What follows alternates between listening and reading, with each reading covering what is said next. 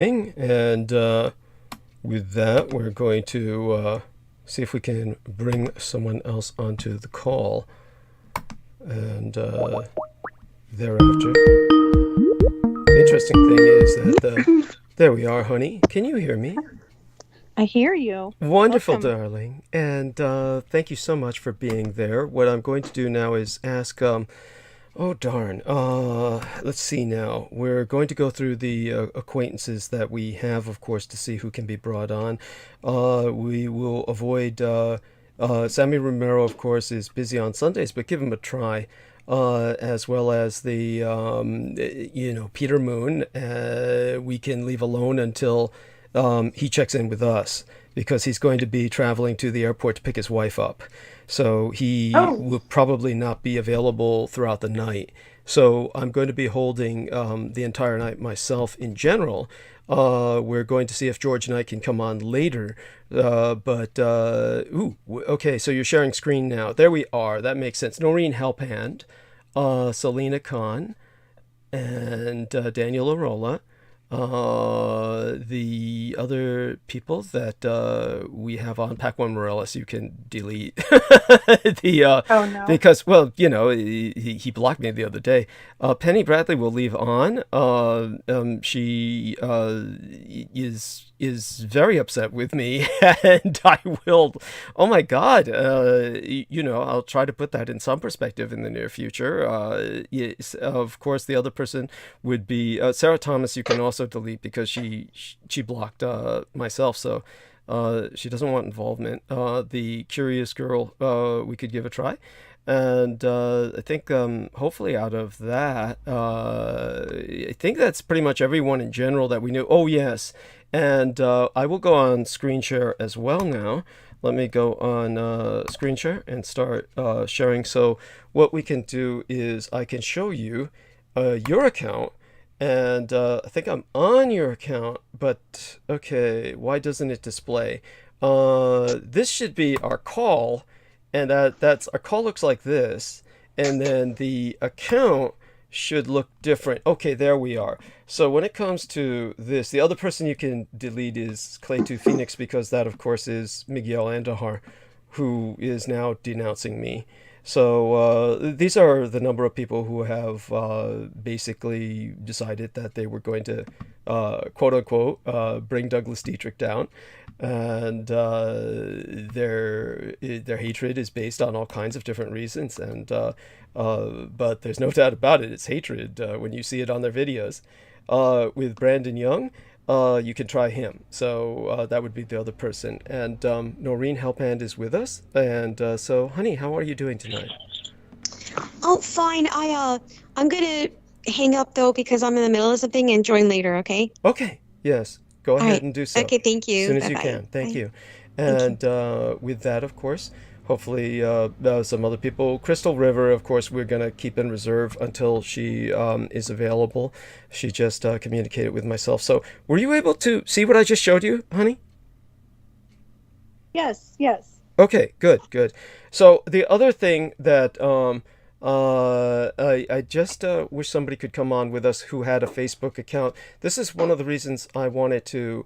I know it's difficult for you to maintain a Facebook account, but I know you deactivated it because you probably felt there was a lot of negative vibrations or something. But the point is that if you had one, you could help me ascertain what's going on here. So what happened was I put my promotional banner up the other night, and it was tagged to everyone, but this was not responded to. So that is extraordinarily unusual. So I don't know if people can see it. There may be like a something going wrong with Facebook, like a glitch where it's not displaying. So I need to know whether other people can see that on their timelines. And if you had a Facebook account open, then you could ascertain whether or not it was visible through your Facebook account. Does that make sense, honey? Um, Yes, okay. yes, it does. So is it possible for you to reactivate your account, or is this something that you feel that Facebook is so toxic you simply don't want to do this? I'll think about it. Okay, thank you. Yeah. Because it is very puzzling, and obviously it's alarming. It means that I'm unable to promote myself. So definitely it's a factor. As for basically Our Lady Penny Bradley, she had sent me money for an autographed copy of my book a long time ago, but then so did Our Lady Crystal River, and of course Crystal was much more understanding. Oh, yes, it is visible to me. Now, let me see now. He says this, but I need to ascertain which timeline he's seeing this from. In the Sora AUI timeline, I have to tell him. Sammy Romero. The Sora AUI timeline is what counts. Fuck. How do I do this? Okay. Computer's not cooperating. And so, aside from that Sora AUI timeline, I guess I can go into Penny sometime later. But she feels I was very abusive. The Sora AUI timeline is what counts. Is what counts. Sammy, are you tagged? I tagged you there from there. Okay, so aside from that, darling, tell us how your day has been, please. I kind of checked out myself for... Oh, I'm sorry. I'm just moving through the house. I gotta go get into my little area. I'm good. I just did a juicing video on my YouTube. Oh, wonderful. Wonderful. Yeah. Okay. Tagged. And so let me just get the right things for this. In the meantime, everyone has to bear with us. This is obviously another day in which simply not really prepared to go anywhere, and having to carry the load myself. It's going to be just what it sounds like. Probably a slow start. And so if Viviana can help us through that start, that would be great. You can tell us about other things going on that have caught your attention. Honey? Hold on. Still setting up too. No worries. All right. So, yeah, I'm really not been focusing on any kind of news, actually, Douglas. I'm sorry. I know we had the NRA.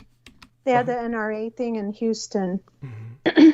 And so I was going to chime in and see what kind of stuff they were saying, because they haven't had their NRA convention for a couple years. But then I sort of forgot, because I get lost in my little community of drama. And we sort of just have fun. And yeah, it helps me not focus on the world and the stuff going on around us. So I apologize ahead of time. I haven't been the best co-host. I haven't even researched today. Oh, no, my bad. No worries, honey. I mean, you're not getting paid, so don't worry about it. It's just a question of adapting when we get here. And so when it comes to that, what I'm going to do is, I should fix myself some tea, but I'm going to refrain from doing that until we get somebody on who can hold the stage with you. And when you're, how comfortable do you feel these days with the kinds of, how would I say it? Just going through talking alone, holding solo. Do you feel comfortable with that at all when you're not prepared? Well, let me go, hold on. Let me go check and see what's going on with your chat real quick. Sorry, you caught me on the heels of doing something. I just want to see what's in chat. Maybe they have something they would like to talk about or delve into. Oh, good idea. I mean, there's always that. Let's check the live streaming. Let's see if it's working. And then I can put up some hyperlinks, and nobody's responsive there yet, so you can start by a conversation. I will remind everybody, hit the upvotes right away. As soon as we get started, there are automatically many downvotes. These are basically bots, and they are purchased by Stephen Outrim, and he's outrageously cheap, or infamously so. And so these aren't the expensive kind that have a long lifespan. Basically, they do get filtered out by YouTube. And while they're being filtered out by YouTube, however, it takes a good hour or maybe more, 2 hours at a time for that to happen, that process. And the end result is what he does is he keeps us off of the live stream, keeps us off of the ability to appear on searches. So the only way to counter that, again, this is your war and you have to fight it, is basically to put in as many upvotes as you can from many IP addresses as possible. Use your tablet, your laptop, your PC, your cell phone, whatever's got a different IP address, and throw in a different upvote, and this will help us appear on searches, which is important. And other than that, it just of course altered and now this wasn't supposed to happen. I turned on one of my own videos because I'm trying to respond to somebody who was kind enough to leave a message in thread, and when it comes to having already muted the YouTube, then that voice wasn't even supposed to come on. But it does. So YouTube has its own glitches, and obviously a glitch has happened with Facebook. So the promotional banner that was established for last night is apparently invisible, except on a few of my timelines that are completely ancillary. The one timeline was established by Maria Michaela Grigorich, and that's the Renegade Military Historian timeline. There is another DDD Douglas Duane Dietrich timeline that I believe was established by Selena Khan, and other than that, the timelines are they're got good reviews, which I'm happy to report, but they're not very much visited. So the one that's kind of been established has been my the Sora Aoi timeline that was gifted to me.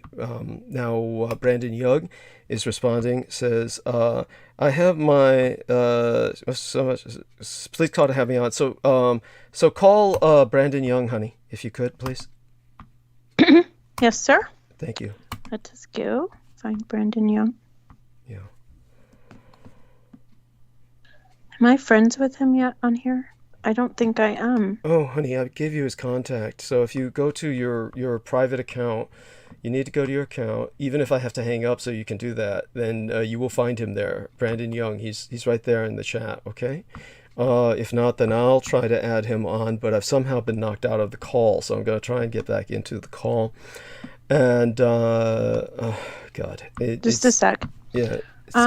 So I don't understand, like, the people, I have to invite the people and then they have to accept me. That's how I get my contacts. So Okay. what you're seeing is not necessarily what I see. We can help each other out here. So let's try and share screen. And then if I go down to, let's try and get him on first, and then we can take care of that. How do we add people? This is the problem, because I don't know how to do that. Every time I do this, it just, puzzles me again the next time that we go through this. Again, I still am stuck with this individual. There we are. I see a Brandon Young. Okay, see him. He's in. Okay, hold on. I think I figured it out. Okay. There's a Skype directory, and then when I click on his name, say hi. Okay. Fewer mutual contacts. Now, I should have just called him right now, but something happened. Maybe you sent me the invite Skype contact? You sent that to me? Or maybe that's just somehow I got knocked back into your account. The Skype is killing us tonight. It is just, so I will tell him we are calling. Brandon, I sent you an invite. If you accept that, then I can call you. And aside from, let's check this out.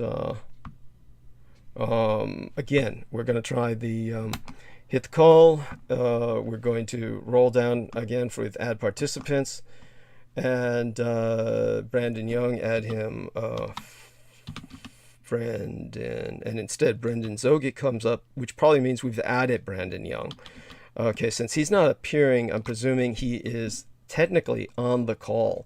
If I scroll down and see him again, I will click it again. Right now I'm sharing with you, so these people should be visible. You'll notice I have not deleted a number of these old contacts because I never feel the need to myself. I mean, when they're ignored, they're simply ignored. I'm not finding Brandon Young now, so I have no idea what's up with that. Brandon, Skype has been monstrously misbehaving over the past several days, as well as all of my electronics, and I thank you for coming on. And definitely both yourself and the young lady who has graced your life, please introduce her to us. Douglas, can you hear me? Yes, thank you, distinctly. Oh, thank you very much. The Skype, for whatever reason, has been very difficult tonight. It's been very difficult for a while. Last night, I was speaking yesterday with George Knight, and it just wasn't. It was absolutely bizarre what was going on with that. But that's another story. More important is your time with us, and I'm hoping you can spend all the time in the world since Peter Moon can't join us tonight at all. Picking his wife up at the airport, and you have the young lady with you who is destined to be your wife. And if you could introduce her to ourselves and all our listeners, we would deeply appreciate it. Oh, Douglas, you're a sweetheart. She is my beloved. Yeah. Her name is Kelsey, and I'll let her talk. Yeah. How are you? Fine, much the better for speaking with you, darling. Thank you so much for providing Brandon Young with adult supervision, darling. Yeah, I know. He's been knocking back the Jameson tonight, so I have to keep a close eye on him. Don't tell him that.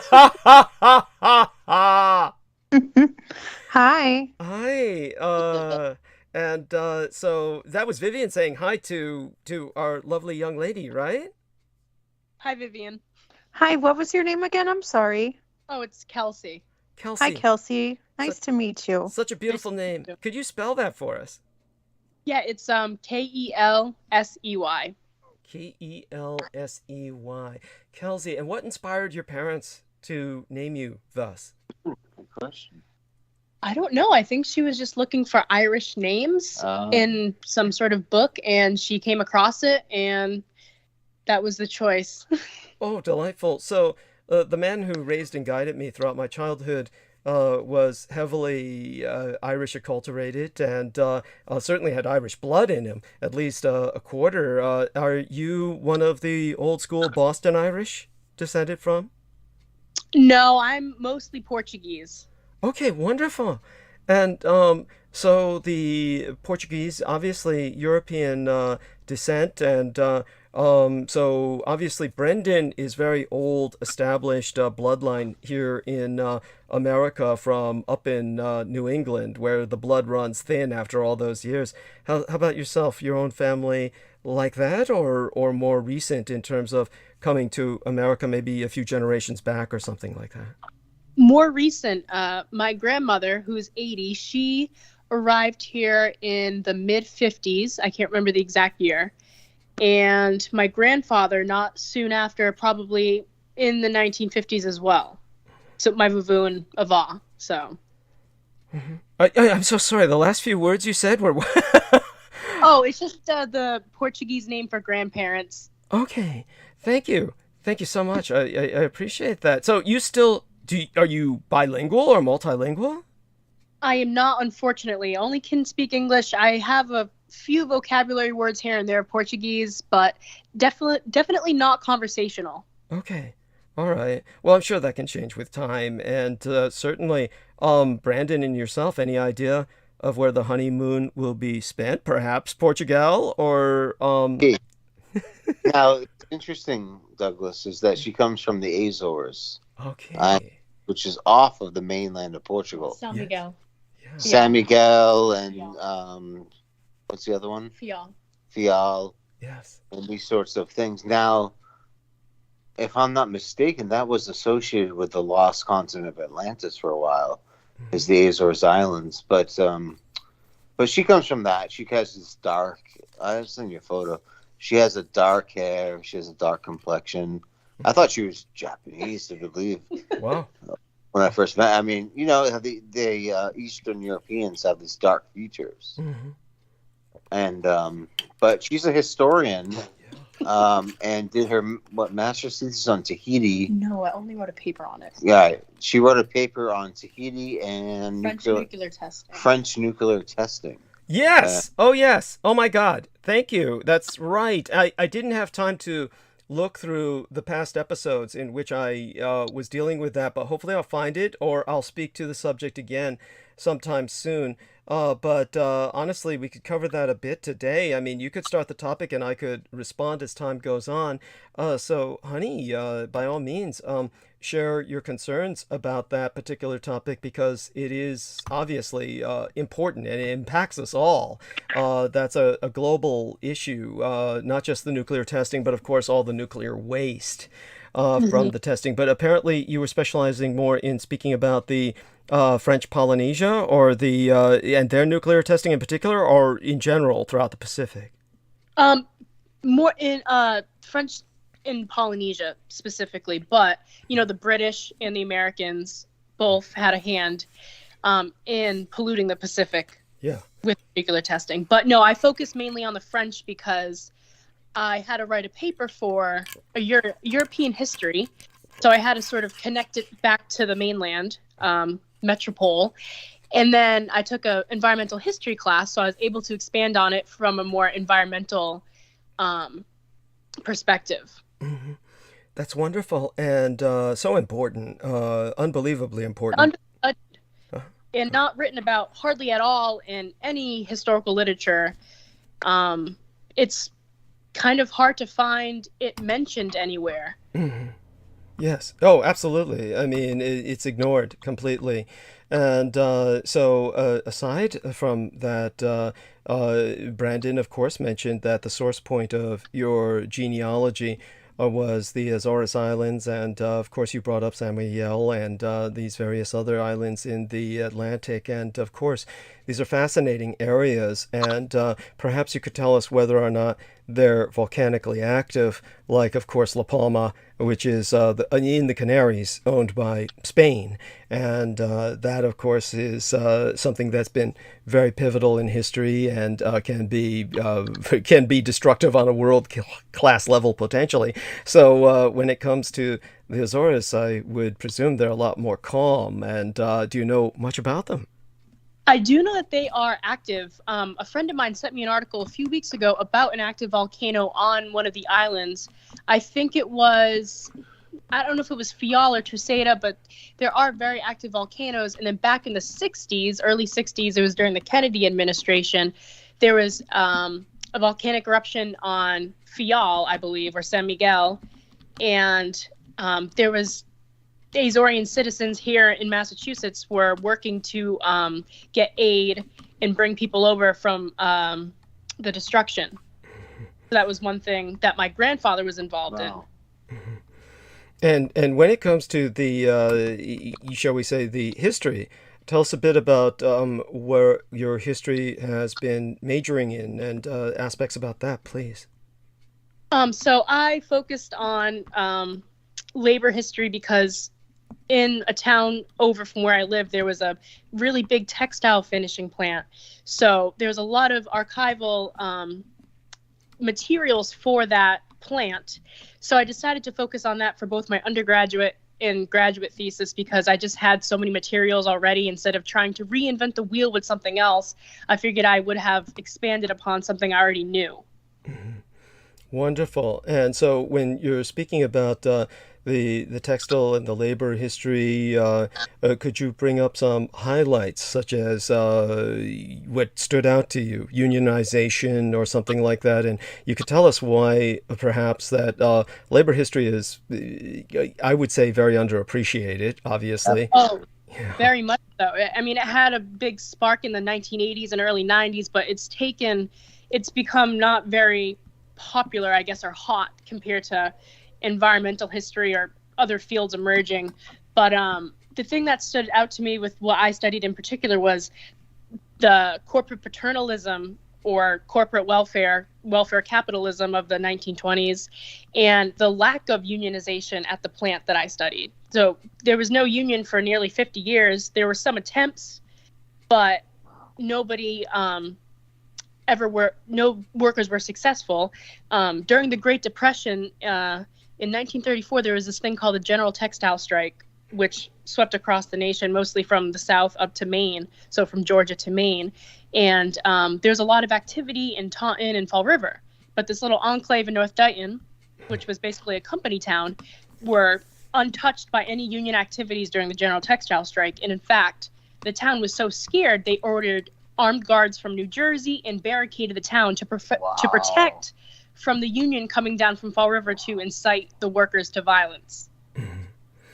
Yeah. So, oh my God. No, these are so important. And I really appreciate the passion with which you speak. So you obviously not only studied the history, but you took it to heart. You've really absorbed it. And so in terms of course, unions used to be a major factor in the world. They used to be something that corporations did fear, and ultimately, to a degree, had to pay respect to. That, of course, has changed. And how is it that we have fallen so low? How could we have gotten from a point of labor awareness to the point where people are now working the gig economy and basically killing themselves, and the corporations are exploiting them to death? How did this happen? I don't really know. I mean, part of it could be labor moving to other countries, outsourcing, just the gradual whittling away of workers' rights, the right to work movement, things like that. But that's actually a question I haven't really thought of too much. It is a big question, and I honestly think Brandon would probably have a more to say on that than I do. Yes, Brandon. Certainly your mentors like Noam Chomsky would have had their spin on this. Yeah, what's the question? I'm sorry. No worries. We were asking how Jameson mixes with various other alcoholic beverages to produce a certain flavor. I'm kidding. It was earlier. There was a joke, for those of you who don't get that, about Brandon knocking some stuff back. So when it comes to and by the way, honey, what brand was that? Yeah, I'm sorry. Go on. How dare you? I've never known to have a drink. Listen.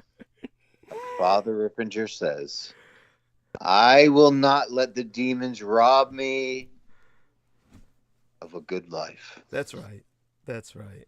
And if that means a drink once in a while, then so be it. Yes, the spirits are important, and the spirits ever be with us. So we were asking, Brandon, about how we've sunk so low from where we were in terms of a labor awareness, the fact that people had, for many years, seen the importance of unions, that unions got to the point where corporations feared them and had to honor their requests. And then all of that changed, and now we're working the gig economy, and people are being exploited unto death by corporations.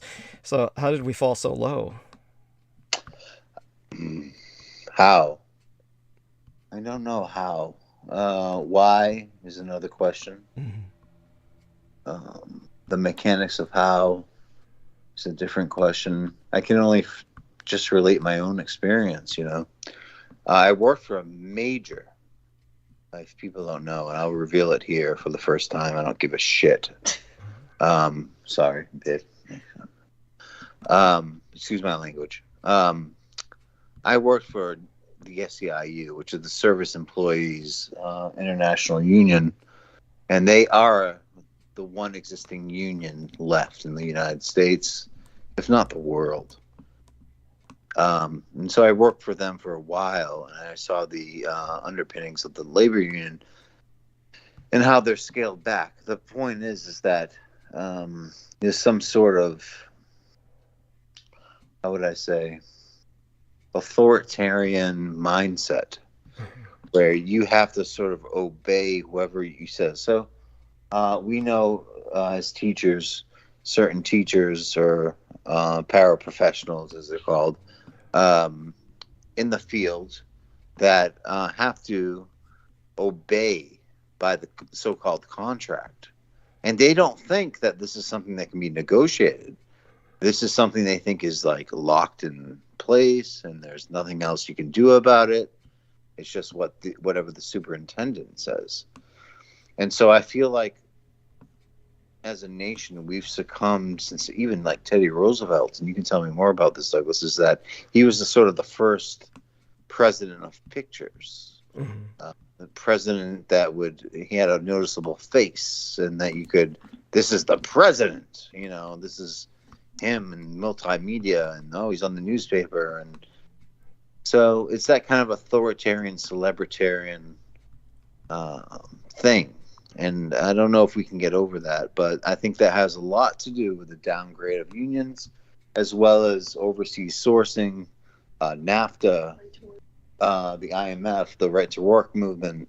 There are so many things going on.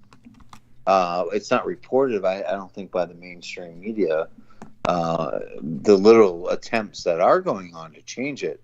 But there's been a concerted effort of the corporations, the moneyed media, which are corporations, to promote and discredit at any cost unions, which is essentially, if you think about it, it's a big part of so-called democracy. Your right to have a vote or a say in how you work, what kind of benefits you receive, how much you get paid, and if it's fair, should be almost an elementary truism. But it's not. And that takes a concerted effort, in my opinion, of propaganda, the Creel Commission of Woodrow Wilson, and who's the guy, Edward Bernays, and people like that who thought of the masses, of sort of unwashed masses that could be just corralled, and they did it with World War II or World War One. Yeah, they raised. Remember, Woodrow Wilson, was elected on a pacifist campaign, and yet within a few months they rallied everybody into an anti-German hysteria. Yes, and that was regarded as a great achievement of propaganda, not just by the public relations industry in America, but by Adolf Hitler, and so on. So anyway, that's the long answer to. I'm sorry, I keep rambling. No, that was fabulous. That was fabulous. We need long answers. Believe me, I'm trying to burn bandwidth for as long as I can tonight.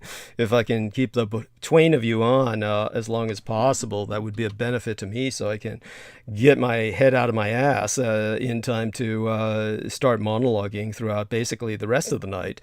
There might be a few breaks with people checking in, Noreen Halpand, Sammy Romero, George Knight, but other than that, because Peter's not with us tonight to do as usual, then I'm left basically trying to fill up the majority of bandwidth tonight.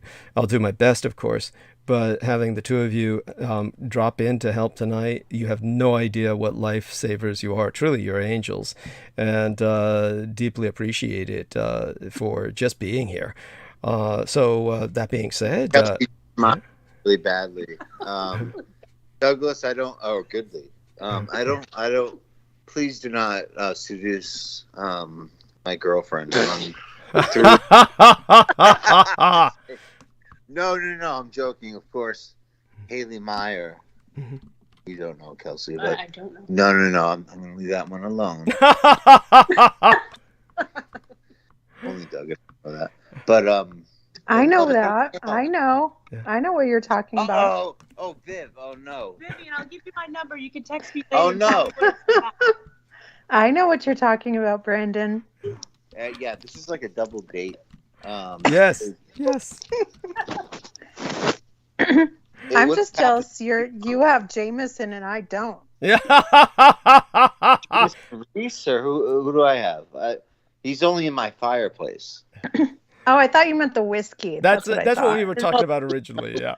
Yeah, not that guy, not that dude. No, he's in my fireplace, and no, I'm joking. Yeah, of course. Sometimes, Anyways, sometimes Brandon's humor is a little obtuse. Go on, Brandon. Yes. No, please talk to Kelsey Douglas. I want you to meet her. She was mesmerized by you today. Go ahead. Oh, that's far too gracious. I honestly, you don't need to be so generous as to use terms like that. But darling, definitely, when it comes to French Polynesia, tell us a bit about how you feel about China moving into the area of Melanesia now and trying to basically jockey with Australia for the Australasian periphery. Have you been, certainly that has come to your attention? It has not come to my attention, so that's very interesting to hear. Okay. I have to admit, I kind of shy away from the news and following different things, so I just try to stay in my own lane sometimes. Uh-huh. And so when your own lane, however, in this day and age now, oh yes, now this is a direction we can go in tangentially, which I think is important. Just what exactly? Now we know, of course, Brandon Young is a teacher, and he works with all kinds of situations, including the coaching. And though I've never really asked whether or not that was the preponderance of what he does, but apparently he works between the book teaching and the coaching. You do both, right, Brandon? Yeah, I do, but Kelsey works right with me. Kelsey, can you tell a little? Yeah, I was going to ask. So tell us, Kelsey, what do you do? So I work with Brandon. So our job titles are paraprofessionals, which is kind of interesting because we're not professionals. I guess we're somewhere in between. Wow. So, we're kind of, I don't know, but we're the backbone of the school. We're basically teachers. We implement curriculum, we, help the kids out, not just the kids that are on, the IEPs, but the gen ed kids, escorting students, supporting them in different ways. We do a lot. Mm-hmm. Well, I can imagine. I mean, teaching is always hard and it's all consuming, really. What do you do when you get home to kind of relieve to decompress? Well, we can see what Brandon does, but what do you do? Sometimes I'll stop for a coffee, or I'll make it when I get home. I play music, or I love to walk too. Mm-hmm. And wonderful. And so you're both in Boston, right? You walk around through Boston a lot then, right? Yeah. Sometimes, Uh-huh. Well, you must have. I'm sorry, go on. Oh, it's a big city, It's not that big. I mean, it's actually one of the smaller cities in the United States, considering you could actually, correct me if I'm wrong on this, but my understanding was that it's a walker's city, that you could actually walk from one end to the other in a day, conceivably. Is that not the case? No, it is. I'm just, I'm used to smaller towns. I lived out in Iowa for about a year and a half, so. Uh-huh. Oh my God. So, well, you say you're used to smaller towns, but if you were in Iowa for about a year and a half, it sounds like you've moved around a lot throughout your life. Is that the case? Not too much. I've been mostly in Massachusetts, but I spent some time out in Iowa for school. Mm-hmm. And so when you were in Iowa for school, then that was your graduate studies? Yes, I went to Iowa State, which is in Ames, Iowa. Okay. And how was that? Was it like all flatland or enjoyable? What? It was flat and it was enjoyable. Okay, good. And in terms of now, I've just put something up on the Sora AOI timeline. Whoever has a Facebook timeline, let me know if you can see it. And so our lovely Viviana has reactivated her timeline. So God bless her for that. She's willing to take on that burden for me, and that's very touching. I know that Facebook is basically hard for her to take. Its vibes are pretty low. So. Yeah, I got like 7 or 8 friend requests. They're just weird, weird people. Yeah. Oh, that's yeah. Go on. Gang stalkers. Those are the gang stalkers. Go on. Yeah, they try to like email you, chat with you, and then like 10 more of them come. It's like, whoa. Not here for it. Just ignore them. Just ignore all that. And, if you want, you can go so far as to block all that incoming. I wouldn't blame you. Honey, can you see the latest link that I put up on the Sora AOI timeline? That's the most important timeline. And there should be a link that should be a link to tonight's program. If that's happening, then yeah, thank you. I see Renegade Military is live now, burning bandwidth. That was 16 hours ago, and you have 4 likes.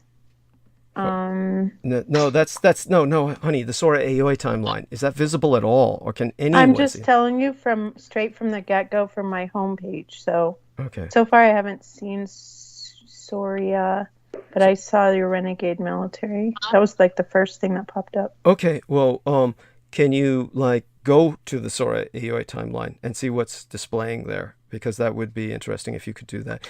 She doesn't use Facebook a lot, so don't. Let's put it this way.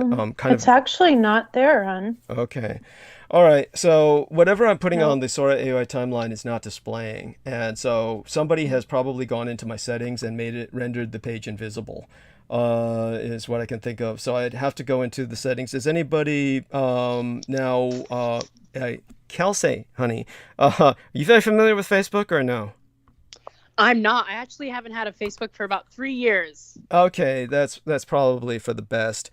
I'll have to go in at some point. Brandon, he still uses. I'm familiar with it enough to know the settings. Okay, so let's see what we can do. Let's open up the screen share. Now, we shouldn't be doing this live on air. It's one of those things that I should be doing at another time, but it is profoundly disturbing. So when we go into the settings, is it these three dots? Is it that there should be a gear? Mm-hmm. I'm using the screen share here. And, let me go real quick. But in the meantime, you go to the very right in that drop down that says your profile. Okay. Go to settings and privacy. Okay. Go to settings. Right. Settings. And then we'll go to profile and tagging or public posts. Okay. Profile and tagging or public posts. So let's try public posts. And who can follow me? Friends. Public post comments. It says comment ranking is off. Does it look like anything's untoward? And in the meantime, Kelsey, what you can do is tell us a little bit about how when Brandon first made a pass at you.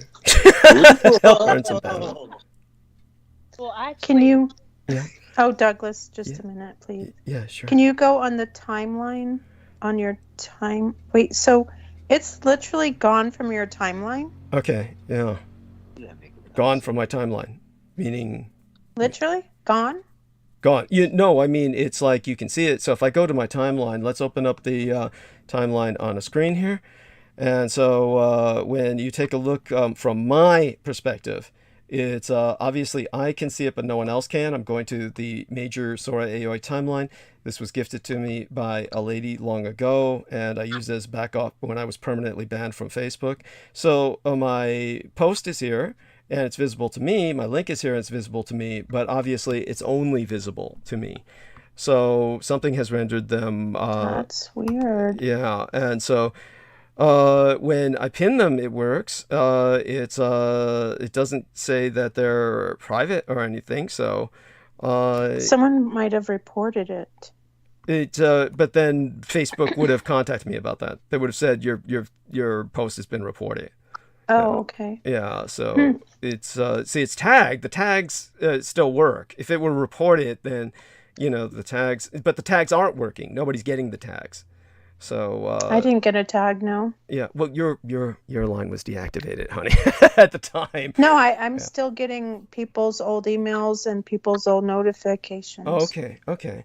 So we don't know exactly what's going on or what to do about it right now, but what we'll try and do is work on it soon enough. Obviously, we don't want to waste the time of poor Brandon and Kelsey here. Oh, yeah. I'm sorry. My apologies. No worries. No. It's not no fault of yours. I mean, obviously, it's something that is disturbing, and we do want to get to the bottom of it because we've got another show coming up on Wednesday. So we'll talk about this on Tuesday, perhaps, Tuesday evening. Viviana and I'll try and Skype call her on Tuesday evening, or maybe even at the end of today's transmission when we go off stream. But for both of you here tonight, it's definitely a gift, a grace that I want to take advantage of. And so tell us a bit about that first romantic moment between Brandon and yourself, Kelsey. What was it that made him at all appealing? Well, I was the one that had to make the first move. Mm-hmm. Yeah. Oh, okay. Yes. So he's shy like that. And so when that happened, Did he know enough to respond, or was he kind of, you know, Oh, clueless? he was so giddy. Okay. Yeah. Oh my God. Remember, it was in the parking lot of a grocery store Oh, under those really weird like LED lights. Oh, okay. Yeah. Wow. Yeah. Wow. And so yeah, and basically you asked perhaps to see a movie or something, I presume. Well, the first time we ever hung out, we had started texting, you know, just as friends, whatever. And it was around November, December. So I was like, hey, you know, I don't know if you have a lot of family in the area, because I didn't know him that well at the time. So I said, if you want to come to my parents' house for Christmas Eve, you're more than welcome. You know, we're just having a little party, you know. And he did. And it was a great time. And he got along great with my family. Yeah. Wonderful. Wonderful. And that's not a particularly difficult thing to do, is it? Your family is generally pretty open or welcoming, or? I think they are. They can, you know, they're definitely, they bring the humor right off the bat, I have to say. Okay, great. And all right, so Peter Mayer has put a like on the latest link on the Sora AOI timeline. So that, for some reason, is visible. And that at least helps with allaying some fears.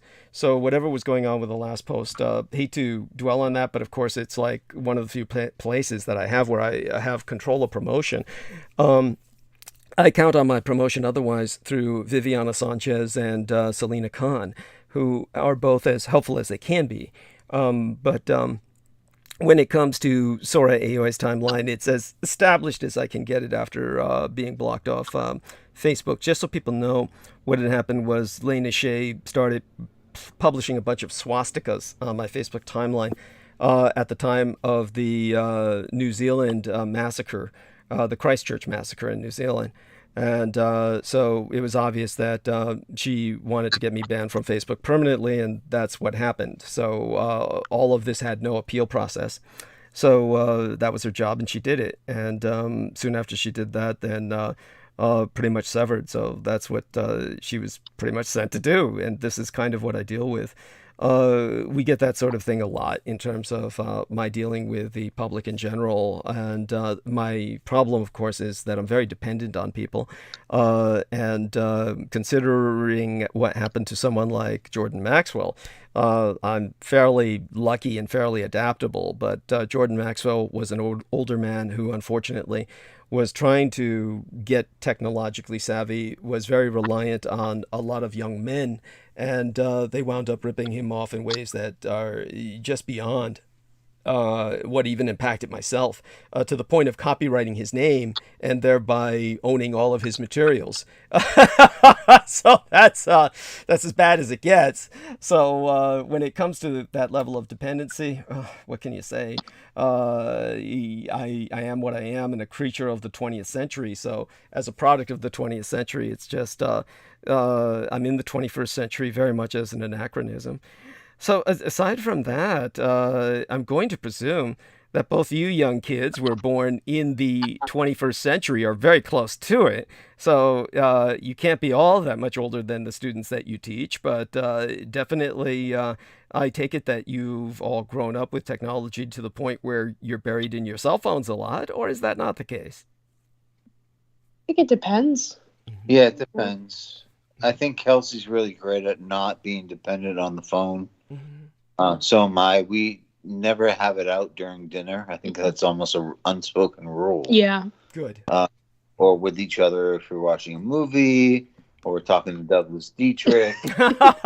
Thank you. You know, well, we're using the phone actually to access Skype, which is interesting. Okay. But other than that, Kelsey is old school. Wow.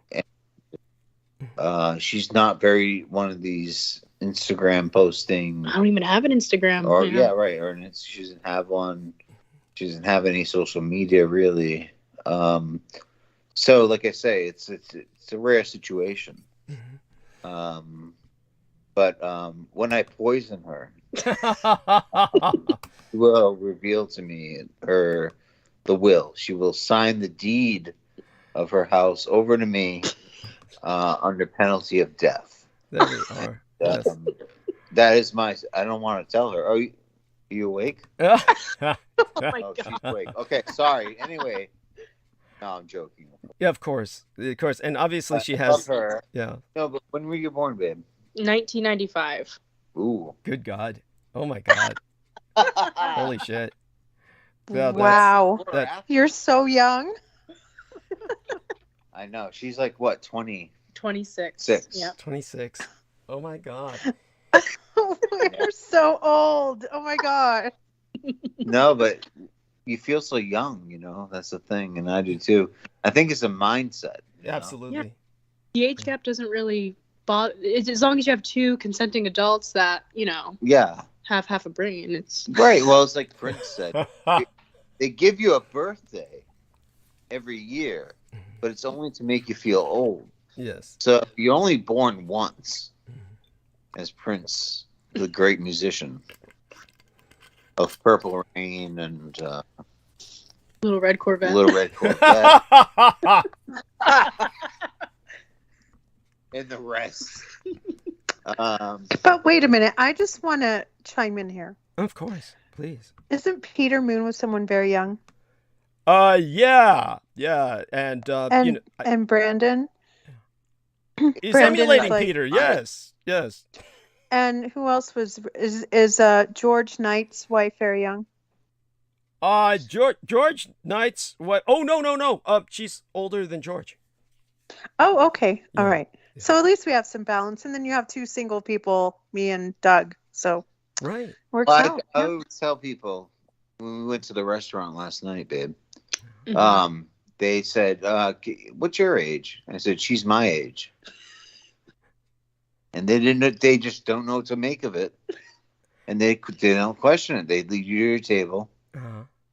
That's about it. You don't see. She's my age. Why did they ask her age? I think they were interested in her and her like Mexicana look. She has sort of a no. I'm sorry, babe, but you have this dark look with dark black, dark, like almost like Viviana. Well, I've been asked if I'm like Pakistani before, if I'm Japanese, if I'm Navajo. Navajo, Yeah. indigenous. I'm like, no, I'm just Portuguese and Irish. Sorry. No, but she's got these dark. I'll show you a photo, Douglas. I'll send you one. Yes, I certainly look Yeah, forward to that. Like a connection between you and her, Yes. because I want you to marry her. No, I'm joking. Oh my god. I'm joking. Of course, he's a friend. So, But- yeah. So, go Yeah. on, please, by No, all no, means. Yeah. Please.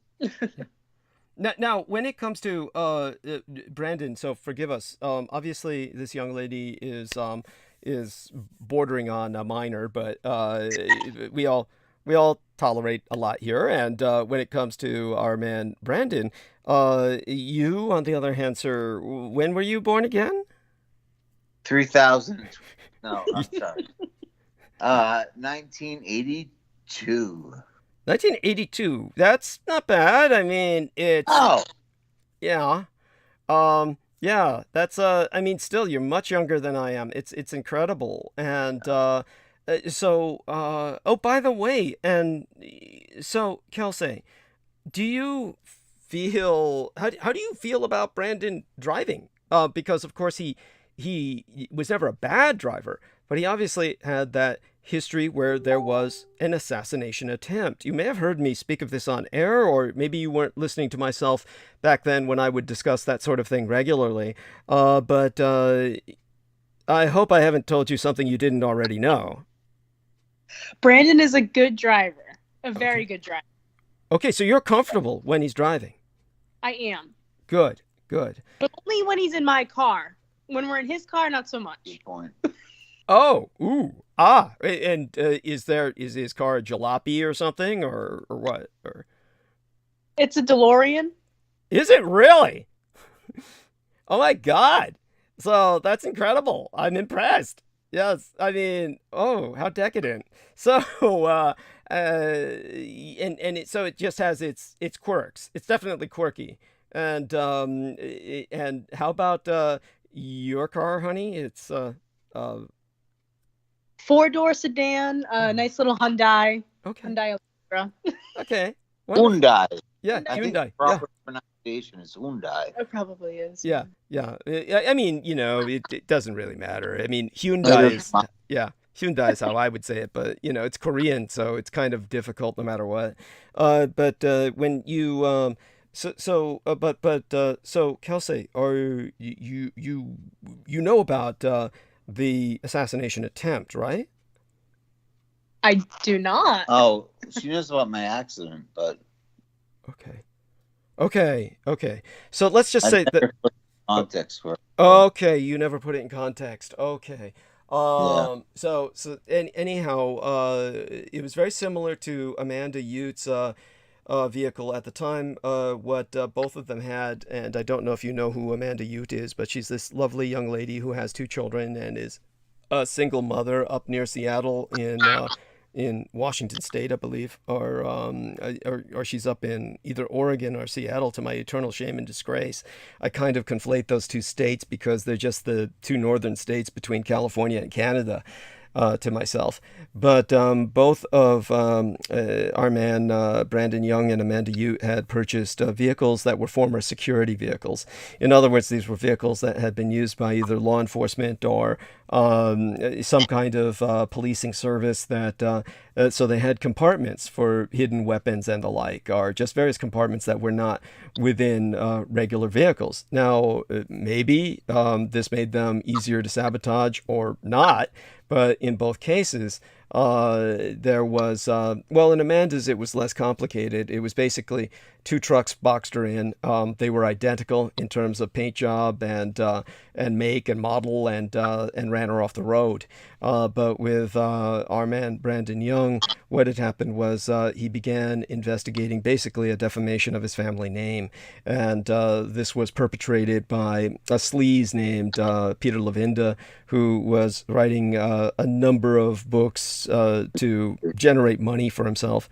And because the American public needs to fixate on heroes and villains, he chose to make as the villain certain members of the family bloodline of Brandon Young.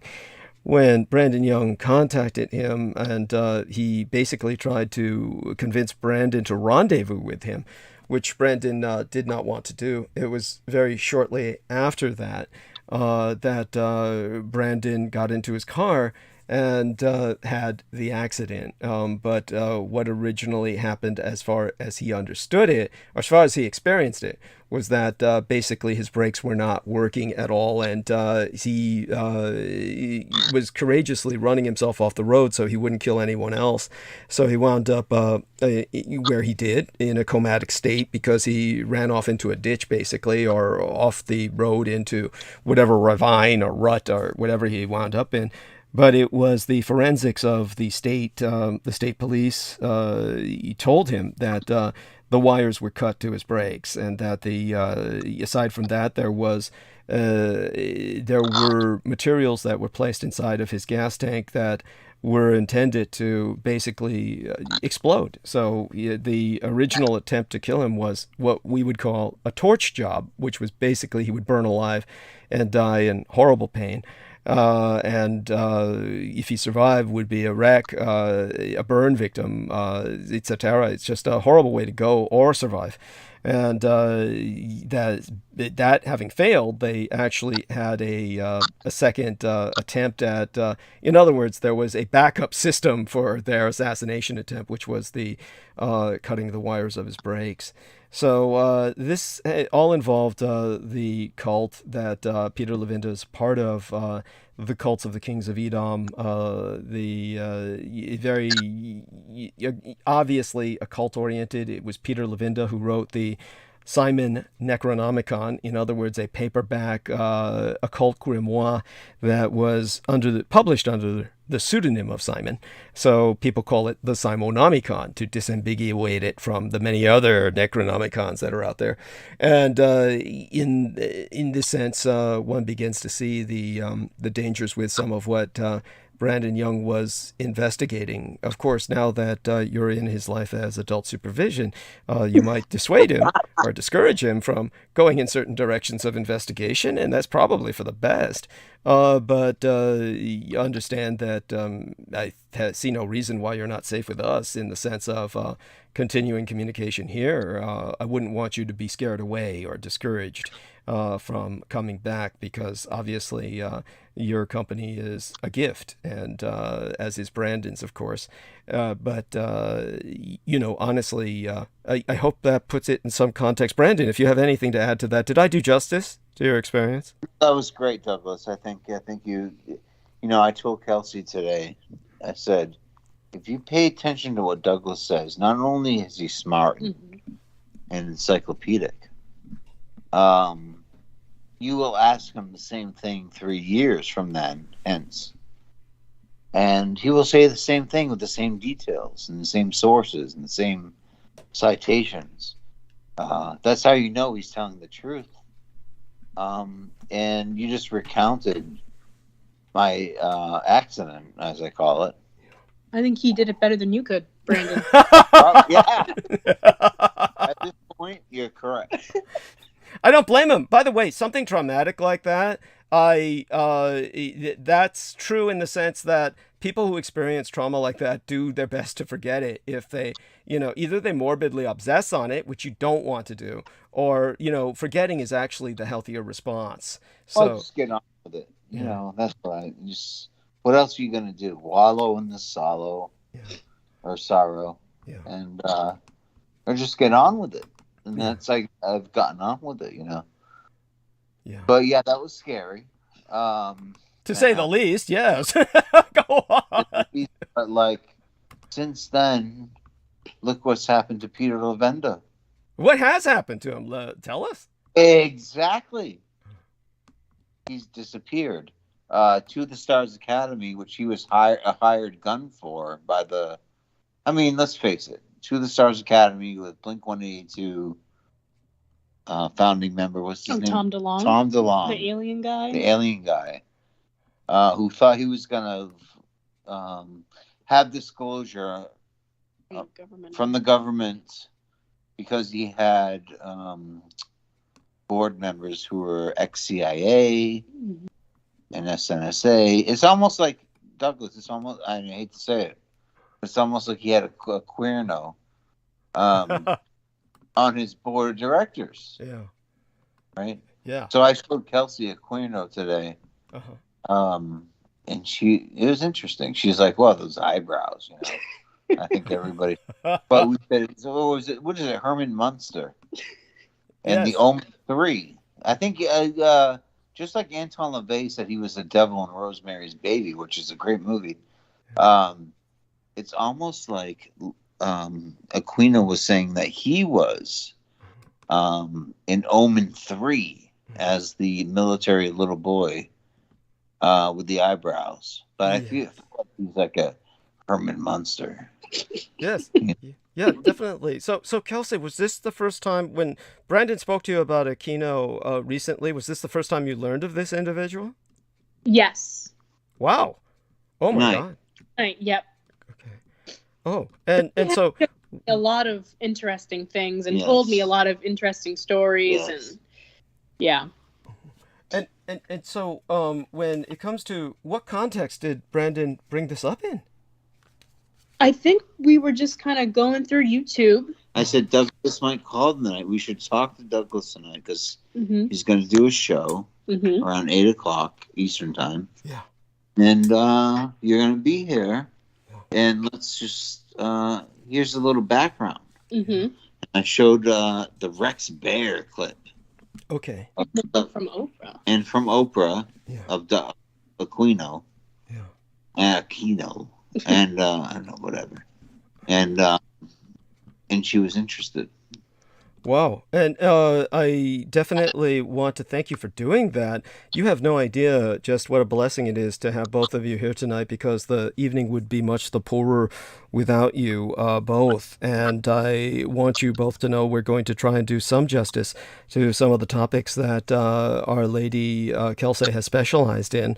And certainly when it comes to these islands in the Pacific, I'm going to presume, and tell me if I'm wrong, have you ever had the opportunity to visit them? I have not, but I would love to be able to go sometime in the future. Okay, yeah, as well you should. And now I forget. I know that our man Brendan, and I'm pronouncing that Brandon, and I might slur my words. But when there's another individual we know named Brendan, Oh no. so don't want to conflate the two or confuse the twain. But when it comes to Brandon, of course, let's see if I remember this right, because he's a lot more generous than I deserve.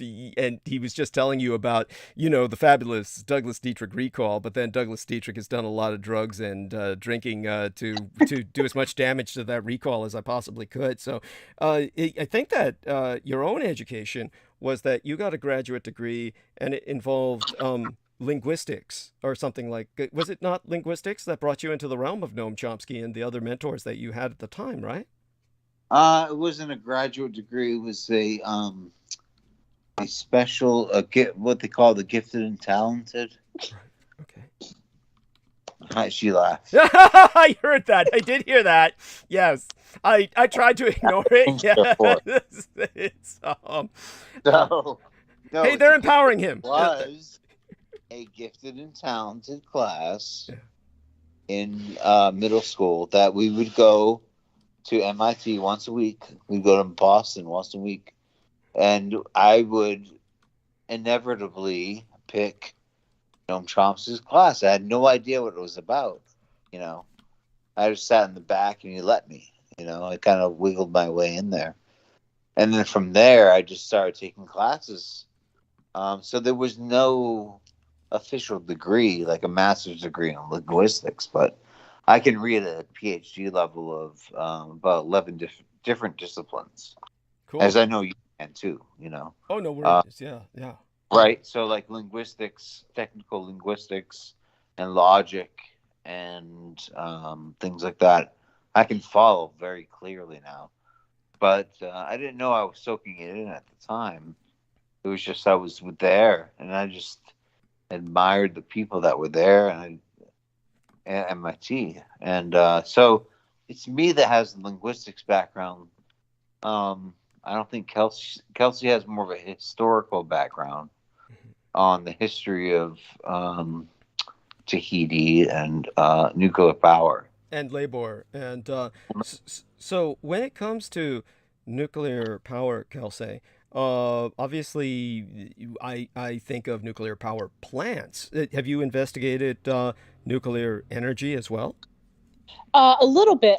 So when I was still an undergrad, I had an interest in studying Canada because where I went for undergrad, there was a strong Canadian studies program, out of all things. And up in Saskatchewan, in the far, far north, there's this little town called Uranium City, I believe. Yes. Yes. And I was interested in the mining of uranium and it being sent down, like being distributed to nuclear power plants, and different things like that. But as far as nuclear power plants, a little bit here and there, mostly just the debates over nuclear power, whether it's good or bad, things like that. And again, the Canadian experience, forgive me, were you living in Canada or just visiting, or you've never been Canadian, right? No, I've only been to Canada once, to Nova Scotia, but I went to undergrad in Massachusetts, and there was, a lot, an opportunity to be able to present a paper at a conference at the university I went to. Okay. So I wrote about Canada's New North, like life in Uranium City, Saskatchewan. So it was about sort of the, use of indigenous labor up there, and the pollution too of where are you going to put all this yellow cake, where are they going to dump it all into the lake, and stuff like that. So where does the nuclear waste end up? And that took me many different places. It took me to Eastern Europe. It took me to Navajo country, and many other different places, because this stuff is everywhere. Right. Right. And by this stuff is everywhere, you're talking about nuclear waste or nuclear power or both? Nuclear waste. Okay. And I would, I think nuclear power too, because, the testing of atomic weapons and different things like that, maybe you could classify it as nuclear power, but it's just, yeah. Mm-hmm. Well, with the testing of atomic weapons, and you've done research on that here in the continental United States as well, a bit perhaps? Somewhat. I think I have a more, general knowledge of it, sort of like what everybody else would probably know. But I do know that there was just quite a fad around it, like a cultural fad, sort of like different cocktails being named after atomic bombs and stuff in Nevada, different things like that. Mm-hmm. Yeah, the horror is the popularization of the nuclear as something positive. And yes. That was insidious. Restaurant. Yeah. And everything had the name atomic or nuclear, something to give it a sense of potency or power. The way the government, sorry to cut you off, the way the government would write about it in a positive way, like, oh, if there's a nuclear blast, don't worry about it. Men and women will have their roles. Men will go out and use the radon readers, and then the women will stay behind at camp. It's just these weird pamphlets and stuff. And like, what did the government know at the time? How much did they know about it? And it's like, how much did they relay to the public? Yeah. Thank you. And by the way, Diane Hillis-Buchberger in the private messages reminds me, remember me telling you about Uranium City? The Aboriginal people carried it down in boats and died. So she points out she lived in Saskatchewan. And yes, for those of you who don't know, Canada is basically a thin line of population along their border with the United States. There's a big dip into what we consider the continental United States in their area around the Great Lakes. And everything above that is pretty much uninhabitable ice. But there are these weird settlements that are based on industry or strategy, either having to do with the nuclear dew line, the detection and early warning system, or as she pointed out, uranium mining. It's definitely a very strange place in its own right. Now, they had this drive that they had sincerely established to increase their population by millions of people. And they wanted maybe 100 million or something of that nature within a period of time that by mid-century or so. And this would make them a world-class power. But then the pandemic hit just as they started that campaign going. It was very sad in that regard, or maybe not, depending on whether one feels that the overpopulation would be damaging to the environment. But definitely, they're basically counting on global warming to make that environment more habitable and therefore more ripe for development. There's obviously a lot going on in Canada, and it's a very exciting place, a frontier. And it is, of course, something that years ago I had predicted would become kind of like to America, what America used to be to Mexico, basically a destination point. Right now, people, of course, are involved with many other things instead. And that brings us back to some current events. Now, our man Brandon Young has been on with myself discussing current events in the past. So we have a kind of general take on his perspective, his processing. But what about yourself, darling? I'd like to ask Kelsey about how she feels about where we're at in the country right now, the world affairs situation. Please share with us whatever observations you might have or impressions. Well, I don't watch the news too much. I see things here and there, scrolling around on my phone. But it's just my gut feeling is not good. I mean, I'm hopeful, but there's just a lot I feel just wrong. I don't know an articulate way to put it. It's just sort of a gut feeling. Okay. Thank you. By the way, I'm not going to let you get away with just that. I'll pursue that in a second. But I do want people to know that after I published my latest link on the primary timeline, the timeline that's recognized by the most people, suddenly things became visible to people because people began responding to the promotional banner that I had published the other night and to the link that I had published. So when it came to that, whatever happened apparently has glitched over, or the glitch has faded or whatever. So I do ask everyone that if you want to link through Facebook, you can go to the Sora AOA timeline again, which is where most people who are familiar with me receive their first indication that I'll be on for the night. Of course, probably as time goes on, I'll probably have to evolve from out of Facebook in general, as it's a fairly limited venue at this point. With age, it's just really become a place for older ladies to pin up their cat photos and for older men to, post MAGA, banners and, and that, of course, is part of the problem. Now, when I'm going to check into the chat room, see if we have a few more people on live stream. I'm happy to report that that's the case. Douglas Marks says, "Hello, everyone. Goddess bless you, Douglas Marks." CK leaves 3 red hearts. Goddess bless you, CK. Mwah. Love you dearly. Brando was one of the first people to leave a message in there. Thank God. And Viviana was so helpful in bringing them on. And with the people that we have heading towards the usual numbers at this hour, let's pursue a little bit about Kelsey's impressions. Now, I'm going to put it this way. Brandon and I were on with Viviana Sanchez the other night. And, hopefully we haven't scared him away. There's an individual that we know named Ron, who's a friend of my sponsor, and he is blind, or legally blind. He's legally blind, but effectively blind for all intents and purposes. And that brought up, of course, our dear friend, just slap my forehead here. What is the name of our blind friend, the blind bard? The blind bear again. Oh, John Evans.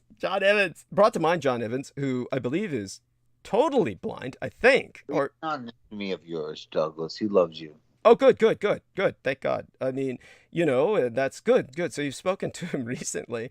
Do let him know he can come on. Things are much easier now in terms of bringing people on. We have less of a format, or there's always a kind of a format, but certainly can make room for him. Anyhow, with Ron, however, Ron is in a space where he is blind, so he listens to a lot of radio, and just basically one of the things we deal with when we talk with Ron is he very much reflects a lot of that media. And in the old days, it used to be different, but then somewhere along the line, fairly recently, basically television became, in general, other than Fox News, it became mostly the purview of what we would call conventional media, which is generally liberal progressive. Then what happened was radio became dominated by alternative media, and this is because it's older people listening rather than watching a television, and maybe they're all listening while they're doing something or lying down, I guess. But that became dominated by a very radicalized form of right-wing politics. So he was kind of reflecting that, and he wants to start his own little broadcast going in his own little home and all that, and it is what it is. But when it comes to media in general, you were saying that you don't generally watch TV. You're kind of just getting things as they come through on the phone in general, like flashes, basically kind of breaking news about sadly, on whatever mass shooting is taking place at the moment. And then, so your general source of information, then, I'm presuming, would be the net, the internet. It would be almost collateral. It'd be almost collateral to whatever you're doing on the internet, right? Yeah, so my Google homepage, I'll just kind of scroll through that to see the headlines. And I do use Reddit. Okay. So I go to the Reddit home screen and I'll click on the world news and just scroll through that. And I usually don't click on the articles. I just look at the headlines. No. All right. And I don't blame you for that. Obviously, most of the headlines give you what you need to know, and everything else is kind of like collateral. So, such being said, and you said basically we're not in a good space right now. When you're talking to the children, what is it that you kind of tell them about the world around us? And then that brings up the question about, do Brandon and yourself feel safe or good about bringing a child into this world potentially? I have apprehensions about it, but I have a nephew that's 2 and a niece that's a newborn. And when I look at them and I'm like, well, maybe everything will be okay, and other people that I see that bring kids into the world, and I'm like, well, they study environmental history and they know all the bad things that can happen, but they're still, they still have kids. So, I think everything's going to be all right in that sense, we'll figure it out. I don't know if that was, yeah. Well, Brandon and you will figure it out as to whether or not you want to bring a child into this world. But so then what do you talk about with children at school when it comes to the world situation, or is that something that comes up? It doesn't come up at all. The only thing that was really mentioned was we had a moment of silence for the children and the families and the staff of the Richmond. No, Uvalde in Texas. Uvalde, yeah. Yeah, Uvalde, the day after it happened, and that was it. It's not addressed, but it's probability wise, I feel safe at school, but you never know what can happen. And it's just the fact that this stuff keeps happening and nothing gets done, and people, thoughts and prayers, and politicians will say things, and it's just like this awful, like, it's awful reality. It's like horrible. Mm-hmm. Yeah, and so when it comes to when there was this moment of silence, did the children ask any questions? Like, why would someone do this? Or, yeah, it was 30 seconds, and actually, I go to the bathroom during the announcement, so I was in the bathroom. The only time we get a bathroom break, so you got to use your breaks. Oh my God! So, well, there you go. I mean, I understand that. And so, Brandon, were you with the kids? Did they say something like? Yeah. Yes, and I said, as you know, Miss Kelsey said to bring an automatic to school. There we are. Yeah, cool. And, make sure that if a teacher gave you an F, if a teacher gave you a D, if a teacher gave you a C or a B or an A, even an A. Murder that. No, I'm joking. I'm no, but you know what the thing is too about like teachers like people who want teachers to carry. How can you put that stress on a teacher to have a handgun in a classroom? Douglas, can you address this whole thing about arming teachers? Yeah, the solution that Ted Cruz has, where it's like turning schools into prisons, basically, and arming the teachers as if that was going to help. I will address that tonight. That will be during a monologue. I will just go into basically I go into a stream of thought and free association, but obviously my free association is within parameters of a thematic, and tonight's thematic will inescapably have to deal with a lot of shootings. And in general, of course, this is part of the insane idea that the radicalized red Römischist Republicans have is to, and by the way, that's a new term that I try to educate people about. The term is Römischist. It's not that new. It's been around a while, but it's a combination of Russian and racist. But there was a tremendous Russophilia, a romanticism about Russia and the Russians among the radicalized right for many years. And it has a lot to do with the directions that they've taken, and much of it has to do with the Russians infiltrating the National Rifle Association. Douglas, notice they were reading like Dostoevsky. Yeah. All of a sudden. It's like, Dostoevsky has been around for quite a while, but all of a sudden now he's popular. Yeah. I wonder why.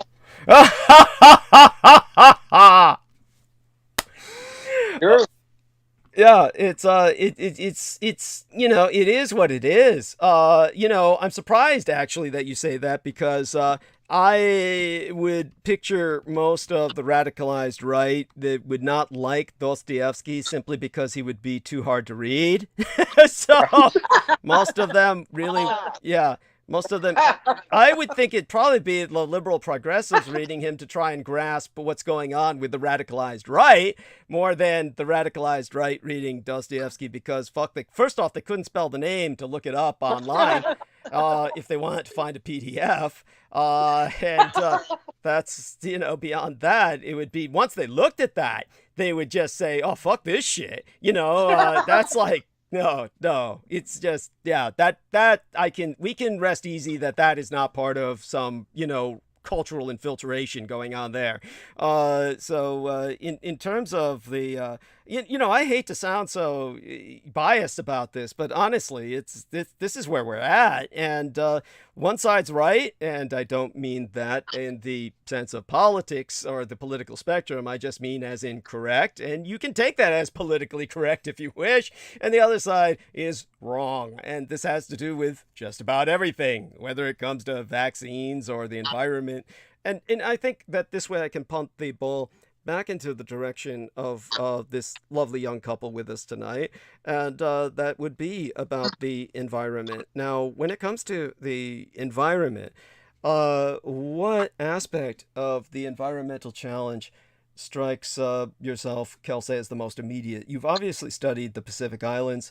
You must be concerned about rising ocean levels. So this must be also an issue of which you have some perspective. Please share that. So it's not exactly with the environment, but it's the idea that as an individual, if you consume these green products, everything's going to be okay. When environmentalism gets wrapped up into consumerism and it takes the responsibility off of the corporation, like I see the current, there's a debate, is it the Capitalocene or is it the, what's the new geologic record? It's like, is it because of, the burning of fossil fuels for industry, or, what do we name it? Who takes responsibility for this? So that's one thing, but, rising ocean levels, just like, I don't know, there's so many things like, allergies and things like that. I don't know, sickness increasing, heat waves. I don't know, a bunch of different things. Well, just to clarify some of that for you, so people understand the horror here. In the Northeast, where this lovely young couple resides, the big problems are going to be ticks and the Lyme's disease increasing with the global warming. And it's really global burning. And so with global burning going on, you're impacted. And so what this young lady is telling us is that one of the things that we have to do is not fall for simply comforting ourselves with feel-good products simply by buying green. We have to be aware that the corporations need to be forced to participate in rehabilitating human behavior. And that is really the only hope for whatever children we may bring into this world. And obviously, it depends on who wins the next civil war, which unfortunately I feel is inevitable at this point. Obviously, if the right wings, then, well, we're doomed. And if the left wing wins, then we do have a chance. the situation is that stark. And obviously, for those who've listened to me, they understand I'm not a leftist, but rather a centrist. But nevertheless, I know which side, what both sides stand for. And it's definitely the left that stands for human survival at this point in history, whereas the right is simply in denial of much of what is challenging us. So when it comes to the situation otherwise, okay, so the children really are just living day by day. They're young enough where that's the world to them, is a day-by-day experience, maybe even moment to moment. What about with other teachers? You must encounter different personalities, but I would assume, this would be my stereotype, that many teachers are probably prone towards depression in this environment. Is that the case? Correct me if I'm wrong. Oh shit, did we lose them? Oh shit. Okay, can people hear me? So I'll need people to let me... Oh, did we lose them? Hopefully not. It may be the case. And let's see if we can bring them back. So, honey, you seem to have the contact number now. That's the case, right? Yes, I do. Oh, Absolutely. Oh, thank goodness. Okay. yeah. No Okay, worries. I'm calling him right now. Sure. No worries. And that at least is kind of all the technical issues that we're dealing with. And aside from all of that, Viviana and I can hold it for a little bit if we have to. And I want everyone to know that, oh my God. Oh, it's okay. You'll be fine. Do you need... Oh, you're Just fine, relax. honey. Yeah. Basically, I'm trying to still get my head out of my ass so I can start going into the zone of monologuing. Everybody knows once I get started, I don't stop, but it's getting there. That's the issue. So, darling, if they don't respond, I'll send them a message and see what's up. And aside from that, we'll. And the funny thing was, oh gosh, they disappeared. They did drop. Holy shit. Let me check something on my side here, and hopefully they're okay. So, Brandon. Well, it was so nice of Brandon to join us and his lovely fiancée. Yes. I do wish you all the best on your marriage and relationship and journey. What an amazing journey that they found each other and they're saying, yeah. Yeah, and she was asking him out, so to speak, in the first place, and he got all giddy.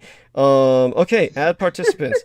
Let's try now. Okay, theoretically, they are still on the call. Theoretically. That's from what I'm seeing. So let's try a little something here, and it's probably not going to do anything. So I'm doing different things to see if they can be added, but I think they're on. And aside from that, darling, that was an interesting experience, and perhaps depending on... Now, your children don't sound like they're that old at all. If you'd like to share something about raising your kids in a world like this, that must have had some challenges, but your daughter seemed like the other day she came and helped you with the earbuds or earphones, whatever you were using. She sounds like she's young. What may I ask, in general, what her general range of age is? Or like 20s? Well, she's 18. She's 18 now. Oh, 18. Wow, cool. I mean, Yeah. oh my God, that's young. So that's young. I mean, obviously, you've had more than one child, and these have all turned out to be successes, and you've raised them with your sense of ethics and your guidance, and they've obviously turned out well. But tell us a little bit about whatever you're willing to share about that process. It must have had its challenges. Of course. Thankfully, I think I was just blessed with, a lot of help and people that also became important in their lives. So mentors and people that just really just so I always had them involved in stuff like, since they were little, because they have so much energy. And I know people will say that one child is enough. I would always say have more than one, because when you have just one child, their whole life is wrapped around you, and you have to entertain them 24/7. And then you get like the second child, and it's more chill, and everything just goes more smoothly. And then you give them a playmate, so they have each other. Oh, that's so important. That is so important. Thank you. Please go on. Yeah. So, I mean, I always would say have more than one, because they're blessings. And then they, just to think about the memories, and you miss them being little now at this point. The challenges were just always knowing how to navigate what you want to teach them, and how to talk to them in the right way, because sometimes they're going to face things like aggression, hatred, anger. So it was very important for my boys to be like in sports, where they could get that out in football and soccer. And I know but it's true. Like, they need an outlet to find ways to delineate that tension, anger, whatever they're going out, but also have the teamwork structure and the respect and honor for one another, whether you're winning or losing. So I could see that coming out in my son, like, when he wasn't performing at his maximum, and he would someone would like tear in his way as he's running down the football field. He would just like get so angry, and I'd be like, dang, like, just, I never saw that in you. But he gets it out, and he takes the ball, and he tosses it to the ground and stomps a little bit, and then he's okay. You know what I mean? Wow. Yeah. I think that's important for us all, to have a kind of an outlet to, and maybe that's what a lot of these, children they just aren't learning how to communicate their feelings or their innermost issues going on, or they don't have anyone to turn to, and they have no outlet to express themselves, or artist, or anything like that. Mm-hmm. Yeah, and that's beautiful, darling. And so what about did you ever control or influence their informational intake, what they watched on TV or what they were exposed to? Maybe you have something to share about that. Well, yeah, I did. Actually, we stopped watching TV like in 2003. Uh-huh. And they were all cool with that? We kind of lived in the wood, we were kind of country bumpkins. Uh-huh. We moved to the country. They were still little. Okay. So their idea of fun was like, playing outside with sticks and digging holes and playing in the mud and hiking. And so, yeah, we sort of already had the idea that we were going to kind of shelter them as children. But they found their passions in like building stuff or making a go-kart, things like that. That's what they got into. And then their dad got them into stuff he was into. And so looking back on it, yeah, we already had a structure that we were going to try to protect them as much as we could.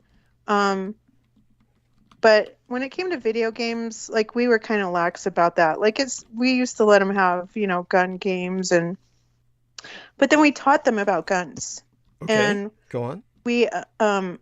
We took them to Boy Scouts, and they learned the Constitution. They learned how to respect and honor authority and how to speak to others. So, yeah, it was just you're just constant ingraining yourself into them. Actually, it's like a blueprint.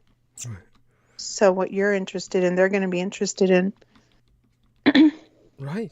And so I'm so impressed that you taught them about guns. And did you have any firearms to show them in the home? I'm just curious. Do you maintain firearms in the house? Well, I don't where I live, but their father always has had weapons. Them. Okay. And they're always locked away. We never actually even had them in the home. Wow. But yeah, I mean, to them it was not a big deal. And now as men, my son is always carrying. Right. He'll be that guy in the store that he's carrying. Right. And thankfully he has an even kill mindset. One time he got pulled over and he had like all his guns in the back because him and his friends had went shooting.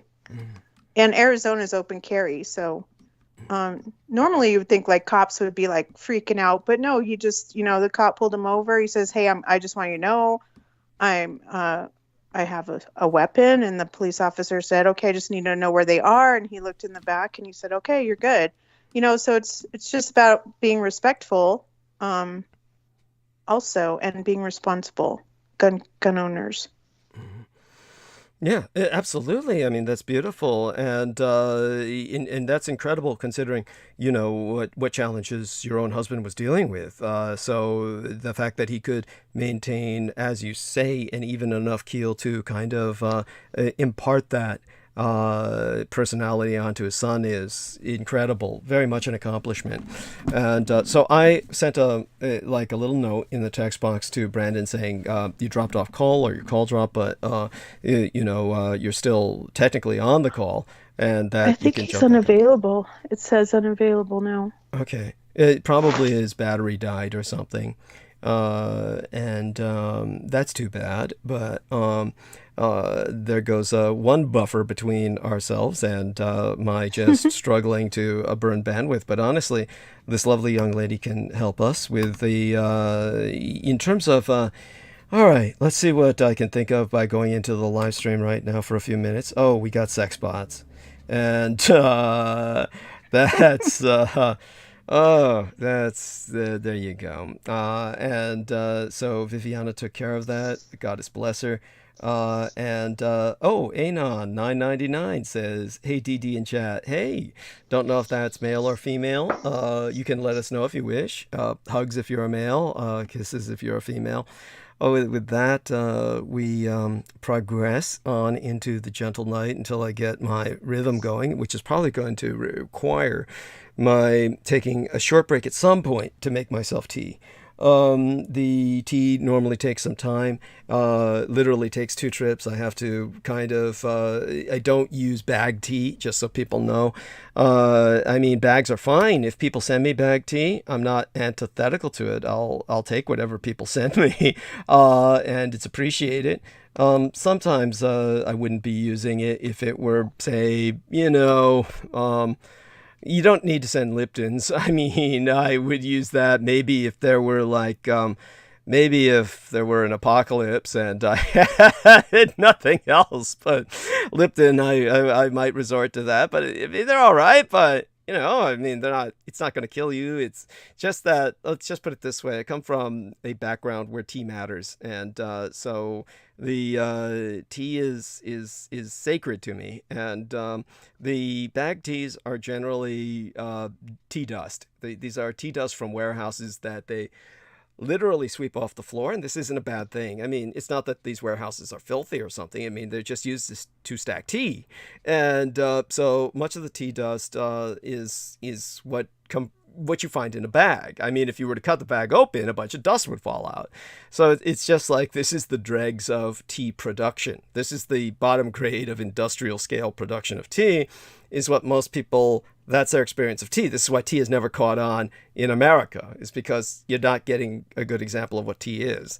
But tea that's loose leaf is what I use. So it requires a bit of a ceremony, and you do have to respect the tea, and you do have to put it through a strainer, and it takes time. You have to let it steep. And what I do is remarkably streamlined considering. But such being said, it's just for people to know about that.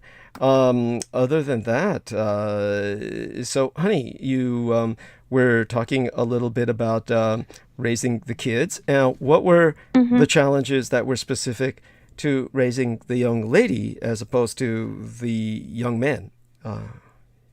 Well, I decided to homeschool her right after kindergarten.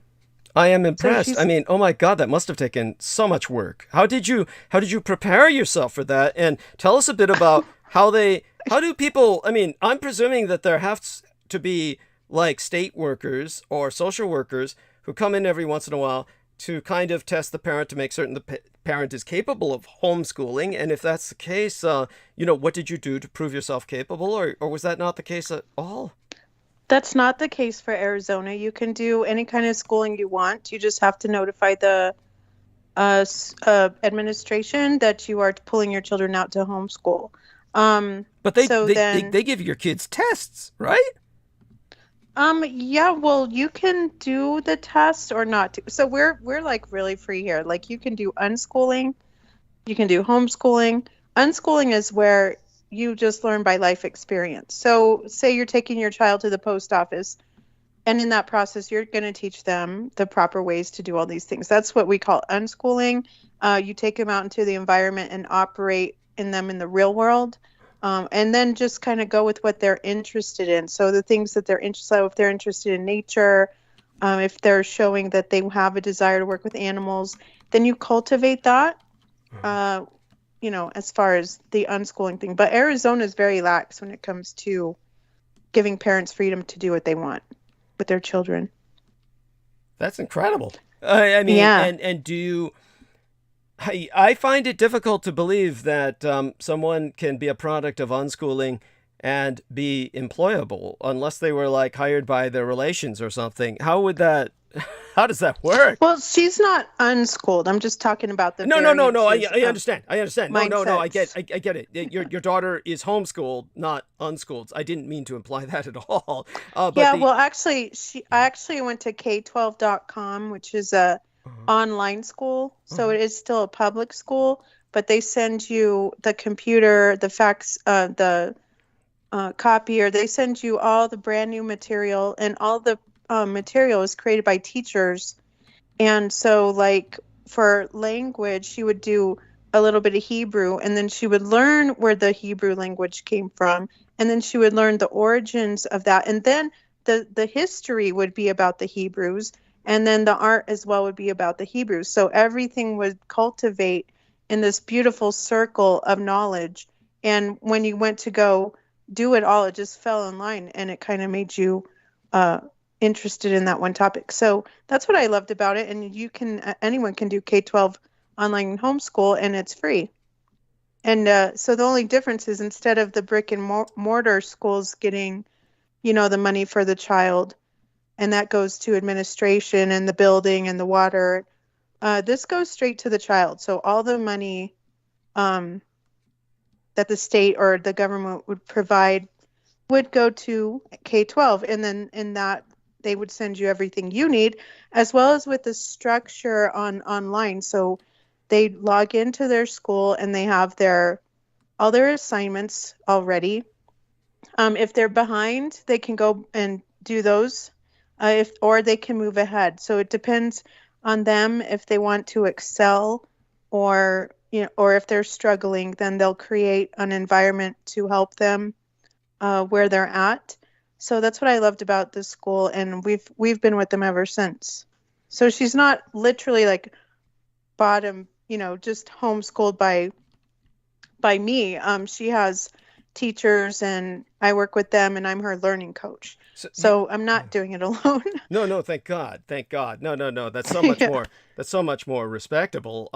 No, I always assumed that about you, was that if you did this, you would do it right. So obviously, what I was simply shocked by the other concept. Obviously, what you've done is much more participatory when it comes to interactivity with society itself. You're maintaining a connection with the social paradigm, so that you're bouncing off against society to create a reasonably socialized person. So when you're doing that, that's for the best. But when it comes to what you said about the unschooling, I mean, that leaves me like I'm just mind blown. So do you know of any cases where anything like that ever worked out at all, or you just, I can't even imagine where any cases like that would even be known of? Well, when I first started to look into homeschooling, so I met up with other parents who were doing it, and so they kind of do both. the whole aspect of it's called unschooling. It just means to be chained to the current system. But but it's more like letting the child guide them, their mind and heart and spirit into what they want to get into. So you open the doors to take them different places, like to the zoo or wherever you want to go, and you talk about them with what would you like to be, and it's just about finding themselves. Kind of, that's the attitude behind that. But normally everyone I've ran into has been very focused on their children and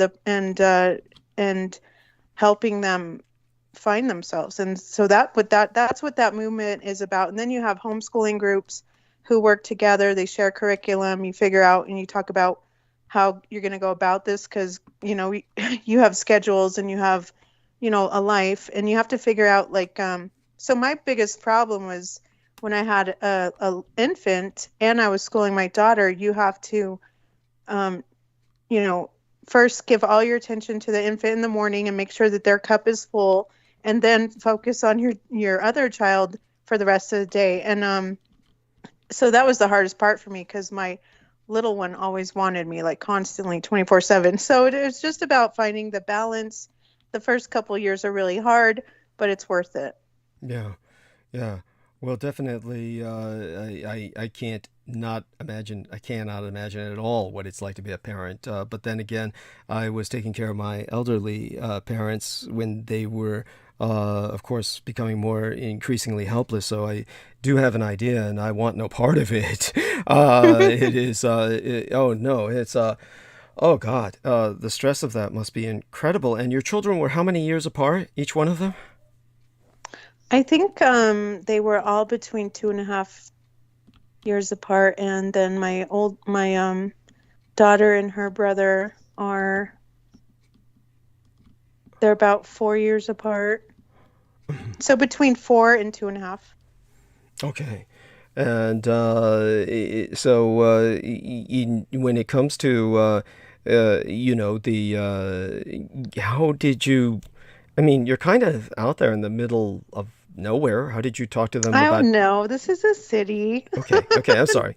You did say you did say you were kind of like country folk. So I went back to that stereotype. I mean, so that was a different time and place when they were playing with sticks out in the woods then, right?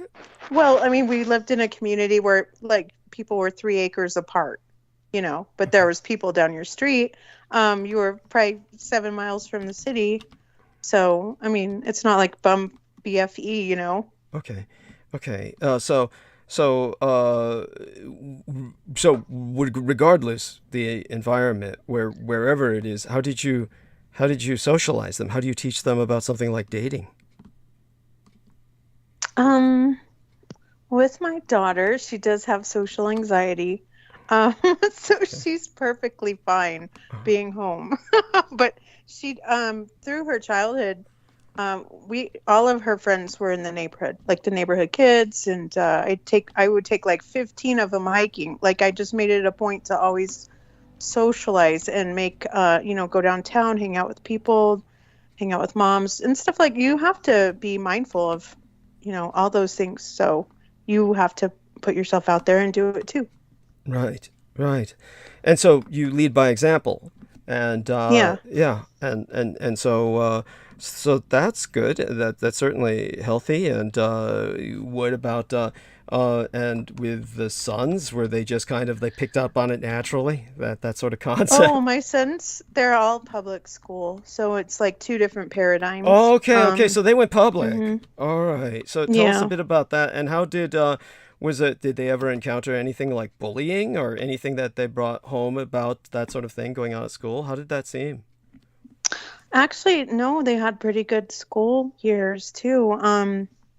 They were the kind of children that would befriend the kid that was being bullied, or my oldest would defend the person that's getting bullied, and he would always make sure that he'd invite him over to the house or to lunch or get them into Boy Scouts with him. I mean, that's kind of his spirit. My other son too. I mean, they never, I guess where we live, I really don't know. it was never an issue for us. So, Thank God. to be honest, it wasn't an issue. Okay. But I'm sure they knew, like, kids who were bullied and but as far as us talking about it, it never was an issue. I just used to, if my son, like, say my oldest son, one time he got in trouble, right, at school. So what I did is I actually had the child come to our house, and I asked the parents, like, can you come? And I made them get along with each other. I made them, like, play with each other. Okay. That's how I dealt with it. Wow. I mean, incredible, very wise. Let me see if I'm getting any incoming messages from anyone about what's going on with them, and hopefully all is as balanced as can be. And let's see now with there we are. Nobody in the chat room, live stream. I'm sorry, honey, go on. Anything that comes to mind, go ahead and say it. Oh, yeah. So it just feels like even the dynamics from when we were parents have changed a lot too. I don't know. So it's like the whole idea of the system we saw with COVID break down so easily. And I think that we needed to understand how dependent we can be on a system to teach your children.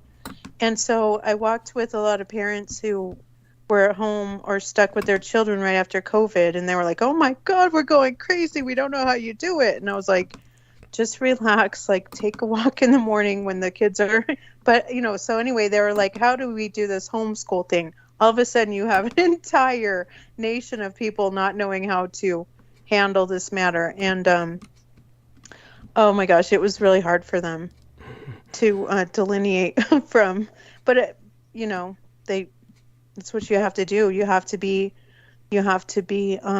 parents when you have to be parents.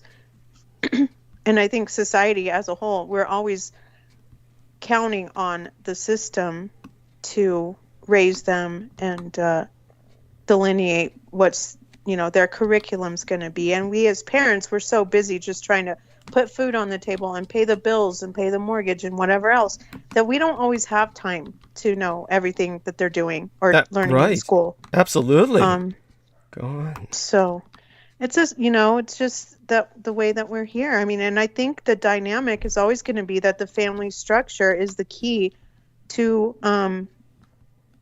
your society. Yeah. And its health. Absolutely. And what about diet? I mean, that's a big thing to some people. Got a call from Brendan Zogit just the other night, and of course we all know he was a militant vegan, still is.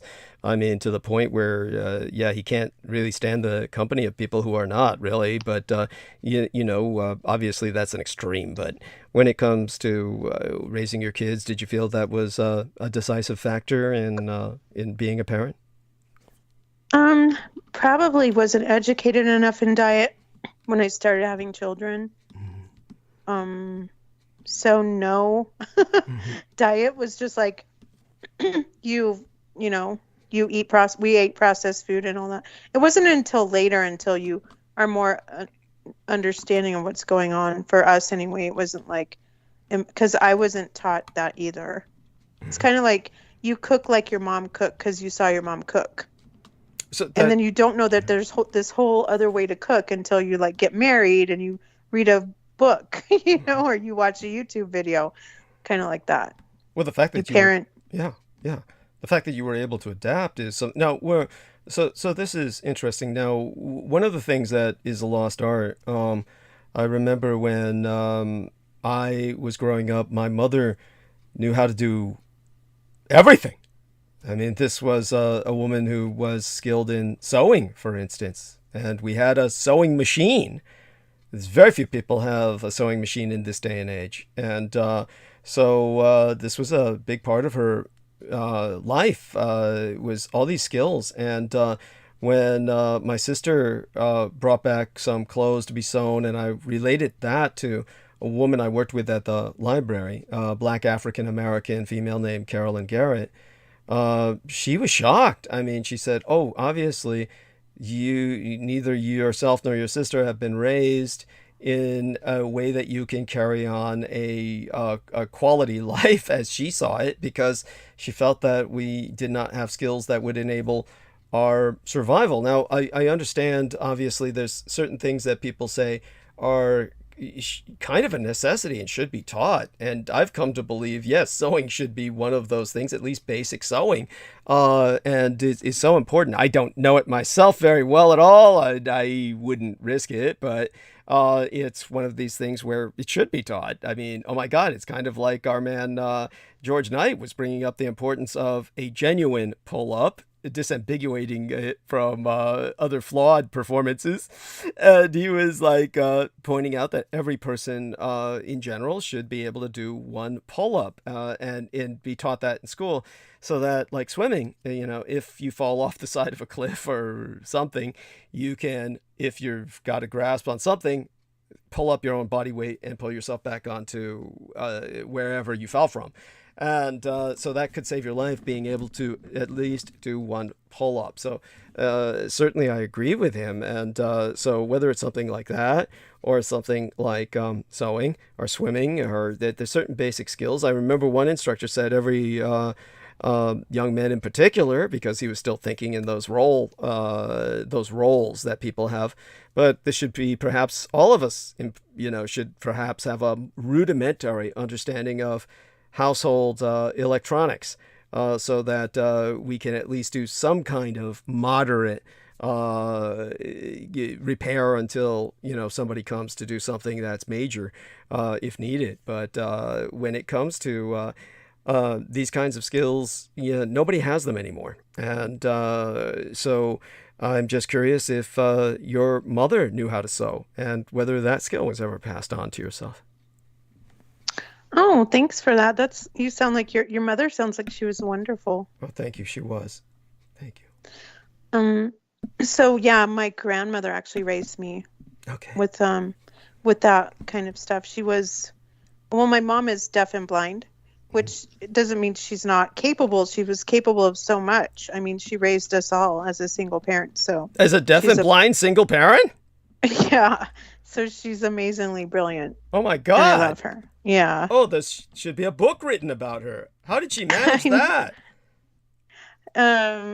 Well, it was gradually, happening to her. So it wasn't like all at once. And she did get to graduate, and, she had a regular childhood and everything like that. But when, as time went on and her hearing and sight faded, by the time she had me, she was fully blind and deaf.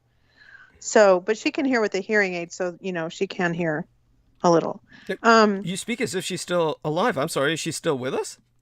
Yeah, I care for her. Oh my God. Oh, okay, yeah, I get it. She's right downstairs. Oh, I get it now. I get it. Oh my God. May I ask how old she is? Let's see. I think she's 83 now. Okay, not that old. Not that old. She could live conceivably another decade. Yeah. How old were your parents? Well, my parents would have lived a lot older if it hadn't been for just a relentless campaign in either case, in both cases, to kill them. There's no other way to put it. You have no idea. Just going into it would take me in a direction that I don't even want to go in, because that would take all my attention away from basically trying to concentrate on what I'll speak of, but as a kind of baseline, general way to describe it, everything that was possibly done to kill my parents was done to them. There's everything from missed diagnoses, the misprescription of medications, the just malpractice, there's no describing it. Just at every corner, relentless. There's when I was taking care of my parents, I spent every day in a hospital, and that was because every day the hospital did something to further harm them or kill them. So whatever you do, you try not to go to hospitals. And certainly I had abuses I suffered in hospitals. But understand this much: hospitals are out to kill you, and they're definitely very bad places. And when I say that, it may sound odd because, of course, I've defended vaccines in general in the past. It's not the concepts of medicine that are wrong; it's the practice, and most of it is sheer malpractice. When it came to, say, for instance, my father, just as an example, a baseline of what happened to him, he had towards the latter part of his life, what age was he? Now, both of them died at the age of 87. They were both 87 years old when they died. They died 5 years apart, and in the same month, the birthday, the birth month, the month that my sister was born, the month of March. So they died in the same month, 5 years apart, at the same age, 87 years of age. And when it came to the horror that brought them to that point, I know for a fact, because they were so resilient and had been originally so incredibly healthy, that both of them would have lived, had all of these crimes not been perpetrated against them, both of them would have lived to be well over 100, easily. So I know that I have the genetic capacity to do that. Of course, probably an enormous amount of damage was done to me in terms of telomeres, which is for those of you who don't know, that's the part of your gene structure, your spiral DNA, the helical structure of your DNA. That is wound together, and it's tied together like a shoelace at the ends. So what telomeres are like the plastic eyelets of your shoelaces. And those plastic eyelets of your shoelaces allow your laces to go through those little rings in your shoes that enable you to lace your shoes. So when the telomeres are damaged and they get frayed, it's like the plastic tape coming off of those shoelaces, and after a while you can't use the shoelaces anymore. They're too frayed to go through the eyelets of your shoes. And your shoes can no longer lace unless you get new laces. And since that's not possible with the human body, we haven't yet found a way to regenerate telomeres, or at least one that's not known to the public. Then people die. That's why you die, is your telomeres wear out and they can't lace anymore. Once it gets to that point, you die. And so that is something that when they did research on the highest stress jobs in the world, and the people whose telomeres wore out to nothing the fastest, it was care providers. So care providers have the highest stress jobs on earth, and they prove that. There's no other job on earth, not cops, not firemen, not paramedics, not anybody else on earth. The worst job on earth is to be a care provider. It's a guaranteed death sentence for most people. Most people who are care providers have the worst health on earth, and that's because everything is geared towards the care recipient, and the care provider is left with nothing. And it's also just the sheer responsibility. Now, because I took care of my parents for over 11 years, my lifespan is probably shortened by around 30. Theoretically, there may be other factors that change that equation. My genetics, that nanoplasma transfer I had when I was that I suffered when I was 14 years of age, etc. Things may change with that, but certainly it's had its impact psychologically, and left me permanently psychologically scarred and just socially worn. So just another aspect of the endless assault that has been my life. So when it came to both my parents, just an example with my father as an older man, he suffered penile cancer. And when the penile cancer developed, then they performed what was called a penectomy, which means that they cut the mushroom tip of his penis off. And when they performed that, so that the cancer would not go up his urinary tract, or progress up his urinary tract, and then result in damage that was irreversible. Once they performed that, an amusing or bemusing side effect or collateral development was that once the head of his penis was gone, his intelligence increased by like triple. He became 3 times smarter than he was before. Not that he was Amazing. dumb, but he suddenly was like able to do things that he was never able to do before, like talk deeper philosophy and go into analytical thought about abstract concepts that never manifested before, in terms of it's just really just take away the fucking penis head, and I think every man would become much smarter. That's where all the blood goes and takes it out of the head. The blood, there's only enough blood in a man's body to keep one head erect at a time, and so the head between the shoulders is always flaccid because the head between the penis is always stealing all the blood away, and the men lose all their oxygen and shit, and the brain becomes oxygen deprived, and they're just normally stupid. Not that my dad was stupid, like I said, but still, to see the change in him, to become this kind of almost academic level kind of thinker was shocking.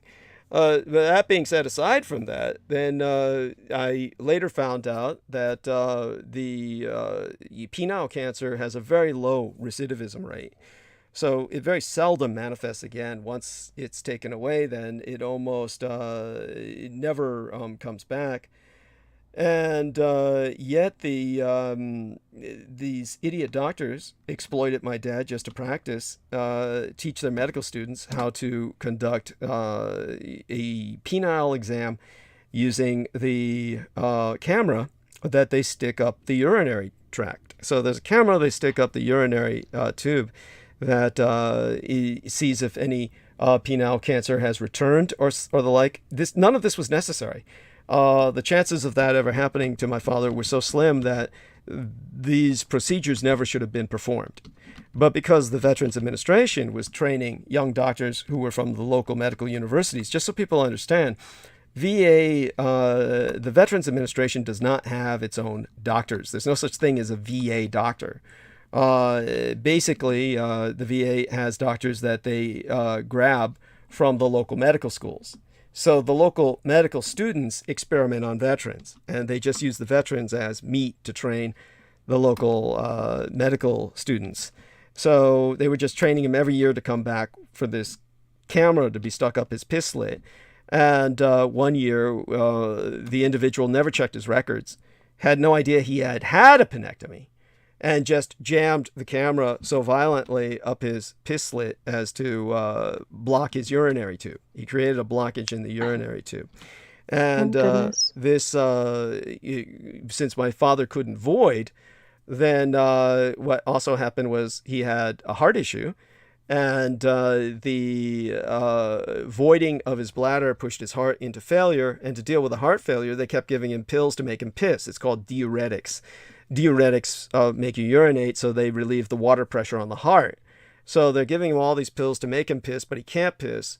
So his bladder's swelling up to the size of a bowling ball and then to the size of a camel hump, and it pushed his kidneys into failure, total renal failure. So then they gave him a heart attack, total kidney failure, and burst his bladder open all at once. So this is like this is just the tip of the iceberg. It's everything they did was like this.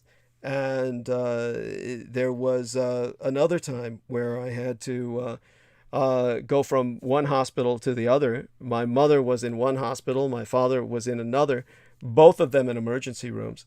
And I'm traveling between emergency rooms, and it's just me taking care of both of them. So my whole life was like that.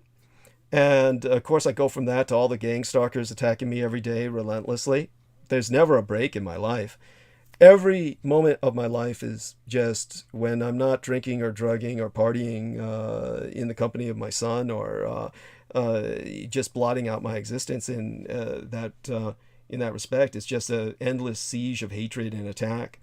So it's what did I do in life to deserve this?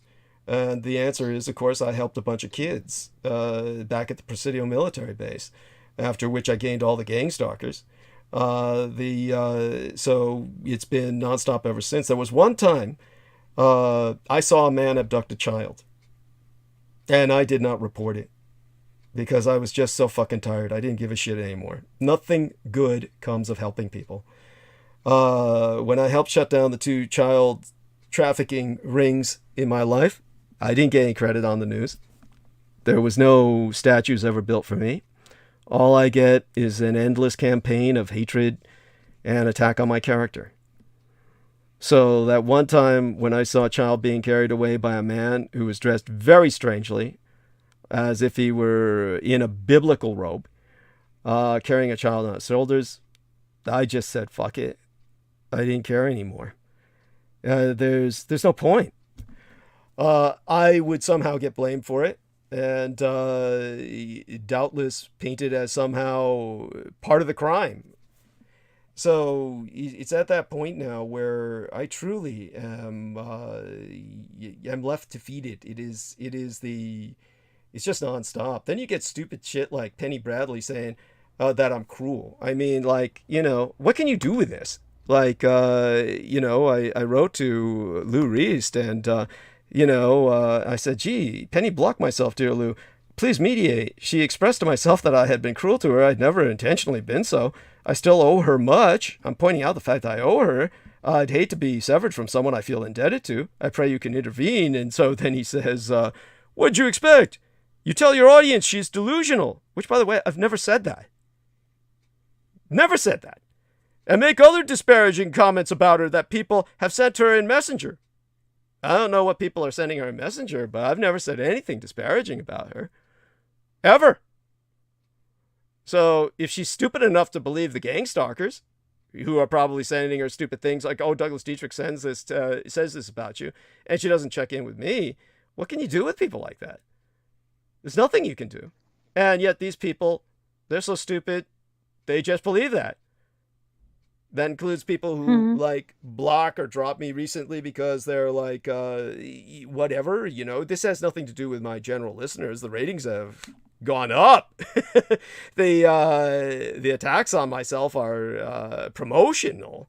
So the ratings continue to go up, but it's like when you deal with people like Penny, who I've been nothing but kind to and have tried to help in my own way, and she's tried to help me.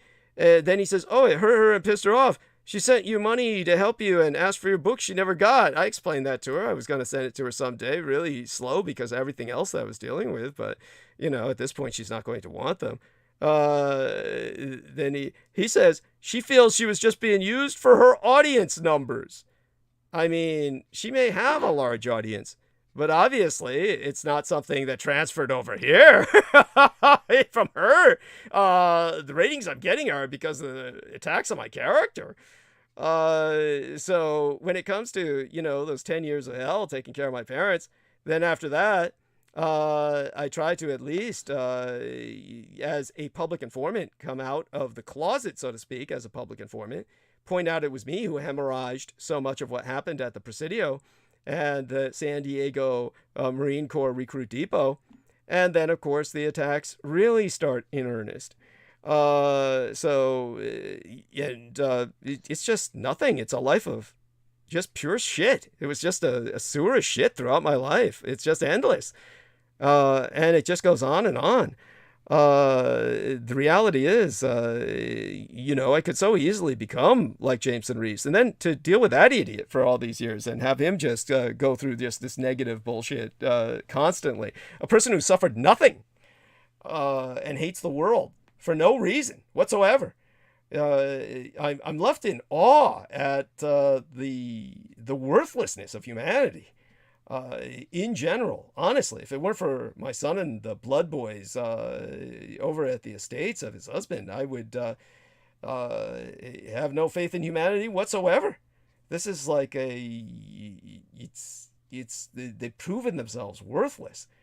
It just goes on and on. The relentlessness of it is what bothers me. There's no let up. But such being what it is, all I can do is just to go on. It's more or less how I pay the rent. That being said, we'll try and get into the zone later tonight. In my mother's case, just another example of the horrors of the emergency situation. When I was taking care of my parents, every single holiday, every single birthday, every Sunday, guaranteed, was in the emergency room. And just so people grasp the enormity of this, it wasn't just hospitals, because hospitals have beds that they admit you to when you're stable. It was emergency rooms, meaning my parents had to be on life support. Like one time when I called the ambulance, and San Francisco is a city of hills, and paramedics are not separate from the fire department in San Francisco. The San Francisco Fire Department controls the paramedics because the paramedics decided to eliminate themselves, vote themselves out of existence, because they wanted all the money the firemen got. And the firemen's union was like this incredibly powerful union that was incredibly profitable. So the paramedics all voted themselves out of existence to become part of the fire department so they could have that level of wealth and prosperity. Not that they didn't already, but they wanted even more. Now, when it comes to police and paramedics and firemen, because living in San Francisco is so expensive, combined with the fact that they have enough money to buy entire homes outside of San Francisco, for the majority of years, none of them lived in San Francisco. It was guaranteed that if you spoke to any policeman or fireman or paramedic, guaranteed if they were serving in San Francisco, they did not live here. They lived in estates outside of the city, and they would just drive into the city for work. Finally, they made a law where they had to live here, saying you have to live here because you work here and this is your community. You have to make this your community. So what they did, because they're all so wealthy, there's no other word for it, they're so wealthy, they purchased separate apartments they would maintain in San Francisco, usually the cheapest they could find. Unless they want to take some girl to sleep with them in this particular apartment, they'd get a better one. But otherwise, they'd just get some hellhole someplace in the ghetto and just say, oh, that's where I live. So they'd have a residence here, but they never lived there. That might be a place that they might bag out at when they were in the city, sometimes when they were too drunk to go home. But otherwise, or if they're sleeping with someone they don't want their wife to know about. But they all have phony addresses in San Francisco that either they sublet out for profit or otherwise never use, etc., or use in some underhanded way, and then their real homes outside of San Francisco where they raise their families. So you already have that level of corruption. And then when my mother, who had suffered a catastrophic brain injury and was suffering repercussions from it, one time I called an ambulance, and we're up on a hill, Russian Hill, my home. We're on an incline. And then when they start the ambulance up, they did not buckle in their toolboxes. So they have these massive heavy toolboxes and rescue kits that they're supposed to buckle in. And because they didn't buckle that in, it fell off of the shelving on the ambulance, crashed onto my mother's skull, and cracked her skull open all over again. Oh, goodness. And so when the guy screams, oh, shit, then the ambulance driver in the front says, oh, so what? He knew exactly what had happened. He said, so what? We'll just tell him, they would just tell the cops that he, referring to myself, will just tell the cops that he bashed her head open with a baseball bat and he'll get arrested. And he didn't know I was sitting in the back. See, at that point, I'd been on so many ambulance rides, I would jump in as if I were a paramedic and no one would even notice. So I had jumped in the back. The guy had not expected that, and he didn't know that I was there. That's when the other, all they really are is cab drivers, ambulance drivers. That's when the other ambulance driver said, he's here, you idiot. And then the other guy said, so what? It's his word against ours. I said, just get us to the goddamn hospital. So that's when they drove us to the hospital. We had to take care of that. And it's just, this is what I was dealing with. You can't sue them. You can't sue them. It was after 9/11. They were all heroes. So when I approached legal offices to sue the paramedics, The fire department, really, San Francisco Fire Department, they said, "Are you kidding? It's after 9/11. Firemen are the heroes of the world. We can't sue them." It wasn't because they believed that. It's simply because they said no jury in the world will vote against a fireman. No jury in the world will condemn a fireman. It's that simple. They said it's hopeless, so they wouldn't take on any case about it. So these people can get away with murder. And then, another case when my father was at the hospital, and then they turned on the machine that stimulates the heart with an electrical rhythm. And there's the paddles they use, and then there's a more regular machine they use when the heart's back to beating again to keep it beating. And when they plugged that into my dad, some motherfucker didn't know how to work it, and he turned it on at maximum volume, which they shouldn't even have this on these machines. And at maximum volume, my father was flipping up and down on the bed because all this electricity was jolting into him. And they said, "We're electrocuting him to death." And they're just staring. Gosh. And he's just flipping up like in the scene The Exorcist where that girl's bouncing up and down on the bed. And so none of them would turn the machine off, so I smashed it. And they said, "You're going to pay for that." So this is like what I dealt with. And this is just day after day. Every day for 10 years. And yet my parents never died throughout that. This is every day was this.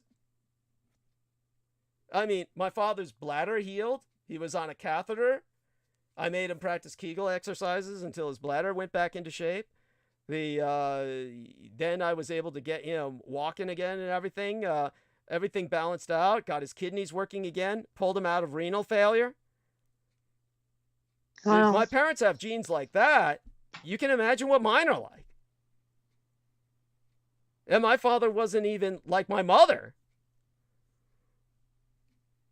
So this was literally a concerted campaign to murder my parents. Now, by the way, just so people understand this in context, when all the while I was trying to be a better advocate for my parents and their care, I was attending the UCSF Osher Lifelong Learning Institute and their adult educational extension program that they used to call mini med school.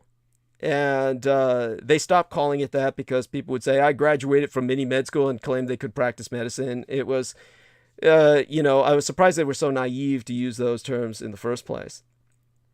And when it came to that, I attended lecture after lecture, and they had people who were Nobel Prize winners, candidates, some of the finest experts in the world to tell whoever was attending or auditing these courses like myself about developments in medical science. And when it came to attending that and finding out more about the medical industrial complex, one of the things that I learned is basically with the medical industrial complex, they have three categories for human beings. This is the term you might have heard called triage. Now, there's different types of triage, and the kind of triage you'll hear about if you look it up online has nothing to do with the triage a medical doctor works with. Whatever you find online about triage, Triage, medical doctors have a completely different definition. And basically, the medical doctor's triage is everyone from age 1 to 30 years of age.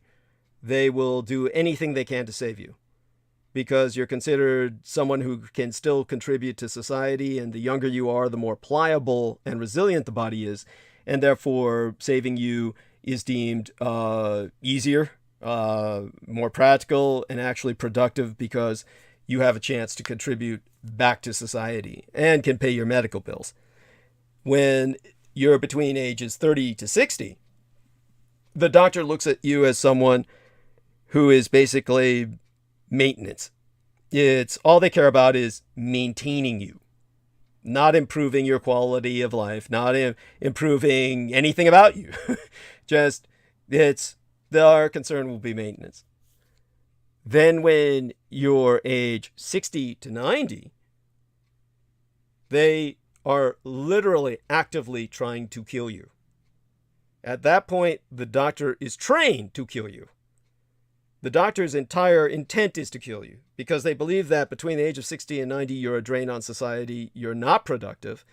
You are a useless consumer of oxygen and taking up space. And they don't want you coming back to the hospital because you keep filling up the beds and you're depriving care, in their opinion, in their assessment, from people who can pay their medical bills and contribute to society and be productive members, etc., etc. Most senior citizens, people between ages 60 to 90, are not paying their medical bills. Their insurance is. So you might think, why would the doctors care if they're still getting insurance paying them?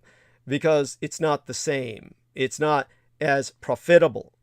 And the end result is all of these reasons, they congeal, and then the doctors conclude, just do your best to make certain that they die. So they'll do things like deprive you of certain medicines, deprive you of certain advantages, something that could save you.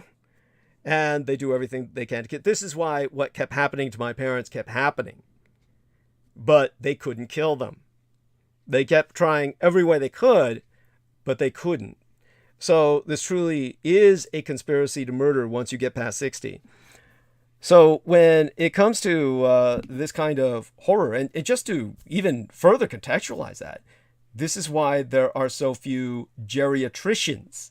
Now, for those of you who don't know, a geriatrician is a doctor of the aged.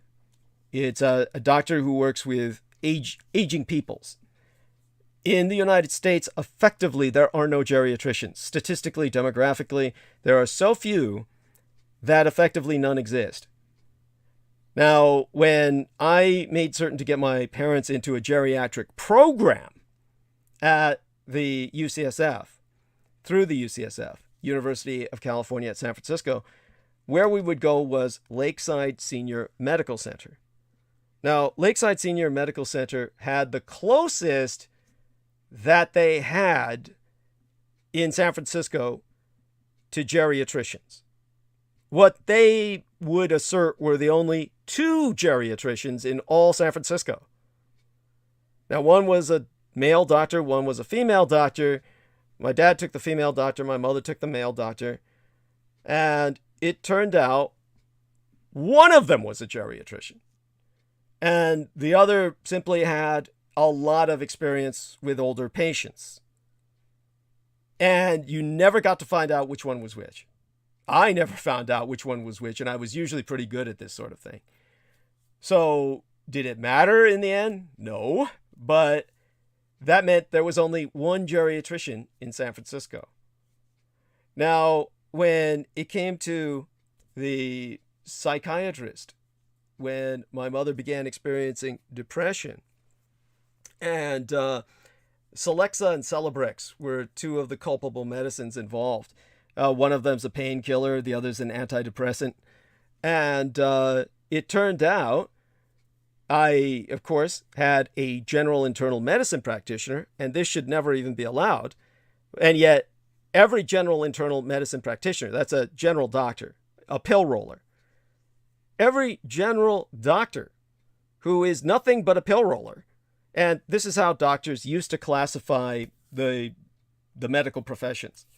They used to say that a general internal medicine practitioner, the general doctor that is your case manager, they would basically say, knows nothing, and how did they say it? It was they would say, first of all, that the surgeon who used to cut back in the days before imagery, and one of the lectures I attended about imagery, when it came to the imaging, MRI, magnetic resonance imaging, even simple x-rays, but everything in the higher levels of sonography, ultrasound, all the imaging, that's the real reason for all medical costs. The imaging is all the expenses, because these machines are running 24 hours a day. They never shut down. They can't afford to shut them down. And the machines are astronomically expensive to run. And they take all the energy of a power plant. So when it comes to this imaging, that's the reason for the baseline astronomical medical costs, and everything else is collateral to that. But imaging changed surgery. It used to be that surgeons would say cut the way you and I would say eat or breathe. And surgeons would just do exploratory surgery. And with exploratory surgery, they'd do a lot of unnecessary surgery, but they'd find everything out immediately. So these days, they have to go through imaging first, and then everything's backed up waiting for the imagery machine to be available. So what used to be, you go into a hospital, they'd chuck you over to a surgeon who'd cut you up, cut you open, and then to find out what's going on immediately. These days, things take months and months and months. And then, depending on what they find out from image after image after image, then a surgeon will be allowed to cut. So surgeons do much less surgery, and surgeons have far less experience. And therefore, surgery has gotten much more dangerous. Whereas before, surgeons had experience on a daily basis, now surgeons get comparatively little experience, and their surgery is much more dangerous because of it. But such being said, what they used to say was that a surgeon knows nothing and does everything. In other words, he's given a patient, he doesn't need to know anything about them because he's going to cut in and find out what's wrong with them. So he knows nothing and does everything. They would say that a general internal medicine practitioner, the basic pill roller who's your case manager, basically knows everything and does nothing because all they do is roll pills. And they would say a dermatologist or a skin doctor knows nothing and does nothing. And then they would say a forensic pathologist, a doctor for the dead, knows everything and does everything. But by that time, the patient's already dead. So this was how doctors generally viewed their four major categories. And it all comes out at a negative loss. The person who loses out is, of course, the patient in every case. But the doctors themselves know that. But they've never reformed. They've never changed the system. So the horror, the true crime here, is that general pill rollers are allowed to prescribe antidepressants and psychiatric meds. Now that is beyond crazy. That's malpractice. That's malpractice because a psychiatrist would never be allowed to perform open heart surgery. A psychiatrist is someone who actually has both an MD and a doctorate, a PhD. So a psychiatrist is the elite of the elite. You've spent all your life in school. A psychiatrist is someone who has been through 5 years of psychology and then earned over 10 to 15 years a medical doctorate.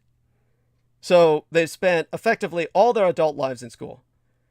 And a psychiatrist would tell you that it's malpractice, that general practitioners are allowed to prescribe any psychotropic, any behavioral meds, anything that has to do with antidepressants or anything else that would basically redistribute the chemistry of the body in the sense that alters behavior.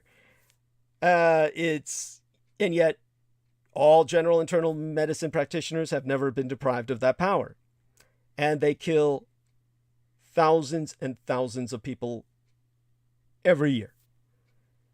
And so my mother was prescribed this antidepressant that after she took it, she suffered a violent syncopal collapse that resulted in catastrophic brain injury. When I finally was able to locate the only psychiatrist in the United States who was trained in geriatrics, the only one in America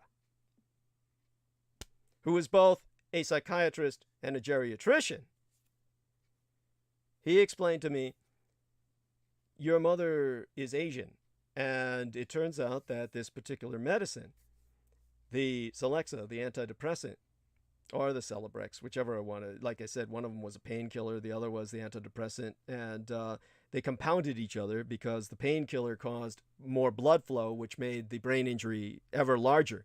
And they kept trying to give her that painkiller for her headaches, but it just made the brain bleed more to the point where there was no brain left, there was only blood.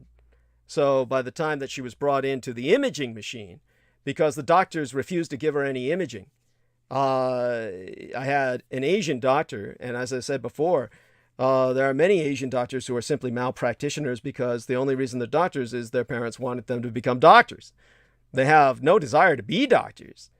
It's simply they're forced into it by their family. They don't even want to be there. And so many of them are simply murderers. They simply want to kill every patient that's in their hands because they hate you. They don't want to be there and they don't want you. That's you have to consider that when you're dealing with Asian doctors. Do they really want to be there? Are they interested at all in their profession? So because to most of them, it's just their parents forced them to go to medical school or they would be disowned. It's just a status symbol.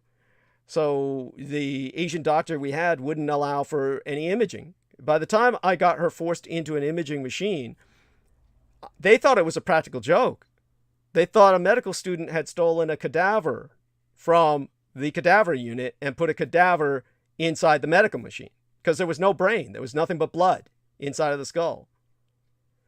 So when it came to that, when she recovered and her brain resorbed all of that blood, like absorbing a bruise, then what happened was, and by the way, for anybody who's stupid enough or ignorant enough to think, why didn't they just drill a hole in your mother's brain, her skull, and suck the blood out? They couldn't do that because that would have sucked the brain out. At that point, the brain was paper thin and smashed against the sides of the skull, while all the blood, if they sucked that out, the brain would have went with it. So when she resorbed all that and began to semi-function again, in a manner that was deemed impossible by all the doctors, and I brought her to this geriatrician psychiatrist, then he explained to me, yeah, it turns out that all Asians who take this antidepressant, 20% of them who take it will die. It causes a toxic reactive effect where it's poisonous to them. And therefore, the prescription of this medicine without consulting a psychiatrist who would have known this was criminal. And but then again, that would have involved race and the reality of race, which America denies. So race is quite real. It impacts people medically. And America denies the reality of it.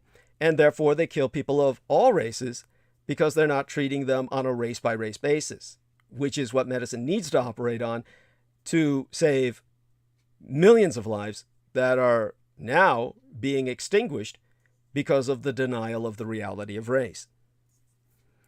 So 1 out of every 4, and that's an enormous number of Asians who took that antidepressant, died.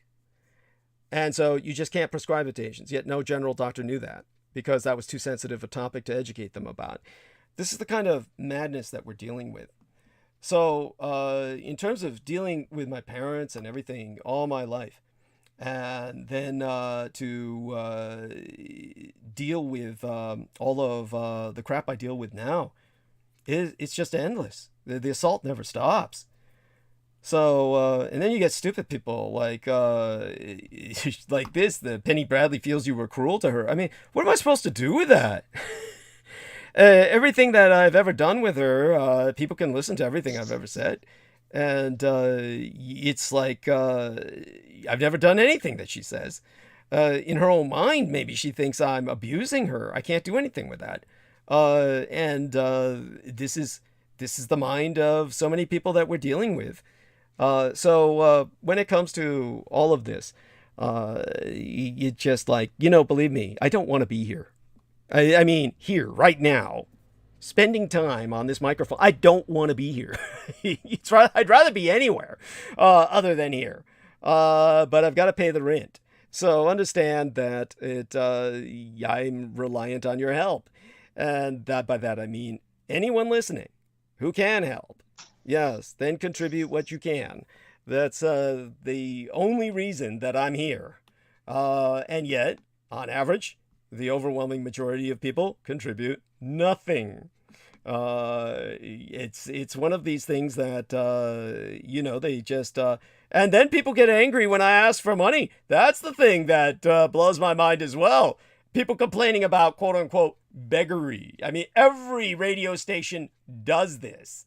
Every radio station asks for money in this day and age. They're all doing that. Oh, but somehow when I ask it, it's offensive. This is the kind of madness that we're dealing with. So when it comes to this kind of situation, certainly I would hope people can understand why I don't want to be here. I'm dealing with people who are unappreciative, indeed abusive to myself, and then they complain that they're abused by me. This is that the world is at this point upside down. This is why I've been actually genuinely abusive. Yes, who's this? I'm sorry, somebody said something. So this is why I've actually become at times genuinely abusive to the listeners simply because of this. Obviously, how much can one person take in terms of ignorance and stupidity? But such being said, moving right along before we get into monologue for tonight, because obviously I need to recover from this. If there's anyone else we can bring on to help Viviana hold the stage, let's see if we can do that. And then we can... Well, Douglas, I just wanted to say I'm very sorry for your life experience. I can tell it has affected you very deeply, and I apologize. And I hope, and I'll pray that good people will come into your life, and that will be blessed, because it's just very saddening. Thank you. But I believe I believe that you've been targeted, and I know what targeting looks like, and I can understand where you're coming from. Thank you, honey. Yeah. I certainly appreciate that. Believe me, I know you understand, and I know you're one of those genuinely good people out there, and certainly there's many good people out there, and certainly I've encountered good people. The issue is, of course, to remind myself of that. Understand that for all of us, something negative is never forgotten. Basically, when we are dealing with the negative, it takes like 20 positive statements on average, according to people who study the behavioral sciences, to compensate for a single negative statement. The negative reinforcement is for all intents and purposes, permanent. And understand that when people give compliments, sure, it's appreciated. But understand the negative attacks are they're ceaseless. And they're every minute. All I get is people sending me hostile messages, all these gang stalkers. And you can't block them out because I'm trying to keep the regular comments going. In terms of... all of that, it's just you do what you can and you move on. You just learn to try and ignore things. But don't think that it doesn't impact you. That's why it was so important for psychological health to get rid of Jameson Reese. I mean, he's sitting there just saying negative things all the time. And it's not even directed towards me, but it is still an assault on my psyche and all of the listeners involved. So when it comes to all of this, and then what happened with what he was doing to Peter Moon, and then Peter Moon says get rid of him, obviously I had to honor that. And this of course is cascaded now, and it's cascading towards a semi-climax or an anti-climax, and it's just something that we'll find out just how far it goes, but the enemy will take it as far as they possibly can. So it's obviously something that we'll deal with as to the best of our ability. But in the interim, the end result is that, at what point does it become, shall we say, violent? So understand this is an issue where people are calling for my life now. Always has been. And for people who don't understand that, if you review what many of these people have been saying for years, and the tragedy is, if I report this to the FBI like I did in the past, I'm just told, why don't you go back to China? There is no justice for someone like myself who's not a white, cisgendered, heterosexual male. So the law does not behave for me as it would for someone else. And it doesn't matter that I'm as much of a U.S. citizen as anyone else, except that I cannot run for president. I'm a naturalized U.S. citizen. But I'm ever and always considered foreign. So there's, again, just stranded here. I'm stranded here, and believe me, I would have gone back to Taiwan a long time ago if I could, but anyone familiar with what happened with the Dietrich Art-elect understands that essentially Taiwan considers the child born of my mind, this Dietrich Art-elect, this artificial intellect that is now residing in Taiwan, literally sequestered there, as basically being myself. Therefore, perhaps poetically or perhaps justifiably, that art-elect has my citizenship. If I went there, I would be considered as if equivalent to somebody who forged a passport, and I would be considered redundant. As far as Taiwan is concerned, Douglas Dietrich is already home.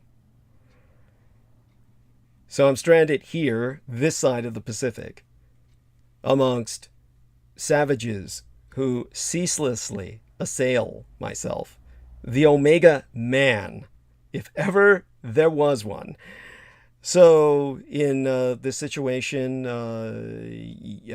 of course, I'm not alone. Viviana, of course, has been following myself for a very long time. She may have withdrawn for a bit, but she came back at precisely when she was needed. And I have to count on continued miracles like this to basically make life worth living. Of course, there's always my son and the blood boys and the estates and all that. The problem is I don't live there 24 hours a day. I'm stuck coming back to the crypt here when it's not a holiday. Granted, after today, I'll be decompressing throughout Memorial Day Monday over there, and much the happier for it. But honestly, I do have to try and pioneer my own life as well. This is part of that. So this challenge that I face, obviously, I can't do it without your help, meaning all of you listening. And with that being said, let's see what we can do. If we might try some other people, or if we can, Brandon Young is away. That poor guy's battery probably died. And when it comes to other people, my goodness, I mean, he was full of Jameson. Yes, that's right. Yeah, there you go. No, there's something poetic in that. There's something poetic in that. That was right. Yeah, she was saying he's knocking back Jamesons. And, I'm not even familiar with that brand of whiskey. I mean, that's like, there's a brand of whiskey apparently by that name. And it's like, holy shit. It's supposed to be a little bit higher class. Is it really? Little. Maybe that must be why I don't know about it. There you go. Yeah, that's probably above my pay grade. We're like MD 2020. There you are. Here. There we are. Yeah. Or Night Train or something. Or Yes. Oh God. Or Ripple. What are these? The old wino. Class of alcohol. All right. It's an Irish whiskey, and it is produced by the Irish distiller subsidiary in Pernod Ricard, originally in Dublin, part of Dublin. How do you know it's not. this? It's actually. Were you ever a bar mistress? It's Google, honey. Oh. It's Irish whiskey. Yeah. I've never had it. Oh, okay. Cool. Have you ever? Were you ever a drinker of any sort? Did you ever imbibe in alcohol? No. I'm like a cash drinker, but I've done fine dining and I've worked in restaurants a lot. Okay. So sometimes I had to train myself how to bartend, because you don't always have a bartender, so you have to go, behind the bar and practice. And then when you don't get someone's drink right, they hate you. Oh yeah. So, and I'm always asking, like, how do you make that? Like, what do you like in it? Amazing. And I just make it a little more saucy. Yeah. They'll give me a better tip. Oh yeah, yeah. No. I'm impressed. No, you do well, as for all intents and purposes, as you said. You became kind of like a bar mistress. So honestly, you're incredible. Tell us a bit more. Now, I'm going to stay with you until we get someone on stage with us. So until we get somebody on stage with us, or I'll try to stay with you. Maybe I'll, just get frustrated at some point and say, I know you get nervous with me at the helm. He's nervous. It's a little. No, honey. Actually, you know what? That's not the case. It's more like there may be. How would I say it? My concern would be I don't want you to become uncomfortable. And say, for instance, nervous would imply something like your predecessor, Jameson Reese. It would be like nervous because if I leave him alone, then he's basically here screaming, "You all should be dead. I want everybody to die." Okay, that's like, how long can I stay away and how much damage can this guy do? And generally I would come back and the numbers would be down because, nobody wanted to be alone with that son of a bitch. And that's what they feel like. They feel like they're alone in a room with somebody on a subway who's about to knife them. This is what people describe to me when I would leave Jameson on the mic.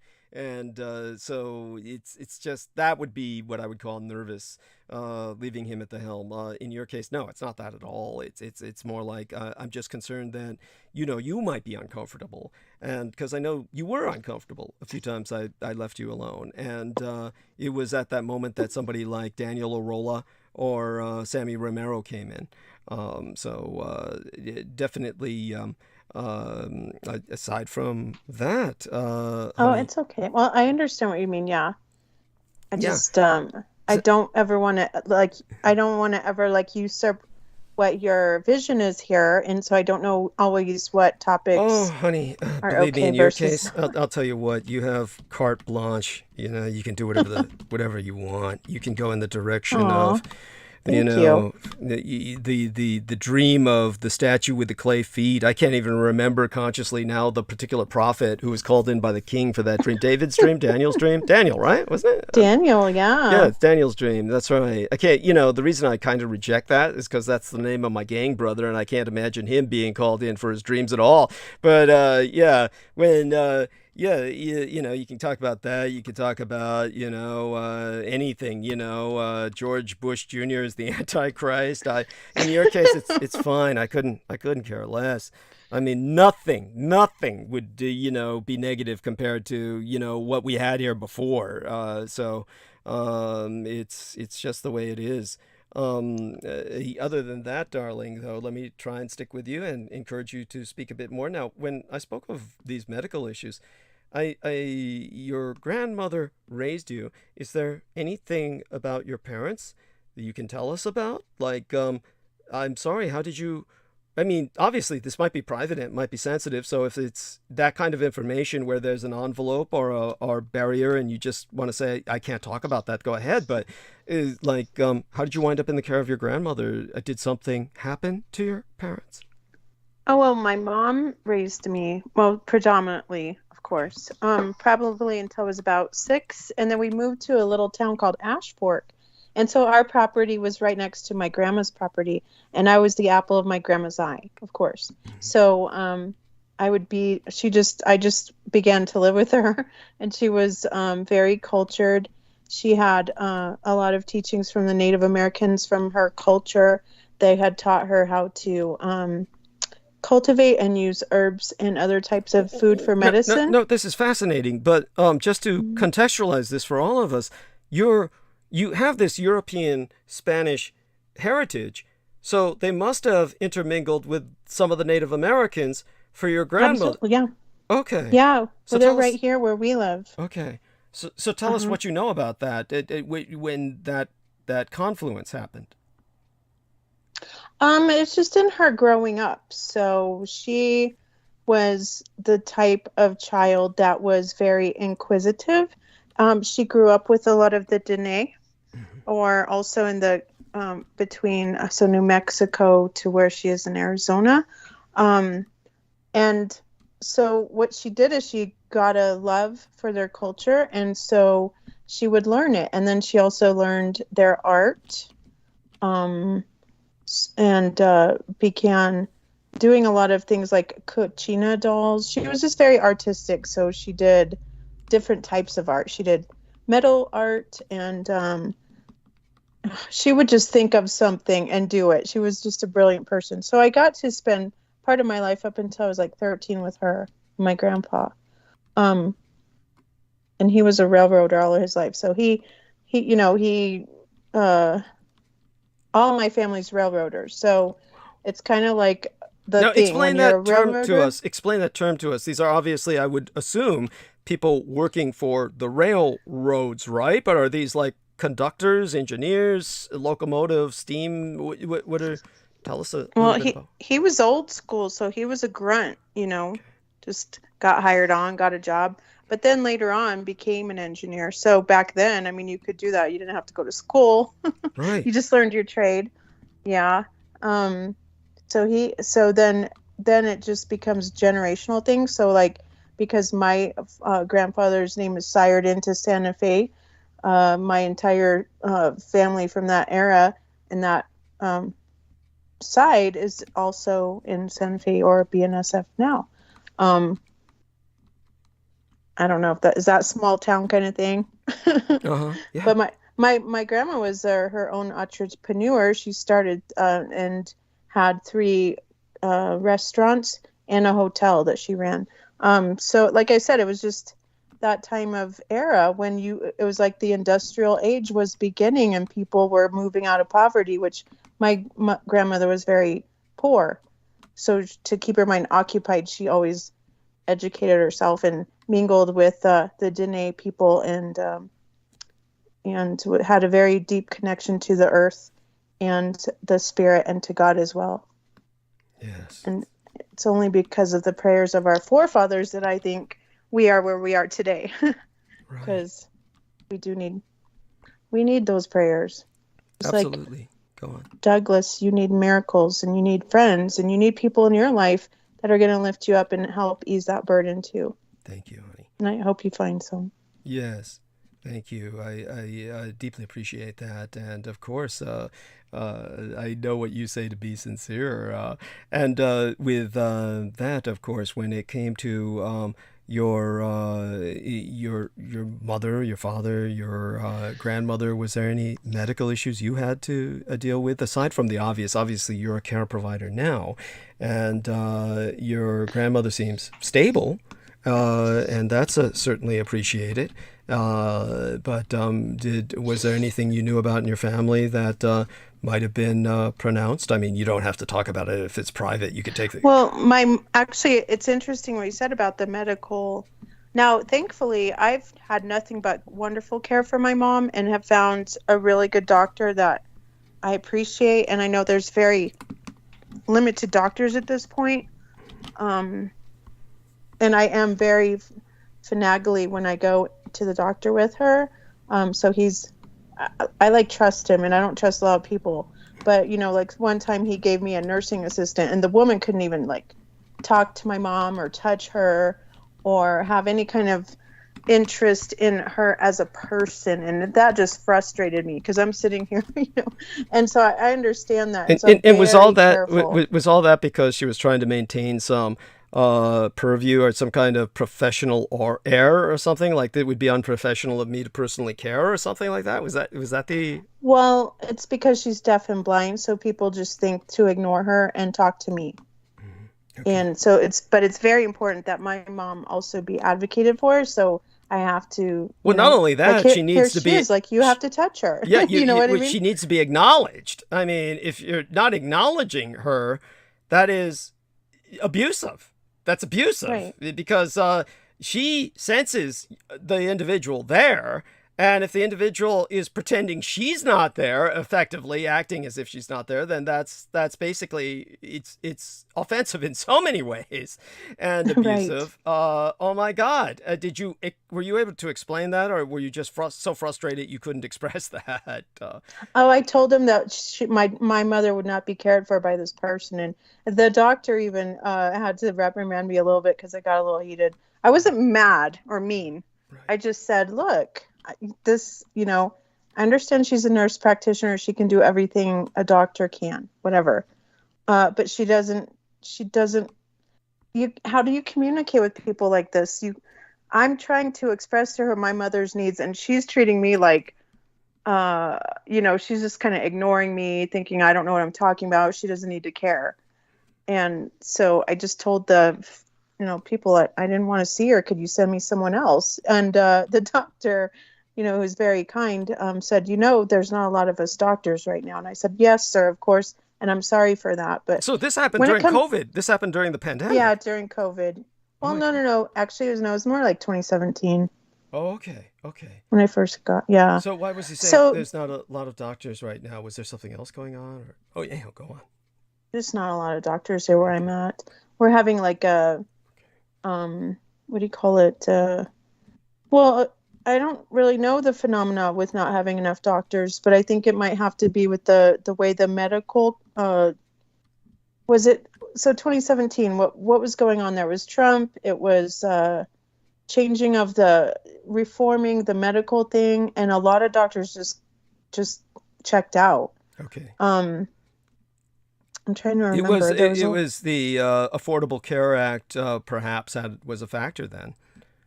It's possible. With all the controversy about it that was being caused again by the Republicans, of course.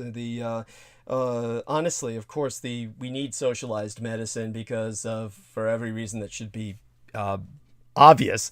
But all such being said, people were being scared away from it by all the propaganda, and as our man Brandon Young brought up, the propaganda against the unions. So what about the railroad unions? Certainly you learned a bit about the railroad unions while you were growing up with that individual. They actually have their own police. Yes, they do. Tell us about this. Mm-hmm. And they still do? They still do, yes? Yeah, it's kind of like an FBI. They're kind of like huge. Yeah. You'll never hear about them, though. Oh, there used to be some short stories about them back in the days of the pulp magazines when trains were truly romanticized. So yeah, the rail agents, and you wouldn't happen to remember the name of their agency, would you, or their department, so to speak? I had to deal with some time because I had this pervert calling. Oh my God! At this lady's residence. She was my aunt.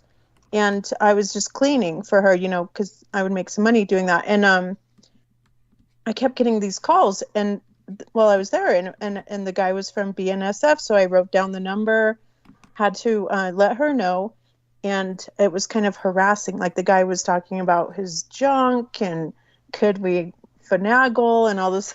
I was just like, sir, I'm sorry, but goodbye, Anyway, so then they called me and they wanted to know, like, do an investigation and go from there.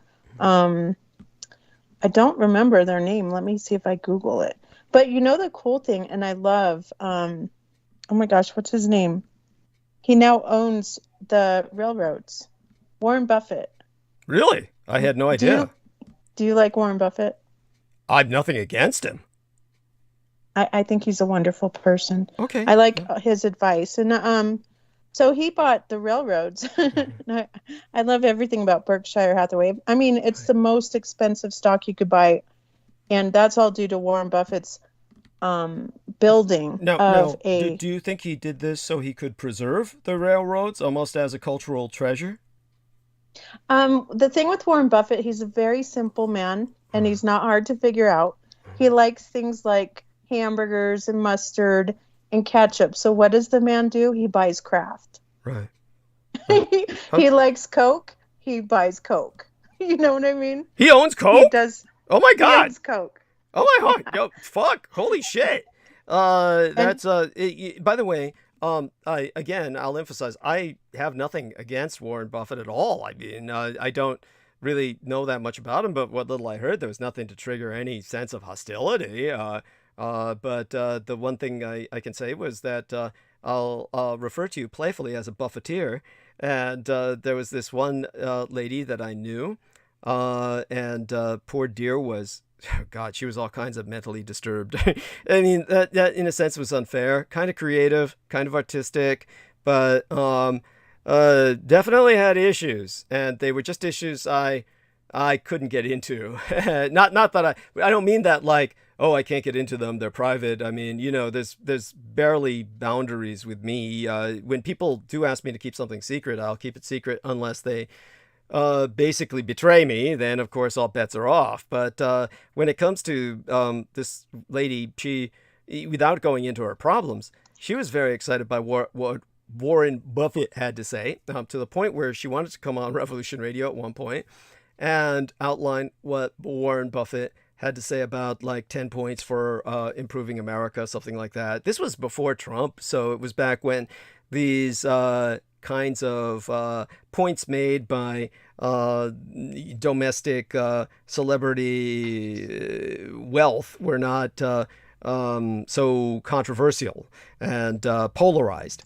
So while she was reading all that out, I had to admit that I just kind of let her go at the time because I just, she was just like reading from a list, and it was just really sad. I said, come on, I can't bring you on and just have you read from a list of what Warren Buffett says, because people can look that up, I mean, that's like, but his, whatever he said at the time, I'm certain that it was based on common sense, and I never heard him say anything stupid. It's, as you yourself admit, mostly when it comes to Elon Musk, it's almost like trolling. Mostly, it's almost like he's just provoking people in a sense. But with Warren Buffett, he's not the kind of person who does that. So I know that much. And so yeah. He's like the kind of person that gives advice, just with the very tender and understanding way. It's like your grandpa, right? And you need advice from grandpa, like how to manage money, and you want to date this girl, stuff like that. But Warren puts things in a way that we can all understand him. So somebody asked him recently, how would you tell people, and what should they do during the current economic times, going into what is it called, inflation and stuff? And he put it perfectly. He said, invest in yourself. Go to school, be the best at what you are, find out what you love. If you're a journeyman, if you're a plumber, just do it well, because you're the one, the investment within yourself is going to show. And then when people recognize you and see you, they're going to value you for what you are and what you know. And that's, as tradesmen and everywhere else, we know that we're lacking here. So it's really a good time to invest in yourself and start a business and cultivate what you want to do, because of the things that are lacking. And it's a perfect time. But I thought that's great advice. We need to be told that we're worthy of being an investment, or looking at yourself like you're an asset, or that your human capability here on the earth and what you have to offer humanity is valuable. So, but yeah. I've been following him for a while now. I like his perspective. I like how he moves and how he talks about money. Mm-hmm. Yeah. It's always like makes everything feel okay. Right. Yeah, this is really crappy right now, but it's going to be okay. That's cute. That's adorable. So how did you kind of have I have this image of like baseball cards. You kind of collect the fan cards of these millionaires, it seems. So so it's Not kind really, of no. no. I mean, like, no. Okay. I just think I think for generationally, I like how Elon has moved things. I think that he's actually part of God's plan to bring the enemy. And I was going to say earlier, you should be comforted, if I can bring any comfort to you, and know that the enemy, this gigantic enemy that we face, that thinks that they have the playing field against your mind or your body or your soul, are quickly coming to their end. All right. And I just want them to know that. And so I can speak it out loud to you all, whoever you are. Yes. But so be comforted in that. And you guys won't win, no matter how hard you try. And what you serve will certainly not win. But the thing with Elon is, like, I think no matter if you love him or hate him, he's a force to be reckoned with. And I think in the divine, a reason, as a type of figure that God is also going to use to bring the enemy down. So that doesn't mean that God respects person, because he doesn't. He tells us, I'm no respecter of person. Like, who are you, right? Compared to me. Yes. But he does honor the fact that we are his creation, and therefore we are, he is capable to do anything through us, regardless if we're good or evil. But so that's the thing, I think, as far as he's concerned. And I just like him as a for our generational things that are going. I admire him that he can muck it up with the best of them and still be kind of like down here with us, and one of us. Other than that, I have no respect for, the system at all, or their money, or would never want anything that they could ever offer. But I do appreciate a man like Warren Buffett, who came from nothing and built him this great wealth, and his simplicity. He wanted something like, he bought Yahoo and he took this dying company and he turned it into something he wanted from it. So he made it a finance channel where you could go and talk about stocks all day, because he loves stocks and so I'm just like, well, why not would you do that if you had all this money and you could do whatever you want and just cultivate the things you like a pastime? But, I just find him interesting. But no, I don't care about millionaires and their money. I think it's interesting how the stock market plays, and it's fun to understand it. But at the end of the day, I don't really care. You know what I mean? Well, I guess. Have you ever tried playing with stocks? Like, just toying with investment, a little gambling here and there? Oh, yeah. I love stocks. I play it a lot. Okay. So you do care. I mean, you've got. No, I don't care. I don't care at the end of the day if I make money or if I'm successful. I'm just interested in the dynamics, so I'm going to study it. Okay. You know what I mean? Yeah, no, I get it. I get. Well, that's the healthiest attitude of all. I mean, obviously, that way you're not disappointed when you lose, and right. You're just it's kind of like casual gambling for someone who's not trying to live off of it. And in terms of studying it and everything, I mean, I think that you must learn quite a bit. This is how then you've learned about these various millionaires, right? Yeah, because you stay abreast to what. I guess what's interesting is how anyone can be fooled. Mm-hmm. Any of us can be fooled. Mm-hmm. Even, so the factor in is just kind of understanding what not to do, and don't ever chase anybody's ideas. Mm-hmm. And what they're saying is fact. Mm-hmm. Like, you always have to figure stuff out and learn it for yourself. But go to the source, research the company, know who's on the boards, what kind of, people are these? Do I want to believe in this guy? Is this something, it's just it's whatever. But I've seen companies come and go, like companies that were hot, like Peloton, and everyone was like, oh yeah, let's buy Peloton stock. And it went up to an enormous rate within just a few days. And now it's literally going out of business. Yeah, it's wild. Wow. And with Peloton, not forgive me, this is not a cryptocurrency, right?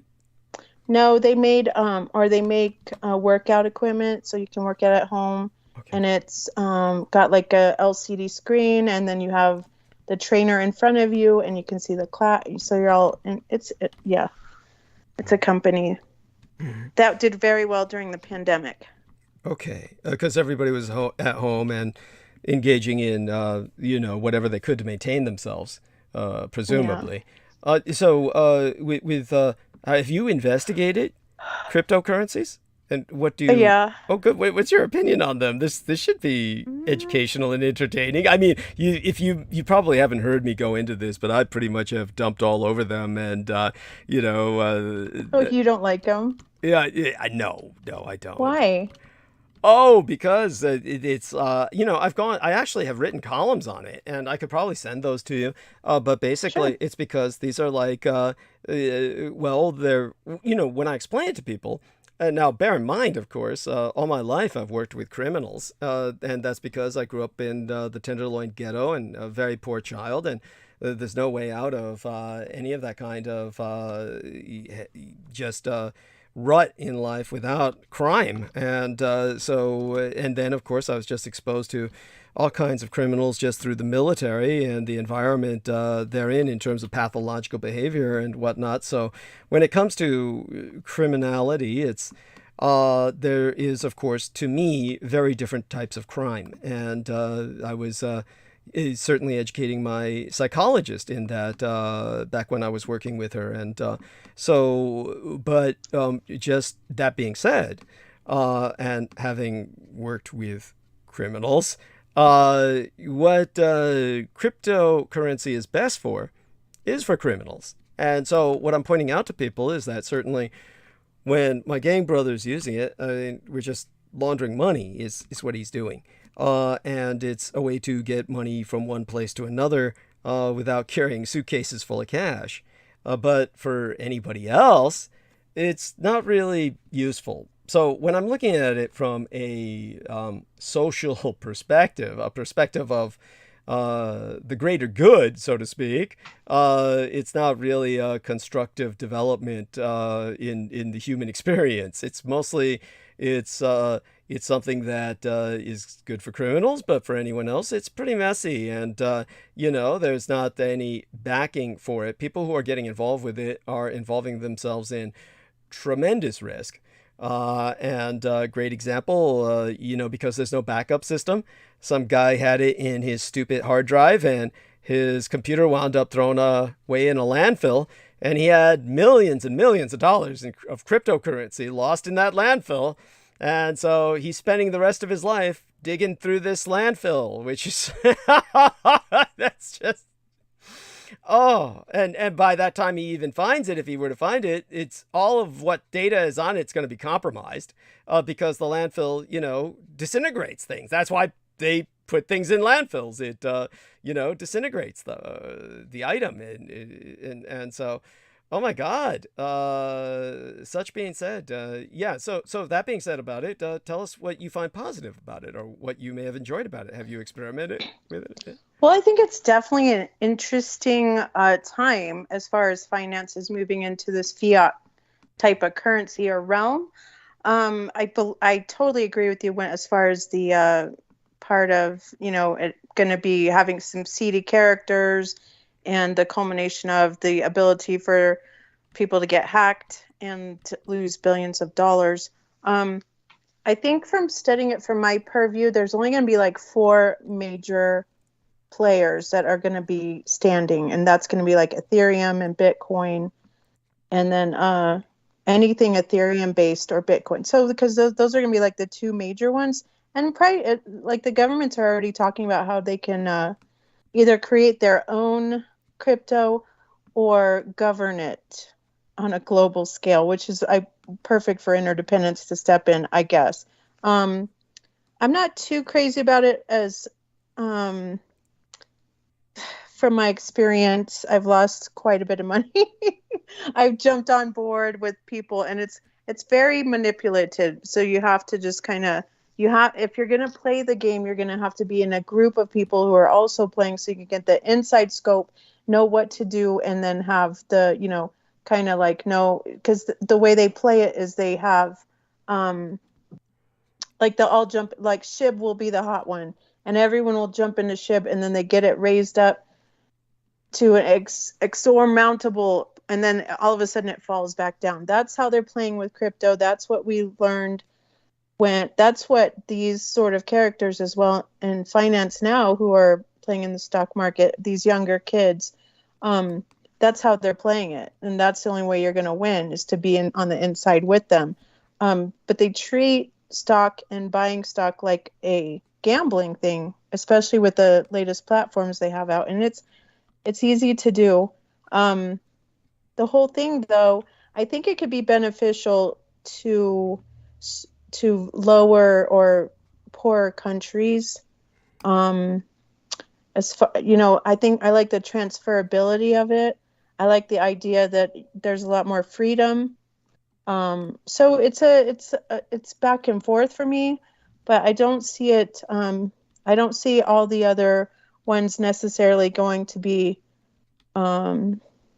recognized in the future. Like for now, it's just a way to make money. Right. Yeah. Yeah. And it's also what makes it, again, a very frightening place for most people, aside from everything you've just articulated, is that oftentimes the criminals involved can be very vengeful because people go on, they raid these cryptocurrencies and they steal from them.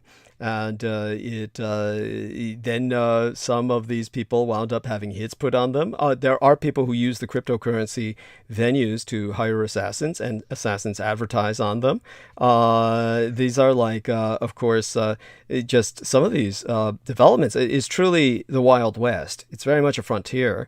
And I'm glad that you handled the loss of your money to crypto so well and can still speak of crypto with such a balanced state of mind. The fact that you can speak of it so objectively after having, in the main, negative experiences with it is... Yeah, I'm still holding. I'm still like, I hope this shit goes up so That's I can cute. get out. That's where I'm at right now with my stocks. I'm just like, I'm getting out, dude. This market's going to crash. You can tell it's coming. Oh my God. And now, that is, how would I say it? I won't argue with that. It's fascinating. I would hope not only because of the, attendant chaos, but I can't understand how it's been, going so high for so long, for so many years. Well, through COVID, we had the Fed literally buying bonds in the trillions. Like they were the basis of holding it together. Just throwing money in it. And everyone was just like, as long as we have this, we'll be okay, right? Mm-hmm. And nobody look at that scary thing on the court. Just, throw money at it. And so they actually made it survive through that.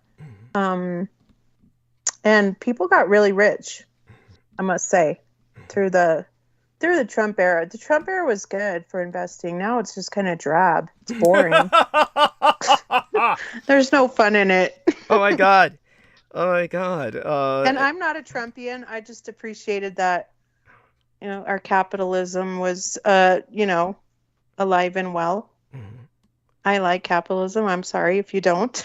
No. I'm nothing against capitalism per se.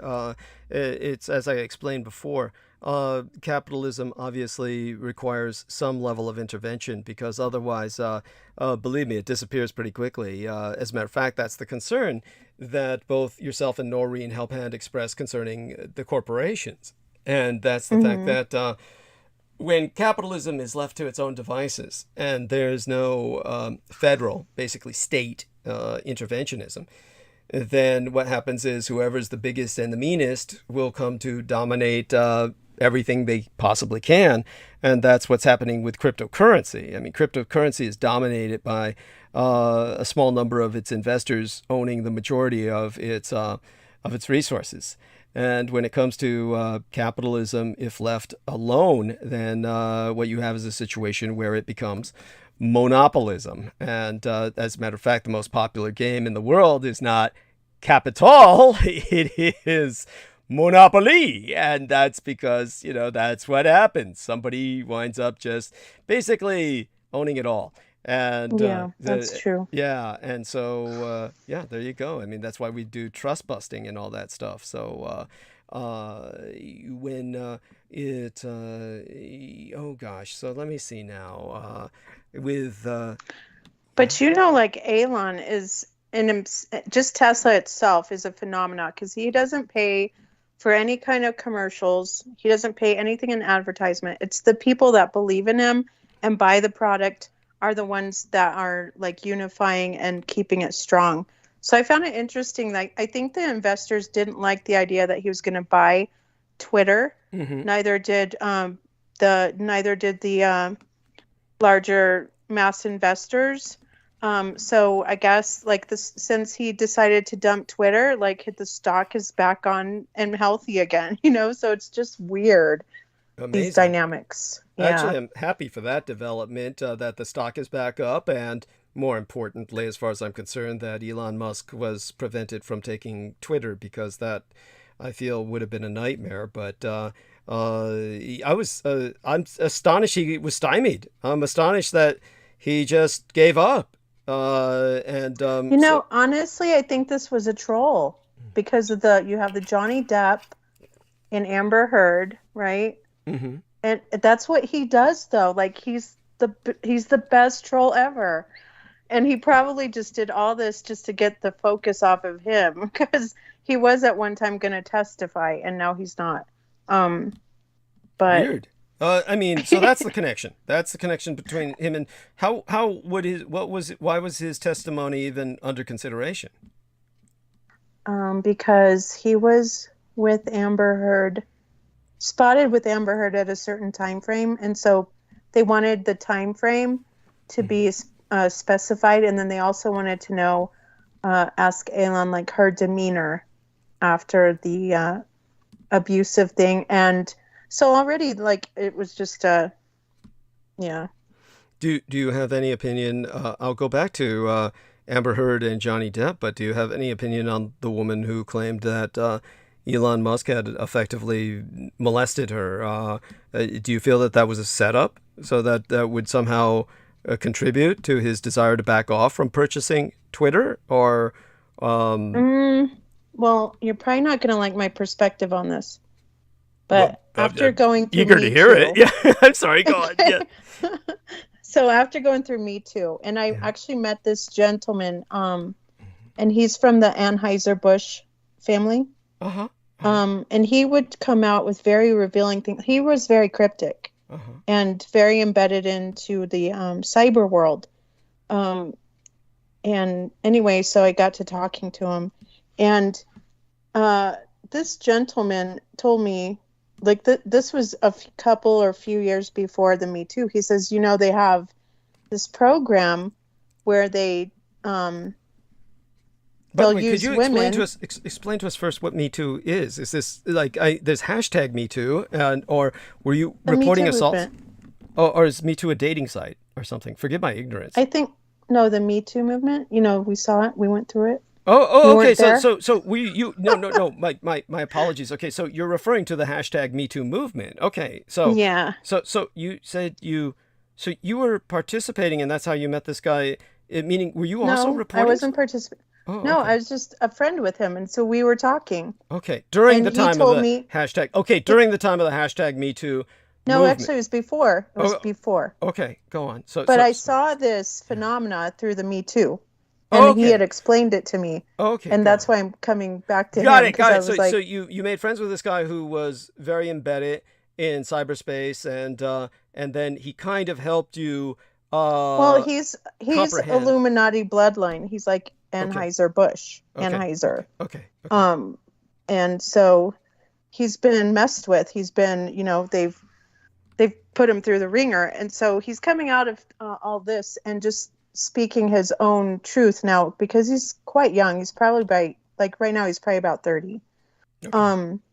So he was telling me that they have programs. They have a prophet program where people are programmed to pretend that they're Christian prophets. Mm-hmm. And we see that all over the place. Mm-hmm. Or the V2K thing. And he talked about how there was a program to program women to turn or to say that they had been abused, and that the elites would use this for their benefit. And I thought, really?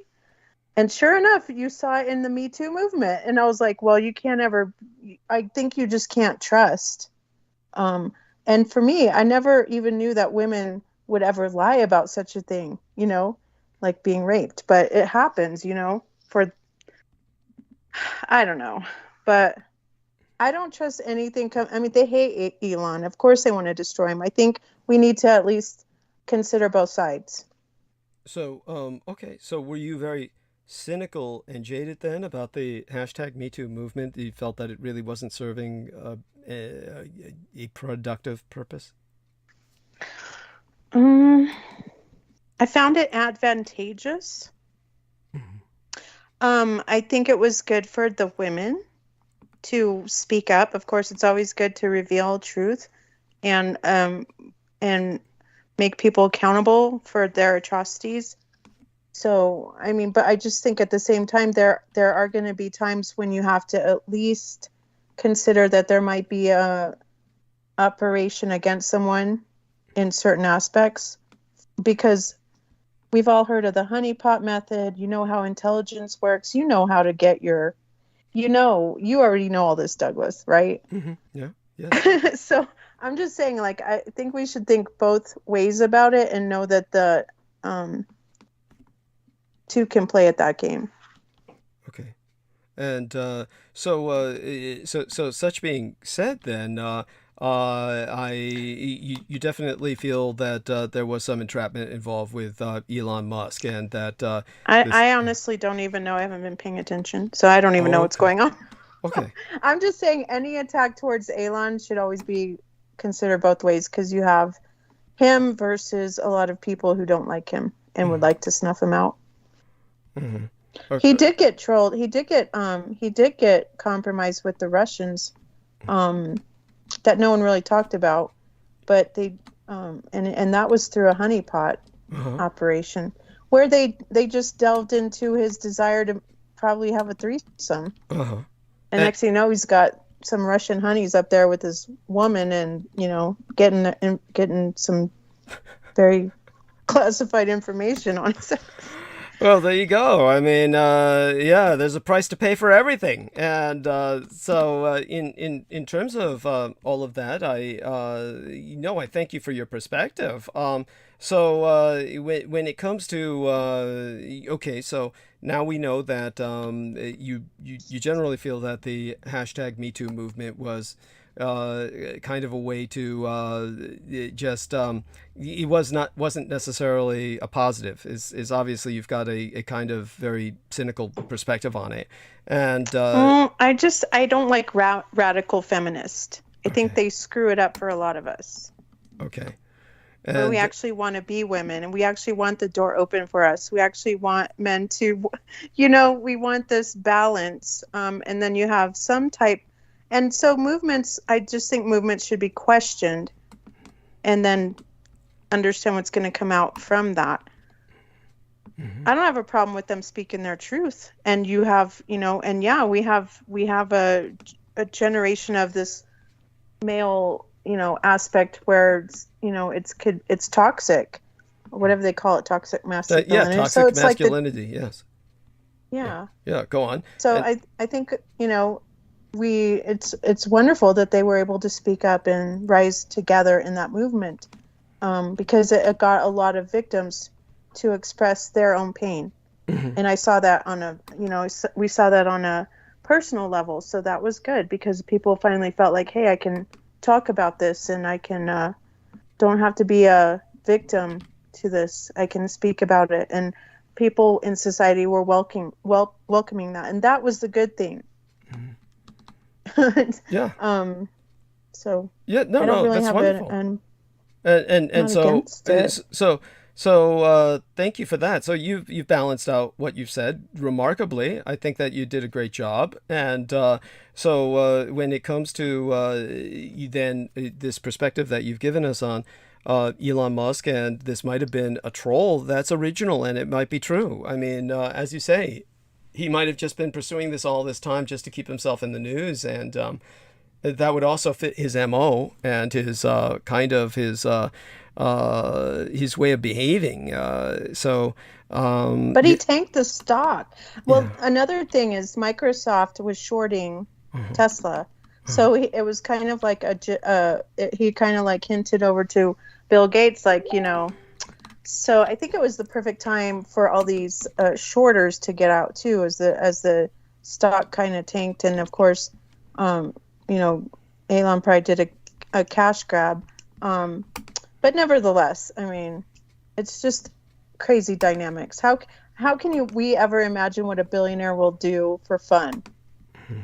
we could not imagine. No, your point's well taken. No, that's very astute. That's very astute. The millionaires have their own way of processing. Once you get to that level, by the way, as Peggy Wood Amalal says, toxic masculinity is low-key misogyny, or high-key misogyny. It's just a lot of misogyny involved, and there's different extremes that manifest.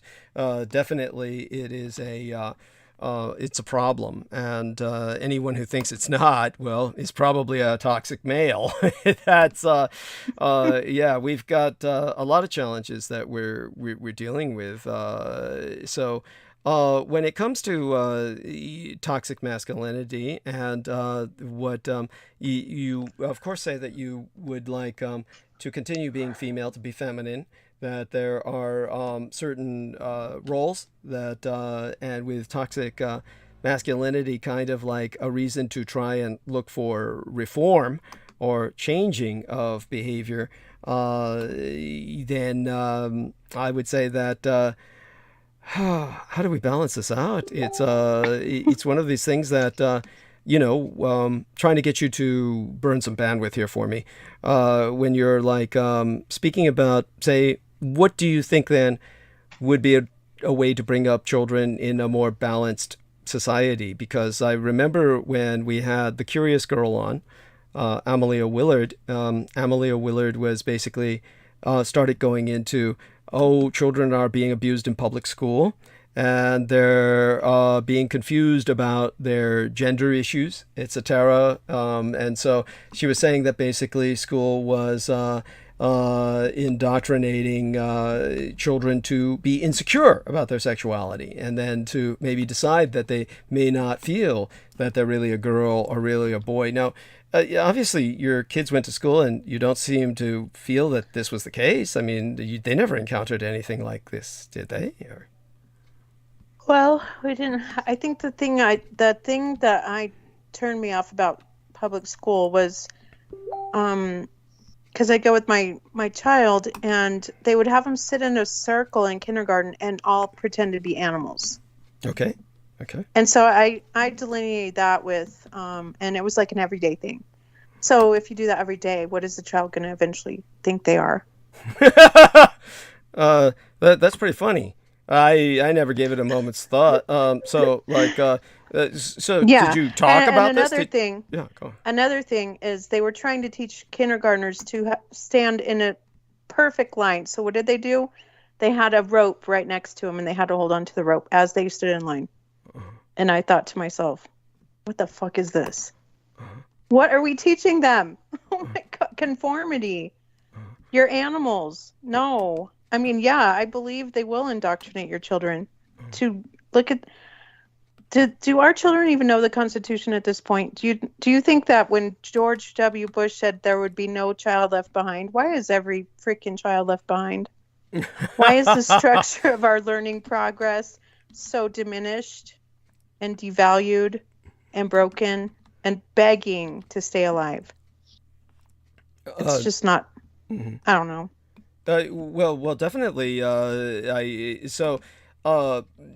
being said, so what did you participate in any parents teachers association meetings or the like to kind of talk about this? Oh, I did the minimum. Like, no, I didn't want to. I really couldn't handle being around that kind of grouping. No, because I didn't want to change it. I just want to get the fuck out of it.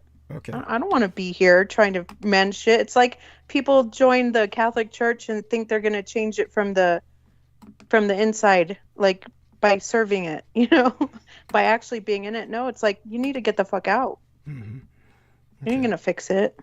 Okay. We're not going to fix this level of corruption. Okay. I mean, so that's why obviously you decided you were going to homeschool your daughter. Mm-hmm. Okay. Yep. Yeah. So and that seems to have worked out well. Such being said, then when it comes to, shall we say, by the way, I want to thank Marky Milk, who says, Douglas, please allow God to bless you, good sir. So thank you, Marky Milk. I did say that to him in the chat as well. But in terms of, it sounded like you were ready to say something else. Go ahead, darling. Oh, no, I'm just moving around. I hope I wasn't making some weird noise. No, nothing untoward, I assure you. Well, I was going to say, Douglas, I think if you would have had a different, or had been treated better throughout your life and cared for and sheltered and given all those tools that you would need, your life would have been different too, right? I'm sure.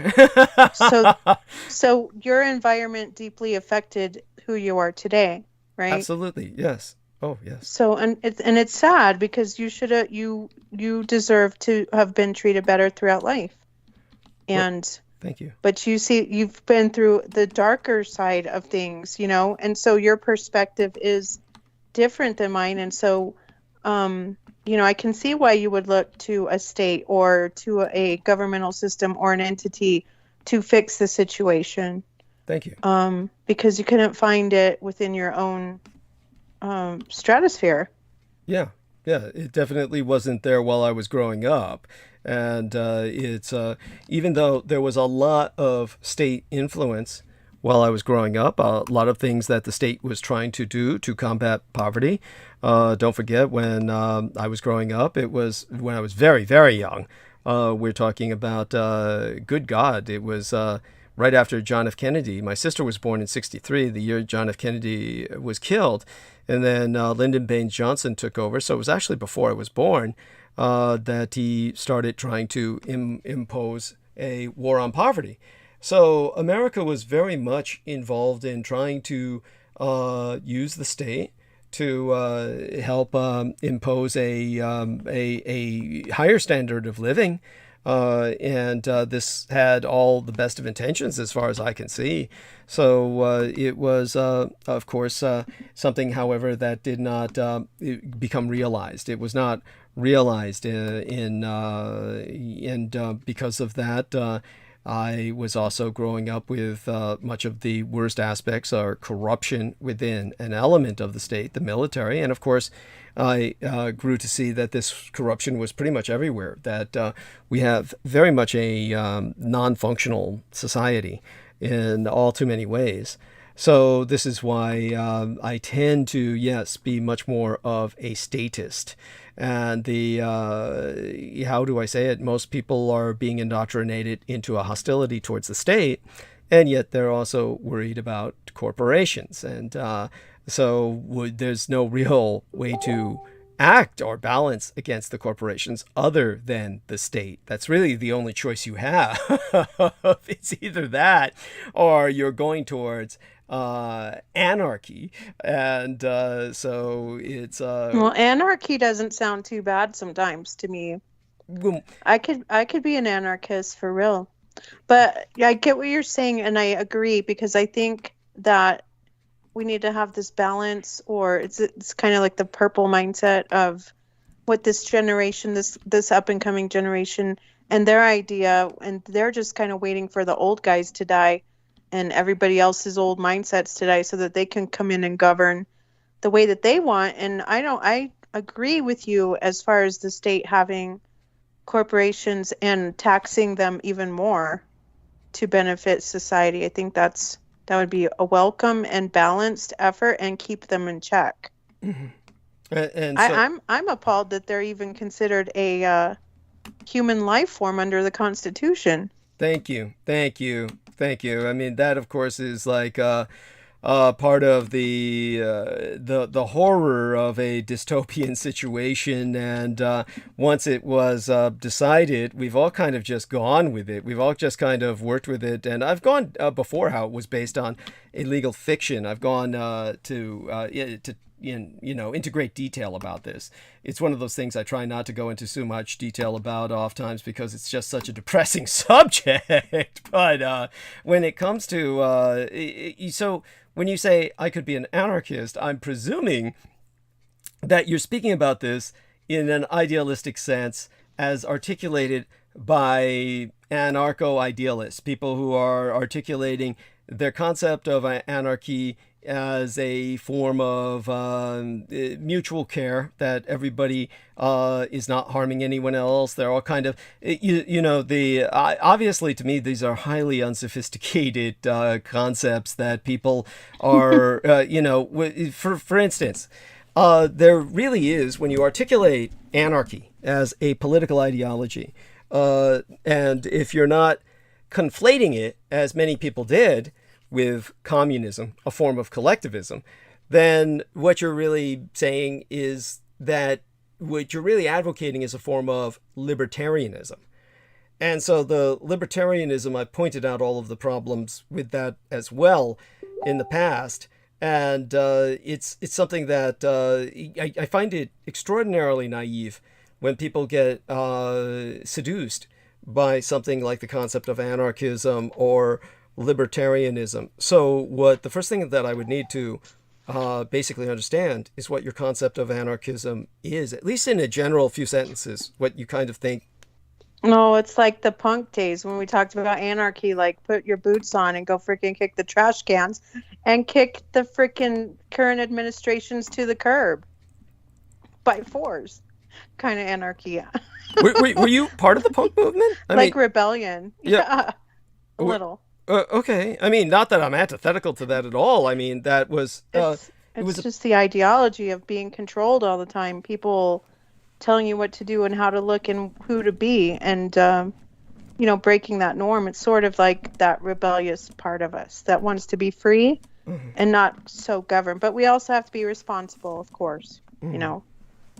Well, one would hope, yes, but obviously that wasn't the case with many of the punks. That's not what they were thinking. They weren't thinking that, a lot of them. By the way, the punk movement was pivotal in the sense of fashion and the sense of a kind of sense of aesthetic and style. It definitely was what it was. It was something that I think had a lot of positive to it, really. But I'm just looking at it from a fashion sense or a sense of aesthetic. When it comes to the idea that you just mentioned of anarchy and this kind of let's go kick the trash cans. I mean, that sounds like a nice fun night on a lark, perhaps, but it's not. It doesn't strike me as very productive. It strikes me as kind of like it's because I think their ideology was to destroy everything in sight, with no direction. There you go. So what's the attraction in that? I mean, what's that? No, I'm just saying at this point, like it could work for us, and just let them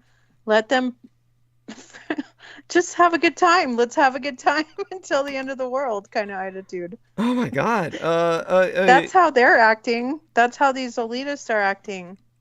Eat, drink, for soon we die. You think they don't know what's coming for them?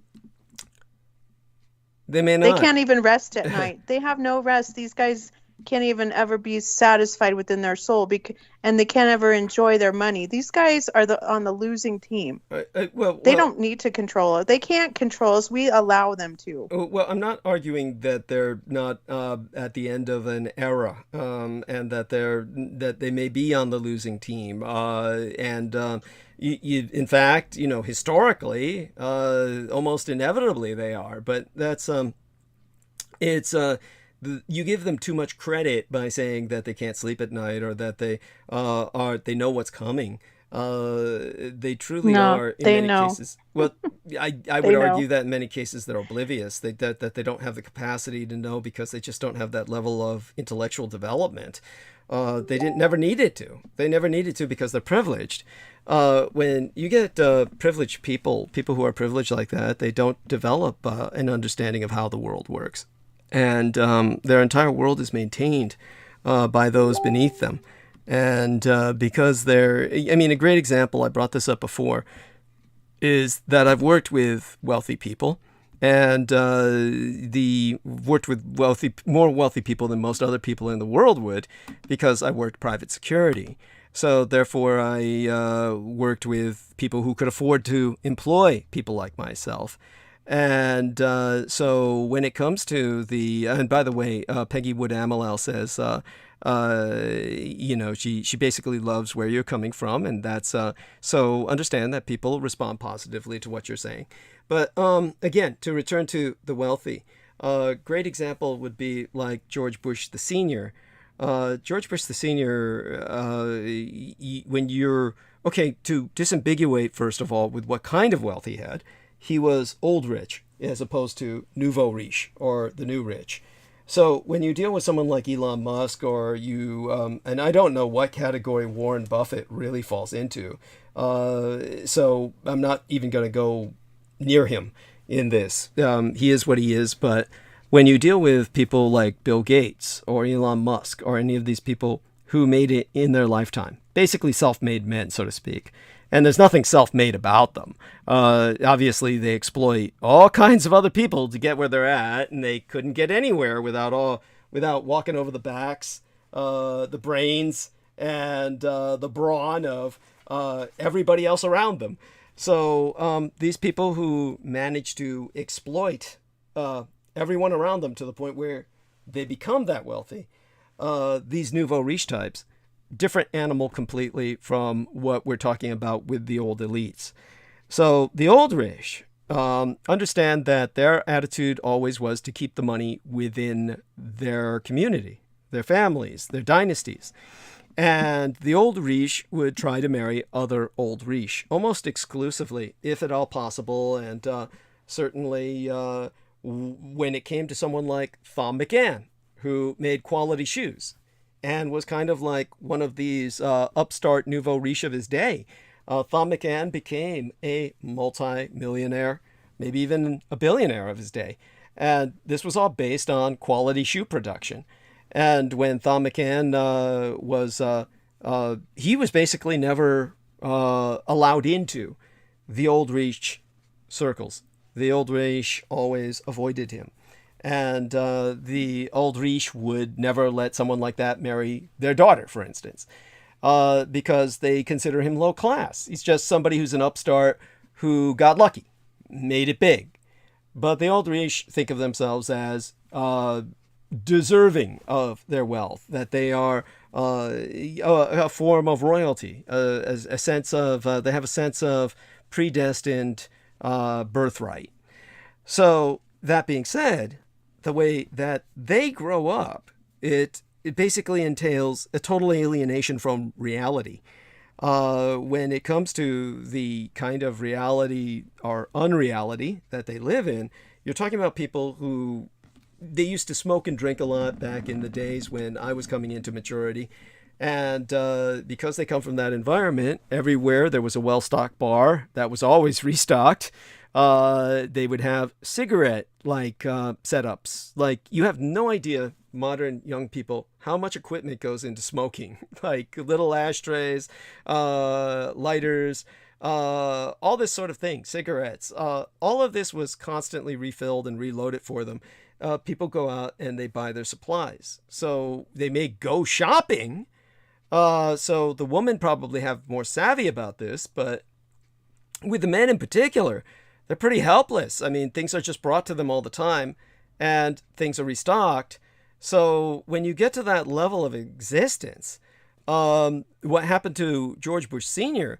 was one time somebody had this stupid idea during a period of what was going on during his administration, inflation or stagnation or something, whatever was going on. I don't even consciously recall. But somebody thought it would be a good idea for him to go out and do some shopping and basically go out there, make some purchases, and give the American people confidence in the economy that they go out and spend. He was trying to encourage Americans to go out and spend. So when the Secret Service accompanied him into a store, he went up and picked some just stupid, innocuous items, some socks, some T-shirts and stuff. And when he walked towards the cash register, he had no idea what to do.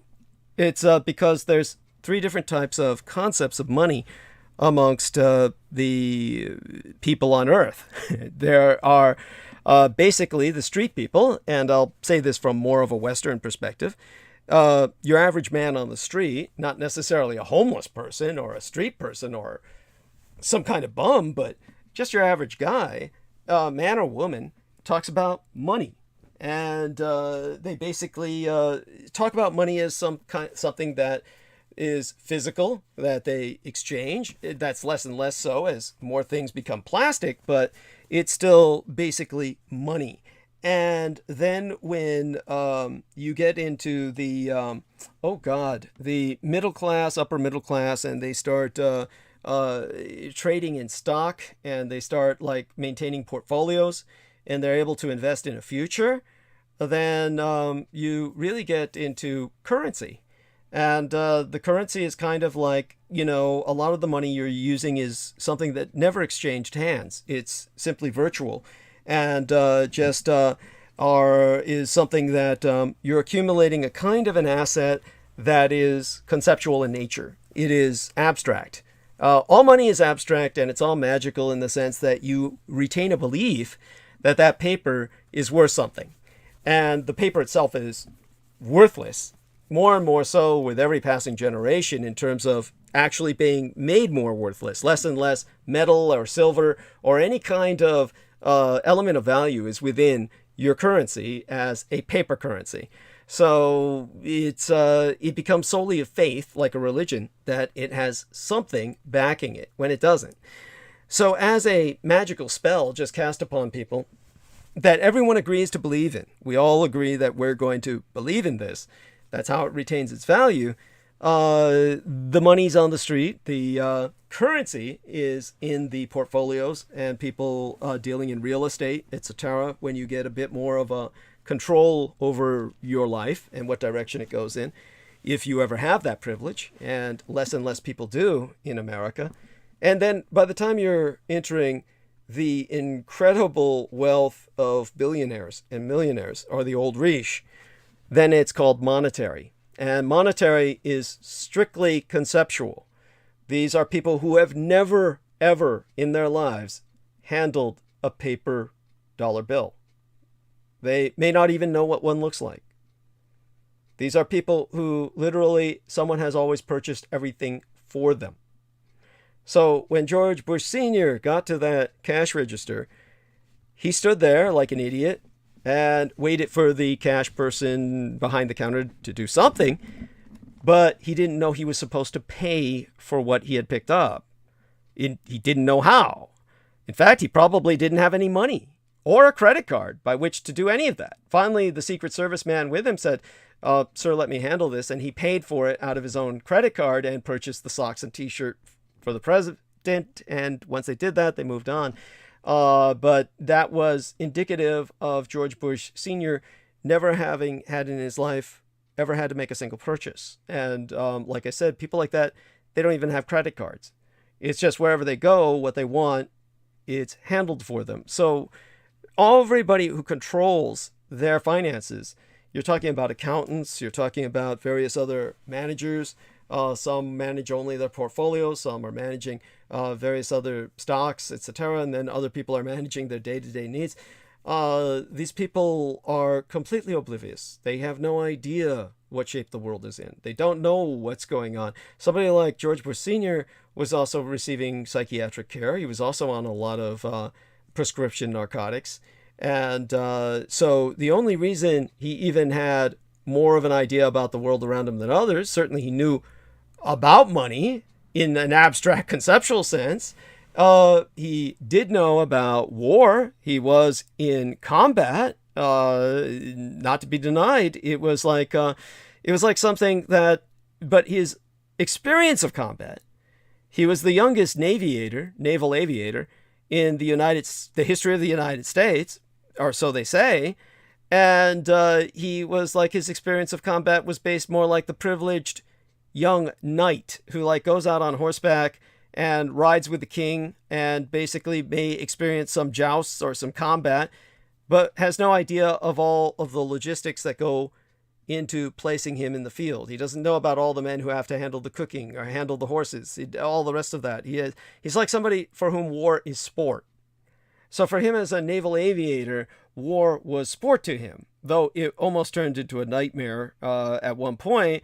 He evaded that by a stroke of luck, and also the fact that America had programs to recover its pilots, but that's a different story. That's very funny, and I'll go into that another time. But George Bush Sr. otherwise didn't know about life. Actually, I should go into that story. Basically, what happened was during World War II, he was a torpedo pilot, and at one point his plane was shot down, and he wound up at sea. And because the Americans were so incredibly wealthy, the Americans were able to afford a pilot rescue program where the pilot could take a little sounding ball and throw it in the water while they were on a raft, and the ping off that ball would help submarines locate them, and then they could use radio as well where possible, and then the submarines would surface and pick them up. Now, he got shot down near a Japanese island where, because the Japanese did not have the logistics to bring food to every island, many of the Japanese would eat the American prisoners that they caught. So at that point, there was an island in which the Japanese were eating the prisoners, and the way they would do this is, of course, they'd keep the prisoner alive for as long as possible so the meat would be fresh. So they'd chop off all the limbs first and maintain the human alive until it was time to eat the rest. And he was headed towards that fate. Basically, the Japanese were rowing out to pick him up, and that's when the submarine surfaced and fired its machine gun, and they rowed back towards the island, and he was rescued. But he knew what faced him later on in the war. He found out what could have happened to him. And then there was a time when he was in Japan as president. And when he was in Japan as president, and he was sitting down to eat next to the prime minister of Japan. And what had happened was there was a man across the table who told Bush, "Oh, yeah, I was on that island. We were rowing out to grab you when you got rescued by that submarine." And that's when George Bush Sr. threw up on the Japanese prime minister's lap at that table. You might remember that. That happened on camera. That's when he turned around and puked on the prime minister's lap, and that made it to the cover of magazines and shit. So Oh, I did not know that. oh yeah, that That's was amazing. yeah, and so you can look that up. It was, Bush Senior pukes on Japanese prime minister's lap, and his wife handled that very well. Basically, he was escorted, of course, out, and then his wife Barbara said, "Oh, he was playing with the emperor earlier today, a game of tennis, and he lost, and he hates to lose," and it was just, she made a joke of it. But that's the backstory behind what had happened there. Most people have no idea what happened with that. They all they know is that he puked on the prime minister's lap, and they don't know what was going on with that. But in terms of other than something that could have happened to him and the kind of life that he led, the reality is that our world is off the rails. Many of the privileged have no idea what's going on. Their lives are controlled by those beneath them. They're simply told good news, happy news. They think that they're nice people who don't go out and hurt anybody, even though they're running empires that are ruled by financial rapists that are plundering the earth. They have no personal knowledge of all the damage that they're doing. This doesn't make them necessarily innocent, but hopefully it puts it in some perspective. They're but Well, thank you for explaining that, because I guess we don't look at, it's a different perspective to consider, because we don't know that kind of life. yeah, who could? I mean, yeah. There's but definitely, honey, I think that oh, by the way, when it comes to working with all you did, there must have been some bureaucracies concerning care provision, concerning I had to again, this might run into privacy issues you don't need to answer, or you can answer about something else. But in order to become care provider for my parents, I had to get recognized by the Department of Human Services, the DHS of the state of California. So when it came to the state of California and the Department of Human Services, basically, because my father had been a military veteran and was supposed to get free medical care not at the VA at all, which is a welfare state for all of these losers. He was supposed to get access to full-fledged military hospitals, like Letterman Army Medical Center at the Presidio military base. In fact, that's why he moved us to San Francisco, was that goddamn military base, was because he felt it would always be there, and that it would basically be a place where he and his wife, my mother, could always get medical care. But then, because I exposed all the scandals, they closed the military base down. And when they closed the military base down, then my father could no longer go there. He couldn't go to the Oakland Medical Enlistment Processing Station, or Oakland MEPS, across the bay. Or we had, of course, Treasure Island Naval Dispensary was shut down. The Alameda Naval Station was shut down. Everything locally was shut down. The closest was Travis Air Force Base, and that was like a day away.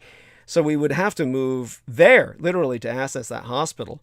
So because of that, I had to make certain that he got treated at the VA. And while I was able to transfer him into the VA, they wouldn't accept my mother because my mother didn't enter the VA system before the age of 65. And once you're over the age of 65, the VA could not accept you. It's just a stupid rule that they have. So I had to get her on the Medicare and Medi-Cal, which she had never been on because she had been what's called a military dependent. DEPENDENT. I spell that out because there's many people who have never been able to understand what I was discussing. And because she was a military dependent, she's supposed to get treatment at military hospitals, and therefore they would not allow her onto Medicare and Medi-Cal. So I had to argue with the state of California and undergo several hearings in which my own home, our place of residence, at the time we could do this, was turned into a court of law. And we had hearings in which attorneys from the state and attorneys supposedly representing myself were there to see if we could get her into the system of Medicare and Medi-Cal. And ultimately, to do that, they had to recognize myself as the care provider for both my parents, but all the money I made went back to the state in what was called share of cost. And therefore, on paper, because they were recognized that both my parents needed 24-hour-a-day care, that means I was taking care of two people 24 hours a day, so I was working 48 hours a day. And the end result was that I was making more money than the president, but at the same time, all that money went back to the state. And there's no way I could get relief. I was forced to join a union. I was forced to become part of a very large healthcare workers union, at that time, the Local 250 SEIU. And I had to pay union dues, but I got no protection from the union and no relief. They couldn't send anyone to spell me, break me, relieve me, take my place so I could go on vacation, because whoever took my place would have to pay that share of cost. And nobody wanted to pay $20,000 to replace me for a few days. So the end result was that when both my parents died, because I had made so much money in cyberspace, even though all of it went back to the state, I was taxed on all of it. And they were going to put me in jail for not paying those taxes. So I had to hire an attorney and pay them thousands of dollars so I wouldn't go to federal prison. And then the end result was they cut my taxes in half in what was called an offer in compromise that the attorney argued for. And I still paid like $20,000, $30,000, $40,000 on money I never received. So when it came to all of that, I was able to get my mother on Medicare and Medi-Cal, which, by the way, they wouldn't allow unless she divorced the husband. And so since they refused to get divorced, because she needed a separate name, because for those of you who don't know, your Medi-Cal or Medicare card is your husband's social security number, not the wife's. They use only the husband. If you're a married couple, the only way the wife can get on it alone is if the husband dies or there's a divorce. So since they refused to divorce, then I had to get them both on it. But he wasn't supposed to be on it because he had access to the VA. So I got them both on it despite that. And that was a landmark case in California bureaucratic history. And with that, of course, I did the impossible. That's amazing. Thank you. Yeah, I accomplished the impossible. But at the same time, think of all of the stress that went into that. We held multiple hearings. And the female judges always said no, because the thing I concluded was that all these women, at some point in their lives, they something horrible happened to them. And once they were in a position of power, they just rammed it down everyone else's throat. But not a single one of them had any sympathy. Not a single one of them had any human empathy. And when I was saying my parents are going to die if they don't get this, then the judges would just say, so what? I don't care. It was like that. But the way we rationalized it was that it would cost the state money because eventually I couldn't take care of them and they'd have to be placed in a state home, at which point the state is spending all the money on them. That was how we won the cases. So we proved that the state would spend all the money to take care of them if I just took off. Therefore, by paying me and forcing me to pay the money back to the state's making an incredible profit. So for the sake of profit, the state did what it did. That was how we won the case and did the impossible. But I'm just wondering, you must have confronted some bureaucracy. Oh, excuse me. I'm sorry. No worries. I'm looking at it. I thought I was on mute. Oh, no worries. Sorry. Oh, honey, you're fine. So, you're fine. I'm looking at it. Is it Dietrich versus Howard? Oh, no. I don't even know if that's in. What happened was it made a legal magazine. We had an article that was published. I've got the article somewhere, and it was like, as well, there was, they used to have it up on the wall at UCSF, the picture of myself with my parents. It was like in their bulletin board for years. Yeah. But I don't know what I'd look it up under now. I mean, this was extremely obscure. The way Beaver, my gang brother Beaver, compared it was he said, this is like Soviet law, because this is not law that takes place in a courtroom. There's no jury. It's not like when I say they turned my home into a court of law, it's just literally my attorneys and representatives, maybe witnesses are called in, people who knew I was caring for my parents. And then you had the people representing the Department of Human Services who were saying, you cannot do this. There is no precedent. And very hostile people, of course. And altogether, it was almost like the requirement was that they wanted people who hated people to work in that bureaucracy so that the state would not be burdened by taking people on. And a good example was one guy I was dealing with was this, these days people would call him a MAGA, Trumper, cultist, kind of radicalized, extreme right-winger. But this was a guy who back in those days, it was, what was it? Rush Limbaugh and shit. This was a guy back in those days, it was Rush Limbaugh was the pioneer of that. And he was like a anti-statist, libertarian. Basically, men have to work for themselves. I mean, this is a guy who's working in a bureaucracy where they're trying to get people on social programs, and he's a professed libertarian saying everybody's got to earn their own way. So his ideology, it's almost like they were looking for that as the work requisite, that you had to have this mentality in order to work with them so that they could prevent as many people as possible from making it onto programs. But when it came to the case with my parents, maybe I'll look it up and see what I can find. But when Beaver made that comparison with Soviet law, the record keeping for it is definitely going to be different. It was something that, I tried to tell people about it. I tried to talk with SF Weekly, the Bay Guardian. These are like local free newspapers in San Francisco at the time that dealt with local issues. I tried calling 7 on Your Side. I tried to make it as public as possible. So I really, was learning to advocate for my parents. And again, though, it was just an endless nightmare. And aside from that, once we were on it, just so much was miserable about it. Just like I said, just all the money that I didn't get, that I'm paying taxes on, etc. So once they died, it was just, that's why I was so much in danger of homelessness. And one of the many factors. And,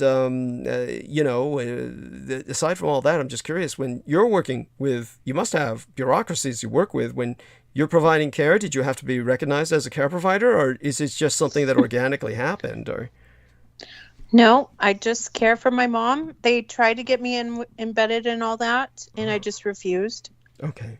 Because I already know they're going to tell me what to do, and I'm dealing with the Meals on Wheels, and I swear during COVID they work like the Stasi, even though I appreciate their service very, very much. My mom wanted to have it, so we got it for her and got it lined up. Congratulations. I'm so glad you did. Go on. Yeah. Yeah, it's a great service, and I love the people. It's just that during COVID and no one knew what to do, they wanted to know everything. They were calling up like, have you been to the doctor? Who have you been in touch with? And I would just say, what are you doing? Like, you want to know like who we're talking to, what we're doing. And they were trying to do contact tracing via the phone and stuff, and another thing is that it just got monotonous, and it was really a weird time. But I could see where the state was trying to micromanage the people because you're on a program. And I knew that if I was going to be embedded in a program like this, that's how it's going to be if I'm going to be getting any finance from it. So I already knew like way ahead of time that I didn't want to be involved with any more stuff. But no, here in Arizona, I mean, I guess compared to what you're talking about, we're like the Wild West, so we have lots of freedom to do what we want. I don't understand, like when I'm hearing your story, I could never fathom living in a place where they want to control everything like that. Wow. It's you will bear in mind, this was unprecedented. I'm trying to get my parents on basically a state insurance, and that's why. So I was getting them on a state insurance when my father had been on a military program, and that theoretically he was covered by the military. But then there was the military closure throughout the Bay Area, and that's why I had to get him into the VA, which is civilian, just so people understand that. That's not military, that's civilian. And then that was a totally different world. And then when it came to the something like what your state does, what puzzles me, and I believe everything you say I believe to be true completely. But when it comes to Meals on Wheels, the way it worked with my parents was, it was pretty cut and dry. We once we got them on the program through the help of a social worker, then that was pretty much it. Aside from maybe some surveys once in a while in San Francisco, once you're on, they don't give a shit. I mean, that's how it was before too, and they cared through Christmas. And they care to check in with her and make sure she's alive and not abused. Right. So they have to have a visual of her and stuff like that, which is understandable. Like, come and check her out, see how everything is. But it was just strange during COVID. Okay, so it during was just COVID, so weird. That is weird. Because you'd think that they'd have so much to be dealing with. You'd think that they would be dealing less with people because of all of the problems they're confronting. So that's weird. Oh, that is. It was probably a test, because at the time, and I was following the stock, there was a time when Apple and Google were going to unite under that Pelosi Heroes Act. Mm-hmm. And it was like written in that Apple and Google would get the contract and they would have contact tracing for the specific thing. And I was like, that's unprecedented, because who ever heard of Google and Apple ever working together? Right. First of all. Yeah. Second of all, for the government. So I think it was their own way of practicing or seeing what they could get away with as far as contact tracing. Mm-hmm. And they figured, that was one avenue they could try. Wow. And just to put that in some perspective, it reminds me, for a while there, and people can look this up, there was a organization that no longer exists called UCSF Stanford. And what happened was, in order to get a big grant from some sponsor, whether it was governmental, I believe it may have been private, like a cabal of private contributors wanted UCSF and Stanford to work together on something, but they could only do so ultimately if they united in a united front on the project. And so they actually united for a period of time, just transitionally, only to get that grant. And so just to get that grant, there was this marriage between UCSF and Stanford, which had that name, UCSF Stanford, and that began appearing on logos and at various, what do you call it? We used to call it paper people used to write on. The correspondence was called I forgot what they called that. It was a special name for the paper you wrote on. Was it's specially headed, then it gets a special name. I forgot what they call that. But at any rate, then they did away with it once they got the money. As soon as they got the money, then they got divorced. So, it reminds me of that. So it's amazing what organizations do, or what people do. So aside from that, honey, you've got the, I guess I can understand why you've decided to just work with what's working right now, and maybe that's for the best. But when it came to Meals on Wheels, so strange they did that during that time. But in my case, then what happened was when my parents died, I got grandfathered into the Meals on Wheels, and I received them now. But the only way I could do that was because I'm younger, because I'm not in the age my parents were. Then I had to be like on a medically indigent adult program, like somebody who's basically generally homebound or suffers from AIDS or something like that. And so I have to work through what used to be the Goldman Institute on Aging that became simply the Institute on Aging. So it's a private group that works with social work. And so it's contracted by social programs to help them because the state doesn't have the necessary staff to do what needs to be done. So it became like a private contractor, like a mercenary group kind of, for social work. And so they're the people who I have to deal with to maintain myself on Meals on Wheels. Isn't that weird? And their headquarters, they moved into, one of the places they moved into was the Presidio, where the old library is. They now are in the library I used to work in. That's not their headquarters. It's like this, they own it, but they're never there. It's like it's empty because Peter Moon and I were there with Jojo Mikołajczyk. And it's you know, the library belongs to them now, and it's kept empty. So it's weird as hell. So there you go. So aside from all of that, amazing. Go on. So I'm surprised they haven't torn down everything there at the Presidio. They tore down quite a bit of it. They tore down so much around the library. There seems to be no point in tearing down the rest. You know, some of it they've just exploited. Like the Officers Club is the oldest building in San Francisco, and certainly one of the oldest buildings in the United States. It was built in 1776. It's as old as the United States itself, so it's historic. So they maintained that for a weird-ass, you know, museum of some sort, kind of like where they put, the Officers Club is not the museum. It's still used for, like, I guess buffets and shit, but they've got, like, some museums around it they've established. It's, it's just, the whole thing is weird. It's the only it's the only national parkland where they've privately leased all of it to whoever can buy it. So that's the weird thing about it, was that because it's so controversial and its past is so evil, the way that they destroyed a lot was simply to make it a national park and then make it the only national park where they can lease it out to anybody who wants it. And so it got purchased by Lucasfilms, and then Disney moved in. So it's like the most evil people on earth have monopolized that real estate, and they've effectively destroyed all evidence, along with the military before them, of so much that went down there. So basically what's left standing is, you know, the only person who could provide the meaning of it was like what I did with Peter Moon and Jojo Mikołajczyk, taking them on a kind of guided tour. Then I was able to show them, you know, pretty much the heart of my world while I work there.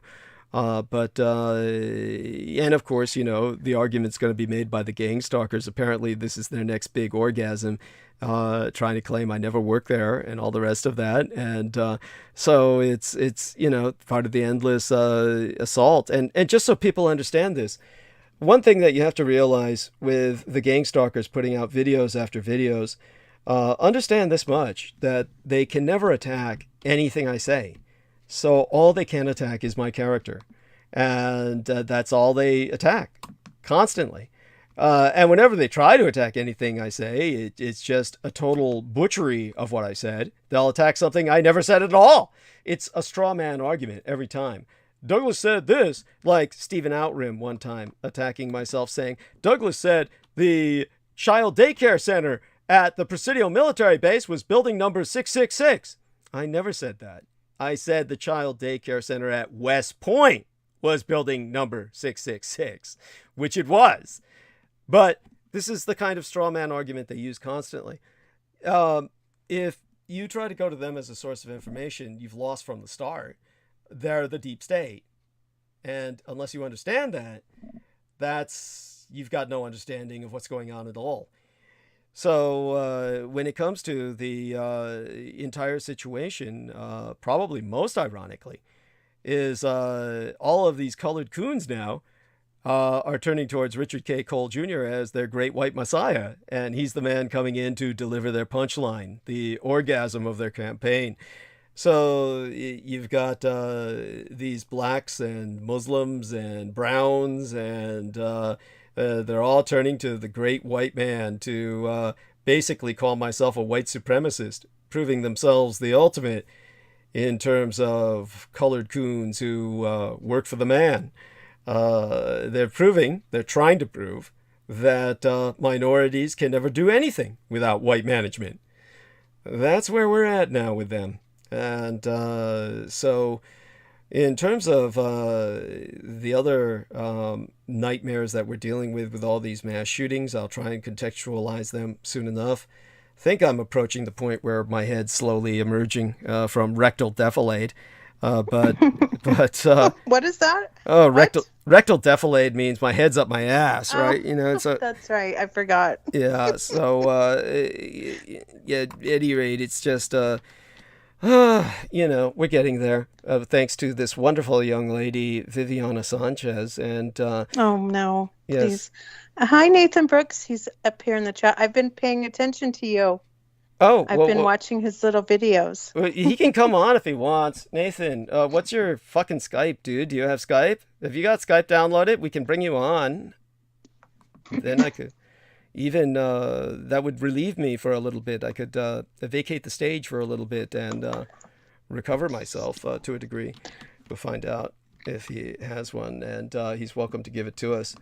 And let me take a look at anyone else who wants to come on. Is there anybody out there? And let's see if we can make another run through the phone numbers, and so to speak. So can I just ask you? Of course. Why do you think George was so affected at that moment that he vomited? Oh, God, because he almost became cannibal food. I mean, the Japanese were going to eat him at that point in World War II, and he was rescued just in time by the submarine surfacing. And so, when the guy said, oh, yeah, we were on that island, we were going to retrieve you for food, the Japanese guy was laughing about it, but George Bush Sr. was sickened by it, of course. And that's why he vomited, because it reminded him of how close he had come to being kept alive while all 4 of his limbs were chopped off for food before, they went for everything else. Okay. Yeah, there you have that. And so in my opinion, right, because he's 322, so he was like destined, or Skull and Bones, so he was like destined to rise. Do you think it was maybe a ritual? Oh, God, no, that was just the way things worked out. In terms of a ritual, it'd be more like this Texas shooting. I will give her credit later to Crystal River, but oh my God, I did not believe her. I did not believe her when she first told me that the cops rescued their own kids first before even trying to tackle the shooter or do anything about him. So I found out that what she said was true. It was, I have no words. Again, I'll have to talk about that tonight as I go into the arc of narrative, as I call it. But when it comes to that was like a sacrifice. They were letting those kids die down there in Texas. The cops were all there. They're all armed. They're all armored. There's an army of them. And they were not going to do anything to bother that shooter. They were letting him kill everybody inside.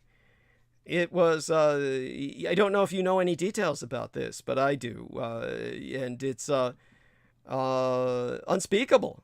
And so when Crystal River was saying that's like a sacrifice, absolutely. And I think that we've got to do something about the police, and certainly Texas. That's all those men need to be terminated immediately. That's That's just that there shouldn't even be any question of that. So hopefully they get riots and protests that lead to that. But so how do you feel about yeah, go on. I'm just gonna address Nathan really quick. Sure. He said he's presently initializing that process of discovering, downloading, etc. in Okay. Skype. Okay, good. Excellent. Maybe he'll figure it out to the point where we can finally call him, and then he can join, and certainly I know that he can engage and present whatever story or part of his life that he's willing to share. But in terms of the other things that we could go in the direction of, yeah. May I ask, who is By̶ántium? Oh, that's George Knight. Ask George Knight if he wants to come he's on. Here. Oh, good. Bring him on, honey. You have his contact. I don't have his contact. I told you I have to. They have to. Okay, wait. I remember now. Hold on. I have to go here. And I will type in his name because I figured this out. Okay. So if I just type in his name, then I can invite. I think. And now let me see if I can look at the Vivian Sanchez. Now I've got screen share on, so you can see what I'm seeing. And if you look at the screen share, you've got George Knight, honey. He's right here. See? Here? See? Use that. Hold on. I'm doing something. Understood. I'm going through I'm in the search mode. Okay, so I can't see what you're talking about because I'm trying to chat with him. Okay. How do I get back over there? Okay. Look at your screen. Should be somewhere that you can make the share screen larger, and then you'd see what I'm showing you. Here we are. And if not, what I'll do is simultaneously go in here. Oh, I can add him now. I got him. Okay. Got him. Good. Got him. Okay. Yeah. Now, just out of curiosity, honey, he should look like this. Let me see if you can see the screen share now. He should look like that. You see that? See that? See if you can. I can't so see George, the let us know. Let us know if you're on, George. Yeah. See, what I'm doing is trying to get back to you. And that's okay. You're doing fine, honey. You're doing great. You're lovely. I think you've got him, but let's find out, George. George. Oh my God. Okay. Well, let me go back into call. And oh shit. Oh my God. Oh God. Oh, here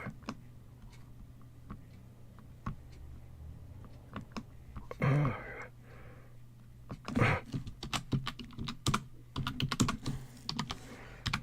Oh.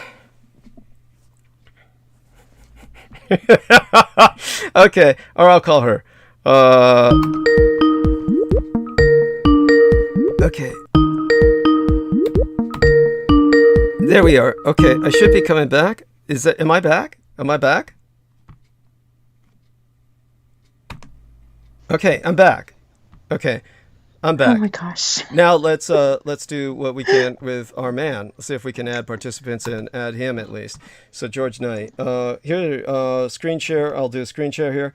Screen share. Start sharing. Okay, screen share. You can see this. All right, and what I'll do is add participants, and then we're going to go to George Knight. I have no idea what happened there. Don't worry about it. It may be you. It may not have been. Who cares? So now we're going to press the add button, and that's George. That's what I was trying to show you. This is George Knight. Okay, let's see if he answers. And and I will go to maybe our messenger box, and there. Oh shit! Ooh, whoa! What the fuck? Okay. So, okay, we're trying to call you, George.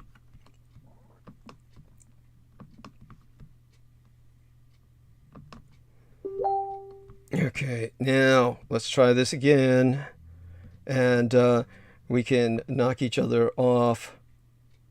What do I do? Stop calling him. Call Viviana. Incoming call. Viviana. Okay, did she answer that? George answered that. Great. Let's also knock you off by calling her now and get George back on again. Okay. Can you hear me? Yeah, thank God. And okay. So now we're gonna add George Knight again. Okay, and let's do this. Go to Messenger and say to George Knight. Okay. I added him. Okay, good. All right, let's press calling again. Calling again. Okay, and hopefully he comes on. Probably right now he's talking to himself, thinking that he might still be on.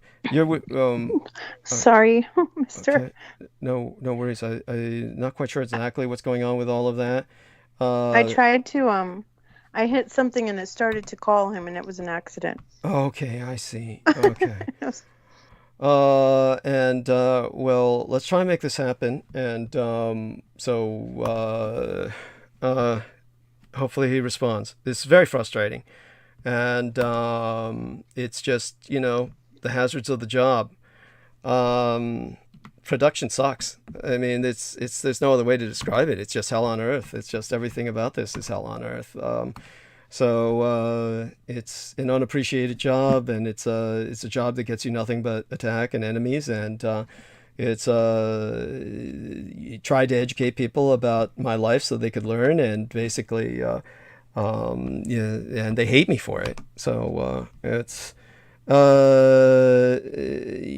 What Our Lady says, Peyud Amalel. I notice a pattern every time you screen share, you lose everyone. Laugh out loud. That's not the case, really. That isn't the case. It's God, this sucks. I mean, it really does. So if anyone can fucking come on, let us know. I don't know what the hell's going on with George.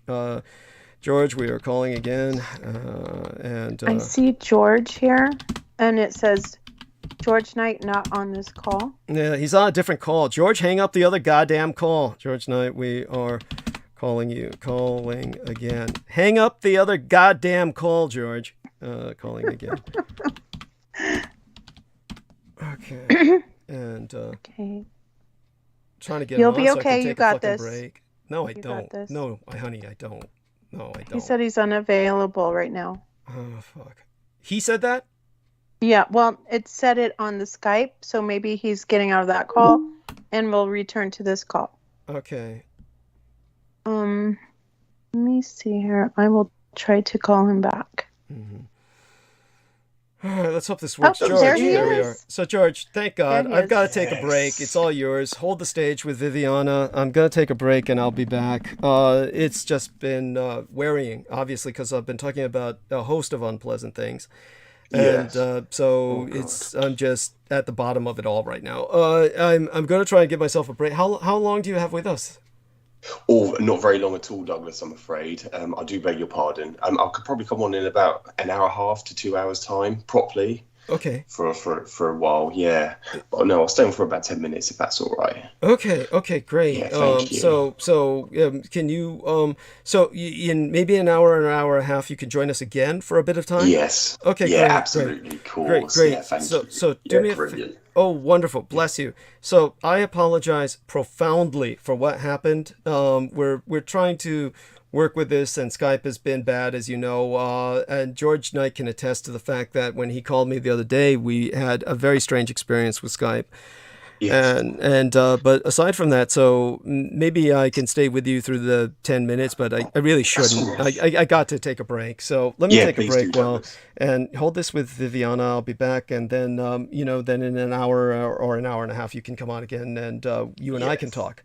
So yes, we will do, Douglas. Thank you. Bless you. I'll go mute for now. Lovely. Bless you. Thank you so much. I'll be back. All right. Take care. Yeah.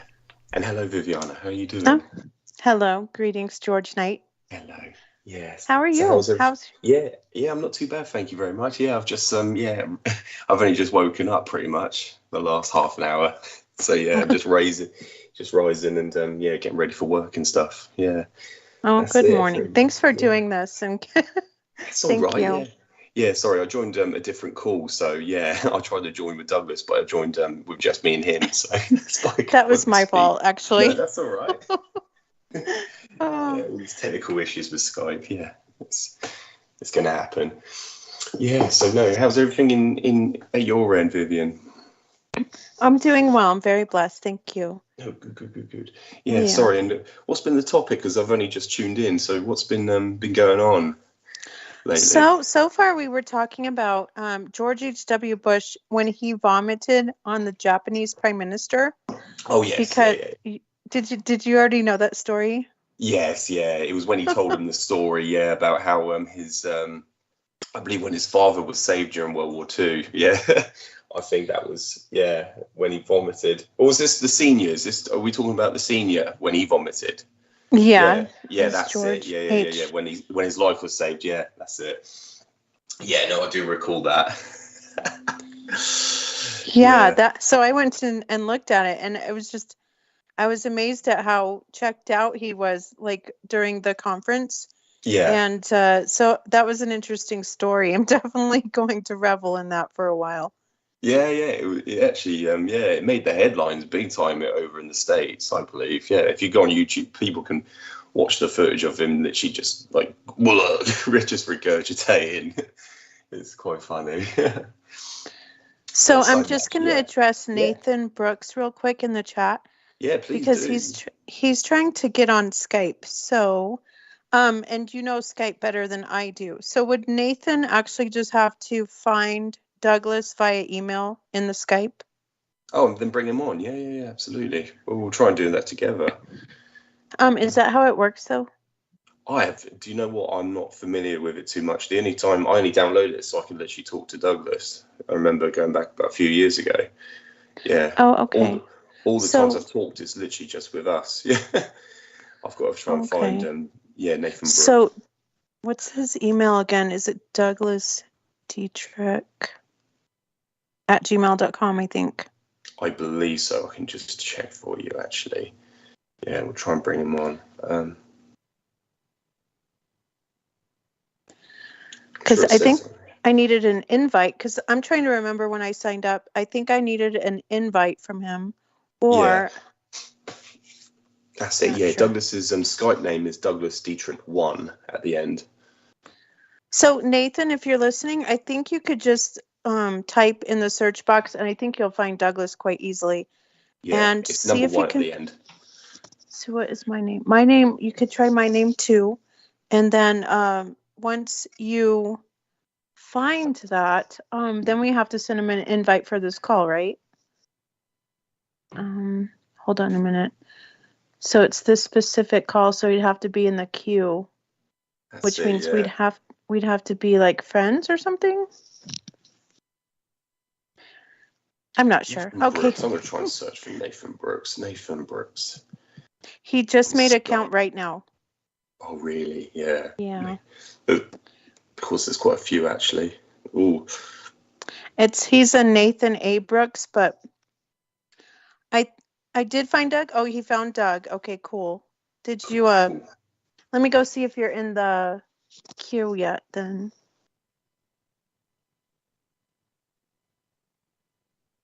Let's see, I don't see him yet.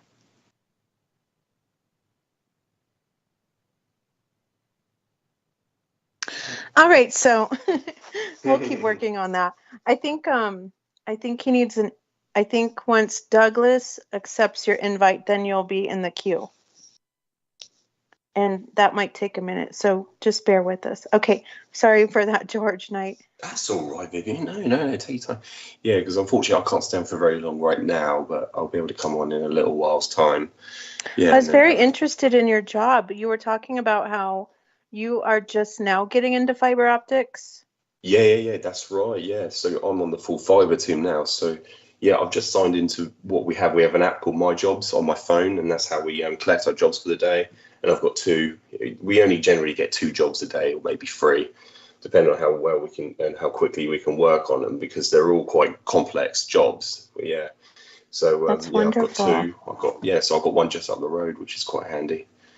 So is your area mostly fiber optics, or is that just something you've newly gotten?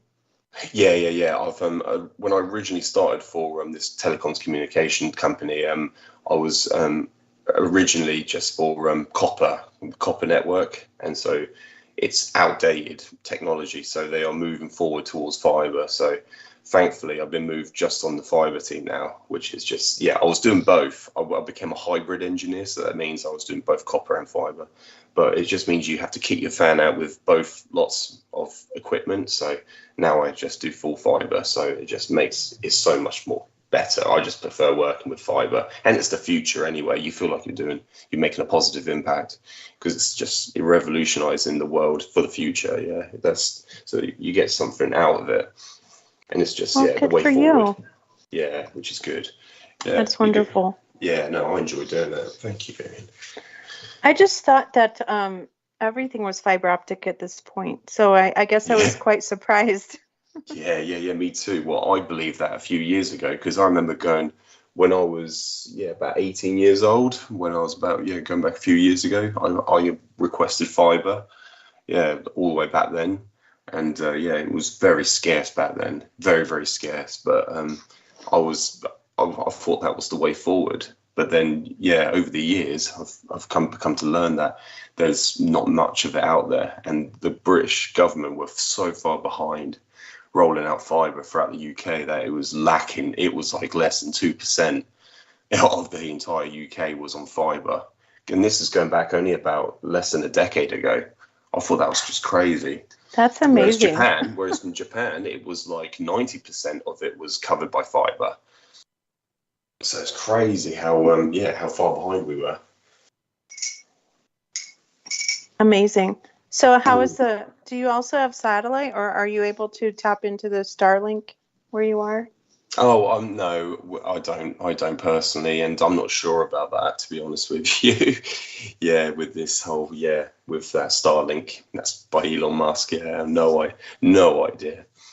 I don't think a lot of people do that. I don't know anyone that has it, unfortunately. So I've been wanting to know how the Brexit thing is going now in the situation that's currently happening in your region. So is that affecting your financial structure or anything at this point? The thing is, I think a lot of it's been ignored. A lot of people just simply ignore it, and that's how people go about their everyday lives. They ignore everything. But what we're going through is a living crisis. It's the cost of living.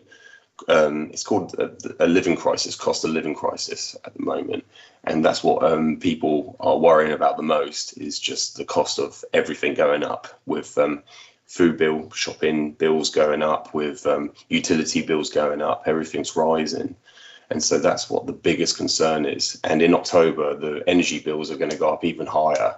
So it went up 50% a couple of months ago. Now in October, it's going to go up again. And then it's just reaching the winter months where people use it the most. So that's what people are worrying about. And thankfully, by that time, I'll have a pay rise. So, I'm just grateful for that. Yeah, oh my goodness. I'll get multiple pay rises by then. So, I'm just grateful for that. Yeah.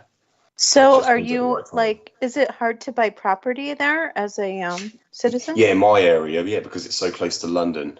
Yeah. Oh, I see. Yeah, you need a certain amount for a deposit, and then you can be granted a mortgage. So and you just pay, for 30 years to pay off your house. Yeah, that's how it works. Yeah, it's crazy. Is that like a loan from the government? Yeah, mortgage is essentially you're taking out a loan with a bank, and then you go to an estate agents and they grant you, they take you to a property, or you go through the solicitors. However way you want to, and but you need a 30 grand deposit initially. So they ask for around about 10% of the property before you can even get given a mortgage. Yeah. Oh, wow. So that's how it works. Yeah, you need about 10% for a deposit first, and then you can get a mortgage. Yeah, you need 10% of the value of the property before you can get given a mortgage. Yeah. So that's interesting. So you're also going through the struggle of inflation like us. It's I think the whole world. Yeah, exactly. Yeah, it's just it's getting ridiculous and scary. Yeah, but they were saying that they were gonna try to control it somehow. I'm not really sure how that looks, but they were talking about it in a financial form, and it was so they want to kind of have. Is it called quantitative easing, or I'm not really sure, but they were. I think the big financial guys at the helm are going to try to make it to in a process of like ebbing and flowing, so it's not so bad. Yeah, obviously with inflation over time, it will come down and it will rise again, and this is just the course of how the process works. Really, I don't have any much to say on that. My partner's mother keeps track of what there's these financial advisors, these people, these so-called gurus that help people, support people with trying to save money, and even they are struggling to come up with a solution. Really? because everything's going up so dramatically, so drastically, but not by like a percentage or 2%, by literally up to 50%, which is just crazy inflation, and everything is just going up. Everything is going up. Food bill, your food shopping bill is going up, your energy bill, your utility bills, the cost of, and the government coming up with some very crazy solutions, very, very crazy. Like the one proposal I saw that was raised in Parliament in the House of Commons going back a few weeks ago was they were going to scrap the MOT. So, to certify your car to be, MOT'd every year, that it needs to go through an MOT. So it's a maintenance check of your vehicle before it goes through to a service. In order for you to have an insurance, you need to have an MOT. Otherwise, you're not, the vehicle's not fit to be maintained, roadworthy. Otherwise, it might, cause accidents. And they were planning on scrapping that. And I thought, that is just, you're asking for trouble. But that was one proposal they come up with, which obviously they scrapped straight away because it wouldn't be viable, because the amount of accidents you have on the roads and the amount of, catastrophes you'll have. Oh, God, it was just like things like that they were coming up with, which doesn't make any sense. But yeah, that was in the news, that they were going to scrap the MOT certificate that you needed.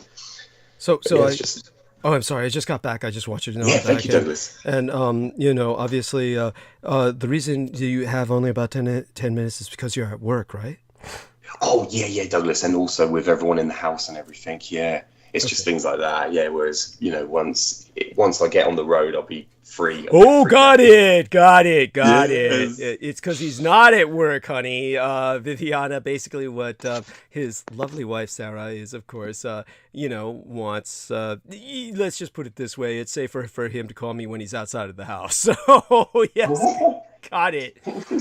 Oh, understood. Well, how nice of him to come up and help us out with this gap period. Yes. So sweet. Please continue. So you were telling everybody about the astronomical inflation in England. I mean, it is, just like a state of war. And so they're, as you said, they're trying to ad hoc or stopgap some solutions. How did Viviana get you on this track? Oh, we were just discussing some, because Vivian was just asking about inflation. Is it the same in the UK as like it is there? It's worse. It's worse, honey. Yeah, the UK is very dependent on a lot of external logistics, more so than America. Yes. Yeah, go on. Oh, much so, because we're, comparatively by size comparison also, we do rely on a lot of the supplies from the European, continent, or the European peninsulas, over Europe. It's all foreign, it's all imported in. The majority of our, resources, we can't have them.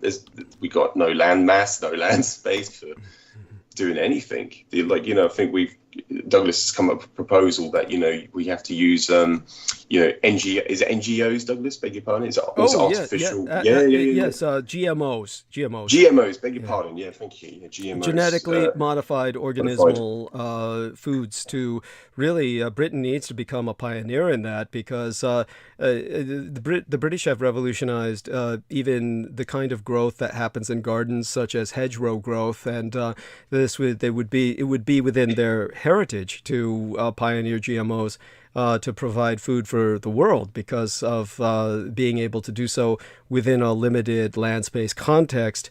it's a necessity. And yes, by all means, continue. I mean, I'm just so glad that you checked in with us, and believe me, it saves my ass when you do this. It was a hard night because it was hard subjects we were covering. I don't know if you heard any of it earlier, but you probably No, I haven't, Douglas. No. What else has been discussed? Beg your pardon, because that was my first question for Viviana. It was. We were discussing. Yeah, and she mentioned about George Bush Senior, the father to George Bush Jr. Oh, that would be a hard subject. I mean, that's just morbid entertainment. She was that probably was what she found most visual, and therefore as a lurid image, that's what came to her mind first. But no, we were spending the majority of the time talking about the care provision I was providing for my parents. Yes, and, of course. And the kind of bureaucracy I had to go through to get acknowledged for that, and also the problems that created. In order to maintain them on insurance, I had to become a member of a union, and then it was like then when they died, the money that I never received because it went back to the state in what's called a share of cost. Then I owed back taxes on it. Yeah. Oh, no worries. No fault of yours. It was like, she even said, I apologize. I got a reminder. It's no fault of hers. Yeah. So, it's certainly, but definitely we do not have a environment, a society that's prepared to take care of the elderly at all. It's simply people have never lived to be this age historically, for the most part, in such large numbers. So we have an age wave, which is going to result in a gerocide simply because, as the baby boomers get old, then there's no way society can take care of them all. So Exactly. and with that being said, of course, so that's what we were talking about. And when I was talking about my parents' medical cases, and then of course fighting the bureaucracy to get them on the insurance that would cover them, a kind of a Medicare or Medi-Cal here, which is like the closest we can get to the National Health Service of England. Yes. And it's still a world of difference in terms of just what it means. But, that was what was so depressing. Just reliving the horror of that. I mean, because I went through that for 11 years, and, the horrors was awful. Also, the incompetence and corruption of the medical doctors, the paramedics, everybody involved with the system. All such being said, so what time is it in England? Oh, it's exactly 2 minutes to 6 in the morning. So it's nearly 6 a.m. Oh my God! Yeah, in the UK. What time do you normally get up? What time do you normally get up? At about 5? I set my alarm for 5:45, but I actually the cat was meowing. So woke me up about 20 past. Wow! So I got up. That's amazing. So I didn't even know that I think you may have told me once, and I totally forgot about it. I never even knew your family had a pet cat. I didn't retain that. Is that the only cat? Oh, sorry, Douglas. Obviously, we lost the doggy, Timmy, his little miniature schnauzer, back in February. Yeah. We lost Preston last year. That was the third cat, but there's two cats. There's a Maine Coon, and then there's a half-breed Maine Coon. And the half-breed Maine Coon was meowing. Little Sia, it's a girl. But when there was 3 cats initially, 3 of them. Holy shit. And when Sarah was pregnant, I was doing the cat litter. Obviously, I don't do it much anymore, but it just gets, because they don't really go in the cat litter, the other 2. But Preston, the one who died, he was using it all the time. So, yeah.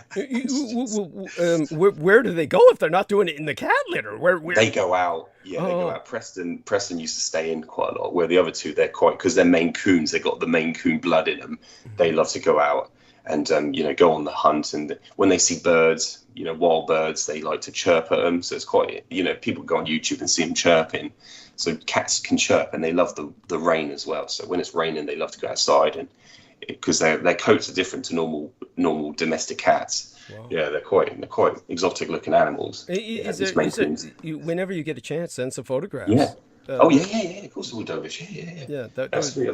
But I've forgotten you on my iPad. Yeah. By the way, just so you know, it should be the man who changes the cat litter. So when you get an opportunity to do so, because women are much more vulnerable to toxoplasmosis, Oh, that's the. I taught Sarah that, Douglas. I learned that from you. I remember hearing you say Yes, that, and I said to her, "I'm doing it all the time. You're pregnant, and and afterwards, Good. Oh, good man. Yes. Good man. Yeah. Such a gentleman. Good. Good.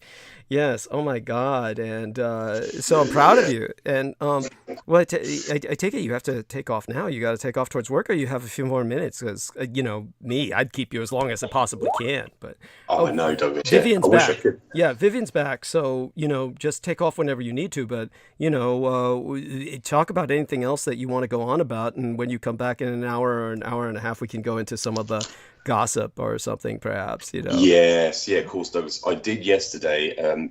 From what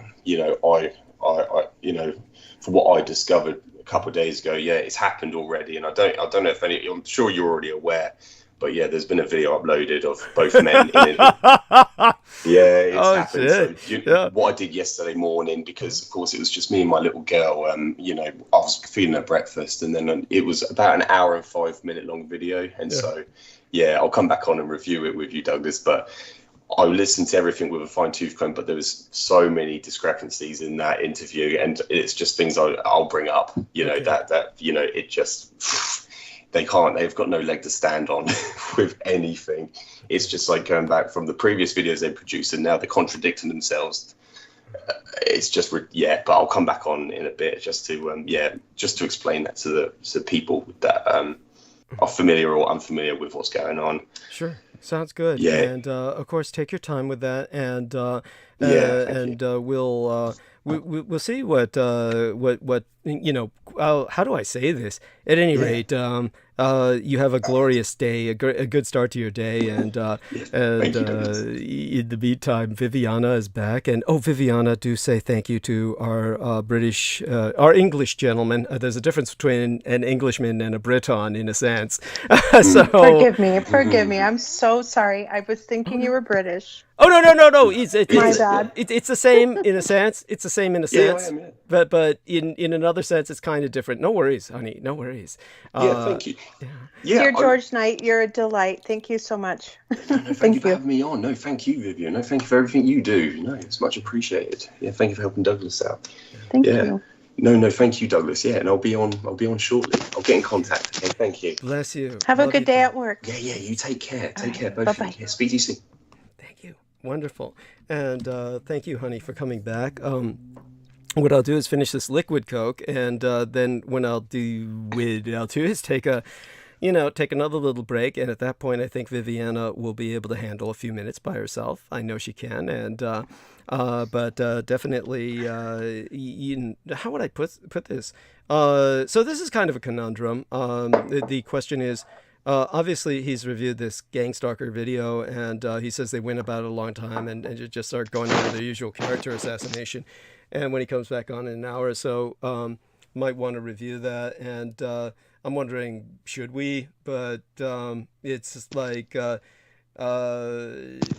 it's because the only question I have about that is that it has potential just obviously to turn into, just they're so crazy, it just goes into a cycle, right? I mean, if we say something, then they're going to create some other stupid video saying something else. It's almost like, well, what they're doing is they're dragging you right down into drama, so that they have stuff to talk about and drag your name and destroy your reputation. So yeah, no, I understand what you're saying. So would you recommend that when our man George Knight comes back, that maybe we just talk about something else, he and I, rather than along with yourself, of course, if you're still with us at the time?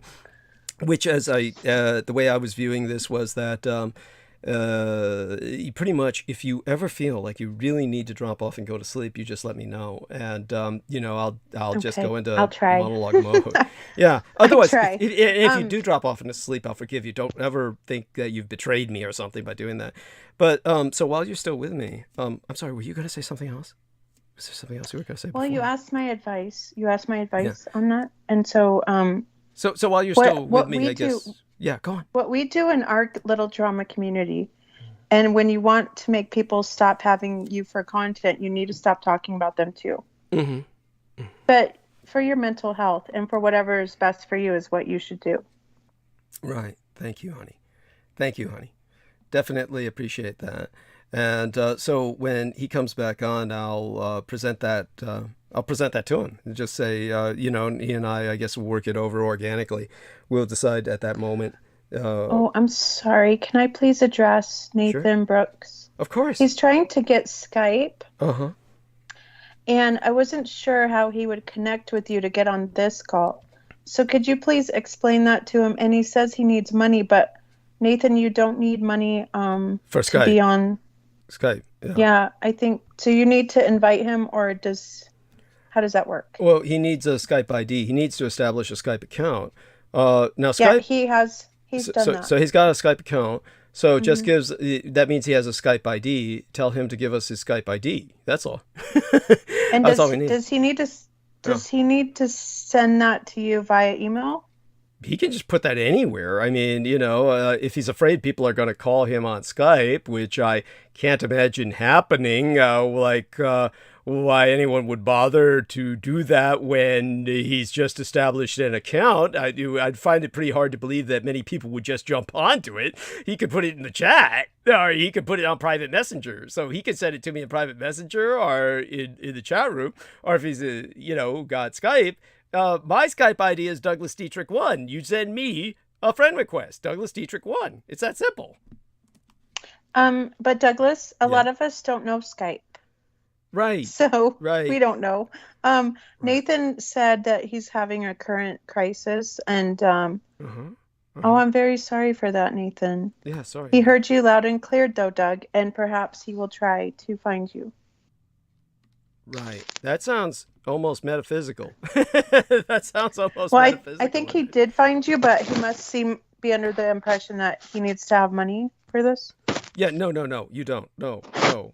I'm surprised he would be under that impression, because if he downloaded it, he must have seen that he downloaded it for free. By the way, we'll work it all out. In the meantime, honey, do me a favor and hold the stage for a few minutes. I'm going to get a wanker out of my eye. I have these eyelashes that are constantly falling into my eyeballs. It's so frustrating. By the way, there's a little noise. It's almost like there might be someone else with us, or is that you doing anything? It's probably my headgear. Oh, okay.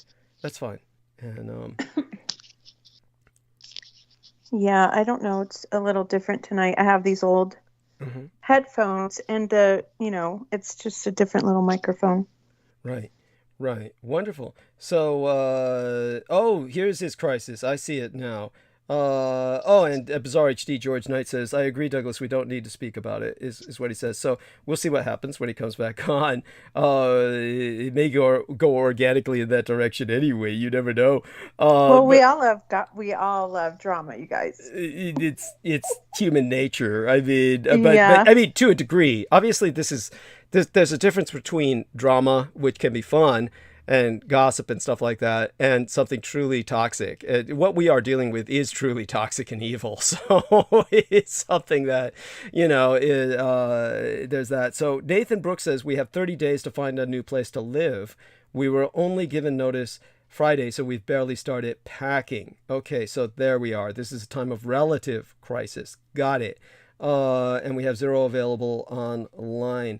So the Skype is free, but it may be a question of time. So I understand what he's saying. So what I'm going to do is, I think that, like you said, I think he was confused and thought you had to pay for it. But such being said, that's not the case. We'll see what happens. And in the meantime, so darling, let me get this out of my eyeball. I'll be back in a few moments. And, so in the meantime, I know you can handle things easily. Talk a little bit about whatever you wish. Okay. Thank you, honey. Okay. Right. Why, thank you, sir. Thank you, ma'am. I'm a little bit, eek. I'm like, eek right now. Okay. But I'm here and you're here. And thank you for being here tonight. Welcome to the Douglas Dietrich Show, the one-man show. I always have to remind him because he could do very well just without us. I'm honestly sure of that. But thank you, George Knight, for also helping us out. And you are Bizarre HD in the chat. Okay, thank you, sir. So, with that being said, I don't know what to talk about now. See, now you have me tongue-tied and twisted. Let me go see. honestly, I have not been very interested in anything in the news or in social media or whatever people are talking about in the world. I have buried myself in absolute nothingness to kind of stay in this, and it's probably not a good thing if I'm going to be supporting Douglas. It's just that the times that be are just so strange at this point. I don't feel like engaging with it. I want to join the crowd of eat, drink, for soon we die and just have a good time and kind of, melees the days away. But forgive me if I don't really have much to talk about. If you were in chat and you wanted to talk about something, please bring that up. But do know that I do come from a drama community, and we love to talk about everything drama. So it's just wild and crazy. And so if you find me on YouTube and you see the videos I make or whatever kind of topics we're relaying, just know that it has to do with nothing but problematic people.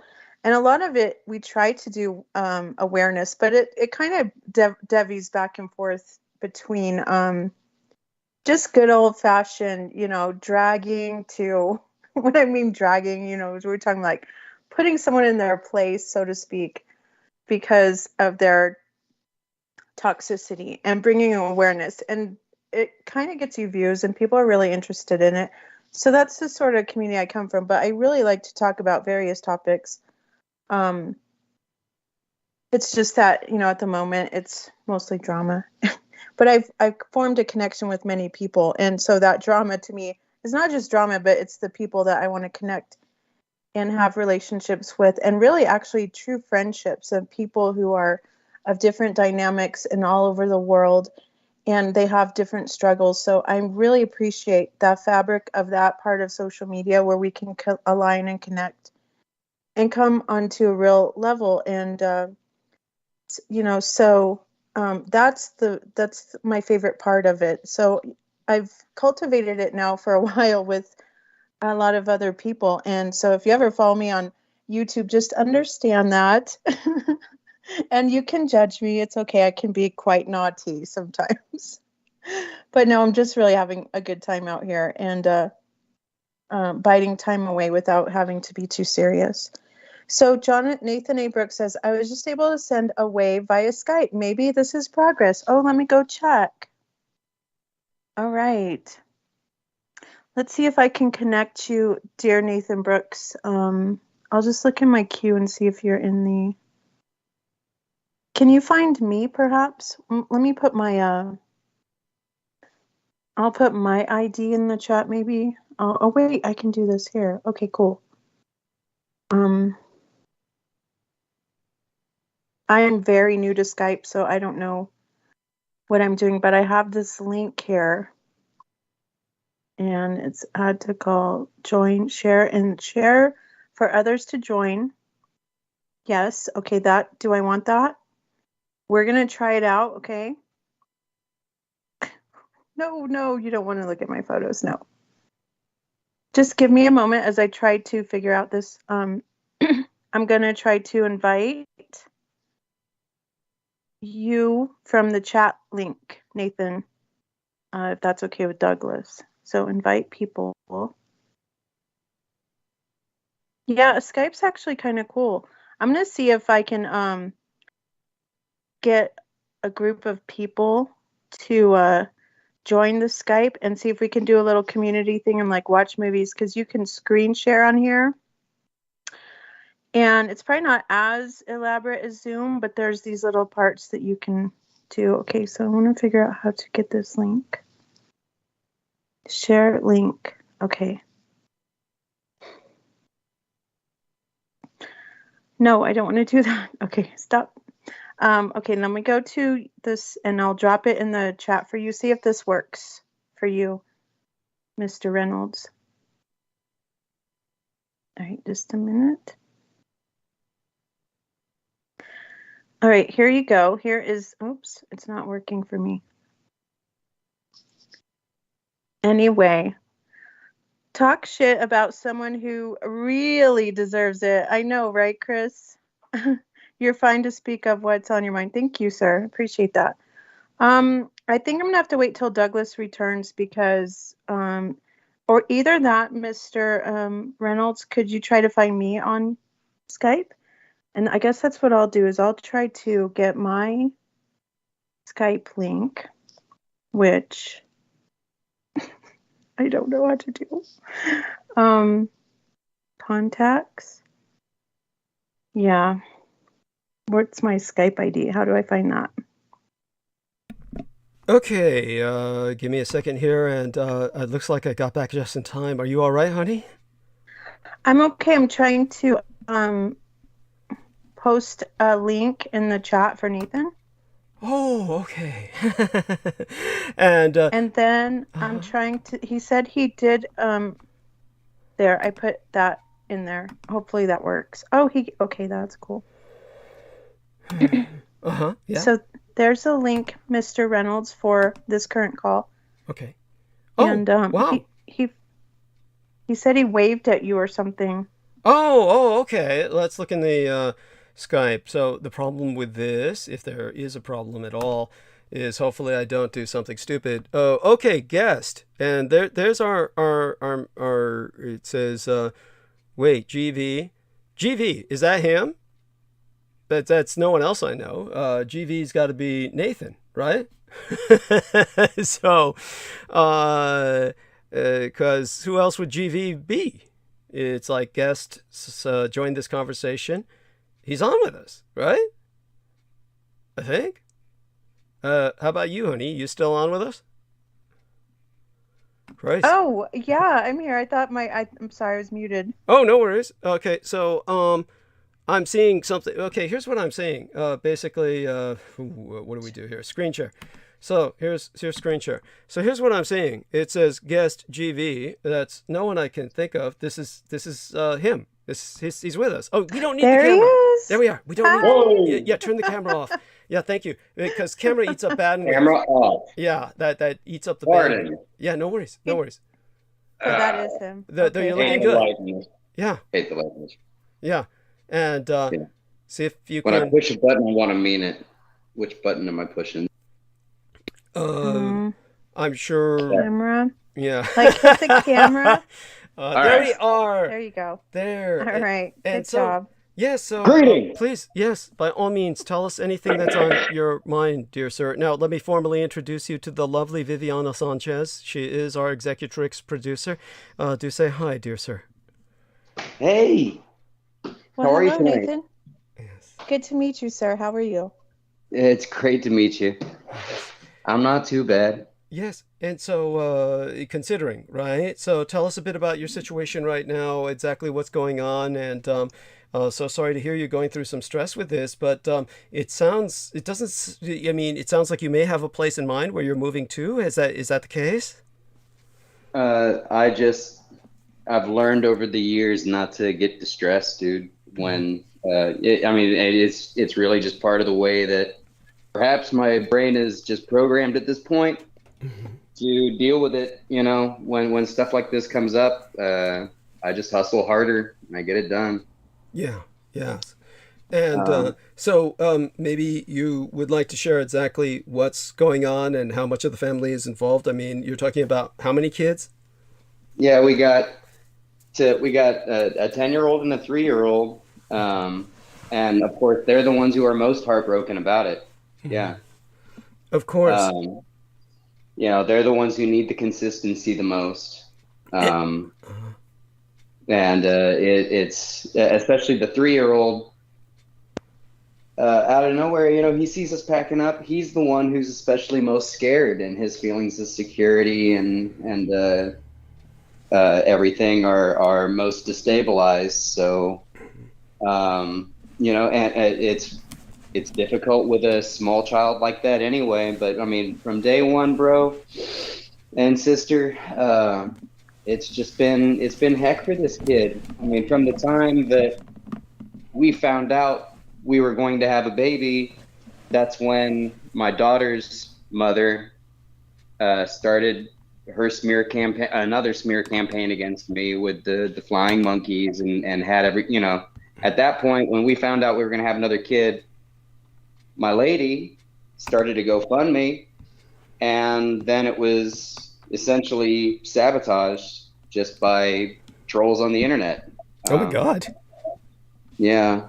I mean, that was just with meeting, not to mention how it was all twisted against my daughter, because, you know, she's been isolated from me. And then her mom controls the information and, you know, tells it to her a certain way, and has poisoned your daughter against you. Okay, he dropped. Oh my God. Well, there we are. He seems to be still. Did you press your mute button? I believe you have your mute button on. Okay. What matters is that everyone can hear myself, and we're going to try and bring this gentleman back on. How about you, Viviana? Say something. Let's just test our audio. Yeah, I'm here. Excellent. Good. That works. So, that being what it is, looks like they got him. Oh my God. They got him. Now I understand he was kind of a targeted individual, and, you know, hopefully he can join us again. I think he's on mute, and he's trying to find the mute button. So try and find the mute button and unmute is what I think is going on, because we're not getting any indication that he was knocked off the call. But definitely the fact that you were able to bring him on. I still see him. Yeah, the fact that you were able to bring him on, Viviana, is very impressive. Thank you very much. Yeah. Why, thank you. Yeah, and so it was hard. It was the work. yeah. Live and learn. It's live and learn. I mean, you know. Well, no, it was all him, because he had to get the account and then find you. So I didn't do anything, honestly.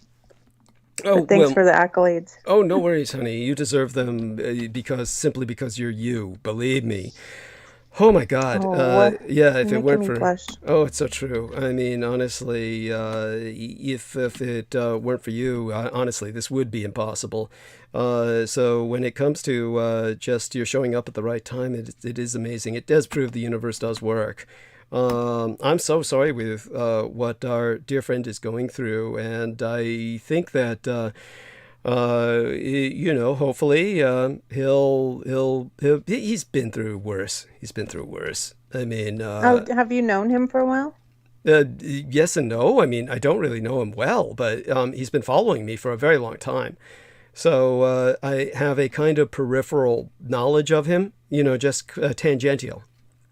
And I knew okay. Yeah, I knew, you know, in other words, just from whatever he put on his Facebook timeline and the like. And by the way, I'm so glad that George Knight heard us and said, yes, we don't need to talk about it in terms of, you know, the gang stalkers. I think that in terms that people can understand, we've set the narrative so that they have context for what's going on. If there's any gossip with which to further contextualize them, then we will, you know, continue to provide that. But it's mostly going to be organic and in snippets from this point forward. We did what we had to do. Just so people understand a kind of working parallel or analogy. You had Richard Gere. And do you remember that particular actor, honey? Yeah. Yeah, so Richard Gere was, of course... I think the movie that really made him, or his career, was Pretty Woman. If that's pretty much what we first remember him in, right? Yeah. Yeah, and so what happened with Richard Gere was that a whole bunch of vicious people felt very angry with him because he became very Buddhistic. And when he got very Buddhist, then... a lot of people probably felt he was being holier than thou, and this is how people are. They wanted to drag him down, and because he was, I don't know if he was ever a ladies' man, but he was kind of a sex symbol, and because he became such, then they started attacking him, and they started claiming that he was really gay, and they started claiming that there was this infamous, just notorious... Oh, Nathan is back with us. So true. Yeah. So Nathan, please continue where you were. Take Oh man. Okay. Well, I'm sorry about that. Oh, what was that? It it wanted me to sign back in order to continue, and then it asked me if I wanted it to make sure, like, I guess I suppose in 5 minutes, hey, you want us to sign you back out, or you want, is that it, no. So, hopefully it doesn't do it again. Well, I suppose we'll see. And, Appreciate that. yeah. And the patience. Yes, of course.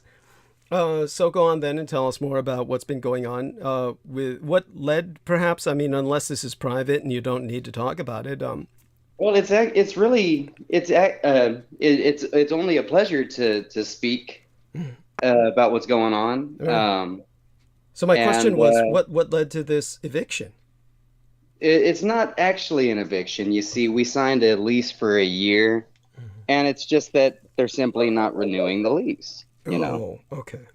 So, that's what it is on paper. But there is actually quite a bit of drama that's been going on with the, not the owner herself, but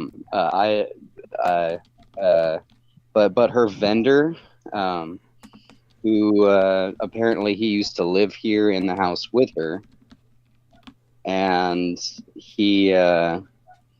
I suppose it all actually came to a head. There was really no static until we went months with no heat. We went until December with, we have a hybrid gas electric heater. And I kept telling them there's something like a pilot light in there, need a guy from the gas company. It's not our job to turn it on. We don't own it. We're renting. But told him, and he just wanted to treat me like I was a child, like I didn't know what I was talking about. Oh, and oh shit. Oh shit. They got him. It's the gremlins. Yeah. What happened now? I have no idea, but I'm sure Gosh. it's it's it's just he's new with it, and maybe a bit nervous. And so if you can get back on, Nathan, go ahead and do what you can to get back on. And in the interim, so to continue with the Richard Gere story, so a bunch of people thought it would be funny. There was a infamous torture technique back in the Middle Ages that they would take rats and force them up a tube into someone's anus, where they would tear the person's insides out, basically rip through a person's entrails. These would have to be rabid rats, and they're forced up the tube with probably flame on the other side or something. But at some point, some experimental sexaholics, some experimental sexaholics, predominantly in the gay community, where there's a kind of overwhelming desire after a while for new types of anal stimulation in certain crowds, basically began to have gerbils that were declawed, or gerbils that were just active, would run up a tube, which would then begin to basically anally stimulate them. This became an in thing. And obviously this was rare, and this was not something that people were normally engaging in, but it was bizarre enough where people started the rumor that Richard Gere was doing this. Now, Richard Gere, his problem was he wanted to be a Buddhist and say, I am above this, that it's like the lotus above the mud. I am not going to dignify this with a response. I am going to just hold myself above it, and that is absolutely the wrong response. You cannot not respond. So the problem was, by this point in history, when I brought that story up, the other day I was on the Skype call with George Knight and Peter Moon, and Peter Moon said, I thought that story was real.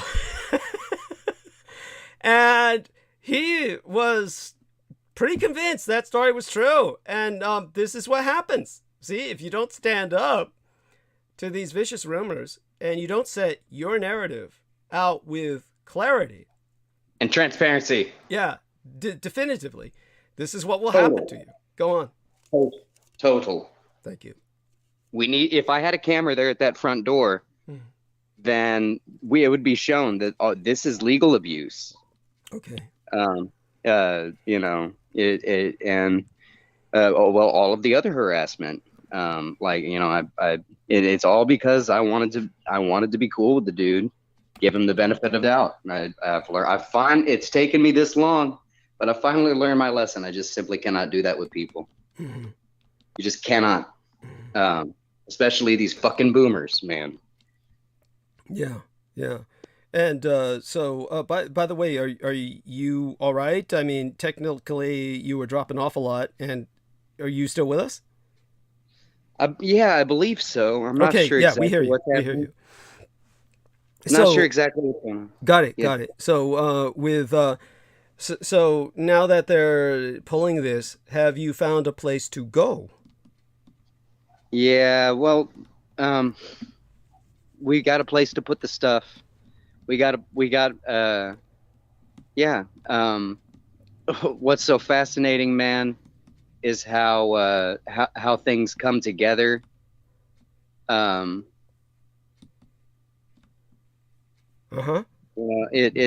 I don't know exactly where to begin. But you know, I'll just say that you know, my life has now, just within the past 5 days, taken me in places I never thought I'd be saying that I'm going to New York City. Is that where you're going? Yes, and July 10th, July 11th, I'm going there on a private plane. Okay. With your family or is it alone? Well, right now it's up in the air because I got a lot of work to do. It's basically auditioning for a televised thing. Okay, I don't want to talk to. That's the thing, is I don't want to talk too much about it. Okay. Because I will run my gums, dude. Okay. You know me. I will run my mouth. Well, that's not necessarily a negative. Obviously, there's plenty of times I just want to burn bandwidth. So it's not something that I'm, you know, antithetical to when it comes to, I mean, I'm proud of you. I'm happy for you, excited for you. So this is some kind of potential start for something new, a career of some sort in acting or something like that, or advertising, or what? Or if you don't want to go on about it, you can take the conversation somewhere else. Okay, so that's with that being said, we can go back to our lady here, the lovely Viviana Sanchez, and Sorry. I'm sorry. I just made it back a little quicker this time, anyway. Okay, if you can't take care of what's going on, what exactly is It will. going? Yeah. I still have no idea exactly, but I will make more of a determination if it happens again. Yes. Okay, thank you. Yeah, and so go on with anything you want to talk about. Well, suppose anyway. Thank Vivian Sanchez for her attention. She was talking about my videos. Well, it had some of those videos have. It's all been learning, but yeah, it's really been fun. So I hope that she has enjoyed them as well. Okay, you're sending each other videos. I'm sorry, what? Yeah, I'm following him on YouTube. Oh wow! Oh, okay. What's he doing on YouTube? His songs. He's singing songs, right? Or some other stuff? Yeah, he sings some cover songs. Okay. Yeah. And his neighbor was lovingly mowing his lawn, but that would be what is just the first. I should have started videotaping this asshole every time he comes around a long time ago. And yeah, that's what he did on Friday, the day we're served priority mail, notice of this, notice to vacate by the end of next month. He shows up the same day a couple of times, and the first time I'm on the phone with somebody, Manuel Mata from Fort Worth, who has a auditor, cop watcher YouTube channel. Mm-hmm. And guy's been through hell, dude. 21 years in the federal prison system. Holy shit. And well, I mean, dude, his channel deserves attention. I tried to drop his name in your chat. Uh-huh. But anyway, so I was on the phone with this guy, and while that's happening, this guy shows up with a weed whacker. He wakes my fucking kid up in the middle of his nap, from his nap.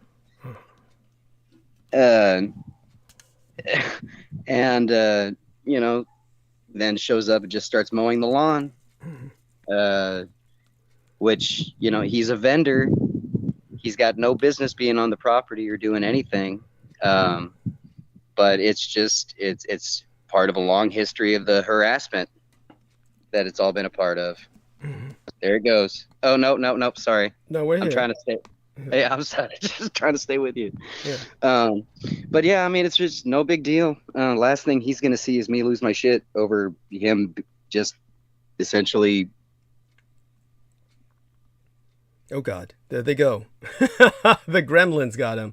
So hopefully he finds out what might be going on. But I think we've gotten a general overview of what's going on. And I think that he's handling it well. There we are. You back? Mm-hmm. Him or me? No. Well, you're there. Don't worry, honey. You're fine.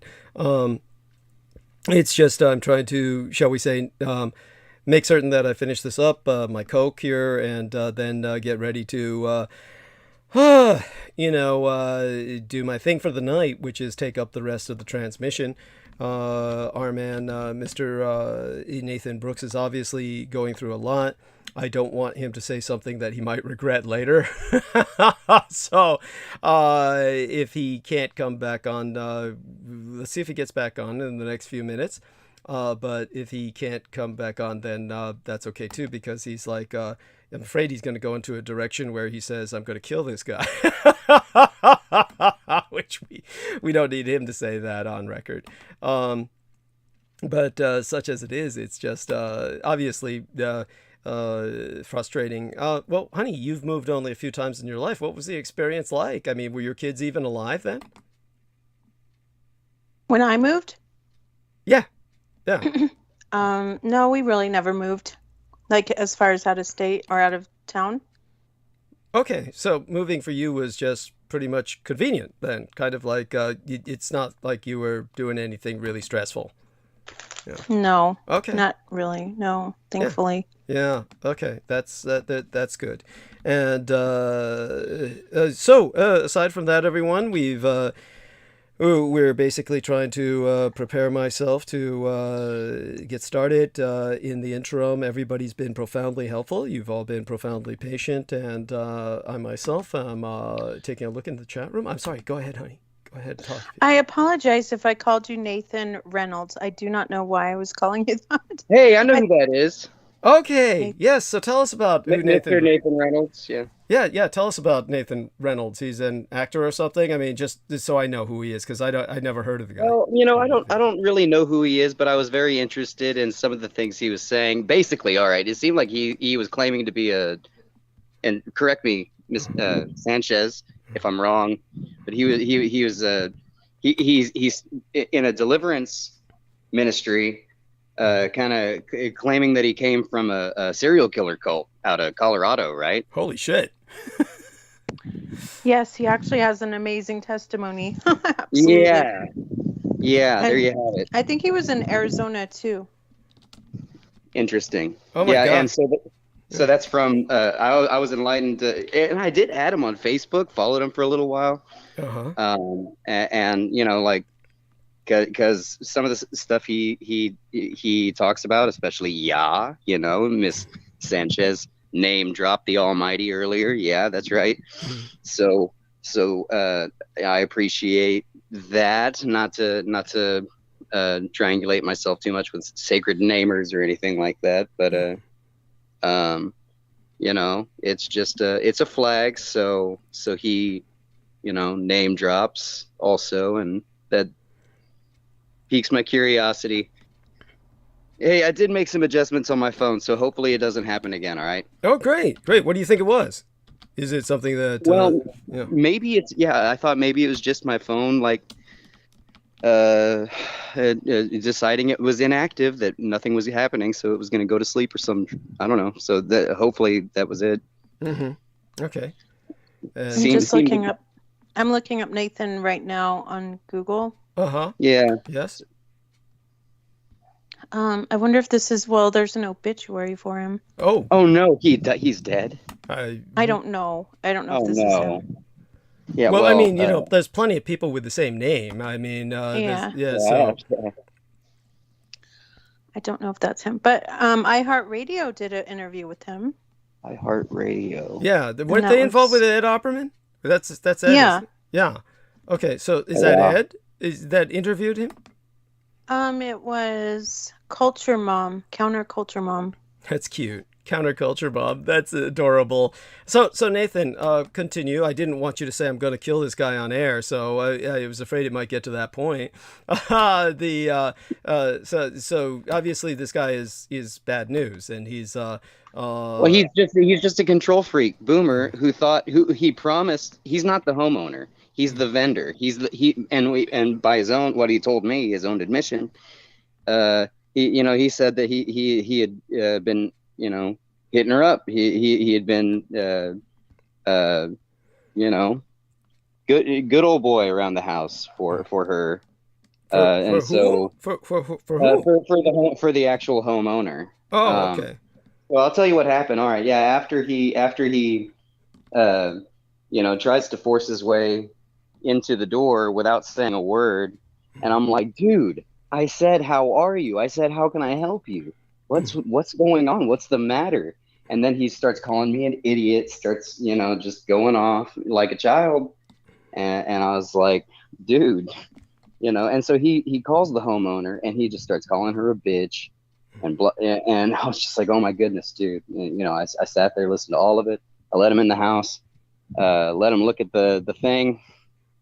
Despite all of my warnings, I went ahead and I said, there it is, man. Just go ahead. Just take a look at it. Mm-hmm. Yep. Can you get it going? And he said, oh, just push this button. Just push that button. And then, like I said, he treated me like a child and he walked right back out the house. And ever since then, I suppose he's just decided that we you know, had some axe to grind against him, or we're doing something wrong, or who knows what's going on in his head. But I've never seen him do no work.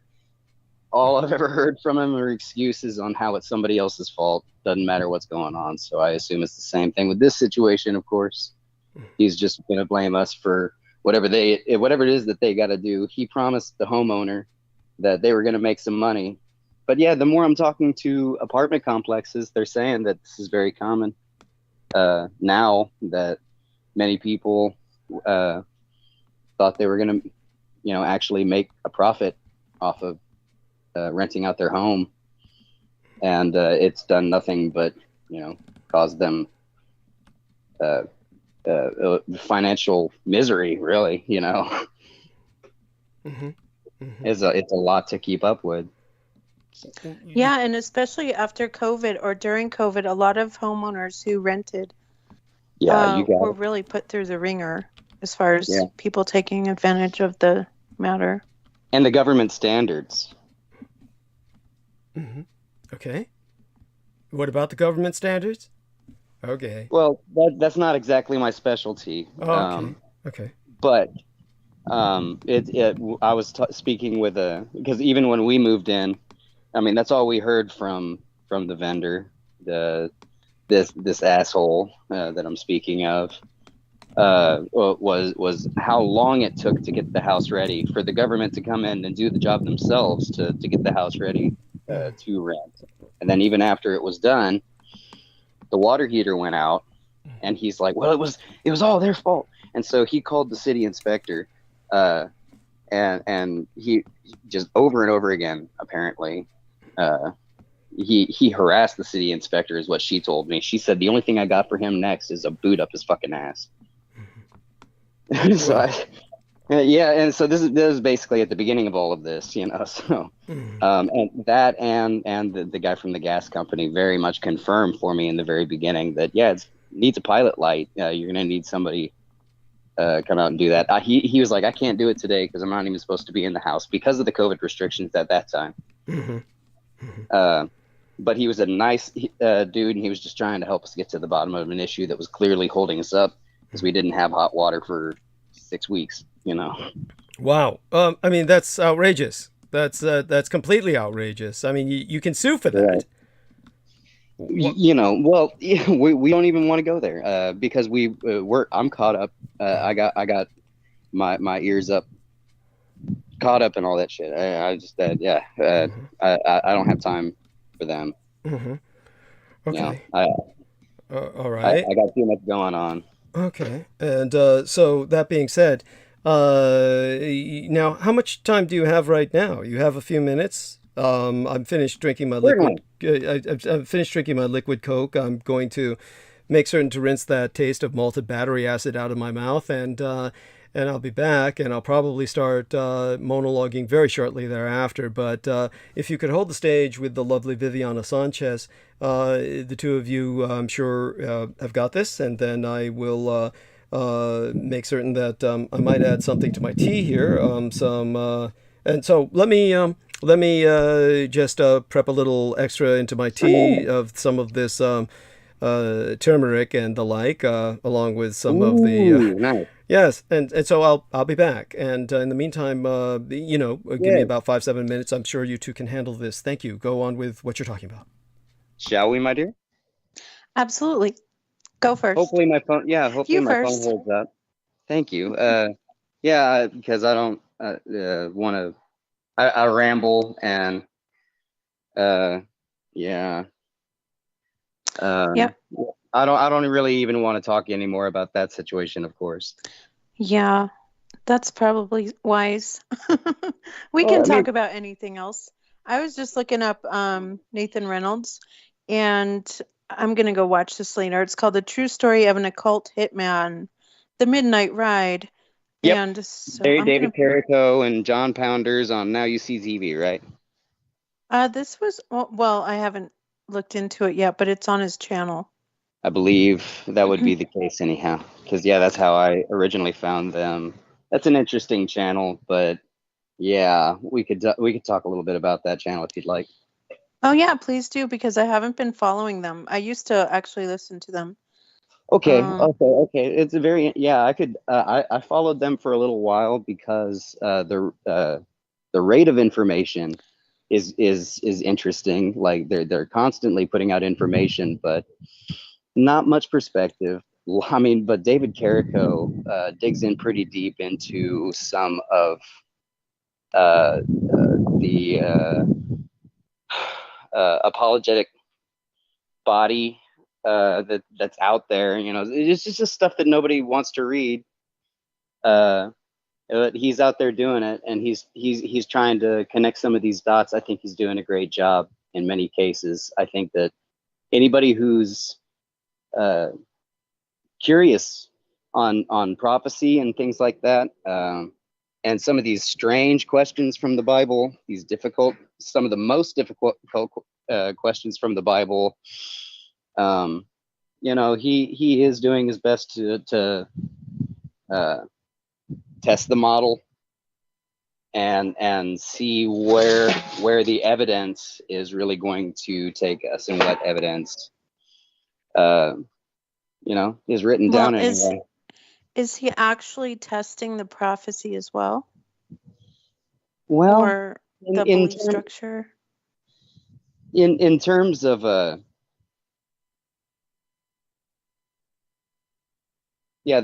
deliverance, the prayer life, sure. But I've got. I'll tell you exactly, because some of this is difficult. When I first found their channel, I don't even know if I was a true believer at that point. I went through so much that I'm such a stubborn human, sinful being myself that it took me so long to confront the fact that there's one true Almighty, and he's got a purpose and plan for all of us. He loves us all dearly. Just good. So you're a believer in Christ? In Christ Almighty, yeah, and that's awesome. And God's most awesome sacrifice. I mean, the most awesome sacrifice that any one of us could possibly make is our own innocence, or Lord forbid, our own child, like he gave, and he showed us that. He showed us what the ultimate sacrifice looks like, and gave us the ultimate man.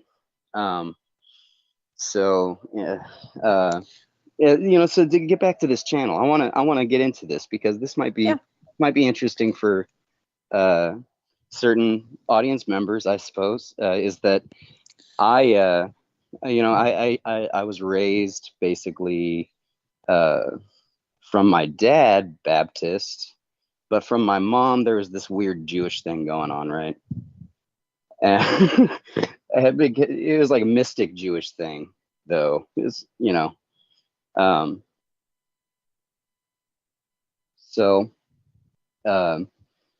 the Jewish thing stuck with me. The Protestant Baptist things perhaps stuck with me. Absolutely, probably, yeah. But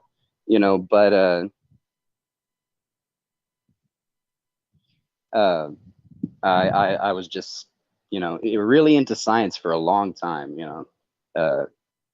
and it's just part of working through how stubborn I can be, I guess. So anyway, where am I trying to get with that? Is everybody still here? Okay, cool. Yeah, I'm here, but I'm eating. Sorry. So I'm muting because I'm chewing.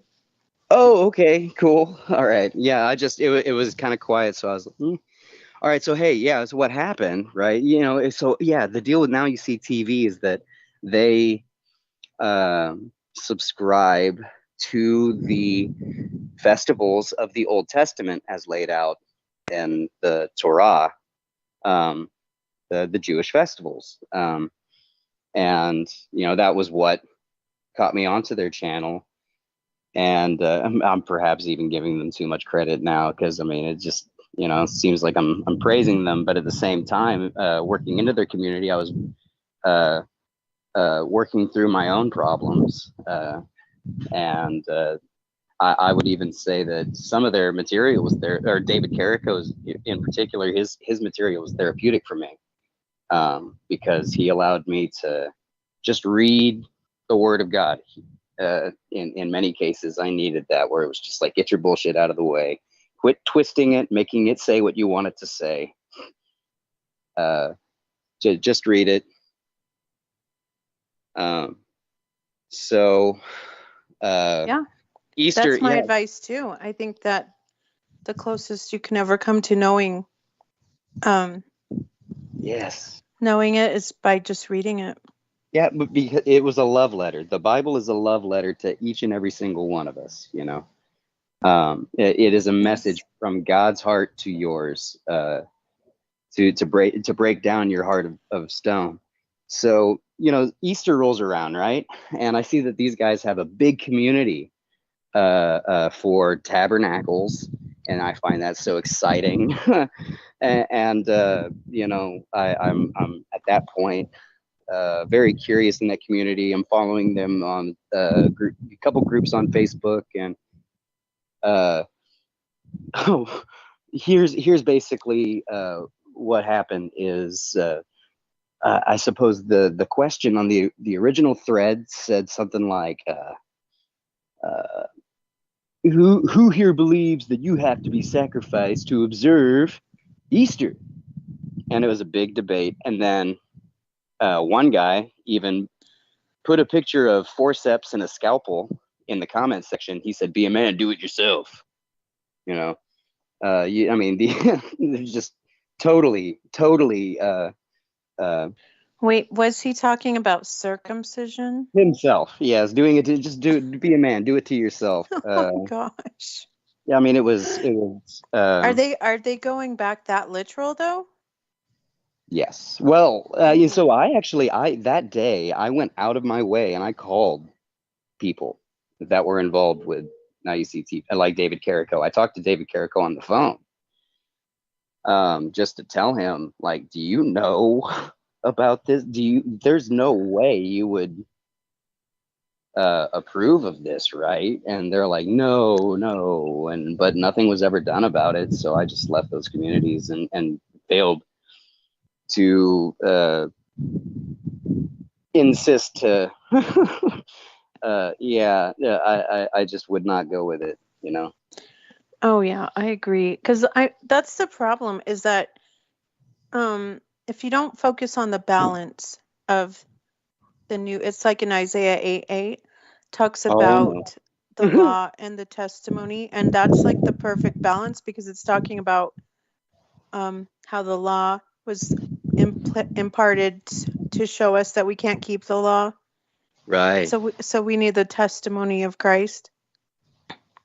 Yes. But you can have people that go way back to the law, and they want to, and it's literally like a millstone around your neck, where now it becomes you have to go all the way back versus, and you're literally denying the victory or the testimony of Christ that has freed us from the law unto the law of love.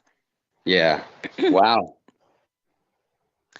So yeah, I have problems with the law. That's why I don't really I just encourage people to read the Word of God and get to know Him for yourself on a personal level, so that it's very real to you, and press on with that, even if just be stubborn about it. Be like, I want to know you.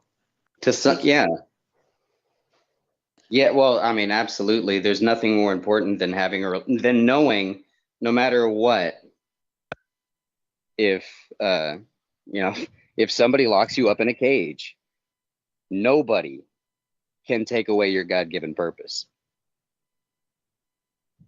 Right. Or your identity. Everybody needs to know that. Everybody needs to know that. It's real. Yeah, that's right. Your faith is real. Your name is real. Is your name just a thing you write on the wall? I know it's just a thing that we call each other. It's a convention. But at the end of the day, we all have an identity. You got it. And it's not exactly, a name, but yeah, you got it. There's even that infamous law of identity, right? Yeah. Well, what is that? I've never heard of that, actually. Oh,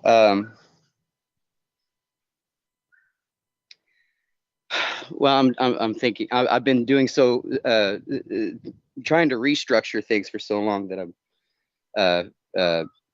I can't think of exactly how to structure it. When I think of identity, I think of like what he says or who he says you are. Like this is who you are. Nobody knows you better. Nobody knows me better than him. Yeah. Well, that's awesome. It's just like mom and dad, right? Your mom and dad known you while you're still forming an identity.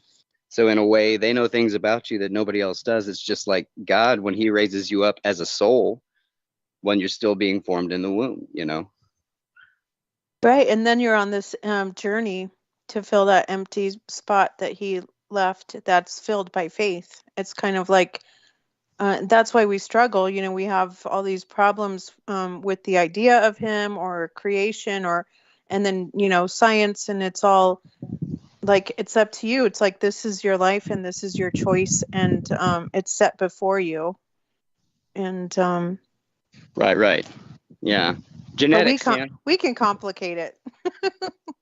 We can complicate a peanut butter and jelly sandwich if we try hard enough. Bingo. Yeah, and that's why humans are inherently subject to believing in superstitious things and silly nonsense. There is no such thing as a freaking leprechaun. However, when I say leprechaun, an image will pop into your brain and you know what the fuck I'm talking about. It never existed. But there you have it. Everyone knows what that's like. Yeah, I'm fascinated by it. You could just say unicorn. And then it's like, oh, okay, you know, an image pops up, and all you could just start seeing unicorns everywhere. Exactly. But God, we struggle with. I get it. You know what I mean? It's Yeah, and using reason. I mean, because what I think. I mean, back to Isaiah. Isaiah 1. You know, let's reason together. Let's not give in to those superstitions, but let's believe in a God of reason. You know, a God that is going to be logically consistent. Okay. He is faithful. Yep. I just got back. And Yeah. Go on. He doesn't change. welcome back, Douglas. Thank you. You're both doing so wonderfully. Please continue. I just got back to hear what I heard, and it sounds like a wonderful exchange. So please continue. I do want to hear this continue. Go on. Okay, thanks. I'm looking for, so right now what I'm doing is I'm looking for Douglas's Facebook link. So go ahead and continue, Mr. Sure. I still want to call you Reynolds, but Mr. Brooke. It's cool. My bad. No worries. Yeah, I mean, I just think that one message anyway that's consistent with the Bible is don't let this repeat. Don't let this go on. And really, honestly, from Exodus, it's to end slavery. You know, being the most consistent message is to abolish. Go on. Now I'm curious as to how we got on. I mean, not that I'm protesting at all, but I'm just curious. How did we get on to the Bible, so to speak? Well, we were just. I guess we were having an overall admiration of God and getting to some arrangement of our mutual appreciation for it. The role we feel he plays in the overall game of what we call life, you know. But that's just it. Is what when something goes wrong, that's when people say, oh, you know, life happens. But that's only because we don't even know what life is. We don't understand that life is forever. Life is eternal. Life is beyond this world. All this world is fucking death. And you know, that's exactly what Scripture says. I feel that part is unavoidable in terms of the human condition. It's exactly what I'm dealing with my friggin' neighbor. It's that. He just wants to daddy me. I've got to tell him that. I've got to say, hey man, it's okay. I don't need a daddy. It's okay, man. I'm so sorry you have this neighbor, and you know, when we have neighbors, it can create such difficulties, and yeah. So I'm sorry. Our Lady Viviana, say something. Carry him forward if you like. Oh, yes. Okay. Well, we were talking about also a couple of channels that we both know and how they can go to the Jewish part or the Old Testament part, and they try to incorporate it with the Christianity, and sometimes the balance is thrown off because they haven't sought to understand the balance between the two. So sometimes you can find a church body that's like going back to the Old Testament completely, and the next thing you know you're observing all the laws of the Old Testament to a degree to where you're just like summoned back into bondage. I mean, it's the point I was talking about, Doug, was on this one channel I was following. You know, they had a big get together. I saw this huge community get together for a Feast of Tabernacles. It's this Christian hyphen Jewish community.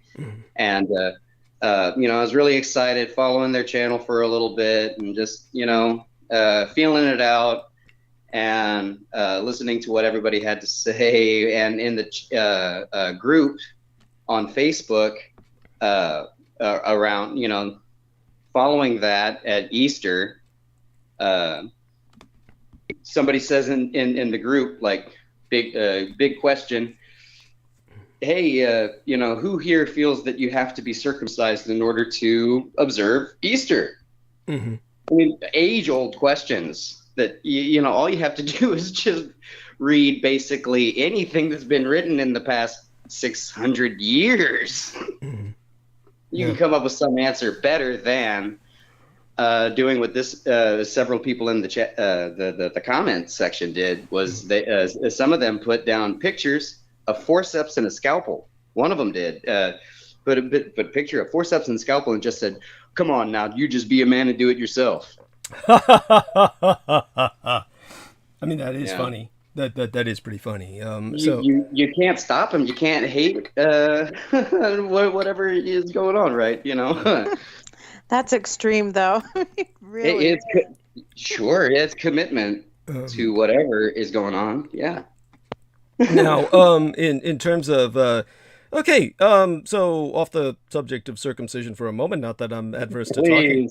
Yeah, not that I'm adverse to talking about it. It's just I'm not quite sure if that's necessarily, the train of thought that you were necessarily on. You were both, of course, appreciating each other's understanding of the Lord and biblical philosophy that I presume both of you share to a great degree. And you may have heard some of this in the past from Viviana and.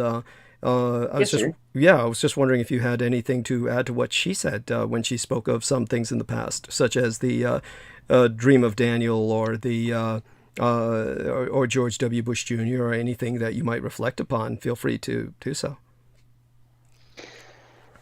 Well, I'm not sure if I heard enough to speak exactly to what she said. Okay. But maybe you'd like to go on, Miss Sanchez, and Well, so what he's talking about is I was digging into the allegory of the man in Daniel when it talked about his head and arms and body and legs, and how in empire, like, man represents the kingdom of man. Or throughout empires, throughout history, we can see those empires as the allegory is written, and kind of piece them together and know that, we are the Iron Empire, and it's molding into the clay toes of the man and the structure of man's world. So, inevitably, how does steel and clay mix? No way. What do you feel about that, Nathan? Excuse me. Well, I mean, I just had a gun go off outside, so somebody's firing. So this sort of thing happens all the time. Oh, it's San Francisco, honey. This is like it's a very dangerous city, and there's plenty of homeless people here. But that was like fairly heavy, or it might have been some kind. It was an explosive sound. I don't know if that caught on the microphone, but that's fine. I mean, this sort of thing happens all the time. But I always make a note of it when it happens. Just so people know. Smart. Yeah, firearms, they sound just like firecrackers. And so this was deeper. It would be like, so it's almost like somebody, maybe just a real heavy firework, but I doubt that. Sounded like something louder. So there you go with that, just bringing that up. There was always, when I grew up, there was like strange sounds throughout the night. When I was growing up in the Tenderloin, and people mentioned this online where they were saying, hey, do you hear those noises at night in San Francisco? And there's never any explanation. No one prints anything in the papers about anything. It's like, but throughout the night in San Francisco, strange explosive sounds can sometimes be heard, especially near the area where I grew up in the Tenderloin. And so no one ever speaks of it. And the fact that I actually caught a thread once where people were bringing it up was fascinating to me. But such being what it is. I wonder, do they talk about it on Reddit? They might very well. You might look up strange explosions. There was another one right now. You might look up strange explosions in San Francisco at night. It could be Memorial Day. Could be Memorial Day. I had a brother who lived and worked in San Francisco. Uh-huh. And he would tell me all about it. Oh my God. What did he say? Well, he was a bar, so he worked the bar scene, and he was a bouncer. And he just told me about all kinds like crazy, just the whole scenario of San Francisco living, and this was well into the 80s and 90s. Is he still alive? Is he still with us? Yeah, he's right now he's in California. I can't remember exactly where. The way you said it, the way you said, I had a brother almost. Oh, I'm sorry. No, I have a brother. Yeah. Okay. Wow. How many brothers do you have? Just one? Well, he's considered my stepbrother, so I think I have 1, 2, 3, 4. And are they all stepbrothers or? And I have 4 stepbrothers and 1 real brother. Right. Mm-hmm. Okay. That's amazing. But he passed away. Yeah, he passed away in 2006. I'm so sorry. Yeah. He took his life. Oh, condolences. I'm so sorry. Yeah, it was hard for my mom, really hard. I can imagine. Oh my God. Do you have any understanding of what the motive might be? Well, I think with my family and which is my last name is my stepfather's last name. Okay. And he was just a dirty bastard, dirty bastard. So I just can't wait to like disown my name someday, because I literally cannot stand the thought of that person. But we do believe that he just abused all of his children, or children in general, any children that came in his life. I see. For Go on. And for a man, I think that it's hard for men to talk about it. Yeah.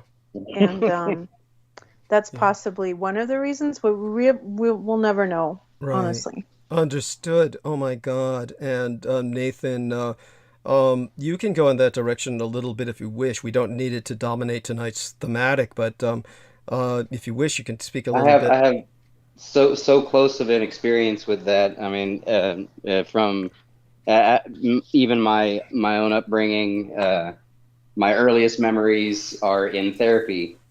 Having a grandfather who was from this same culture, who my grandfather was even caught with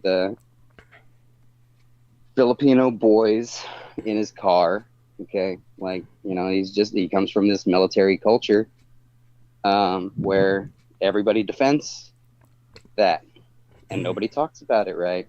There you go, the military culture. Yes. And that is so a part of it. You don't talk about things that are unsettling, and you don't make these people look bad, and so the best thing that ever happened to me was when his apologist, my grandmother, disowned me.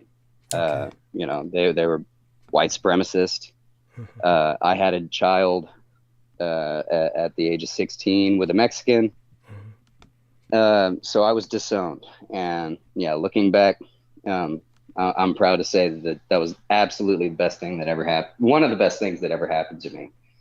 Not just my daughter being born, but having as much distance as necessary from this completely toxic person. So when I was, just a couple years ago, doing what I could to try and help my grandmother, and she was just so toxic and dumping on my kids. All she needed was to get her foot in the door, and she would barge in and just dump.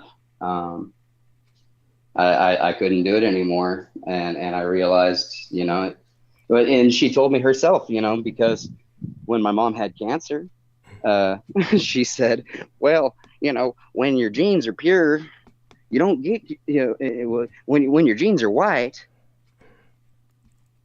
it's nuts.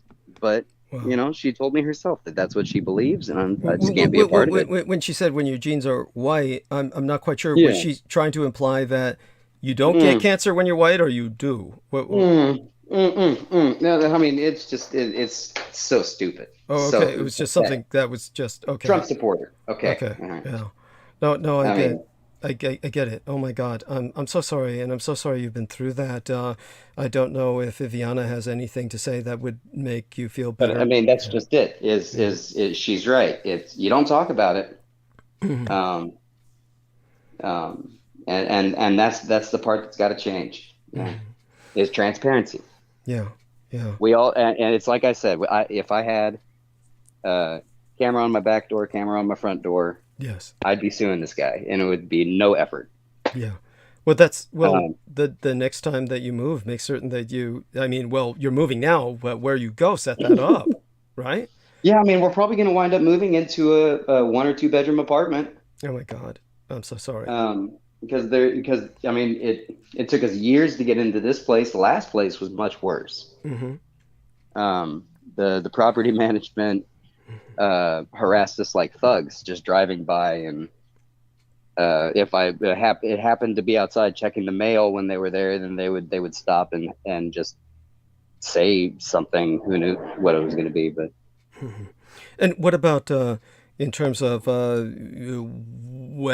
you're not moving to New York City, are you? You're doing something in New York City, but you're not moving there. Okay. No, hopefully I just get to meet people, and what's happening this week is I spent all day on the phone today booking a gym so that I could put together a proper demo reel, action reel, that could actually, something more than my little videos on TikTok.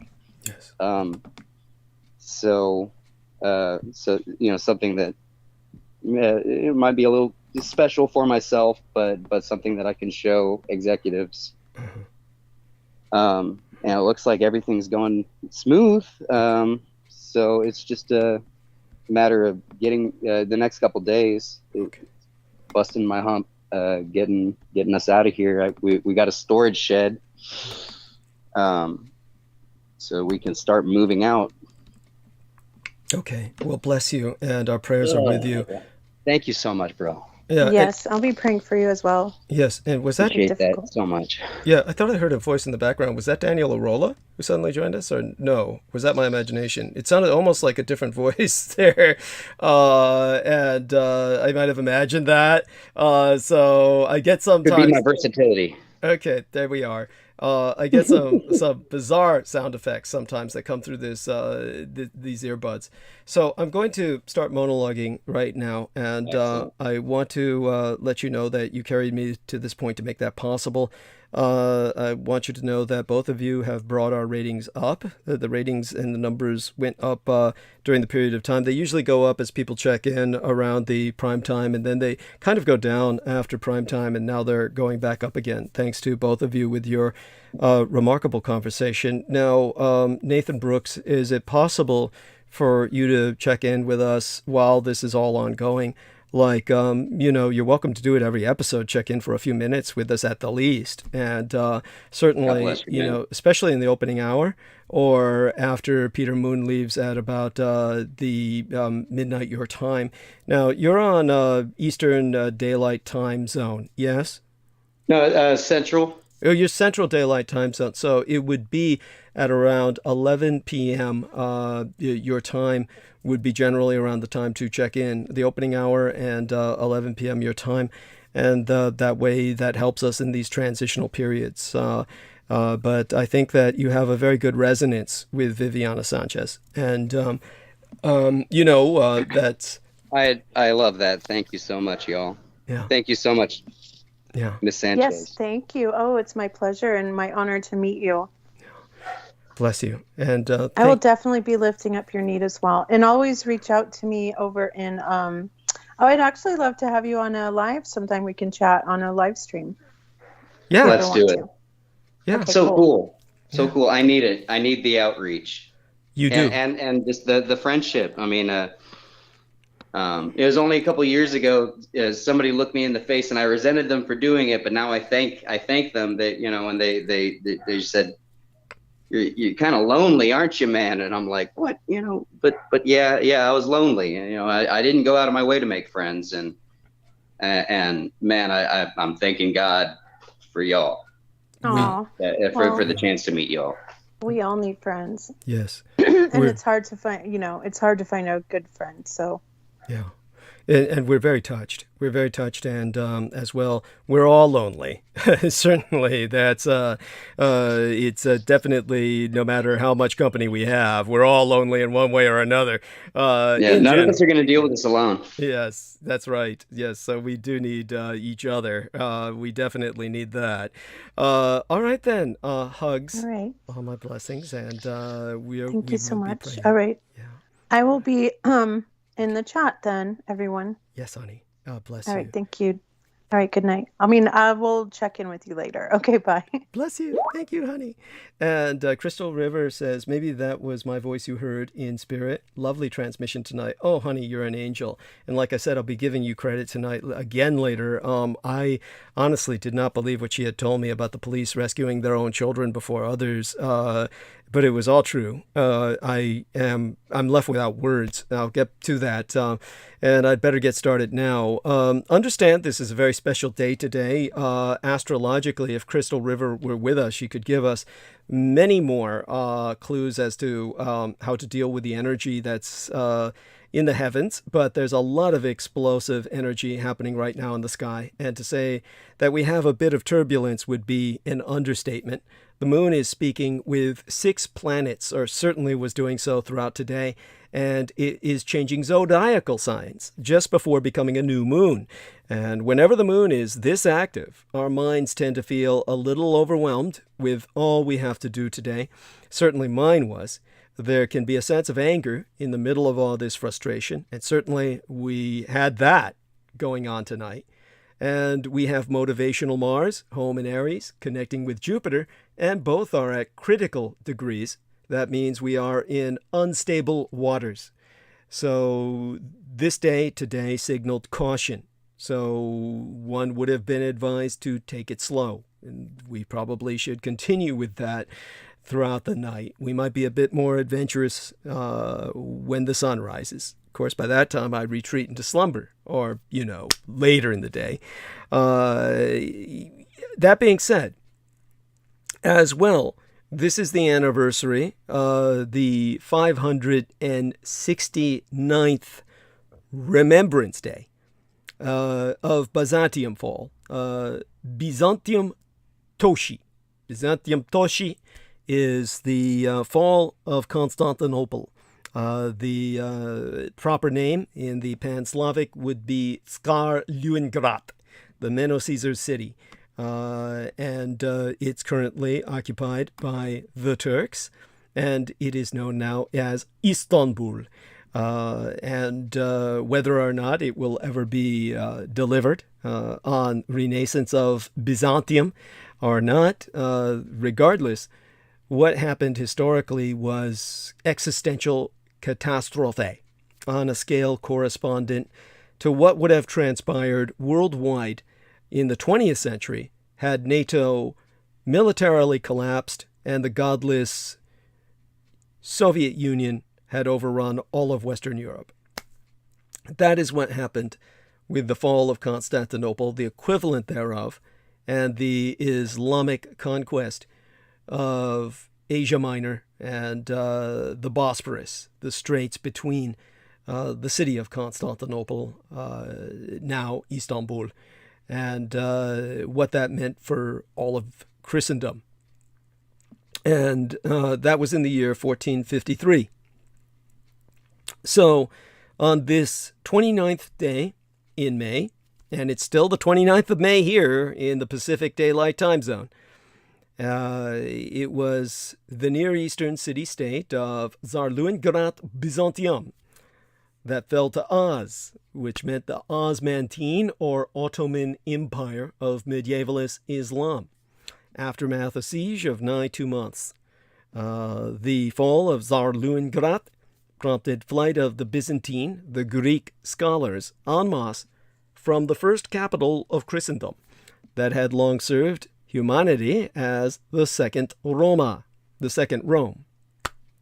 And this scattering encouraged studies of the Helleniki, or the Hellenic peoples, it as the Grecians, the Greeks, the ancient culture outside the Byzantine Orthodox Christian Empire, and began a revival of scientific learning based on classical Hellenic or Grecian sources, which ignited the Renaissance. Thus, what Nathan Brooks was talking about, a god understood in the sense of logic, was born. Now, comparable socioeconomic and cultural parallels of Western revitalization via the Eastern debacle would be found in a scenario of a far more catastrophic San Juichi Sensemi, or 3/11 terror attack against the Fukushima Daiichi, or Big One cluster of nuclear power plant facilities on site the 7,000 islands of the Greater Japanese Empire. If they had truly gone into meltdown and irradiated the archipelago of 7,000 islands of Japan, if they were truly uncontrollable meltdowns if they prompted consequent mass migrations and resettlements of over 40 million plus refugee or Japanese people, boat people, onto the west coast of the North American mainland, along the Pacific Dominion of Canada and the United States of America's coast, then there would surely be a renaissance of America, because such an influx of Japanese talent, labor, would be unprecedented, and it would change the world. Now, one Lord-Crusader of das Erstes Reich, the Heiligens, Römischens, Reiches Deutscher Nation, the first realm of the Holy Roman Empire of the German nation, the First Reich, that approached 1,000 years of reign, from 962 of the Christian era through 1806. One knight of the First Realm who survived the fall of the First Christendom to inspire modern Europe was but then 22 years of age. And that was, of course, the Voivodane. That title alone, Voivodane, like voivode in the more common vernacular, that would be the Slav Latin European equivalent of the Japanese shogun, it is supreme military commander at the national level. Vladislav is, that would mean, the name itself transliterates as celebrated ruler, or one who rules famously. The third Bazarab, the princely generalissimo Vladislav III of House Bazarab, who was signed by his scribes as Dy-Cum-MEMŊRIAL, the son of the dragon, Anglo-vulgarized as Dracula, known to the world as Tsar Shepeshku Kazikli, Cæsar Sapesh the Impaler, the feared crusader against Dwar al-Islam, the House of Submission, the devout Christian ruler of the Khanate of Wallachiorum Partium Transalpinarum, the combined principalities of Wallachia and Transylvania, formerly subjected under the Golden Horde. Proposed deliverer of Scarrluiengradt, the Meno-Caesar city, or Byzantium itself, the man who would be emperor of Novi Byzantium, a new Constantinopolis, the first modern hero of all Christendom, the cartographic precursor to what we know today as Europe, both East and West. And he was born to Vlad II, the second ruler by way of lineage, called Dy-Cum-MEMန့RIAL, the dragon, who served as a noble knight invested of the Hunnish court, second of his own bloodline summoned to the imperial court of Nuremberg, or Nuremberg in the English, for to be inducted in the Draconian order by decree of the Order of the Dragon, das Heilige Römische Deutscher Kaiser, the Holy Roman German Kaiser, the Emperor Sigismundus of Luxembourg, who swore him in, and thereafter posted supreme military commander of the Hungarian Principality of Transylvania, and vested with Wallachia Romani, Voivodeship, the marshaldom, the shogunacy of the Romanian Wallachia, before assassination of both himself and his firstborn, Mircea, leaving Dracula without a father. Now, Dracula himself was honored by the folk of Serbia as the Secula Ban Ditrakolvioviec, the martial Dracula, Lord of the Sickle, and was feared in all the Germanies and respected in the, well, Vezhoroshki, all the Russians, as Tsar Grozny Nos Ladislaus, Cæsar Vladislav the Terrible, and hated in Türkkhescya land, or Turkey, which is Anglo-vulgarized as Turkey, as Kaziglu Bey, the Impaler Prince. He is sung of in ballad as the Dracul Voyer, Der Grosch ter Taktik Berserker, the Generalissimo Dracula, the great berserker terrorist. Into his own death, and historically renowned as arch-nemesis of Al-Fatih Sultan Murad II, Mohammed Isani, the Sultan Murad Muhammad II conqueror. The Ottoman proclaimed Romalir Efendisi the Duvarlar Oluşturukku, the Lord of the Romans and builder of walls.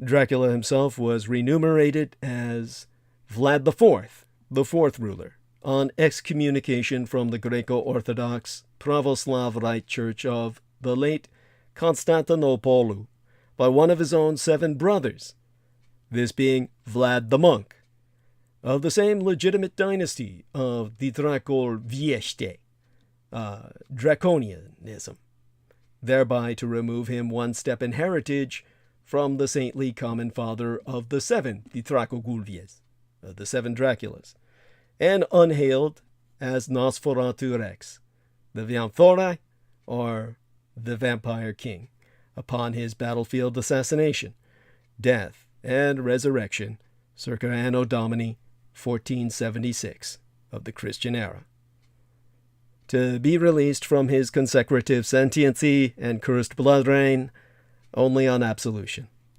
And while the Western mind was misled much earlier by the monumentally successful publication of Abraham Bram Stoker's Victorian Gothic novel Dracula, Stoker himself, it must be remembered, reimagined the historical Dracogulvier as becoming king of the Nosferat, the thralled undead, literarily, in disambiguation from literally, in pact consummate with Satan, Satan itself.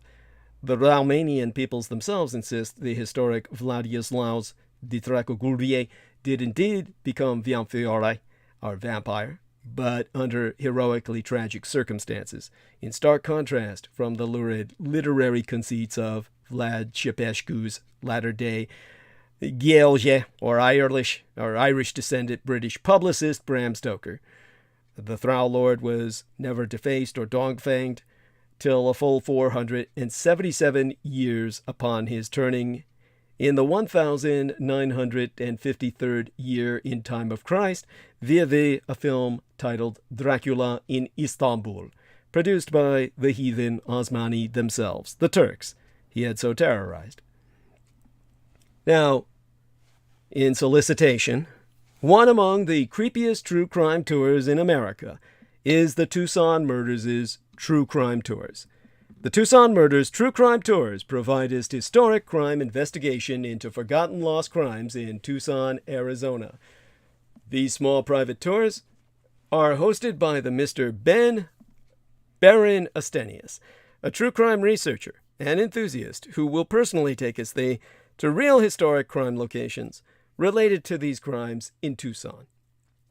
Relive these events and hear the untold stories behind the stories. The Baron Ben specializes in the seemingly ever-developing case of the late serial rape killer Charles Howard Smitty Schmid Jr., alias the Pied Piper of Tucson, and Aftermath Tour. See theunfinishedman.com for excerpts from his yet-to-be-published work of that very title, The Unfinished Man, or review scenes from his, cinematic documentaries currently in production at theunfinishedman.com. But other cases, such as the strange case of Morris Brady, the Dr. George Marvin Tejerine case, and the Red Rapist, are also within his repertoire.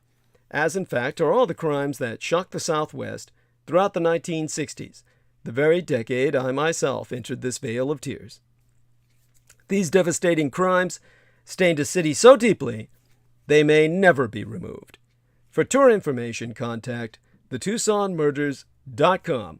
that would be spelled like Tucson, Tucson, put the word the in front of it, and the Also, you can telephone the Baron Ben privately to personally guide your tour at 1-520-323-3406. That's 1520-323-3406. Now I'm going to check some incoming messages or notifications. Do another check into the live stream. Oh, by the way, the lovely Viviana says, nice segue, Douglas. Oh, love you, honey. Mwah. Love you dearly. And honestly, of course, equal time to Dracula's mother, who was the Princess of Moldova. And he, of course, had a wife. And once I go into this, I could take up the entire night. I don't mean to do that, but hopefully people understand the importance of this man's life and what he contributed to history. At the time, he was considered the athlete of Christ by the Pope. And this is why so many men propagandized against him. One of the first things to come out of the printing press, aside from Gutenberg Bibles, was anti-Dracula propaganda pamphlets. And that is just, of course, tragic. And with these anti-Dracula propaganda pamphlets, many people began to think of him as much of a monster as a hero. And in a sense, historically, that's what he became. So, again, much more to be said in that direction at some other point, and it's obviously of intensive interest to myself because of the very title. Dithrak, dragon, also relates to the name of Dietrich, and ultimately to the man and raised and guided myself. Now, in terms of shout-outs, Todd McDonald contributed 20 United States dollars. And David Fitzsimons has contributed something, but it caused a blip in the PayPal, but they never provided notification, so I'm not exactly quite sure what he contributed. So he's welcome to let me know in time, at his own leisure or convenience. He said it wasn't much, comparatively speaking, but I certainly appreciate whatever it was. All right, we're going to start overseas and then move back to this side of the Atlantic. And this is also Memorial Day weekend, which is why I'll decompress again at, in time with my son, perhaps enjoy time with an escort, and then come back maybe Wednesday with my head really up my ass. Now, I've told you before about the term Russism, which I want to become a word that's used in our lexicon to replace this incredible misuse and ignorant abuse of the word fascism. Russism is the threat to European stability. Indeed, probably the most dangerous ideology in the history of all mankind. Even as Russia's covert war against Ukraine claims new victims each and every day, European and U.S. leaders keep pushing back red lines on economic sanctions. There is nothing new under our sun. Bolshevik Russia in 1917 through 1920 also fought a covert war against an independent Ukraine. It used the same tactics as today, denying legitimacy to the central government in Kiev, military incursion in support of marginal local elements, the formation of a puppet government in eastern Ukraine, instigating a civil war to cover up its engagement. Vladimir Putin's Russia is undergoing resovietization. Parades with red flags, portraits of Stalin everywhere. The terms Russia plus racism have been added together to create a new word in Ukraine to describe this phenomenon, Russism. It was only a matter of time until the KGB/FSB ruled empire attacked Ukraine's sovereignty. Russia's chauvinistic elite never came to terms with the idea of Ukraine going its own way. The Ukrainian nation has survived more than 300 years of Russian occupation, genocide, linguicide, the destruction of language, cultural assimilation enforced upon them, Stalinist purges, Stalinist forced migration, mass deportation. We should have known that history will not end with Vlad Putin. He said at the 2007 Munich Security Conference, the year my late and sainted sire, the man who raised and guided me, Chief Petty Officer of the United States Navy, George Joseph Dietrich, died, that he aims to restore Russia's status as a world power. He voiced territorial claims on Ukraine during NATO's 2008 summit in Bucharest, the capital of Romania. He also said its independence is a historical error. The West reacted by bowing to his blackmail and declining to give Georgia or Ukraine a NATO membership action plan, a so-called MAP, NATO MAP, Membership Action Plan acronym. A decision widely seen as a green light for the Georgia War in 2008 and the Ukrainian War today. The West should act now precisely because its past inaction paved the way for Russian hostilities. It stood and watched as Putin unveiled a newly aggressive military doctrine, built up his armies, and deployed gas and trade to subvert color revolutions, and waged a personal vendetta against the democratic leaders of both Georgia and Ukraine. The West also stood and watched as Putin created a new level of authoritarianism at home. Putin's Russia has become a place where civil liberties are crushed in the name of raison d'etat, a one-party state in fear of its own intelligence services. It is a place where propaganda dominates daily life, feeding Putin's cult of personality and polluting Russian culture with xenophobia and homophobia. It has become a threat to Europe's post-World War II legal order and, in Ukraine, an exporter of terrorism. The historic parallels are inescapable. Another Ukrainian neologism, a new word, a popular hashtag on Twitter, hashtag Pudolini, Putin plus Mussolini, bringest home the point. We can look to the Crimea to see the future of a Russia-controlled European Union neighborhood. Since its annexation in March of 2014, Putin's men have rolled out a campaign of violent intimidation against native Tatar and Ukrainian minorities in order to impose power. Russia's 9th of May celebrations this month of its propagandized defeat of the Third Reich on the surface world always masked its true role in modern history. In August of 1939, 'twas the Soviet Union what signed the Molotov-Ribbentrop Pact with Hitler and began World War II in Europe by ripping Poland apart. But this year's 9th of May festivities were a spectacle of Putin's claim to superpower status. This is the new phase.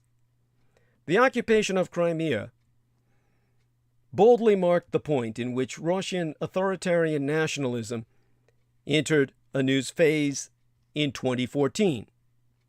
Imperialism. To be specific, Orthodox imperialism.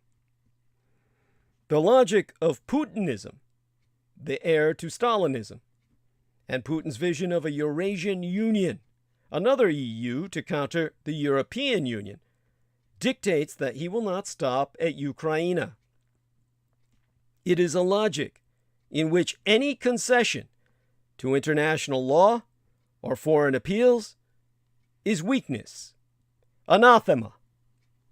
It is a logic in which any neighboring country which hosts a Russian minority is at risk and which poses difficult questions for the West.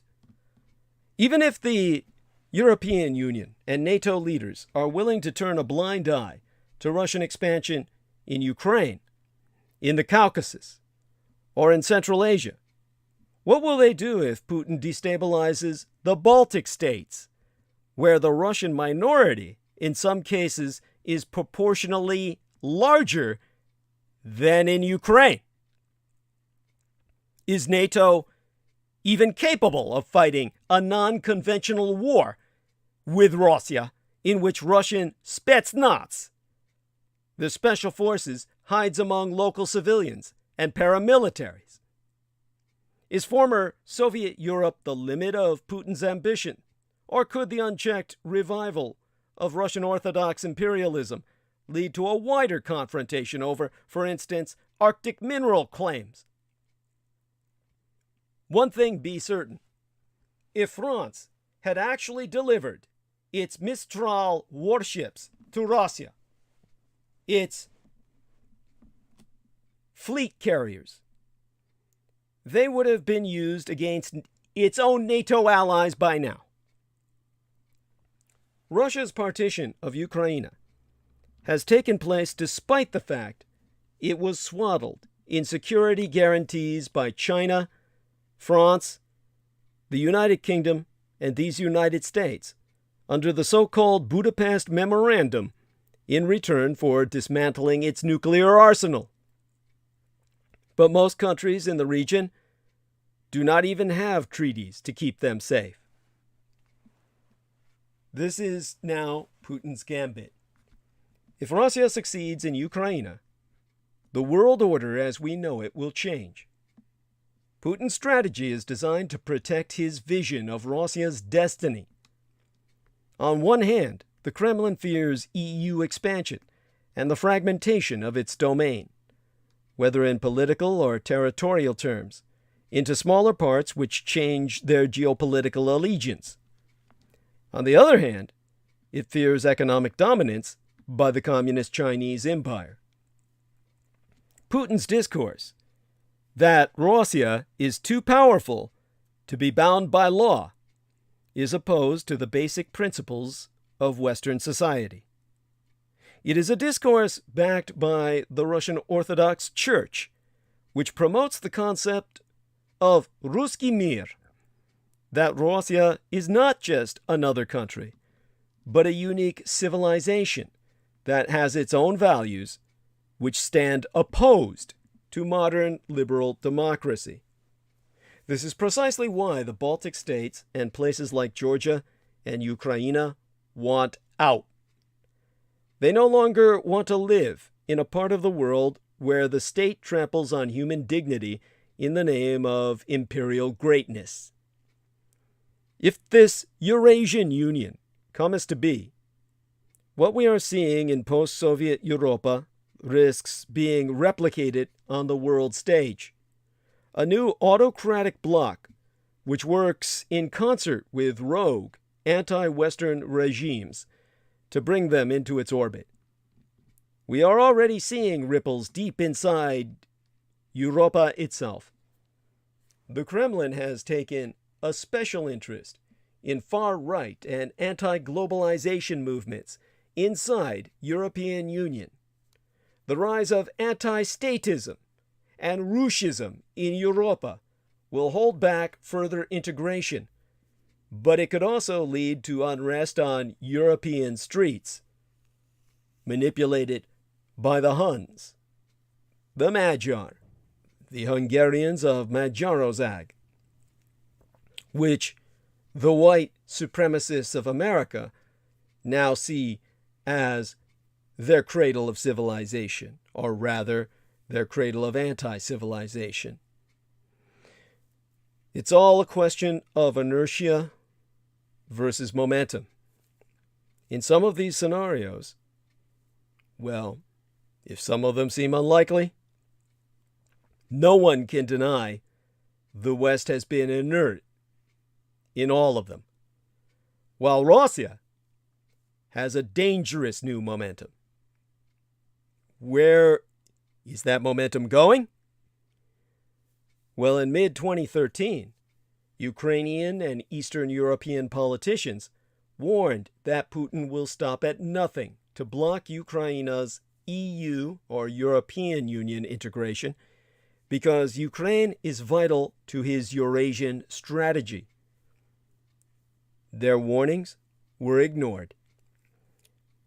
Now, the very next year, targeted personnel sanctions and backward-shifting red lines on economic measures led to the annexation of Crimea and the Crimeaization of Donetsk and Luhansk. Did anyone think that a visa ban on a handful of Putin's cronies was too great a price to pay for grabbing lands which are larger than many European Union states?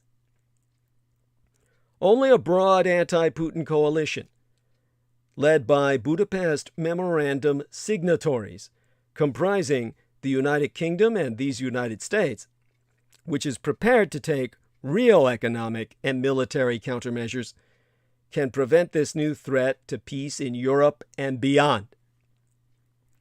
This is not about Ukraine.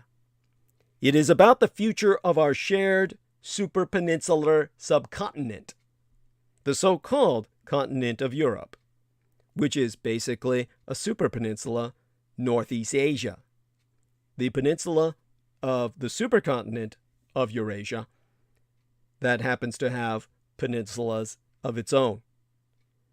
We call it the continent out of respect to its historical impact. But the one thing that I can guarantee, whether or not Europe dominates the future of the world, it certainly had a time in the human experience when it did. It will always be, in a very real sense, the center of our world as the meeting ground between our conflicting civilizations. It is the shatter belt of the world. Peace and stability are far greater interests than economic growth or Russian energy imports and arms contracts. The European Union was conceived as a peace project. It is time to stand by that legacy.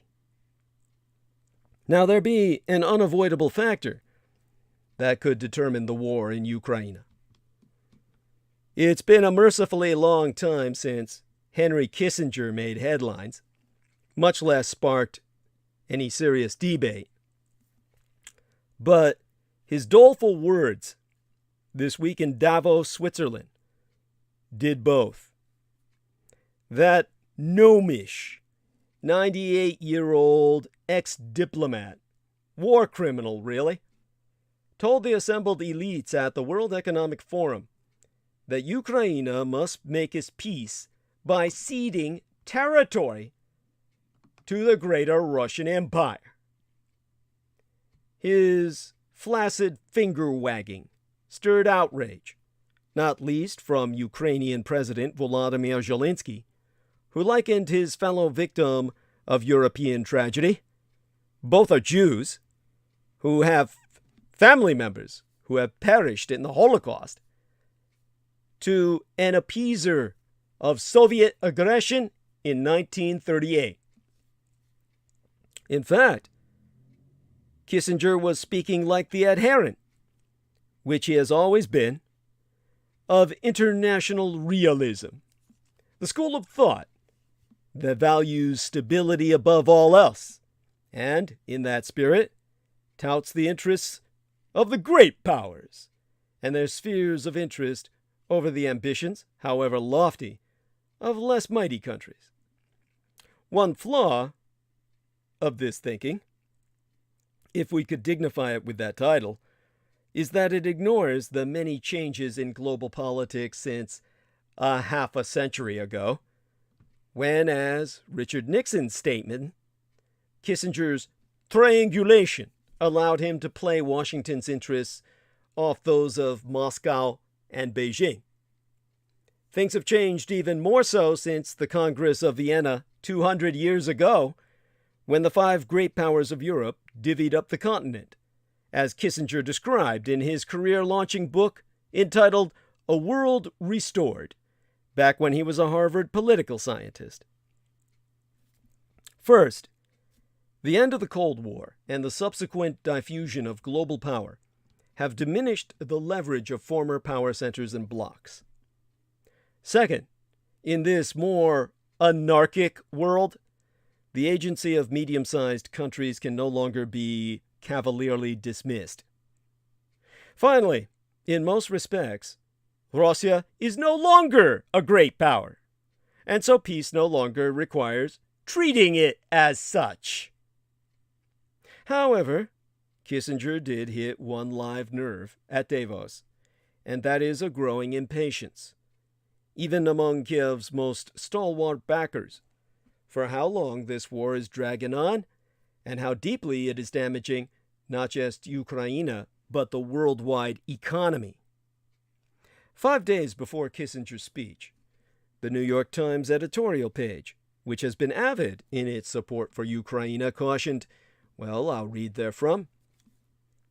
Americans have been galvanized by Ukraine's suffering, but popular support for a war far from U.S. shores will not continue indefinitely. Inflation is a much bigger issue for American voters than Ukraine, and the disruptions to global food and energy markets are likely to intensify. Biden should also make it clear to Zelensky and his people that there is a limit to how far the United States and NATO will go to confront Russia, and limits to the arms, money, and political support they can muster. Now, the Gray Ladies, that's the term for the New York Times, the Times' worry was that the war could widen and escalate, whereas Kissinger's was about preserving a balance of power in Europa, in a Europe that no longer exists. Certainly not quite in the sense of time that he's stuck in, like a fly in amber. Still, the message is the same. A growing itchiness about the war, and a growing desire to shut it down. Perhaps all too prematurely. The University of Maryland's Critical Issues poll also shows signs of public fatigue over the Ukraine war. A majority of Americans surveyed are still prepared to accept higher inflation and energy prices as a result of the war, but that share has diminished since March from 65% to 52% for inflation, and from 73% to 59% for high gas prices.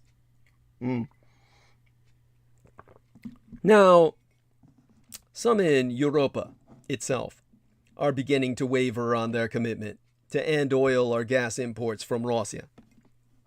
The leaders of France and Italy, while not as explicit on the matter as Kissinger, are pressing Zelensky to make a deal to end the war before a clear and what idiots would consider unrealistic Ukrainian victory. Yet, I insist the victory can only be total. It is also becoming increasingly apparent that outside Europe, especially in the southern hemisphere, there is little enthusiasm for this war, and much distress over its far-reaching consequences. Now, Zelensky himself is well aware and deeply fearful of this flagging interest, which is why he continues to give rallying remote speeches almost daily, pressing his allies for more heavy long-range weapons more quickly. The campaign, I'm happy to report, is succeeding. Biden has recently agreed to provide the most cherished weapons on Zelensky's wish list, the MLRS, the Multiple Launch Rocket System, and the HIMARS, HIMARS, the High Mobility Artillery Rocket System, which, depending on their loads, can hit targets between 100 and 300 miles away. In the fight over Donbas, the Ukrainians have been at disadvantage. Russian artillery has been able to hit them, but the Ukrainians' rockets have lacked the range to hit back. MLRS and HIMARS will even the contest, if not reverse the odds entirely. With weapons of such range, Ukrainian troops could fire even deeper still, into Russian territory. This is why Biden had hesitated to send these weapons, and why some worry about the decision to send them now. Yes, it gives the Ukrainians a boost, but if they fire rockets into Russian territory, something Zelensky has agreed not to do, Russia might respond by hitting arms depots and supply lines in, say, Polish territory. And then we're off to a war between NATO and the revanchist, revisionist Russian Empire. That could trigger further escalation, or a panic over the prospect of escalation, which could bring the war to a swift, forced ending, most likely or possibly to Ukraine's disadvantage. The Biden administration, by stepping up its military aid to Ukraine, is playing a role in setting off this panic because its own goals in this conflict have steadily expanded. This became explicit yesterday, last month, when Secretary of Defense Lloyd Austin said that the United States' aims in the war were not only to protect Ukraine as a democratic sovereign country and to help it stave off Russia's invasion, but also to weaken Russia as a military power. Some officials were shocked at Austin's frankness, but no one has peddled back his words. Regime change is certainly an implicit goal of the onerous sanctions piled on the Russian economy, on its financial tycoons with close ties to Vladimir Putin, and on Putin himself. And so the war has entered a new dimension: time. It is not only a contest between Russian and Western-backed Ukrainian military forces. It is also a contest between how long it takes before the West grows leery of letting the war continue and how long it takes before Putin, or his tyranny, collapses. This is one reason the war will intensify the longer it slogs on, and why there's every reason to believe it will slog on for as long as either side can make it so. Now, it is in that context that the dictator of the Communist Chinese Empire warned our president that democracy itself is dying, declaring, "You don't have the time."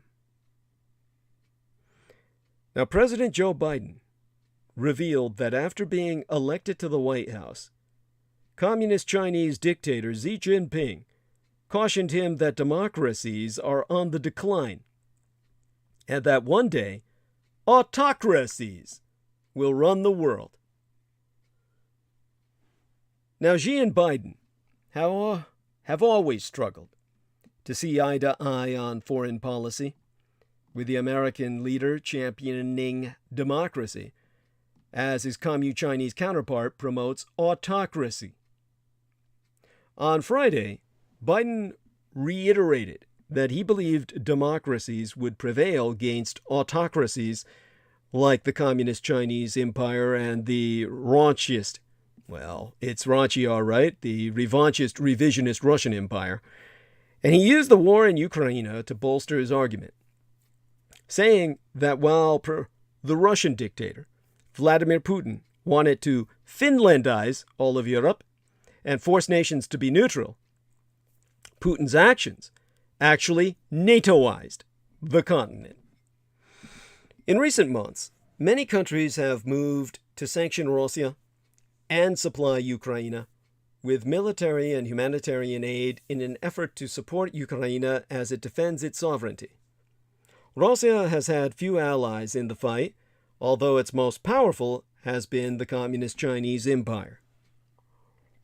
And outlining the contributions made by various nations to help Ukraine, as well as the sanctions on Russia throughout the 3-month-long invasion during his commencement address to the crowd of the United States Naval Academy's graduating class of 2022 gathered in Annapolis, Maryland on Friday, Biden said, and here I quote his T at length and verbatim, "We're seeing the world align not in terms of geography, east and west, Pacific and Atlantic, but in terms of values. We're living through a global struggle between autocracies and democracies. I've met more with Xi Jinping than any other world leader has. When he called me to congratulate me on election night, he said to me what he said too many times before. He said, democracies cannot be sustained in the 21st century. Autocracies will run the world. Why? Things are changing so rapidly. Democracies require consensus, and it takes time, and you don't have the time. Xi is wrong. Each of you, as you go out into the world, will not only be a proud member of the armed forces of the United States of America, you'll be representatives and defenders of our democracy. Sounds corny, but literally our democracy. That's why you swear an oath, not to me as your commander-in-chief, or any political leader, but to the Constitution. Our nation is placing in you great trust and great faith. America leads not only by the example of its power, but the power of its example. Think of why most nations agreed to support us. The most powerful tool that you'll wield is our unmatched network of global alliances and the strength of our partnership." So, that was Joe Biden. But to return to where all of this leads. If the Communist Chinese Empire ends up invading my Taiwan, it started last weekend. Red China's latest aggressive military activities near my Taiwan have many observers speculating if or when Beijing will invade my island democracy. If the Communist Chinese Empire does end up moving against my island, the process started last weekend, when Beijing made yet another assertive messaging effort, and Washington did the exact opposite. When did the Russian invasion of Ukraine start? With hindsight, I can point back to Vladimir Putin's now infamous 2007 speech delivered the year of my late and sainted sire's murder, when George Dietrich was thanatized by the medical industrial complex, a speech Putin delivered at the Munich Security Conference, in which he launched the propaganda groundwork for Russian aggression in the years that followed. NATO broke its promise of not expanding eastward, so Putin's narrative goes, a contra-narrative against the facts, and the grievances Putin expressed would be used to rationalize, nay, justify, his purported fighting back. NATO never made that promise, but the facts are now irrelevant. Propaganda is not about facts, but about serving the power that propagates it. That's why recent pronouncements from Beijing about my Taiwan should concern everyone.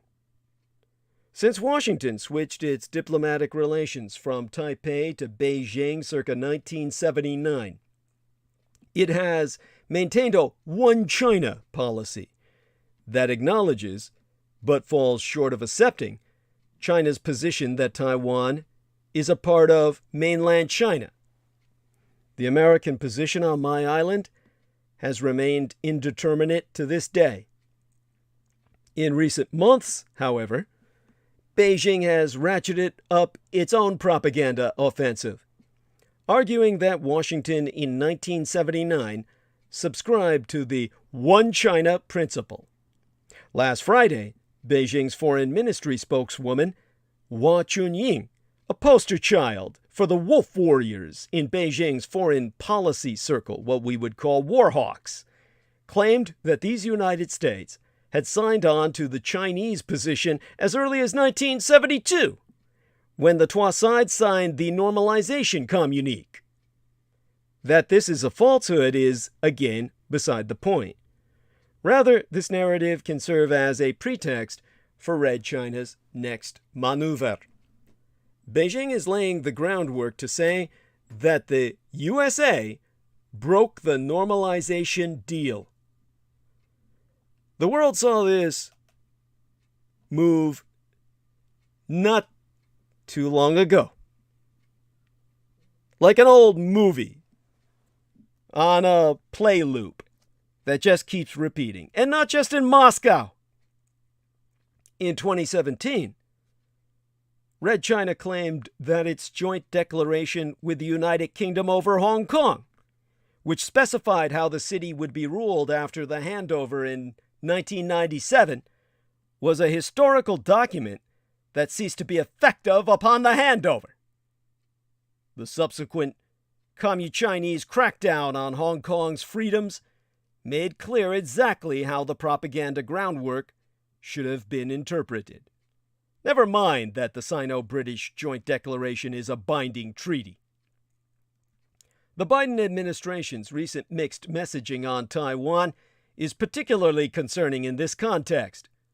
On Sunday, National Security Advisor Jake Sullivan confirmed that the island, my island, would not be included in the launch of the Indo-Pacific Economic Framework, the U.S. plan to get back in the game in Asia, in order to avoid irking mainland China.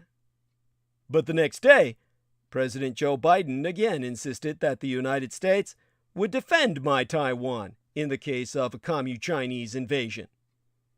Once again, the White House stat, well, the staff walked back his words almost immediately. Generous critics might say that despite the backtracking, the president's words are a sign that Washington is deviating from its long-held strategic ambiguity and might even deter Beijing. That's optimistic and just one side of the coin. There's no guarantee that the Communist Chinese Empire will not be emboldened by the backpedaling and becomest more belligerent toward my island. There's a clear difference between disciplined ambiguity and contradicting oneself. And while strategic ambiguity may have worked well when Red China was less assertive in its authoritarian influence, the strategy has clearly run its course. If Washington doesn't take a clear and unequivocal stance on the future of my Taiwan, Red China's propaganda will be better able to fill the information void. And last weekend may well have been the beginning of a Communist Chinese invasion of my island. Were that to happen, understand that the overwhelming majority of high-technology microchips are produced on my island. It is the most technologically advanced nation on Earth. Those microchips are the brains for all your satellites, all your cell phones, all your cars. They're being replaced on a daily basis by the millions. Once production stops due to an invasion, your civilization collapses. Your very way of life depends on the freedom of Taiwan. For that reason, you cannot afford ambiguity. This side of the Pacific, the country's mood is incredibly negative right now.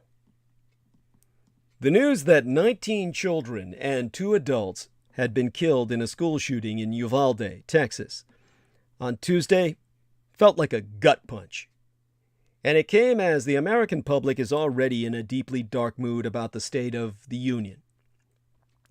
Just 16% of Americans said they were satisfied with the way things are going in these United States. That's according to a new Gallup poll released this week that I'm sourcing.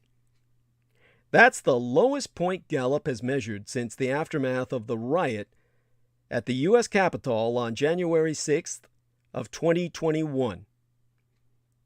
That poll was conducted before the shooting in Texas. The simple fact is that we are down as a country. High levels of inflation, year 3 of the COVID-19 pandemic sourcing out of the communist Chinese empire, mass shootings on a daily basis. What's more, people have lost most of their faith in politicians' ability to solve or even address the hopelessness coursing through the electorate. That same Gallup poll put President Joe Biden's job approval rating at just 41%, while 18% approved of the job Congress is doing. The Gallup organization's Megan Brennan concludes, and here I'll quote as she, with less than 6 months to go before the midterm elections, the public's mood is sour, with few Americans satisfied with the direction of the country and approving of Congress, making the Democratic congressional majority extremely vulnerable. That's exactly right. People may not follow politics all that closely, but they know that Democrats are in charge at the moment, and therefore responsible for the state of the country itself. This is, of course, an oversimplification of how much power any one person or party has over the direction of these United States, but it's how politics operates. And Brennan is right about this too. Again, to quote as she, the likelihood of a dramatic economic turnaround before November's congressional elections appears slim, which puts pressure on Democrats to persuade voters to keep them in power despite the nation's current struggles. Now, the Gallup numbers make clear how daunting that challenge is for Joe Biden and his party with just 167 days left before the November election. When the country is down, and we are down right now, people look for change. The point? A change election this fall will fall heavily on Democrats. And it's not immediately clear how they can avoid it. But what we can do is we can start to deconstruct the myths that would lead them in the wrong direction in responding to the immediate challenge, which is massacres by gunfire. The other day, just the last transmission before tonight's, I was speaking with both the lovely ladies, my executrix producer, Viviana Sanchez, and Noreen Halpan. And I spoke to them about bullying. Now that I've conducted some research into the subject of its purported connection with gunfire massacres, I've been led to understand that the myth of school shooters as usually being victims of bullying is dangerously inaccurate.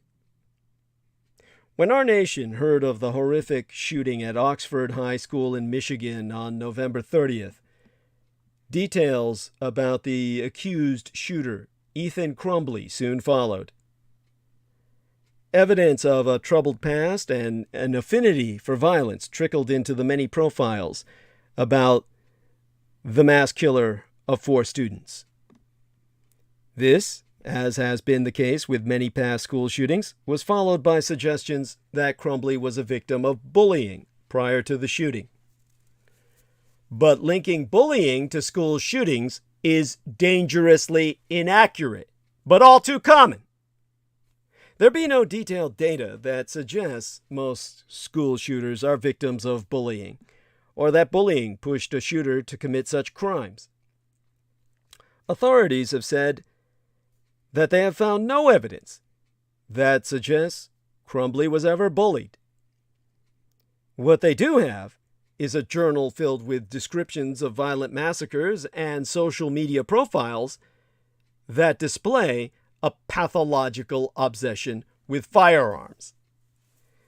It is one of the popular but problematic myths that has existed since the Columbine High School shooting of 1999. The perpetrators of the shooting, Eric Harris and Dylan Klebold, were described as loners and social outcasts by the press, but evidence has proven that the pair had a wide friend group and packed social calendars. They played on sports teams and made no mention of bullying in their journals. To quoteist Peter Langman, a psychologist who has studied school shootings, they both had a lot of friends. They both engaged in school activities. Out of school activities, they worked part-time jobs with some of their buddies at a pizza shop. Sue Klebold even consulted Longman for insight about her son Dylan while she was writing a memoir. You see, it's not just the Columbine shooters who complicate the narrative around school shooters being outcasts. T.J. Lane, who killed 3 fellow students at Chardon High School in Ohio circa 2012, was described by a friend as a very normal, just teenage boy. And though some said he was picked on, his private journals did never appear to suggest that this was a motive for the killing. In 2014, Jalen Freiberg killed 5 students when he opened fire at Marysville Pilchuck High School in Washington.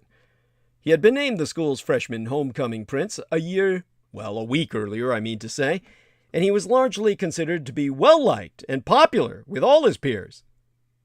While it's true to say that, like most high school students, these shooters have probably been picked on at one time or another, it is simply reductive to link bullying directly to shootings. The idea that these school shootings could have been prevented if students had just been nicer to their peers entirely neglects the reality of these tragic attacks and deflects blame. It leaves out an extensive list of factors from mental health issues and family problems to obsessions with firearms and a disrespect for all authority. The FBI has rejected the idea that bullying causes school shootings. In a threat assessment report on school shootings, the Bureau stresses that no one factor is decisive for shooters. They also list a number of widespread but wrong or unverified impressions of school shooters. Among them are the notions that shootings are exclusively a revenge act, and the idea that the school shooter is always a loner. The intertwining factors that create a school shooter are much more complex than some classroom teasing, but there are some clear common traits between these murderers. Often it is the dangerous intersection of untreated mental illness and access to deadly weapons that set the stage for a shooting. Now, a report from the United States Secret Service and the Department of Education, working together to look at school shooters between 1974 and the year 2000, found that 78% had a history of suicide attempts or suicidal thoughts. 61% had a history of feeling depressed. Bullied youths are also at a much higher risk of experiencing depression and suicide. So if we're to make any connection between school shootings and bullying, perhaps it should be that both are part of a youth mental health crisis that is going untreated. Identifying loner kids who may become school shooters is not helpful if we aren't going to seek to offer care for these students. Appropriate mental health care for students could have widespread impacts in preventing violence in schools and also lead to a decrease in dropout rates, drug and alcohol abuse, and suicides. The clinical psychologist Patricia A. Gorman concludes, and here I quote as she, "Bullying is very common, very common. Most youth who are bullied do not kill their peers. We are in a nationwide mental health crisis. We need more professional and peer counselors in school. It is more funding. We need less guns. We need to change the culture in schools and on social media. We need to offer more support for families in trouble." Well, speaking of families in trouble, I started with Crumbly. Well, the mom of the Michigan school shooting suspect wrote a letter to Donald John Trump to criticize immigrants and praise gun rights. The Oxford high school shooting mass murderer, Ethan Crumbly, was arrested and charged with 1 count of terrorism causing death, 4 counts of first-degree murder, 7 counts of assault with intent to murder, and 12 counts of possession of a firearm in the commission of a felony. Now, many people started to point fingers at how a 15-year-old who pleaded not guilty could have possibly carried out this mass shooting that left 4 dead and 7 others, including an educator, injured. Scrutiny was thereafter focused on Ethan's parents, Jennifer and James Crumbly. I say the lady's name first for a reason. To get the limp dick out of the way, Ethan's father, James, who was 45 years of age, worked as a tech salesman and had recently run into legal trouble in Florida over child support payments. But that brings us to Ethan Crumbly's mother, Jennifer Crumbly. Ethan Crumbly's 43-year-old mother, Jennifer Crumbly, worked as a real estate broker in the Oxford area of Michigan. Jennifer claims to be a feminist who values the equality of the LGBTQIA+ community and women's rights, but couldn't bear to have the first woman president be Hillary Rodham Clinton. Yet Jennifer Crumbly praised Trump's gun laws.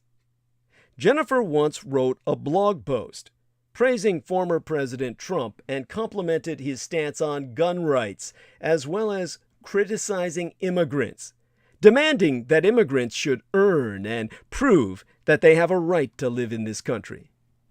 She talked about knowing parents at other schools where the kids come from illegal immigrant parents and don't care about learning. Now, to quotist from her writ, "Mr. Trump, I actually love that you are a bad public speaker because that showed sincerity and humility. You changed your mind. And you said, so what? You made the famous grab them in the pussy comment. Did it offend me? No, as a female and a realtor. Thank you for allowing my right to bear arms. Allowing me to be protected if I show a home to someone with bad intentions. Thank you for respecting that amendment. The wall. The famous wall. See, Mr. Trump, I support that wall. I am not racist. In fact, my grandfather came straight off the boat in Italy." She said all this and plenty more before finally signing off on the letter that never actually got seen by Donald Trump.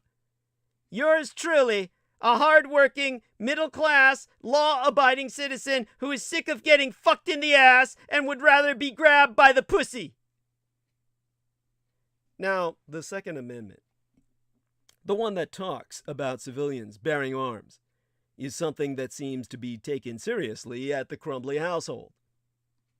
Ethan Crumbley's parents were warned about his behavior on the day of the Michigan school shooting. According to Oakland County Sheriff Mike Bouchard, Ethan's parents were brought into school to talk about their son's behavior, which was previously flagged by administrators as behavior in the classroom that they felt was concerning. Now, Jennifer and James Crumbley went into school the same morning of the attack to have a face-to-face meeting with school officials after Ethan had been called in on Monday and Tuesday of that week in November, so long ago by now. Bouchard never said what the behavior was, but that police were not informed of any potential issues before the attack. Jennifer and James Crumbley attended their own son's arraignment via video call.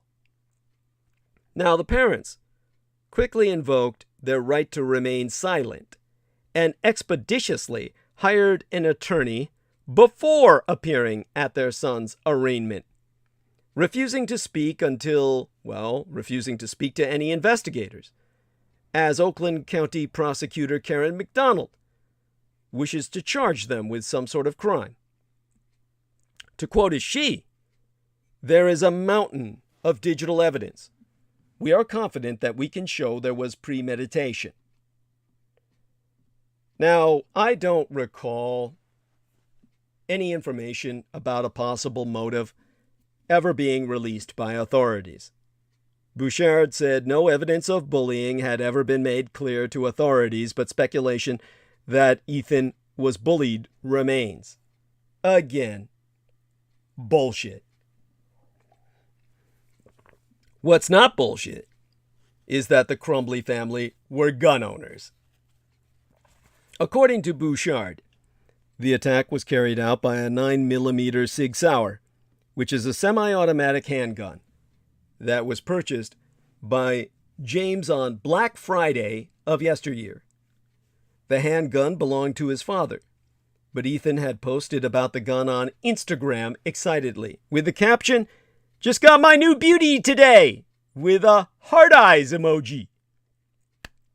To further prove that the attack was premeditated, the Oakland County Police also verified that Ethan had written about it in a journal and recorded videos of him planning and desiring to shoot and kill all the students at his school.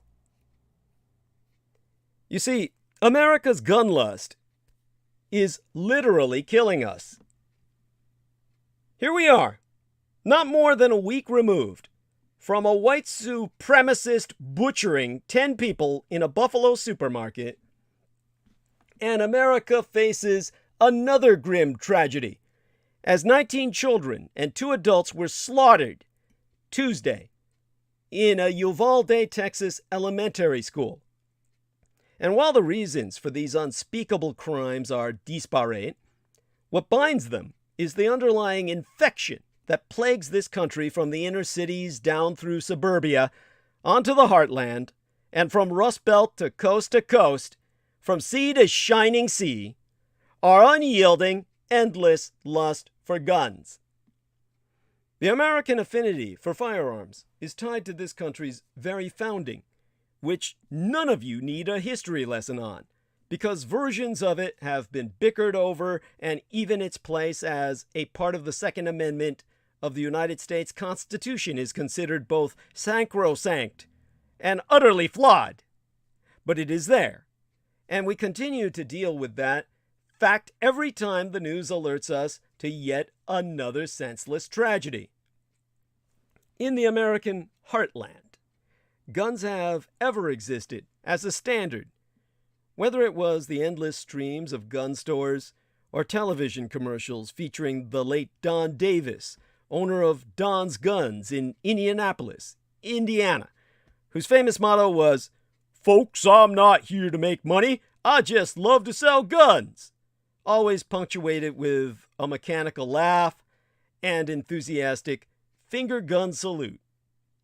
Seeing a white-haired old man with a goatee in a seemingly tailored suit gave the dirty business of guns an air of class and refinement in the most unrefined way. Don Davis didn't just love to sell guns, he loved to sell guns as a pimp would sell a prostitute. He was selling a fantasy. One might suspect that, were it possible, Davis would have sold gun holsters made of fishnet and lace.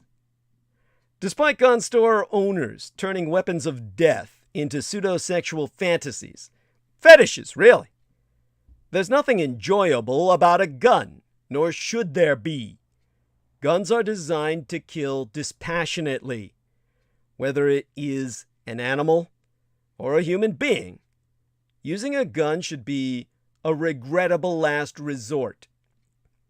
What has so broken humanity that the taking of life brings any level of pleasure? Our desire for guns boils down to a desire to kill, and that makes us lesser creatures, period. Certainly the first to belch out a defense might be the self-titled sportsmen, the hunters. For them, gun ownership is a sacred right passed from father to son, hearkening to a time when men had to shoot whatever protein was going to fill their bellies and warm their backs for a hard life of manual labor, indicative of a far less developed time in history. Moral judgment aside, while there be nothing illegal about hunting, accidents still happen because guns are dangerous tools, and people often are careless. It seems at times as if gun lust supersedes gun safety. Let me try and troll you with some basic statistics. The United States has in circulation more than 300 million guns. Even though that number is actually far too conservative in estimate, that's still more than one for every man, woman, and child in the country. All of us. Because we have that many guns out there in the world, it stands to reason that there would be many accidents, well, we'd call them incidents, where guns would do their intended job in horrifically unintended ways.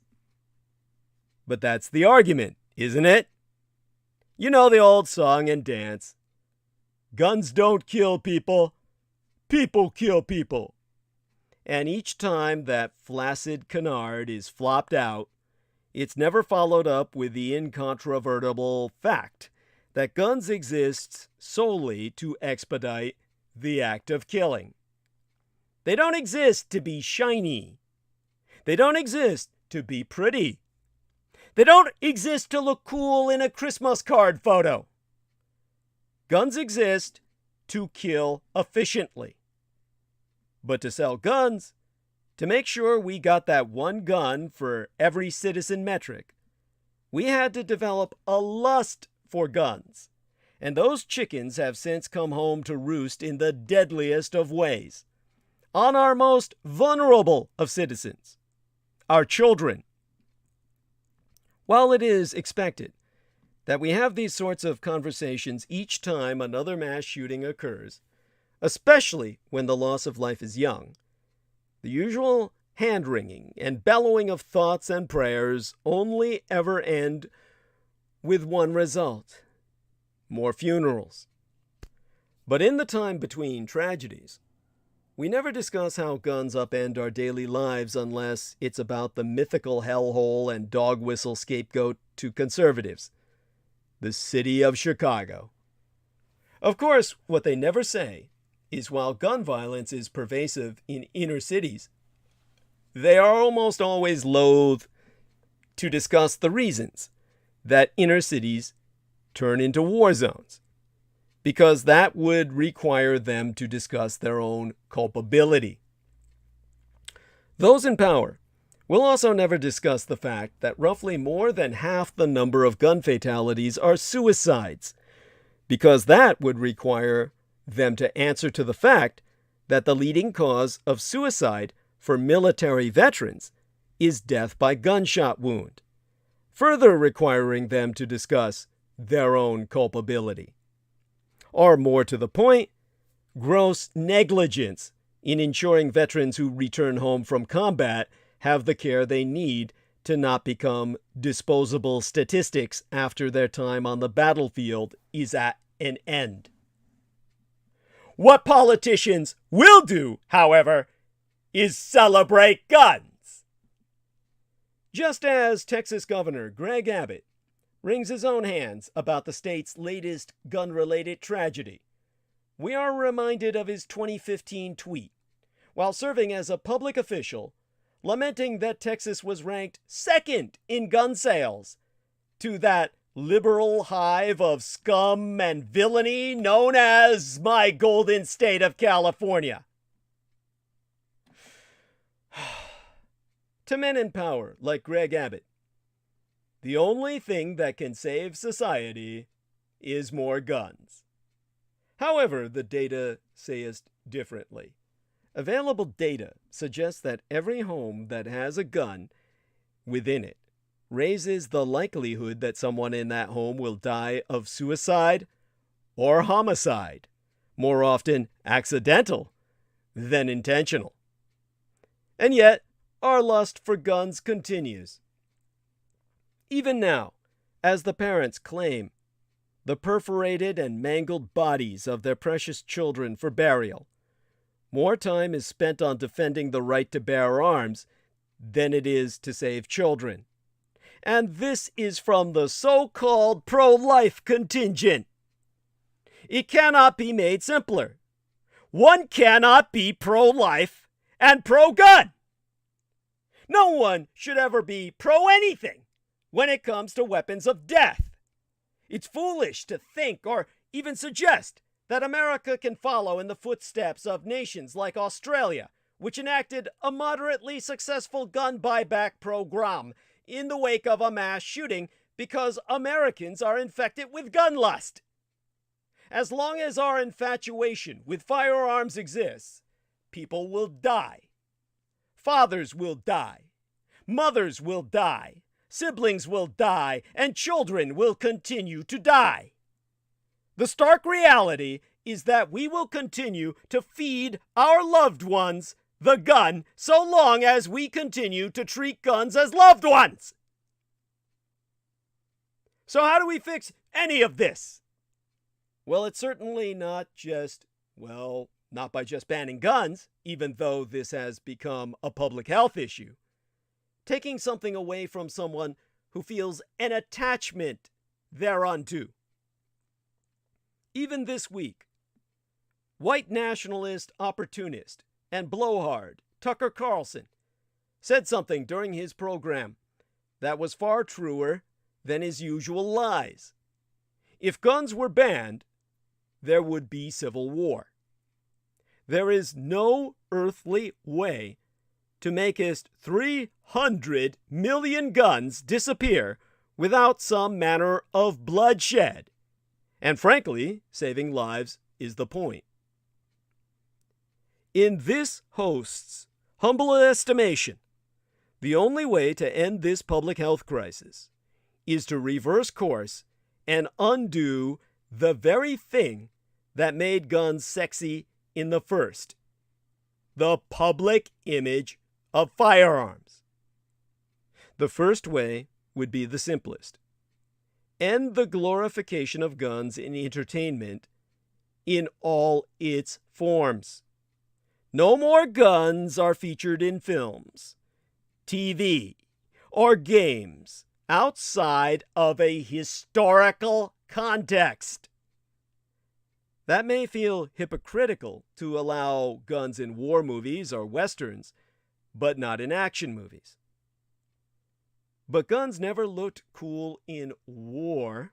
Well, they do, but seeing The Rock or Arnold Schwarzenegger before him leaping through the screen with an Uzi in hand is largely the gateway drug towards gun lust. Making guns unglamorous is essential to ending that lust. After that, it gets a little harder, but still doable in a sane and sensible society, which we are not, but let's talk about it anyway. We must get serious about mental health in this country. There are thousands of disturbed individuals out there who live as human time bombs, with access to guns as a detonator. Few of these people have criminal records because their first heinous act is usually their last, so buying a gun is way easier than it should be. But beyond the potential killers, we must get serious about mental health to protect those who might harm themselves instead. As already mentioned, there are twice as many suicides by gun as homicides. So until there is a concerted effort towards effective suicide prevention among at-risk individuals, more suicides will continue, and guns will be the trusted tool, simply because it's the fastest. Mass shootings are difficult to prevent with mental health resources alone, of course. Focusing on mental health solutions to prevent shootings is actually a misstep and a deflection, because blaming mass shootings on mental illness is a deflection of the fact that there can be no effective solution to curb such atrocities without gun control. In the wake of yet another mass shooting, some Texas politicians have called for increased mental health services to help prevent the next tragedy. But experts working in that field warned that there is no fully effective solution to stop these shootings before they happen, with some saying that blaming mental health is a deflection from the fact that gun control, gun control, is a necessary part of prevention. Again, on Tuesday, 19 children and 2 educators were shot and killed at Robb Elementary School in Uvalde, Texas, by an 18-year-old gunman. Not mental man, but gunman. State authorities have said that within days of his 18th birthday earlier this month, the shooter had purchased 2 semi-automatic rifles at a local gun store. He also purchased 375 rounds of ammunition. Although Texas Governor Greg Abbott said earlier today, that, yesterday by now, that a mental health challenge had played a role in the massacre, the gunman had no known criminal history or any record of mental health issues. And Abbott wasn't alone in pointing to mental health. In the days after the shooting, Uvalde Mayor Don McLaughlin told News 4 San Antonio that the tragedy may have been prevented if more mental health resources were dedicated to his region. To quote the Abbott man, "Maybe we could have caught it. Maybe if we had the counselors. Maybe if we had the mental health people, we could do it." You know, if we had enough fucking mental health people and counselors out there, we would probably get both of these people locked up. Not the shooter, but Texas Governor Greg Abbott and Uvalde Mayor Don McLaughlin. So, lastly, if we want to have even a chance at stemming this public health crisis, we must place more responsibilities upon gun owners, not less. All legal gun owners should be bonded and or carry liability insurance. The government has long since enacted laws mandating automotive insurance, and now in many areas, renter's insurance. So it stands to reason that someone freely buying weapons of death should bear some financial responsibility in their maintenance, possession, and care. Some may look at that as a punishment for legal ownership, but the power to take lives demands responsibility not to be reckless. None of the aforementioned suggestions calls for confiscating a single firearm, nor does it call for the cessation of manufacturing of guns at all, even if that is preferable, which it absolutely would be. What the suggestions intend is to place such a solemn weight on gun ownership that it makes it onerous for some to even own guns at all. That's how things change. When guns are treated like the necessary evil that they be, there will be less of a desire to have so many of them. And maybe then we can see some light at the end of this dark and depressing tunnel of needless death. Maybe, but don't hold your breath.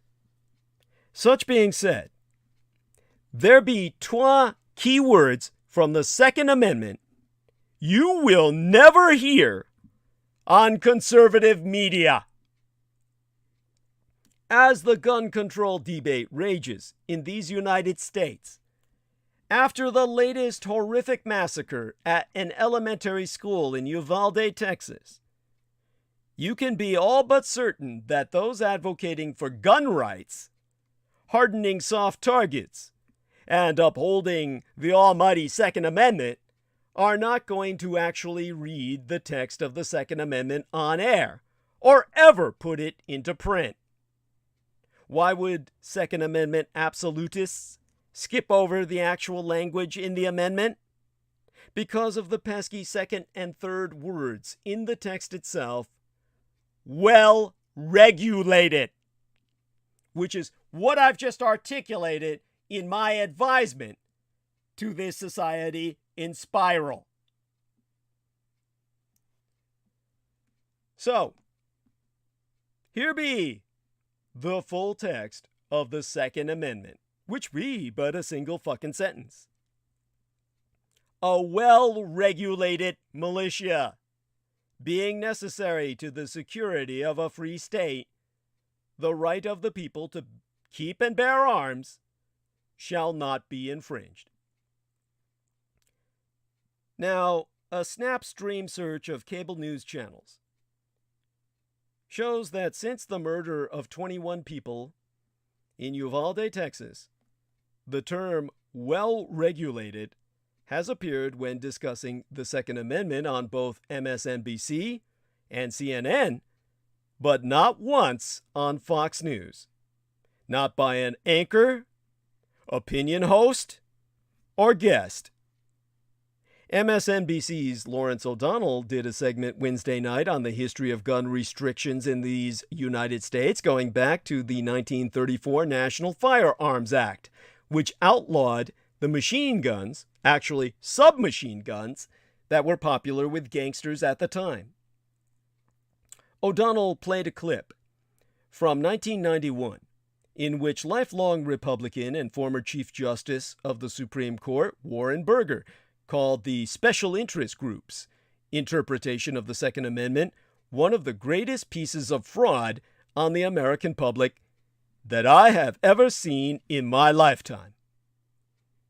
Now, Burger, who was appointed to the Supreme Court by President Richard Nixon, told PBS's NewsHour in December of 1991 that, "If I were writing the Bill of Rights now, there would not be any such thing as the Second Amendment."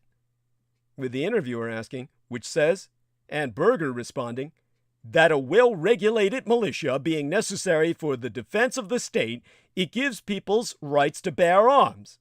This has been the subject of one of the greatest pieces of fraud, and I repeat the word fraud, on the American public, by special interest groups that I have ever seen in my lifetime.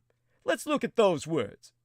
And actually reading the amendment on air, as I just have to you, he proceeded to recite, there are only 3 lines of the amendment.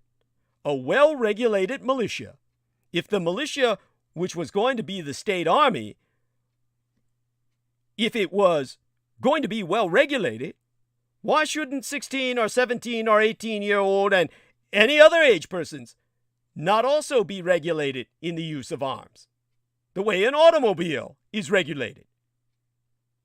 O'Donnell then repeated the singular word, fraud, thereafter concluding that, and here I quote his T, the Republican Party has fully embraced a fraudulent interpretation of the Second Amendment to mean that the founders of this country intended for every 18-year-old in Texas and everyone older than that to be able to buy a 21st century version of a machine gun, an AR-15, and nothing can be done to restrict that right in any way. None of the founders believed anything like that. Meanwhile, on Fox News, top-rated host Tucker Carlson said these words: "A person who is intent on committing violence is very hard to stop under any circumstances. An act of Congress isn't going to do it. Neither will gun control. There are more guns in this country than there are people. There are always have been." That's his actual words. There are always have been. He's a has-been, all right. Carlson's claim ignores the fact that after the assault weapons ban expired in 2004, mass shootings exploded in their frequency and the number of victims killed at any one time. The Financial Times created a graphic to illustrate this fact. As a matter of fact, I will put that in our chat. I hope it works. We're going to find out. A link to that graphic. Violet, she says, a lot of people not well who don't do that to others. There's always going to be one person who looks to hurt others. X, yes, honey. Very much so. Now, all right, the Financial Times link did not work. Let's see if I can withdraw that. Remove. Okay, I'm going to remove that, and let's see if I can make it work. This is, the frustrating part of, holy shit. Okay, why doesn't this work? All right. Now, let's hope this works. And cut and paste this. Go down. There we are. All right. How about this? I can't tap on this to make this larger. So, all right. What I can give you is basically a link to the article. And Violet gives me the peace sign. Thank you, honey. By the way, just for your edification, the peace sign is something that was developed during the Vietnam War with the help of Michael Kino. It is a broken and inverted crucifix. It is an upside-down crucifix with the arms broken. So it's the sundered cross, just so you know. It's as satanic a symbol as ever there was one.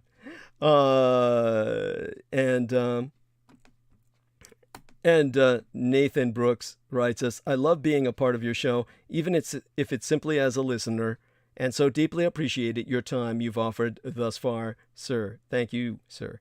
Okay, and George Knight probably knows I'm on a roll here and shouldn't be interrupted. So anyhow, Tuck Carlson then concluded, however you feel about that fact, you can acknowledge that we will never get rid of all those guns, and the Constitution prohibits that, and you would set off a civil war if you tried to do it. This is why I provided the advisement that I have. Bonding and liability insurance for every gun you own, just like every car you own. That would make you all a well-regulated militia. Now, Carlson's all-or-nothing approach to gun rights quite clearly ignores those trois key words in the Second Amendment. In fact, of all the 27 amendments to the Constitution, the Second Amendment is the only one to include a call for regulation within its very wording.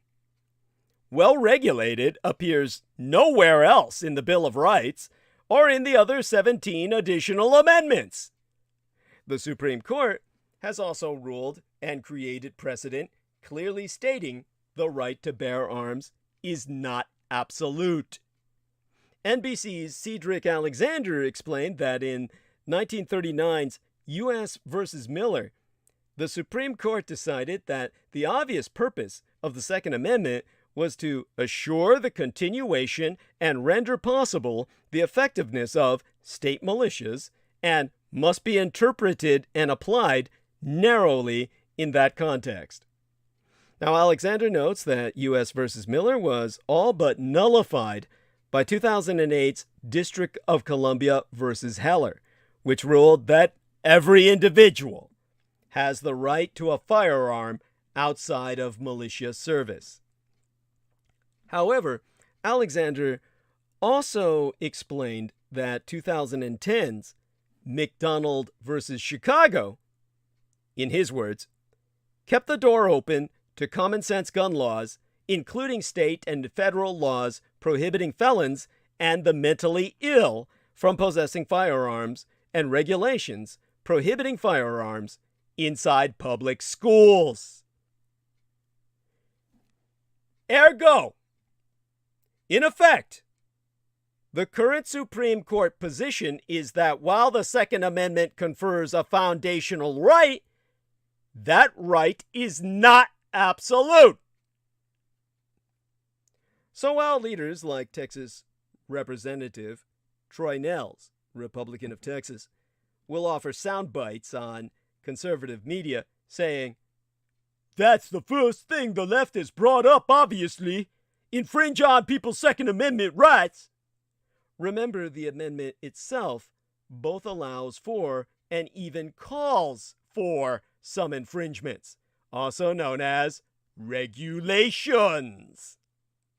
Whether well-regulated means an age limit, an assault weapons ban, background checks, licensing, magazine capacity limitations, a waiting period, or any other of the multitude of possible regulations out there, each is in fact part of the original intent of the founders, that our elected officials would regulate the weapons of war held by private citizens.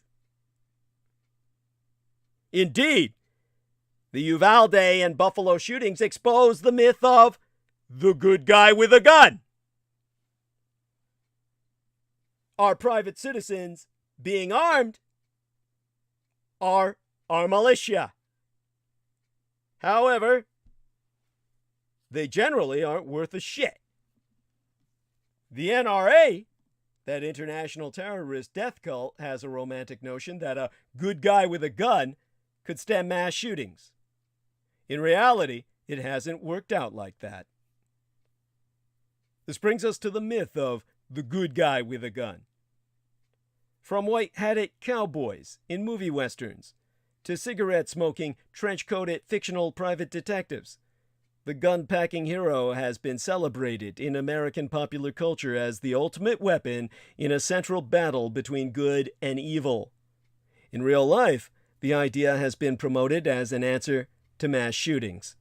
In 2012, after 20 children and 6 adults were gunned down at Sandy Hook Elementary School in Newton, Connecticut, National Rifle Association CEO Wayne LaPierre voiced his solution. At the time, LaPierre said, "The only thing that stops a bad guy with a gun is a good guy with a gun." After the Uvalde, Texas massacre, in which a gunman killed 19 elementary schoolers and 2 teachers, calls came from Texas Attorney General Ken Paxton and other Republicans to arm teachers, an idea vehemently rejected by teachers' unions, and add more gun-carrying security at schools. Now, just checking some incoming notifications here. Always got to be on the Outlook. But, oh, Violet said, "I didn't know. I changed using it. Thank you for info. X, you're welcome, honey. Blessed be." Okay, now, Republican Ted Cruz, Texas's junior senator, told reporters, "We know from past experience that the most effective tool for keeping kids safe is armed law enforcement on the campus."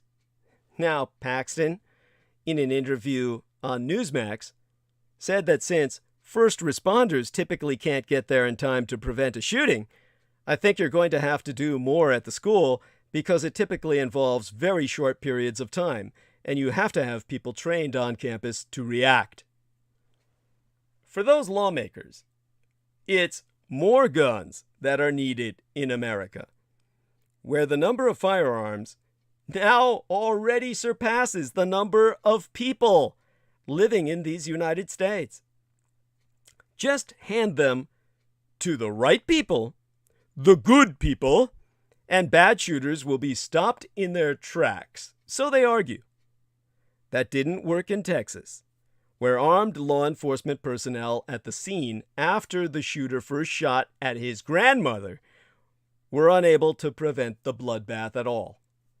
The school also has a school resource officer, though authorities said Thursday the officer was not on site at the time, after saying previously that the officer was.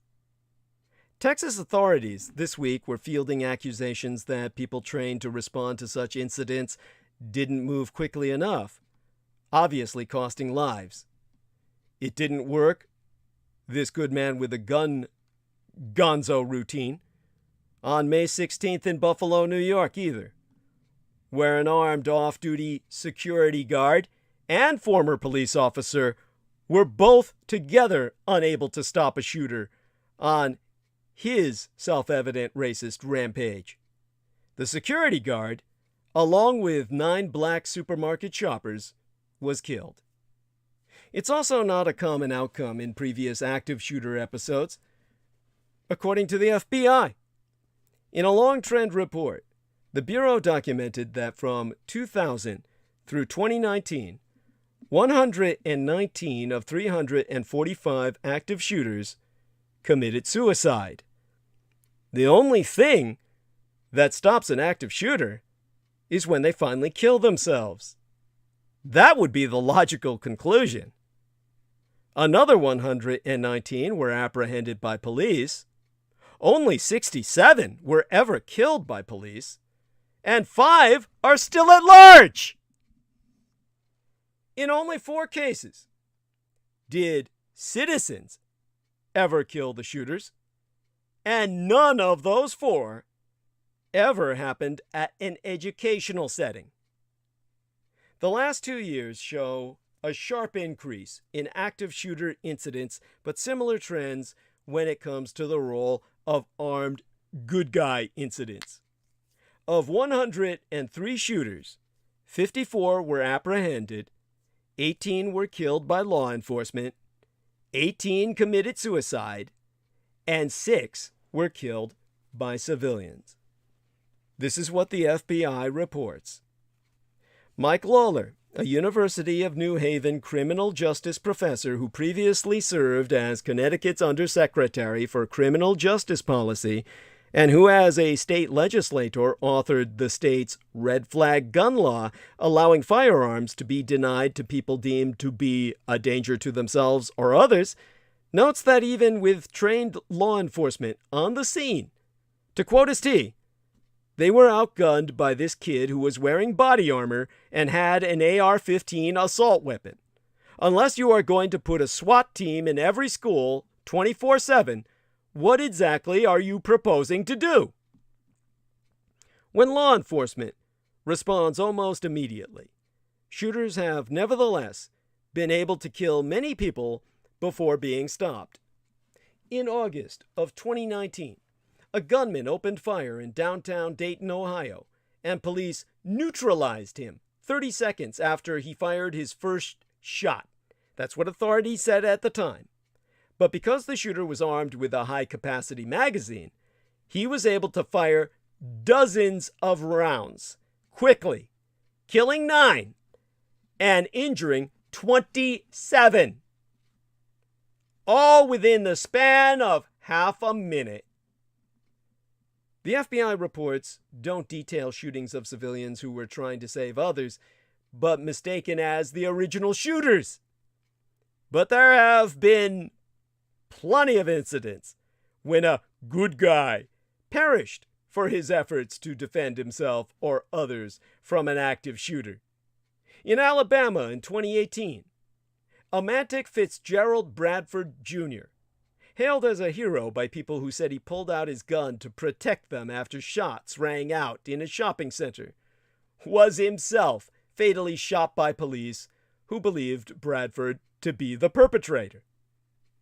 Georgetown University professoress Susanna Lee, authoress of the book entitled Hard-Boiled Crime Fiction and the Decline of Moral Authority, has proven that the romantic notion of a good guy avenger is rooted in American pulp fiction and crime fiction.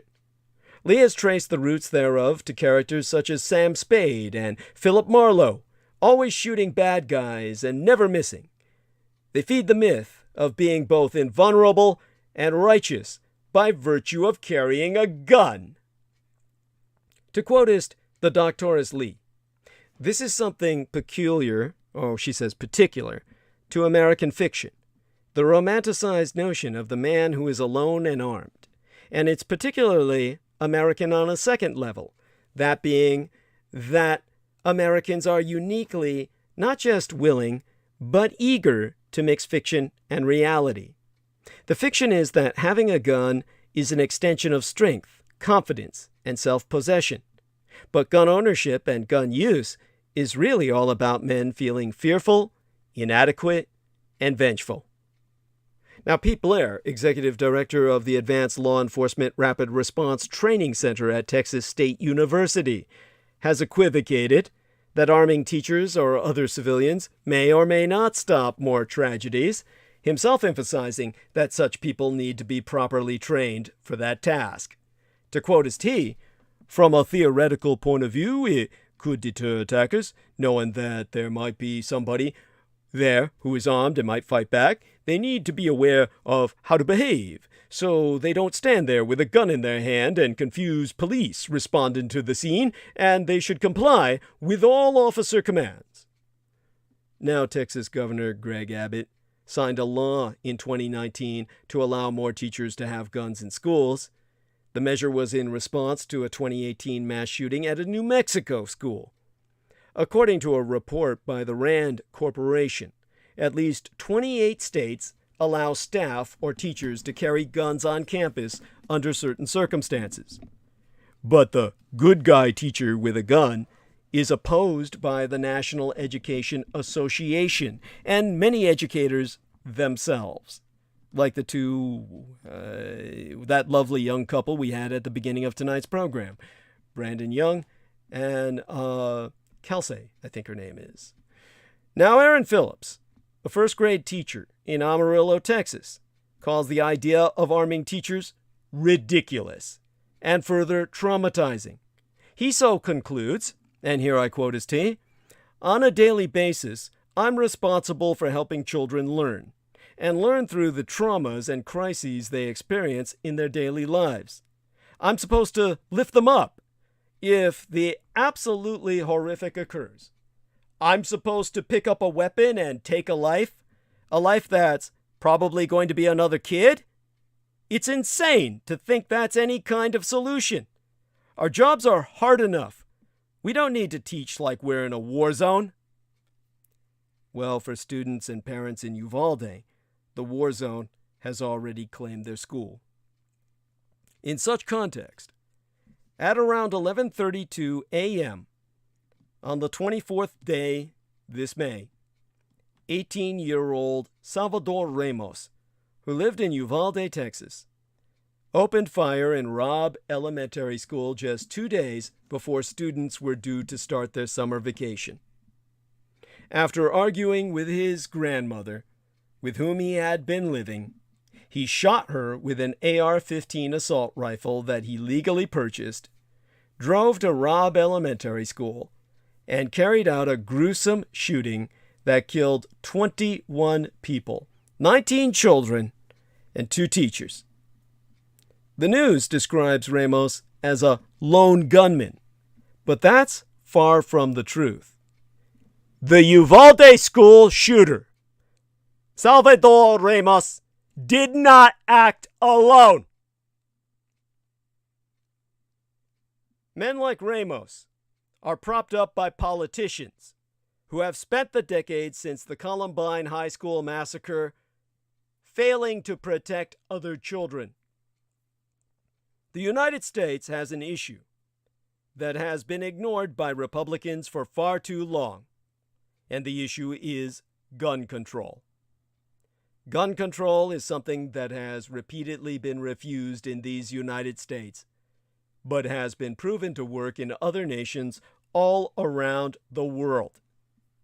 It could have prevented the deaths of those 21 people at Robb Elementary School and the many other lives lost in mass shootings. Politicians that refuse to vote for gun reform are to blame.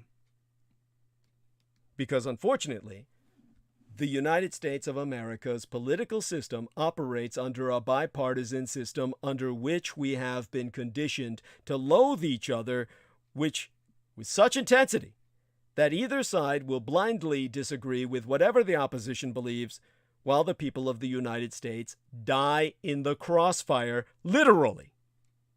According to various polls conducted by legitimate and reliable research organizations, a whopping 90% of people in this country want universal background checks on firearms purchases, the bare minimum of gun control that our country still lacks. Yet, the push for gun control has become a shout into a void in Congress. Politicians were voted into office to reflect the values of the citizens who elected them. But in America, none of this matters. Instead, opposition has become a bigger priority than unity. There are many ways to prevent school shootings, but gun control is the most imperative issue to address. The collective hive mind of the radicalized right, under its ideology of Rushism, including Texas Governor Greg Abbott as its proponent, screams, "This is a mental health issue." Abbott is the father of one daughter. If that were the case, then the likely resolution is to aid the funding of mental health programs, expand them, and make them more accessible and affordable to the people who need them, right? Yet, in April, Governor Abbott cut $211 million United States dollars in funding from the department that would have overseen such programs. Even then, had Abbott allowed these programs to exist, to receive funding, it would still be possible for someone accessing mental health treatment to purchase a firearm and shoot up a school. When addressing his fellow senators after the shooting, Senator Chris Murphy said, "Spare me the bullshit about mental illness. We don't have any more mental illness than any other country in the world. You cannot explain this through a prism of mental illness because we're not an outlier on mental illness." Now, Murphy is the father of 2 children. Even if it were true that the United States had, by some anomaly, which I'm almost willing to believe in, the most mentally unstable people on the planet, that's an even bigger reason to put these murder weapons out of their reach. And there be hurdles to accurately predicting violence and ensuring treatment. Boosting mental health services in communities and making them more affordable could help reduce gun deaths, particularly suicides, but there be no fully effective mental health solution to stop mass shootings. That is largely because they can be hard to predict. Mass shooters rarely show obvious signs of severe mental illness, such as having hallucinations or being completely out of touch with reality. Instead, of those who do exhibit signs of mental illness, the vast majority share commonalities with many people who do not go on to become mass shooters. Those characteristics include depression, isolation from family and classmates, narcissism, paranoia, and suspicion. Many feel easily threatened or insulted by others, or feel they are on a mission to prove a point. The authors of a 2015 article in the American Journal of Public Health notes that, to quote as their writ, psychiatric diagnosis is largely an observational tool. Largely for this reason, research dating back to the 1970s suggests that psychiatrists using clinical judgment are not much better than laypersons at predicting which individual patients will commit violent crimes and which will not. No single test, assessment, or metric could identify a mass shooter early enough to seek mental health treatment. Schools should ensure that every adult in the system, teachers, bus drivers, coaches, janitors, and cafeteria workers, understands warning signs of someone at risk of harming themselves or others and have systems in place to report potential threats. But even then, there be hurdles. Mental health providers are limited when a person suspected of being at risk rejects help or lies through a mental health evaluation.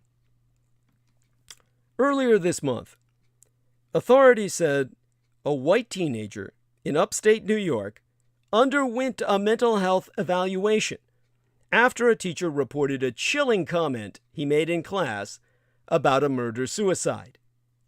But he was cleared and eventually gunned down 10 black people in a racist rampage at a supermarket in Buffalo. And last year, prior to a shooting at Oxford High School in Michigan that left 4 dead, a teacher alerted school officials to drawings found on the 15-year-old suspect's desk depicting scenes of violence. A counselor showed the drawing to the suspect's parents, who were told they needed to get their son into counseling within 48 hours. The parents, who purchased the firearm deployed in the mass shooting and have since been charged with manslaughter, declined to take their son home, and he was returned to the classroom. The teenager then carried out the massacre later that same day. His parents have pleaded not guilty to the charges. And the notion that mental health counselors can identify threats and prevent mass shootings is not clearly backed by any research. In an article published last year in the Harvard Review of Psychiatry, the authors proved that defining a role for mental health providers in preventing massacres is inherently difficult. Well, let me read their paragraph here. The assumption that mass shootings are driven solely or even primarily by diagnosable psychopathology stretches the limits of mental health expertise. It also sets up a false expectation that advancing neuroscience and better therapies to manage psychiatric symptoms will provide the answer to solving gun violence.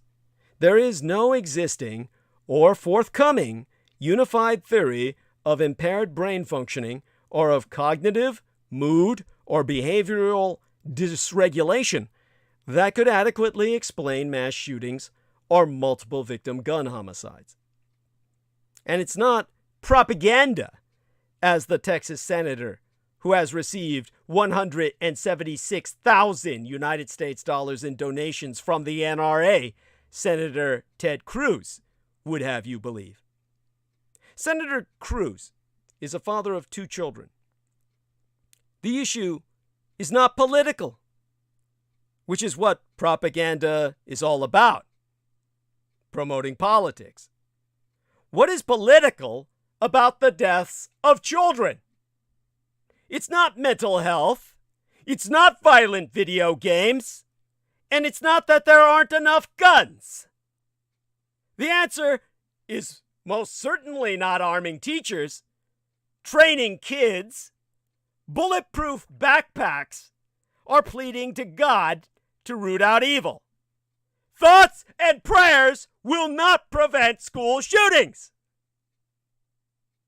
Shouting much of the same anger and disgust with the politicians who would much rather stand by and watch children be murdered than do something. Talk show host Jimmy Kimmel announced in his statement regarding the Uvalde shooting that these are our children and our representatives are supposed to represent us. Thereafter referring back to the Dunblane school shooting in Scotland in 1996 that prompted that government to pass gun control laws when he said, gun control laws do work, by the way. Because there hasn't been a single school shooting in Scotland ever since. Kimmel is a father of 4 children, 2 of which are elementary school age. To quote his Golden State Warriors head coach, Steve Kerr, there's 50 senators right now that refuse to vote on H.R. 8, which is a background check rule. 50 senators are going to hold us hostage. Now, Kerr himself is a father of 3 children. Our politicians would rather stand by, unaffected, while hundreds of millions of Americans beg for our children's lives. They would rather fill their pockets with NRA money, much of it sourcing, yes, from Russia, than pay a penny to save a child. They would rather force you to have children than protect them when they're out in the world. There have already been 203 mass shootings in 2022. Are guns the problem yet? According to the Gun Violence Archive, we're only 19 weeks into 2022, and there have already been 203 mass shootings this year. My source group defines a mass shooting as an event in which 4 or more people are killed or injured by a firearm, not including the shooter. After the high-profile mass shooting in Buffalo, New York, which targeted specifically black people, many are talking about the normalization of extremism. Yet again, this nation's lackluster response to a gun violence epidemic has become evident in the most catastrophic way.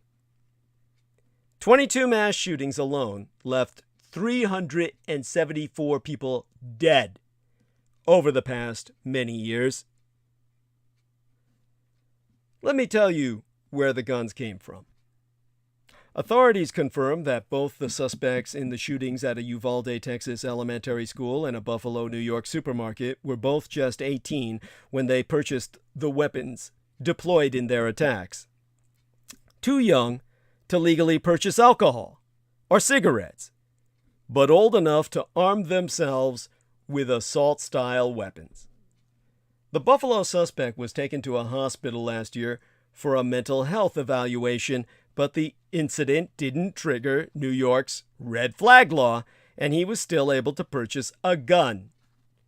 The Texas suspect's mother told ABC he gave her an uneasy feeling at times and could be aggressive if he really got mad. But authorities say he had no known criminal or mental health history. The state has no such red flag law. And they be but just the latest known U.S. mass shooters, whose ability to obtain guns has raised concerns. In some cases, shooters got guns legally under current firearms laws or because of background check lapses or law enforcement's failure to heed warnings of concerning behavior.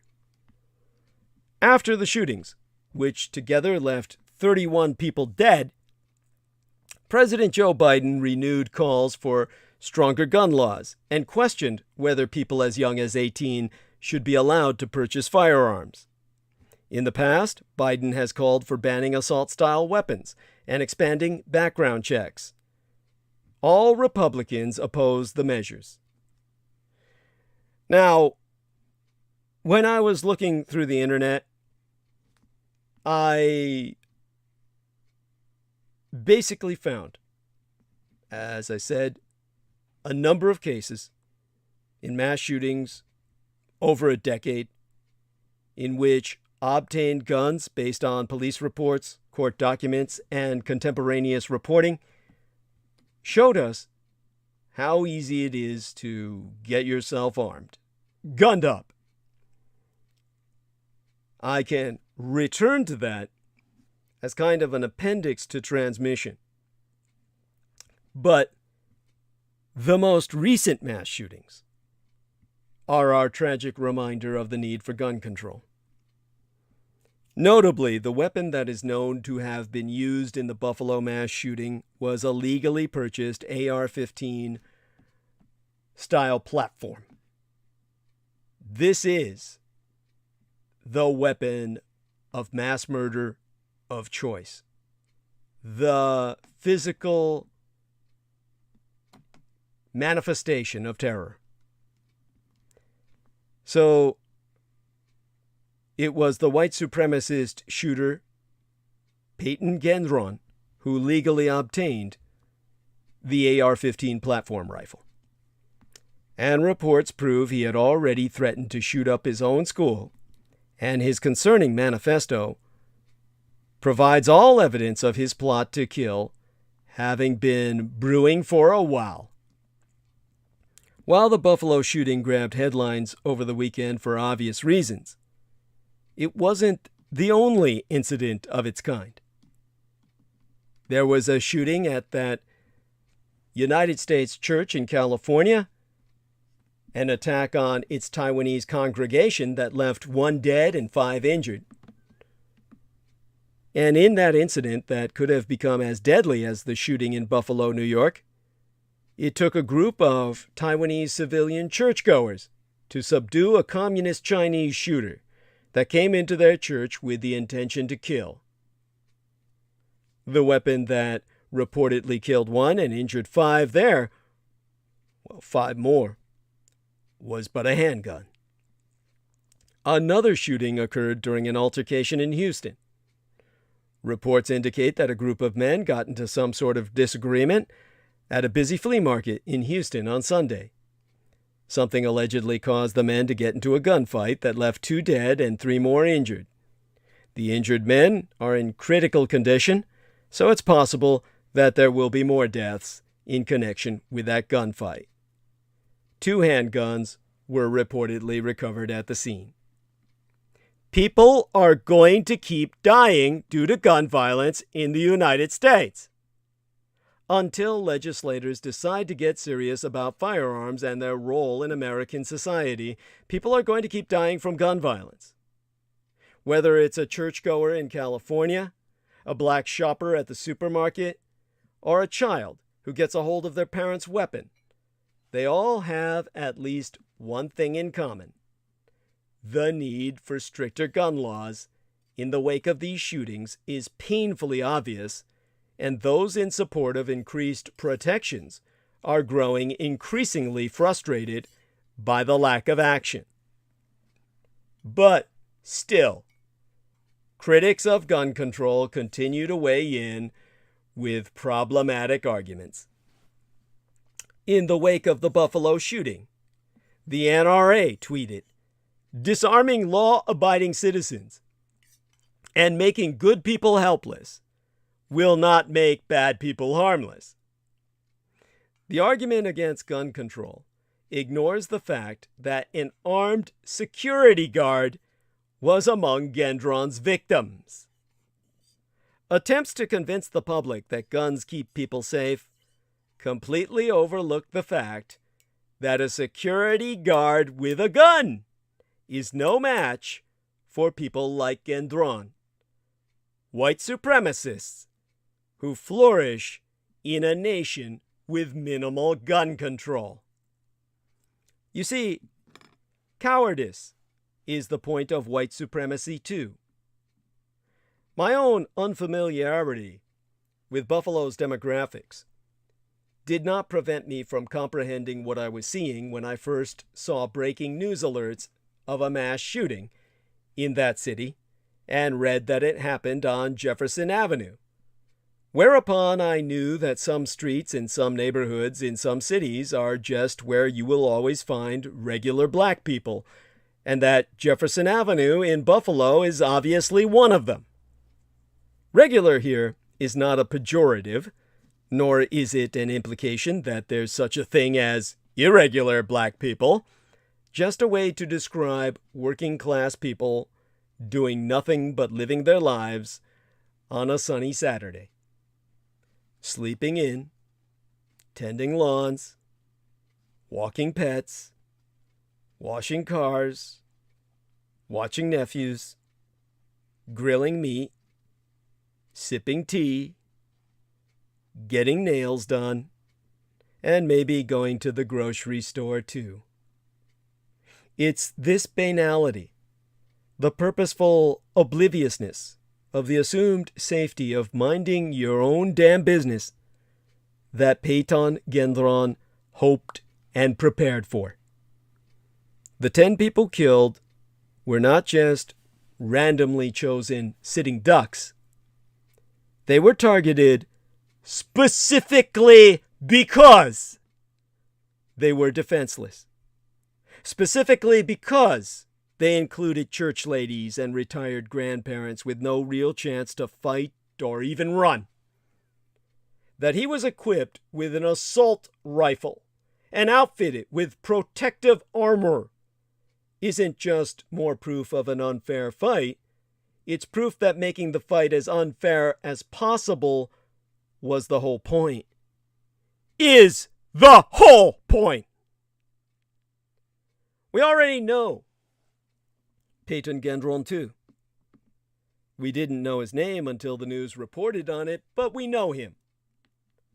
He's Dylan Roof walking into a Bible study at Mother Emanuel AME Church in Charleston, South Carolina, and murdering 9 people after watching them pray.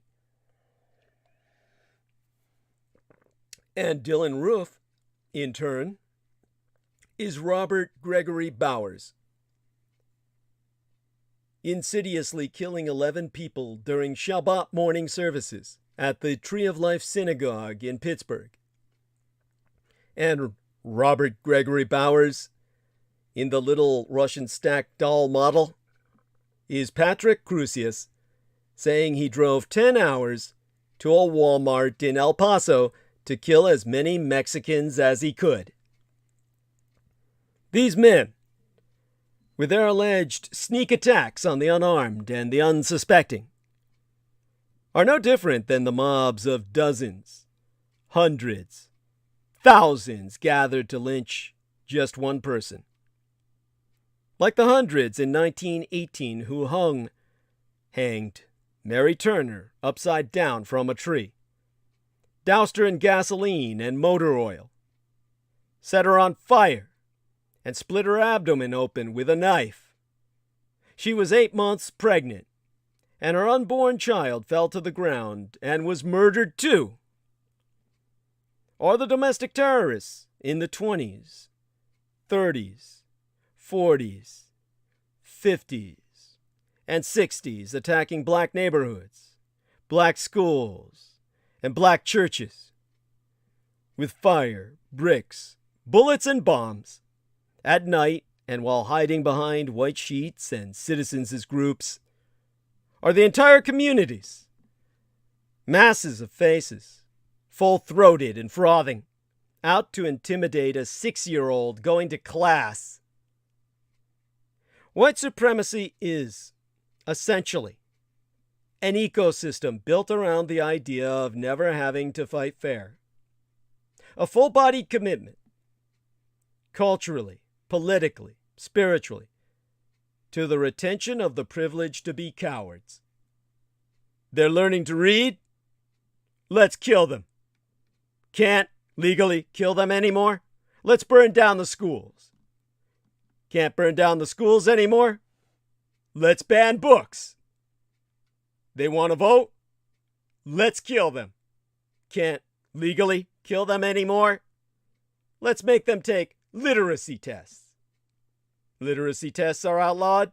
Let's gerrymander the districts. The gerrymandering wasn't enough? Let's say the elections are rigged. They're building community wealth? Let's kill them. Can't legally kill them anymore? Let's redline them and deny them loans.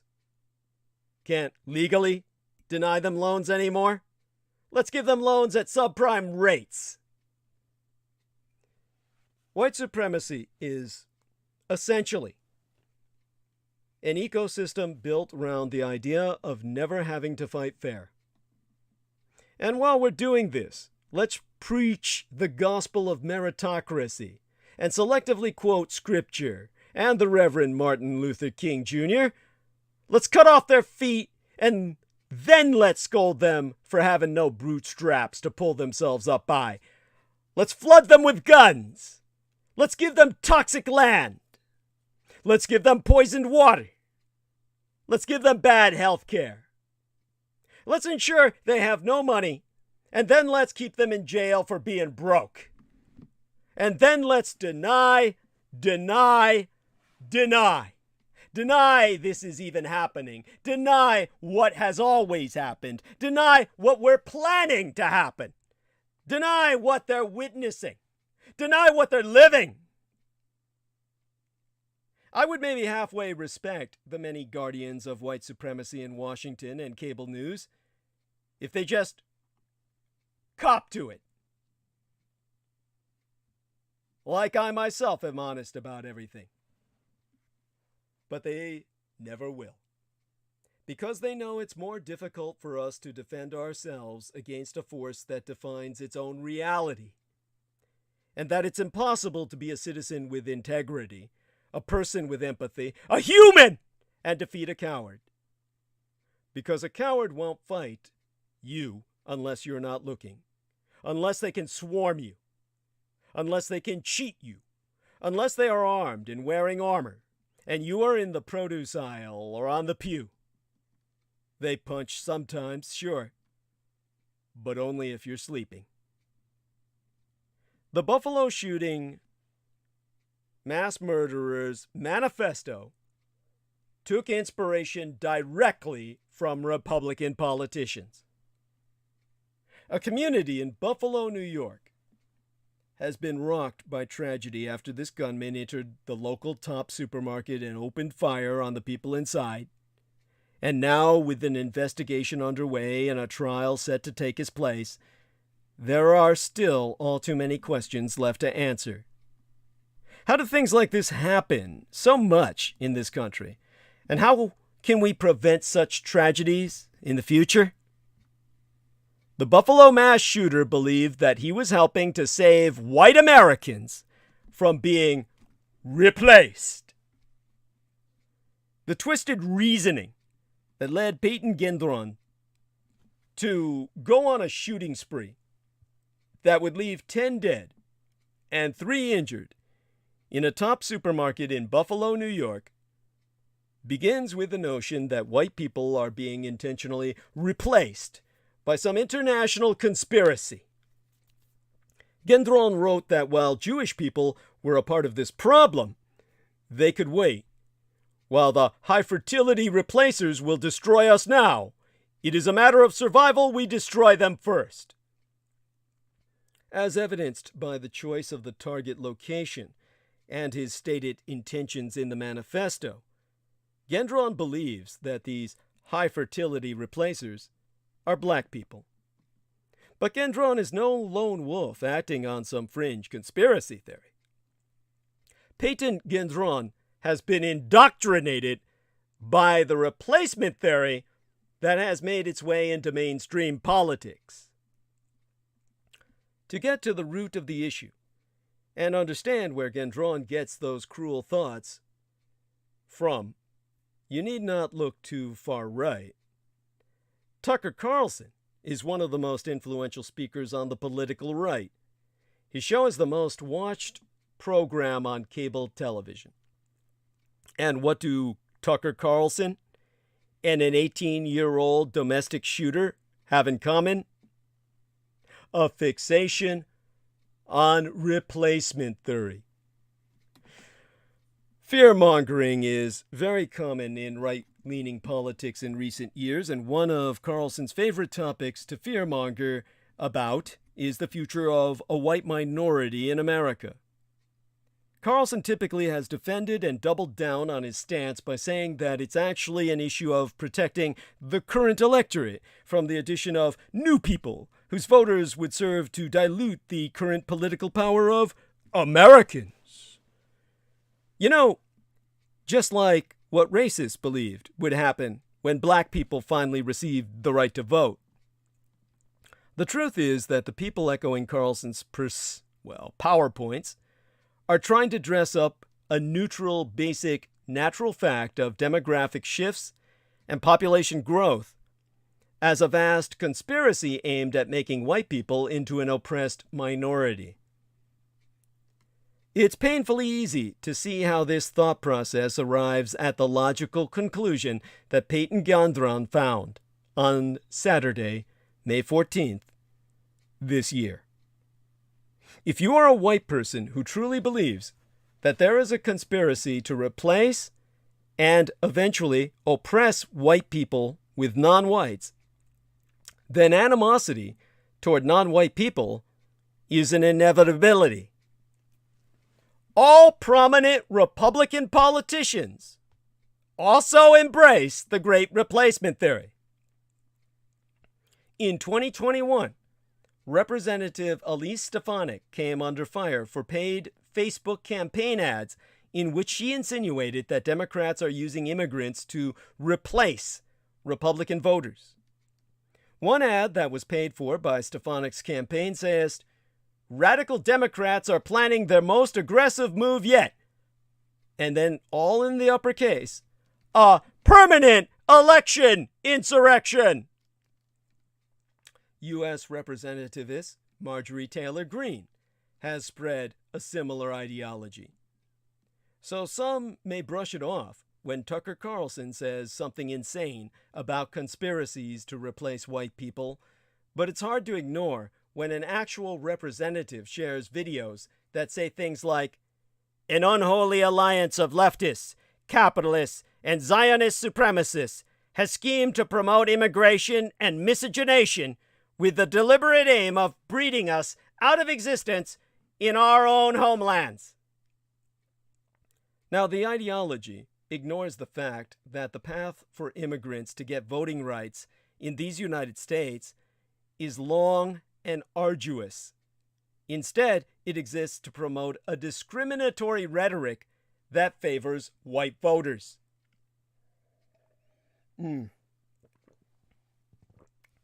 Josh Mandel, an Ohio Republican politician who lost his bid for the Senate this year, has also espoused Great Replacement theory. In October of 2021, he said to Breitbart, and here I quote his T, "This is about changing the face of America, figuratively and literally. They are trying to change our culture, change our demographics, and change our electorate. This is all about power." Now, the notion that America is literally changing face, as Mandel so explicitly states, wrongly assumes that America only ever had one face to begin with. Instead of expecting the very many varied forms of American identities, these politicians insinuate that white voters should be protected above all else. And if you doubt whether that is what they intend their message to mean, look no further than Peyton Gendron's manifesto. And after Buffalo, Trump has threatened civil war. And still mainstream media refuses to connect the dots. Last Saturday, Donald Trump endorsed a post on Truth Social, his own social media network, by a user who was either calling for or predicting a civil war in response to enemies within these United States. Exactly a week earlier, a self-evident white supremacist terrorist killed 10 people in Buffalo. His manifesto channels the same basic values and beliefs as Donald Trump and the contemporary Republican Party. Even after that event, America's mainstream news media and other public voices for the most part, still refuse to tell the unfiltered truth about the dangers to American society and freedom represented by Donald Trump and his Republicans. Within hours of the Buffalo attack, Donald Trump told a rally audience in Austin, Texas, the most liberal city in that red state nation, "I think they had a tragic event in Buffalo, with numerous people being killed." He followed that up with the narcissistic claim that, "In 18 months in Afghanistan, we lost nobody." That is not true. For Trump, claiming credit for his imaginary successes as president is clearly more important than paying respect to innocent people killed in a domestic terror attack. Trump said nothing that resembled condolences and did not appear to be sad about the loss of life. Earlier in the Austin rally, aging right-wing rock star Ted Nugent told the audience, "I love you people madly, but I'd love you more if you went forward and just went berserk on the skulls of the Democrats and the Marxists and the Communists." He also described Democrats as enemies of America. This is part of a larger pattern of stochastic terrorism and outright threats of political violence. At Donald Trump rallies, he has said that non-white immigrants, migrants, and refugees are invaders coming to America to take over and commit crimes against real, it est, white Americans. He often says the traditional family, meaning white right-wing Christians, is under siege from the woke or politically correct Democrats and other un-American forces. He has encouraged right-wing political violence with his race war fantasies, proving that his followers should descend upon major cities to wreak vengeance if he is prosecuted for his crimes. Trump repeats the big lie that he is still president, claiming that the 2020 presidential election was stolen from him by black and brown voters and their Democratic enablers. Trump praises the January 6th terrorists who participated in his coup d'etat attempt by launching a lethal attack on our Capitol. He channels the Judeo-phobic QAnon conspiracy theory and makes threats against Joe Biden, Hillary Clinton, and other leading Democrats. Trump has now embraced the Confederate lost cause mythology and tells his followers they may need to kill or die to resist critical race theory. He has embraced the neo-Confederate lost cause ideology and its fiction that the South was engaged in a noble and honorable cause in launching a catastrophic civil war to keep black people in bondage as human property forever. He has told his followers that they may need to kill and die to protect their families and children from the white supremacist boogeyman known as critical race theory. During one recent rally, Trump joked about the familiar racial slur used against black people, the same one the Buffalo shooter shouted as he murdered 10 black African American citizens of these United States.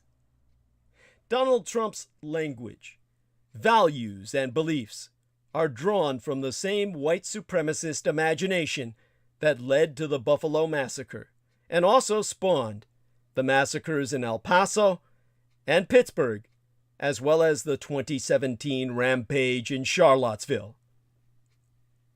So, Young Thug's arrest should ring alarm bells for Donald Trump.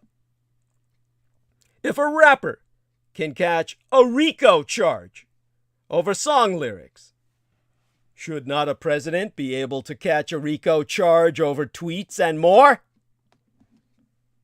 Now, for those of you unfamiliar with the legislation there, the RICO charge is something that, the acronym is Racketeer Influenced and Corrupt Organizations Act. That's a United States federal law that provides for extended criminal penalties and a civil cause. Under Georgia law, a person may be charged with RICO. So the racketeer-influenced and corrupt organizations, well, a person charged with a RICO violation must have been engaging in a minimum of 2 predicate crimes within a 10-year time frame. I remember that much. And so it was passed in 1970, and from thenceforward, the Racketeer Influenced and Corrupt Organizations Act, acronymous as RICO, has been a federal law designed to combat organized crime in these United States. So, Young Thug's RICO charges reflect the criminalization of hip-hop culture. Basically, it allows prosecutors to hold anyone and everyone in an entire group responsible for the worst thing someone in their inner circle has said. So, as for the RICO charge itself, it is a crime for any person through a pattern of racketeering activity to acquire or maintain any interest in, or how do I express this? What happened in his case? Basically, he was arrested Monday in Atlanta, accused of conspiracy to violate the RICO Act and participation in criminal street gang activity. So it's a crime for any person through a pattern of racketeering activity to acquire or maintain any interest in or control of any type of property or business under the Georgia RICO law. And the law at the federal and at the state level is often used to target organized crime, as I said. And so in these United States, under the federal RICO Act, which was originally used to indict mob activity, states like Georgia have adopted their own version of the law as well. Now, hopefully that provides enough context. Here we are, Nathan Brooks, underneath all the sex bots, which Our Lady, holy shit, Viviana Sanchez didn't deal with because I suspect she fell asleep. Let me see what I can do about them. Under all that, Nathan Brooks says, "Good night, y'all." And all the hands in prayer, all the rest of that, says, "Thanks again for this vital message." And Douglas Sensei, he says, "We need action and real community service-based policy change." Thank you, sir. Now, like many people, I was surprised to learn last week that the platinum-selling rapper Young Thug was at the center of a sweeping indictment accusing him and 27 others of criminal gang activity. Now, Young Thug, whose real name is Jeffrey Lamar Williams, co-founded Young Slime Life, a violent street gang founded in Atlanta in 2012. Now, that's according to the prosecutors. The 56-count indictment includes multiple felony charges related to racketeering, drugs, and weapons.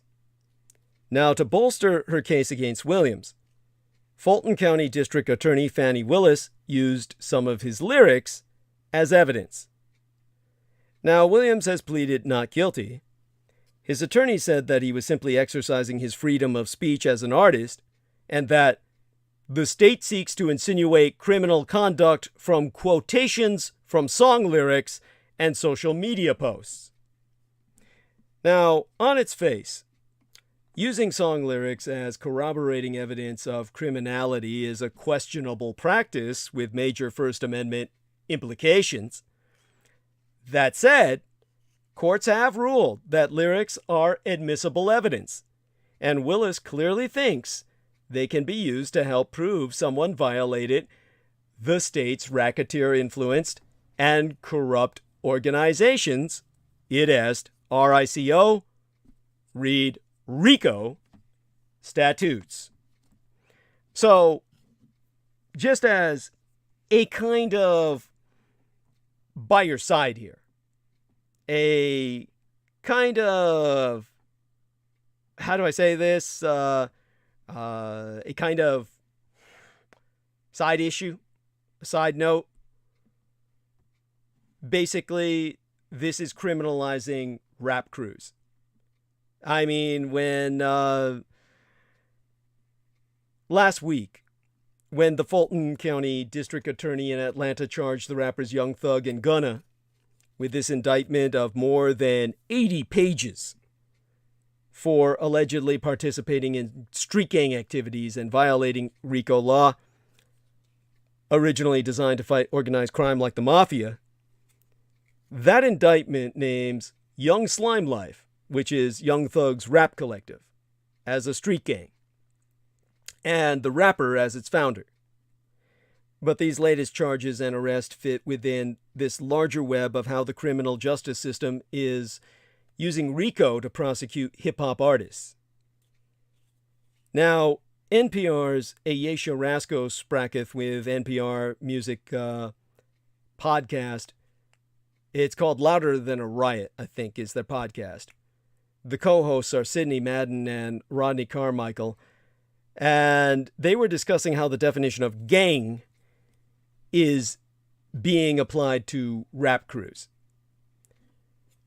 All of this is part of that unfair fight against minorities that white supremacy uses to preserve its eternal privilege. But what about the Trump tweets?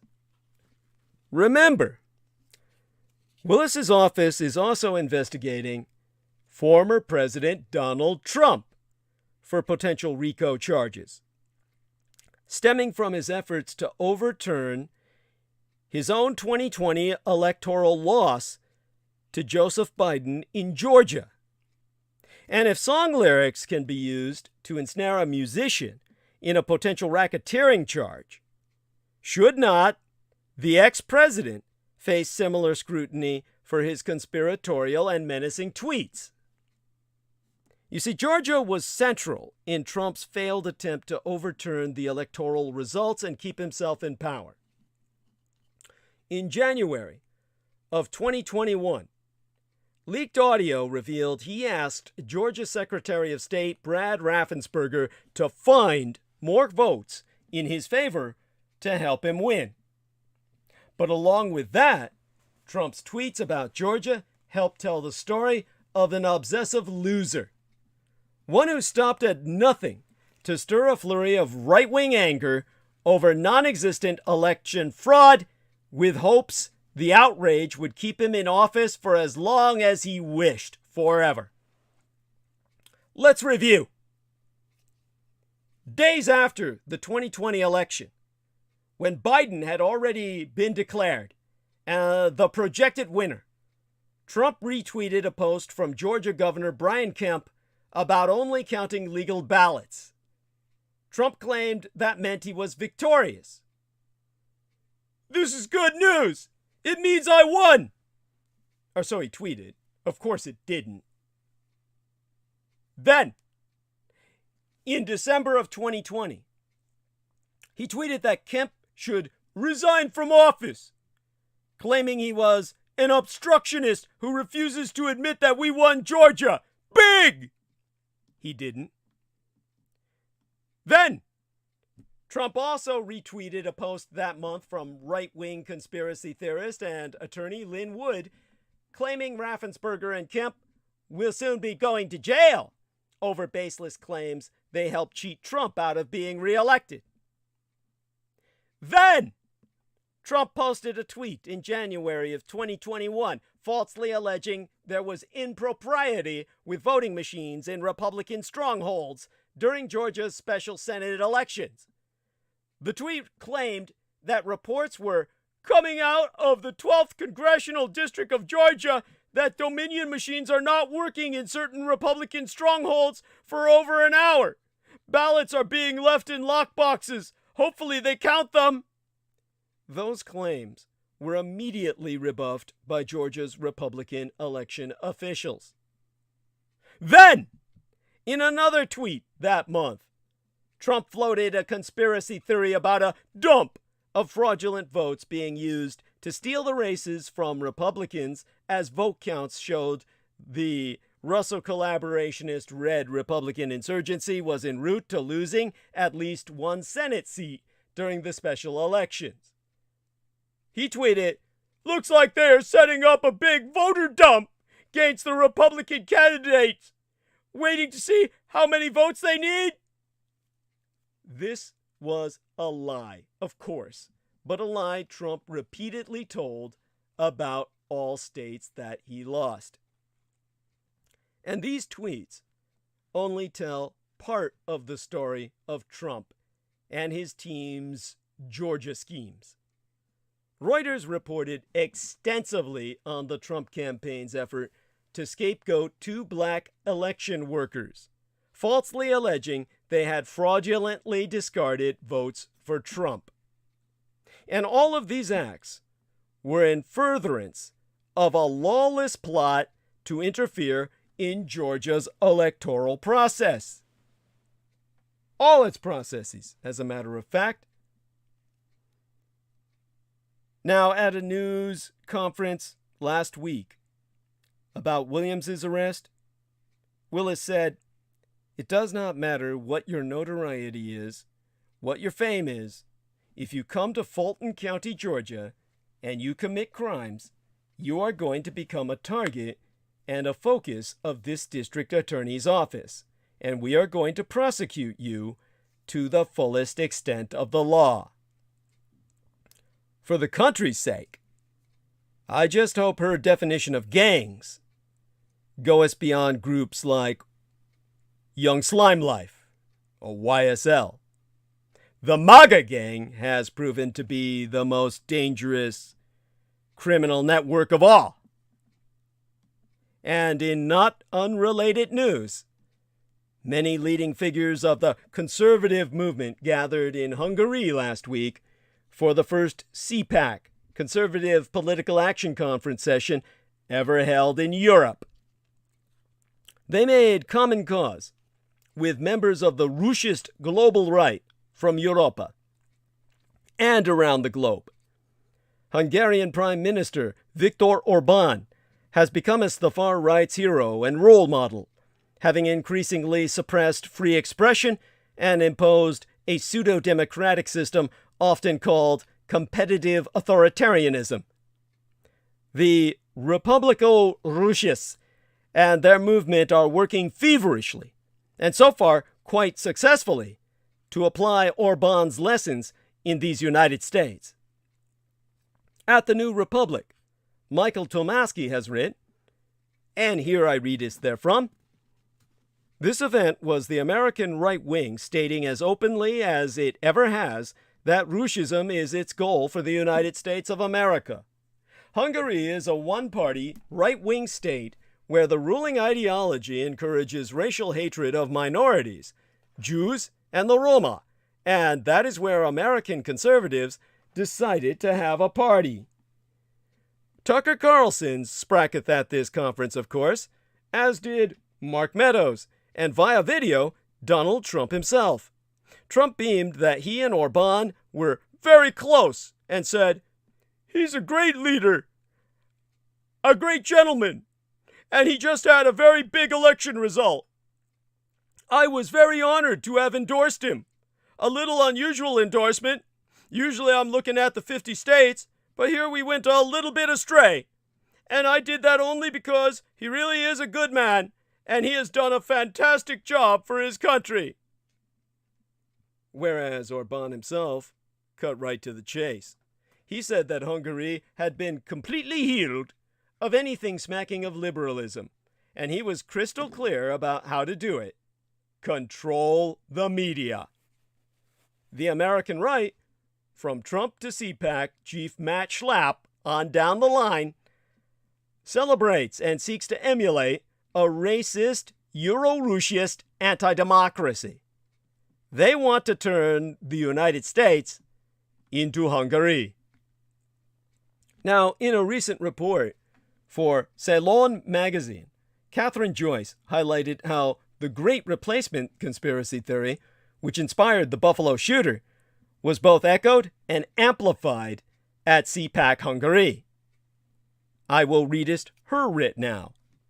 The second day of CPAC Hungary was marked by vitriolic denunciations of immigration, declarations that leftists are seeking to eradicate white Western nations, and that mass migration is being used as a weapon of mass destruction worse than a nuclear bomb. Less than a week after a mass killing in Buffalo motivated by the racist replacement theory, speakers at CPAC didn't shy away from reiterating its key argument. There is a concerted effort underway to replace the white majorities of countries in Europe, North America, and elsewhere with non-white immigrants. Already in the lead-up to the conference, which concluded last Friday evening in Budapest, Hungarian Prime Minister Viktor Orbán has doubled down on his frequent invocation of replacement theory, which in Hungary is effectively treated as a matter of state policy. In a speech last Monday, as he was sworn into his fourth consecutive term in office, The Guardian reported, Orbán charged that the Great European Population Exchange is a suicidal attempt to replace the lack of European Christian children with adults from other civilizations, migrants. Now again, the mainstream news media has been completely reluctant to warn the American public in any consistent way about the escalating Russist threat to democracy, which is now global in nature. If blowback is the term used in foreign policy and intelligence to describe the unintended consequences of the U.S. government's international activities that have been kept secret from the American people, the growth and spread of right-wing terrorism in the age of Trump is the exact opposite. These events are obvious, public, and easily predicted. Indeed, almost inevitable. They are happening right now, in real time. Because of a desperate desire for normalcy and no small amount of self-delusion, America's mainstream news media and much of the political class has deliberately downplayed the existential danger to American society and democracy represented by Donald Trump, the Republico-Russist movement, and the larger white right. In fact, the public is to blame as well for having chosen willful ignorance and denial and defaulting to the helpless belief or hope that someone, somewhere, but definitely not them, will solve America's problems. Many Americans feel disconnected from politics and society and view democracy as a meaningless idea. It's not an unreasonable view under the circumstances. Here is another uncomfortable truth.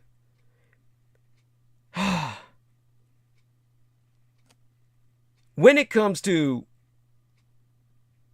the many Americans feeling disconnected and alienated from both politics and the larger society, whom, unto they, democracy is just an empty idea, relatively meaningless in their lives, and that the fact that that conclusion is not entirely unreasonable, what with incomes and wages that have been stagnant or falling for decades, the American dream is on the critical list.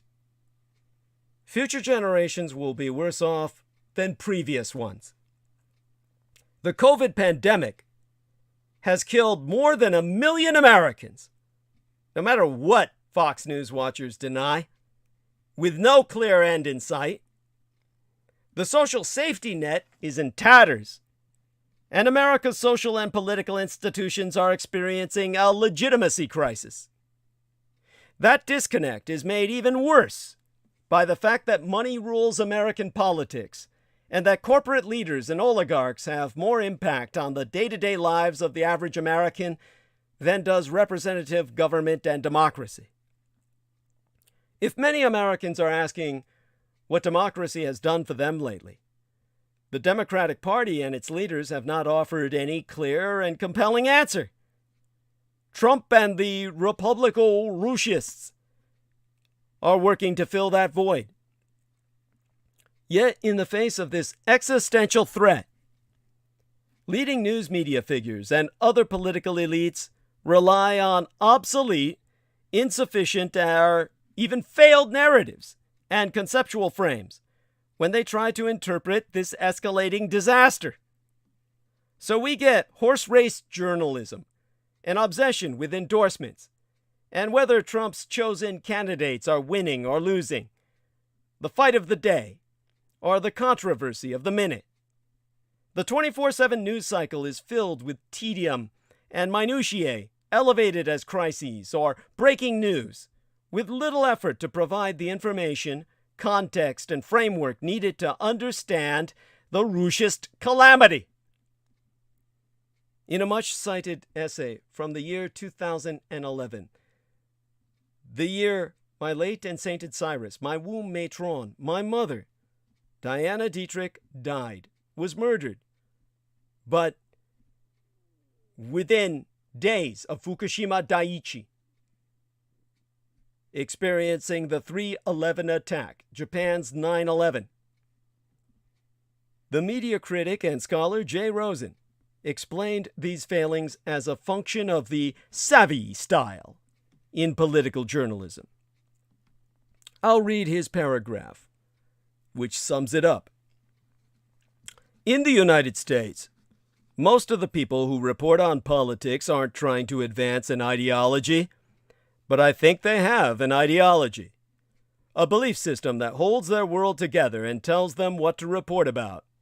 It's not left or right or center, really. It's trickier than that. The name I've given to the ideology of our political press is savviness.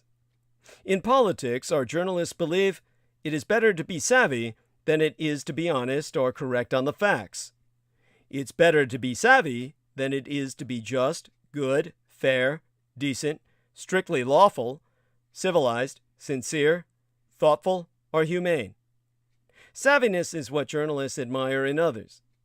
Savvy is what they themselves dearly wish to be, and to be unsavvy is far worse than being wrong. Savviness is that quality of being shrewd, practical, hyper-informed, perceptive, ironic, with it, and unsentimental in all things political. And what is the truest mark of savviness? Winning, of course, or knowing who the winners are. In 2020, Rosen returned to this topic, observing that the savvy style was even more inadequate to America's altered circumstances and the state of malignant normalcy. He said, and again I will readist his writ, about 3 short paragraphs here.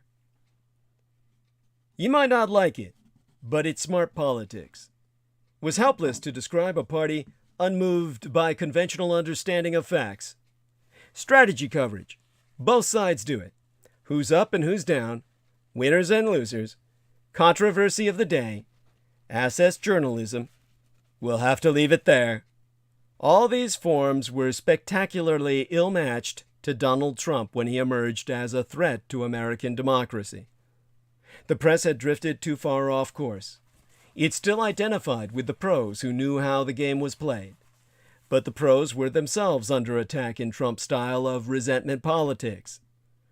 Journalists, trying to cover him, discovered they were hate objects, useful for keeping his supporters in a state of pop-eyed rage. Nothing in their playbook had prepared them for that. They are still trying to recover from the shock of it. Rosen concluded that it was possible for political journalism to recover a sense of mission if it began to understand that the defense of democracy was basic to the job, rejected symmetrical accounts of asymmetrical realities, abandoned the frame of politics as a strategic game, and stopped using bad actors with a history of misinforming the public as sources. That's a tall order when so many in the media and the punditry appear addicted to the drama of who's up and who's down, in Rosen's own words.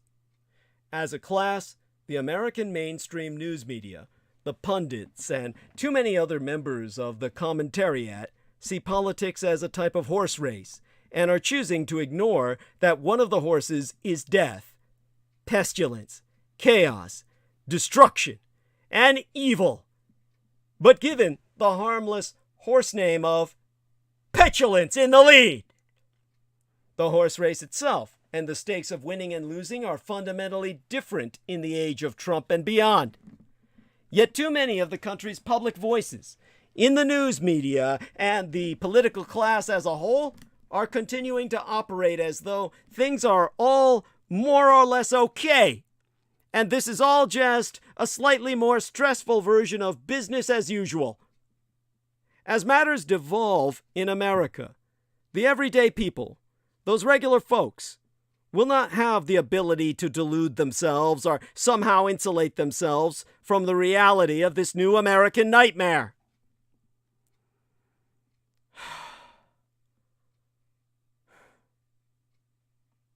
Now,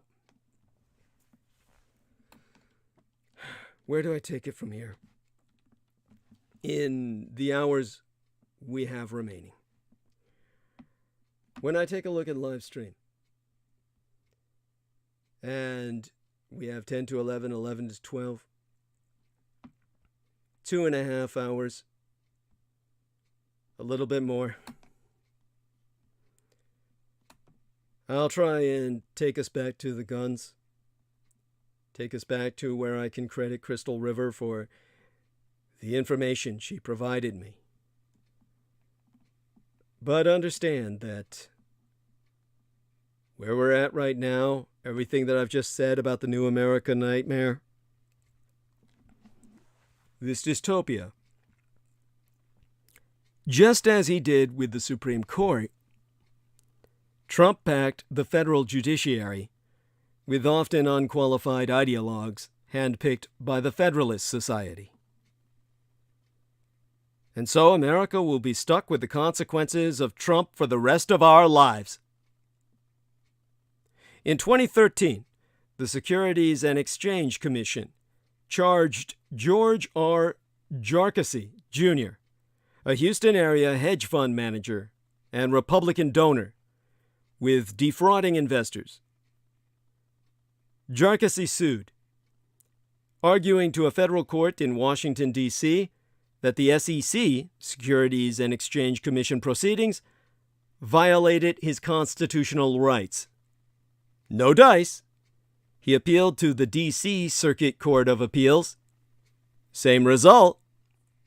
As with all SEC civil charges, the case went before an administrative law judge, who found Jarkisy liable and ordered him to pay back fines and ill-gotten gains, a little less than $1 million, and abstain from associating with brokers, dealers, and advisors, and serving as an officer or director of, oh God, what was it again that they said, when I get all this off of my own memory here, the way that I think they said it was serving as an officer or director of an advisory board or as an investment advisor. Now, Jarkisy appealed, arguing that the SEC had no authority to penalize him for rules infractions. And SEC commissioners, drawing on Supreme Court decisions dating back decades, rejected a claim that is basically the stuff of sovereign citizen fever dreams. So Jarkisy ran to the Fifth Circuit Court of Appeals, where sovereign citizen fever dreams come true. The Fifth Circuit is where, as I mentioned one time long ago, right-wing judges okayed an absurd Texas law that prohibits social media companies from moderating Texas residents' content. This is the court that tried to strike down the Affordable Care Act a decade after it passed under a legal theory a prominent conservative scholar called ridiculous. It's the court that abruptly canceled district court hearings on Texas's abortion ban so it could take effect without delay. And it's the court that forbade United Airlines from enforcing its vaccination policy and said military personnel should be free to disobey an order to get a COVID shot too. Any bets on how they ruled this time?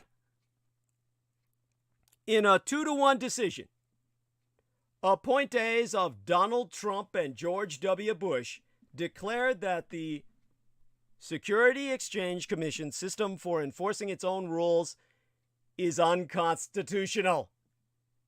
If the Supreme Court takes them seriously, the same Supreme Court that's now overturning Roe, so it's not out of the question, that ruling will cripple not only the SEC, but the entire fucking government.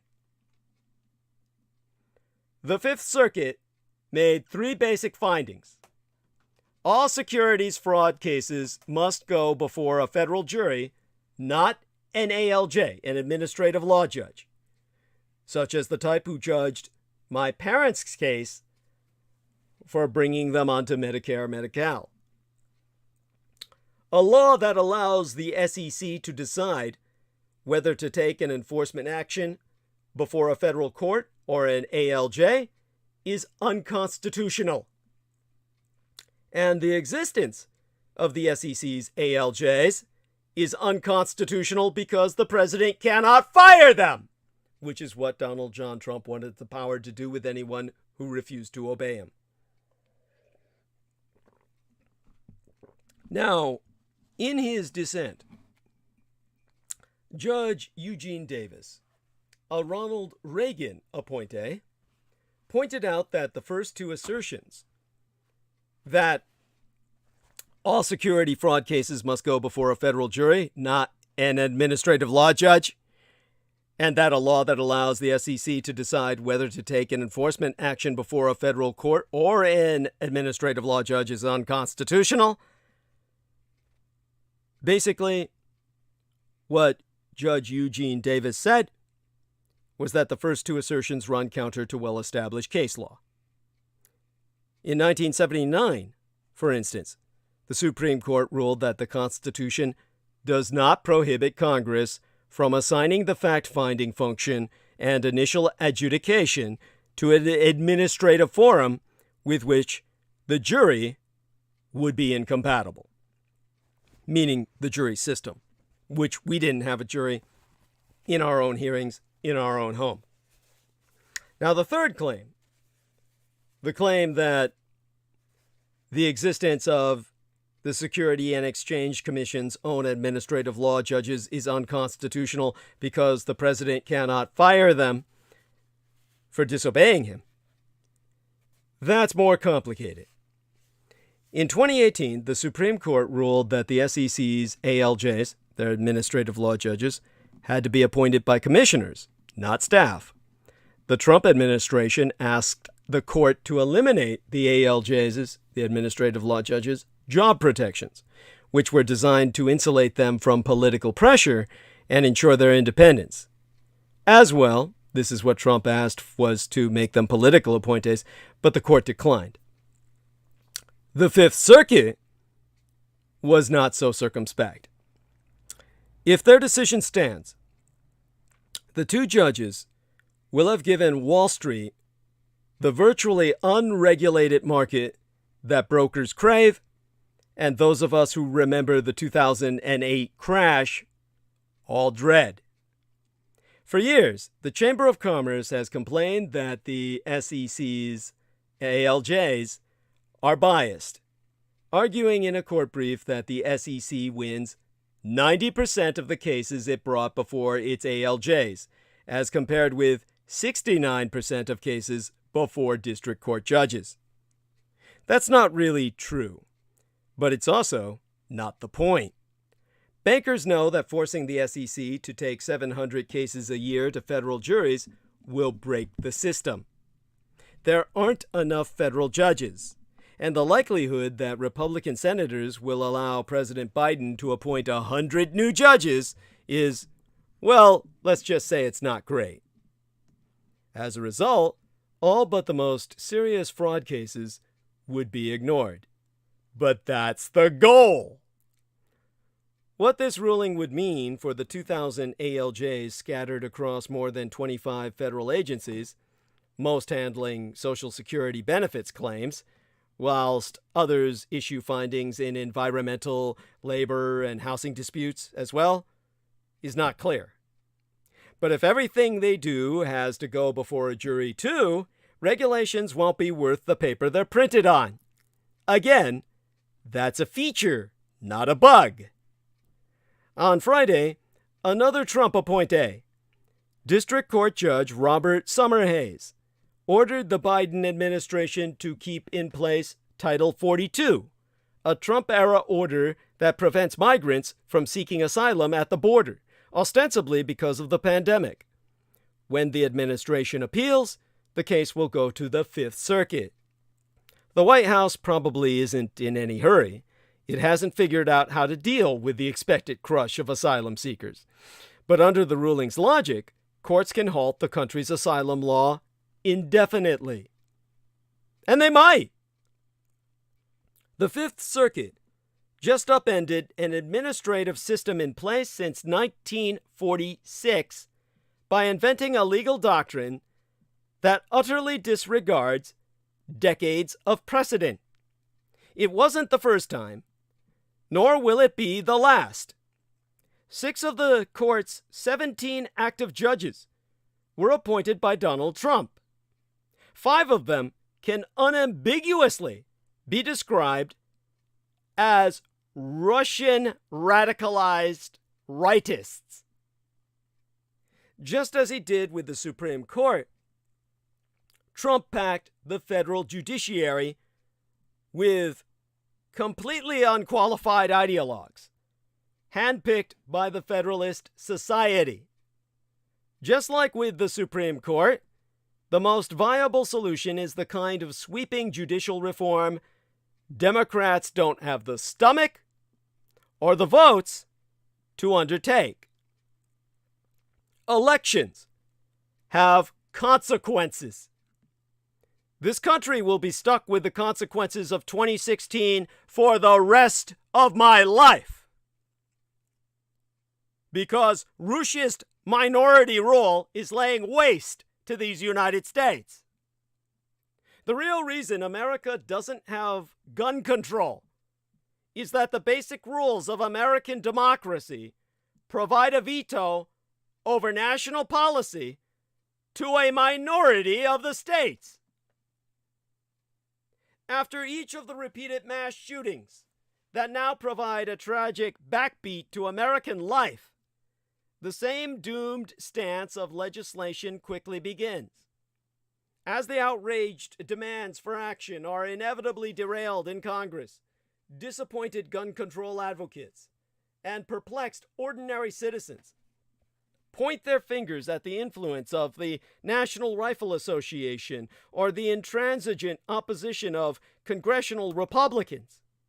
Those are both legitimate factors, but the stalemate over gun control legislation since Bill Clinton's first presidential term ultimately rests on a much deeper problem: the growing crisis of majority rule in American politics. Polls are clear that while Americans don't believe gun control would solve all of the problems associated with gun violence, a commanding majority supports the central priorities of gun control advocates, including universal background checks and an assault weapons ban.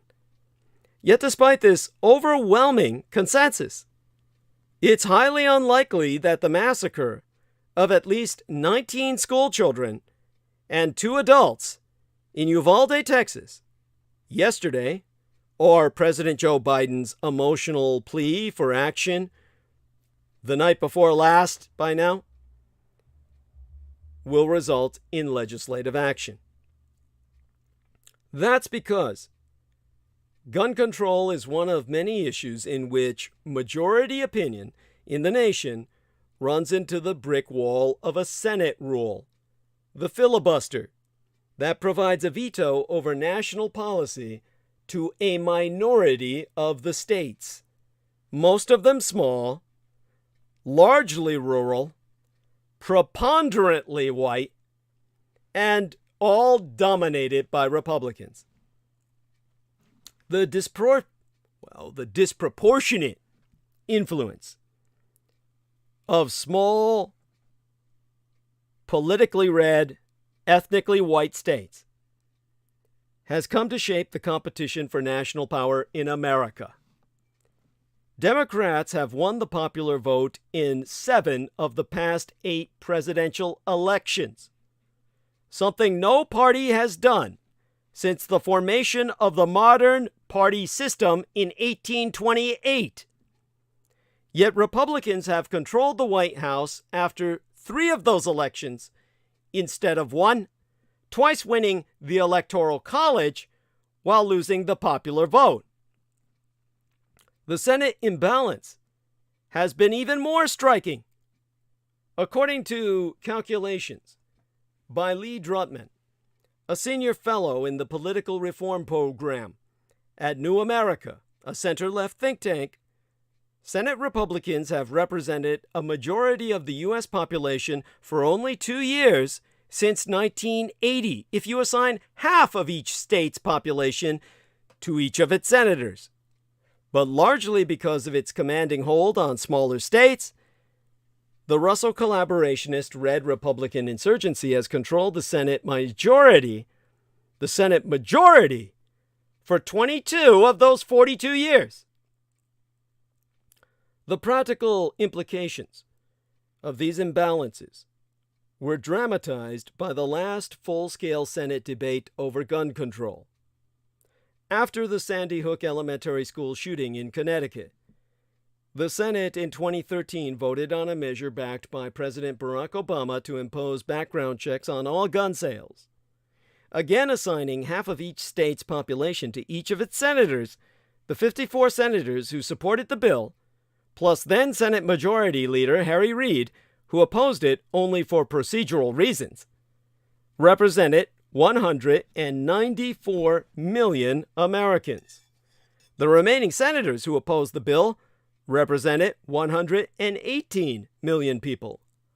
But because of the Senate's filibuster rule, which requires the backing of 60 senators to move legislation to a vote, the 118 million minority prevailed. The outcome likely would not differ today. Yesteryear, the House passed legislation to expand and strengthen background checks. But it too has been blocked by a Republican filibuster in the Senate. That impassable opposition reflects the Russell collaborationist red Republican insurgency's reliance on the places and voters most deeply devoted to gun culture. Polling last year by the Pew Research Center proved that the share of Republicans who live in a household with a gun, 54%, far exceeds the share of Democrats who do at 31%. In all, Pew found that 4 in 10 adults live in a house with a gun, and only 3 in 10 own one. A 2020 Rand Corporation study found that the 20 states with the highest rates of gun ownership had elected almost 2/3 of the Senate's Republican lawmakers, 32 out of 50, and comprised about 2/3 of the states that President Donald Trump carried in the 2020 election, 17 of 25. In an almost mirror image, the 20 states with the lowest rates of gun ownership had elected almost 2/3 of the Senate's Democratic lawmakers, also 32 of 50, and comprised about 2/3 of the states Biden won, 16 of 25. The 20 states with the lowest rates of gun ownership have more than 2.5 times as many residents, about 192 million, as the states with the highest gun ownership rates, about 69 million. But in the Senate, these two sets of states carry equal weight. In their opposition to gun control, Republicans in Congress clearly are prioritizing the sentiments of gun owners in their party over any other perspective, even that of other Republican voters. The Pew polling proved that significant majorities of Americans support background checks, 81%, an assault weapons ban, 63%, and a ban on high-capacity ammunition magazines at 64%. A majority also opposes concealed carry of weapons without a permit. Majorities of Republicans who don't own guns shared those opinions, as did Democratic gun owners, by even more lopsided margins. Even most Republicans who do own guns said in the polling that they support background checks and oppose permitless concealed carry, which more red states, including Texas, are authorizing. Despite all of this, Republican elected officials, in their near lockstep opposition to gun control, have bent to groups like the NRA in equating almost any restrictions as a sign of disrespect to the values of Red America. Even though the NRA has weakened institutionally, its influence inside the Russo collaborationist Red Republican insurgency has been magnified by the reconfiguration of American politics along geographic lines. When Congress, during Clinton's first term, created the national background check system through the Brady Bill and later approved a ban on assault weapons, which has since expired, significant numbers of congressional Democrats representing rural constituencies opposed the legislation, while significant numbers of Republicans with big suburban constituencies supported it. But 3 decades of electoral resorting has significantly shrunk both of those groups. As a result, when the House passed its universal background check bill in 2021, only 8 Republicans voted for it, while just a single Democrat voted against it.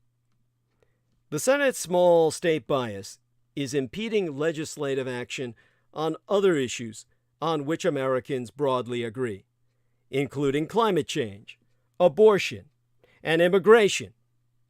As with gun control, polls consistently prove that a majority of Americans support acting on climate change, oppose overturning Roe v. Wade, and back comprehensive immigration reform, including offering legal status to undocumented immigrants, especially young people brought into the country by their parents.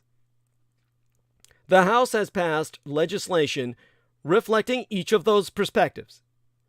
The Senate's inaction on these issues again reflects the outsized influence of those states with the highest gun ownership rates, which also tend to be those enmeshed in the fossil fuel economy, with high shares of culturally conservative white Christians and low shares of immigrants.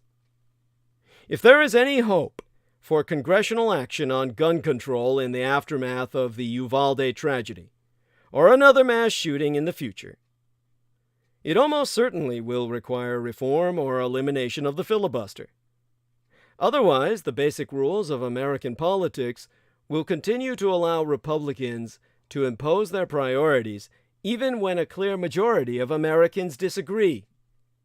The hard truth is that there's no way to confront America's accelerating epidemic of gun violence without first addressing its systemic erosion of majority rule.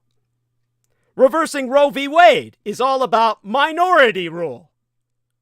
This is about minority rule, and it always has been. Think about how far gone a democracy is when 54% of the population support a constitutional right and 28% oppose it, yet the 28% position wins out.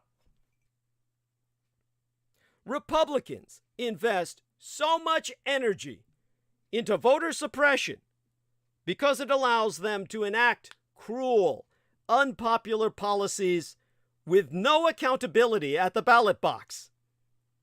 The Russo collaborationist Red Republican insurgency doesn't need to have the support of a majority of the state's voters if it skews who actually gets to vote. Same in Washington, D.C. 5 of the Supreme Court's 9 justices were appointed by presidents who lost the popular vote. In the Senate, the 50 Republican senators represent 41 million fewer people than the half a hundred Democrats.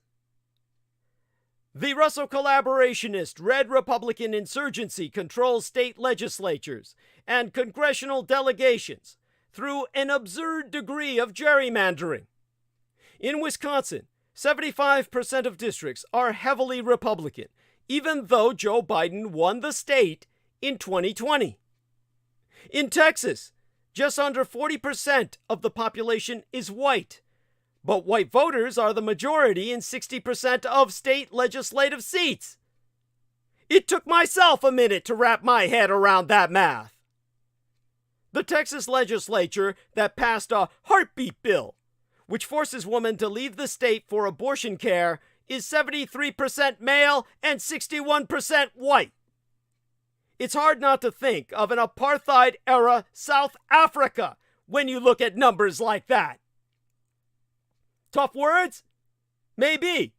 But these are tough facts, and sugarcoating them doesn't serve anyone. In fact, sugarcoating the abortion debate is part of what got us here. The story of abortion is about whether people get to make profoundly personal decisions themselves. It's about whether parents are allowed to love and support their children, whether people can get life-saving medical care without fear of imprisonment, whether sexual harassment and sexual assault are condoned or confronted, whether women should be more harshly punished for confronting an abuser than the abusers themselves. All of these issues are connected, and all are connected with the fundamental question of whether our democracy works for all or is hijacked to serve a minority's last chance grasp for power forever. Republicans once thought of themselves as a potential majority party that needed to be careful about offending the majority of the country. Today's Russo collaborationist Red Republican insurgency has fewer qualms because it has bet on minority rule. And Trump has shown them that when you're appealing to a minority of the population, cruelty can be a winner. Alito's draft Supreme Court opinion recognizes no exception for the pregnant person's life or health, or for rape or incest, even though overwhelming majorities, including 4 in 5 Republicans, support those exceptions. It takes aim at same-sex marriage, which a majority of Republicans support, and Texas Governor Greg Abbott chose this moment to talk about challenging a court decision affirming public education for all. Did you hear what I just said? Minority rule is killing America. This is most obvious in our Senate and Supreme Court, although it's also hurt the credibility of the presidency and is damaging many of our states. It's happening because of 2 issues dating back to the founding of our republic, which brought us the Electoral College and unequal representation in the U.S. Senate. First, here's how the Electoral College came about, stripped of all the mythology. Hint! It mostly had to do with avoiding somebody like Donald Trump ending up in the White House. After the Revolutionary War, the nation was abuzz about one of the war's most decorated soldiers, Benedict Arnold, once considered a shoo-in for high elected office, selling out to the British in exchange for money and a title. Now, Arnold's name had been floated for president, like Arnold Schwarzenegger's, and it raised the question of how we could make sure that a stooge working for a foreign government, or just for his own enrichment, didn't end up in the White House. Back then, America was so spread out, it would be difficult for most citizens/voters to get to know a presidential candidate well enough to spot a spy or a traitor. So Alexander Hamilton explained it in Federalist 68. Therefore, the electors, having no other governmental duty, obligation, or responsibility, would be sure to catch one if it was tried. Now, Hamilton wrote that the most deadly adversaries of America would probably make their approaches to seizing control of the United States from more than one quarter, chiefly from the desire in foreign powers to gain an improper ascendant in our consuls. A hostile foreign power influencing public opinion or owning a senator was nothing compared to having their man in the White House. As Hamilton so wrote, how could they better gratify this than by raising a creature of their own to the chief magistracy, the presidency, of the Union? But, so Hamilton wrote, the framers of the Constitution have guarded against all danger of this sort with the most provident and judicious attention. The system they set up to protect the White House from being occupied by an agent of a foreign government was straightforward. Hamilton bragged it so. The choice of president would not depend on any pre-existing bodies of men who might be tampered with beforehand to prostitute their votes. Instead, the Electoral College would be made up of persons selected for the temporary and sole purpose of making the appointment of president. The electors would be apolitical because it would be illegal for a senator or House member to become one, an injunction that is still in the Constitution. Hamilton so wrote, and they have excluded from eligibility to this trust all those who from situation might be suspected of too great devotion to the president in office. No senator, representative, or other person holding a place of trust or profit under the United States can be of the numbers of the electors. This, Hamilton was certain, would eliminate any sinister bias. Rather than average but uninformed voters, and excluding members of Congress who might be subject to bribery or foreign influences, the electors would select a man for president who was brave of heart and pure of soul. From Hamilton's writ, the process of election by the Electoral College affords a moral certainty that the office of president will never fall to the lot of any man who is not in an eminent degree endowed with the requisite qualifications. Indeed, while a knave or rogue or traitor may fool enough people to even ascend to the office of mayor of a major city or governor of a state, the Electoral College would ferret out such a con man or traitor.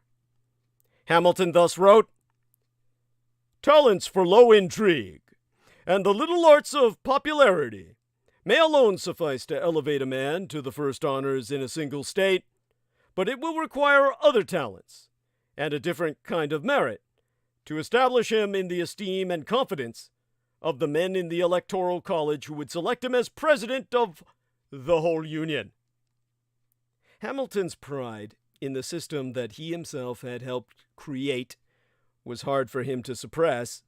Thus he wrote, it will not be too strong to say that there will be a constant probability of seeing the station filled by characters preeminent for ability and virtue.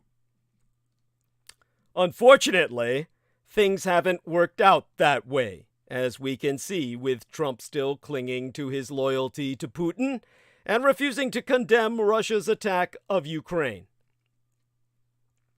By the time the telegraph was in widespread use in the late 19th century, the Electoral College had long outlived its usefulness. And now, in the past few decades, we have seen two terrible presidents, Bush Jr. and Donald Trump, put into the White House over the objection of the majority of American voters. The Senate is also profoundly unequal in its representation of the American people. This is mostly because different states have different sizes and resource bases.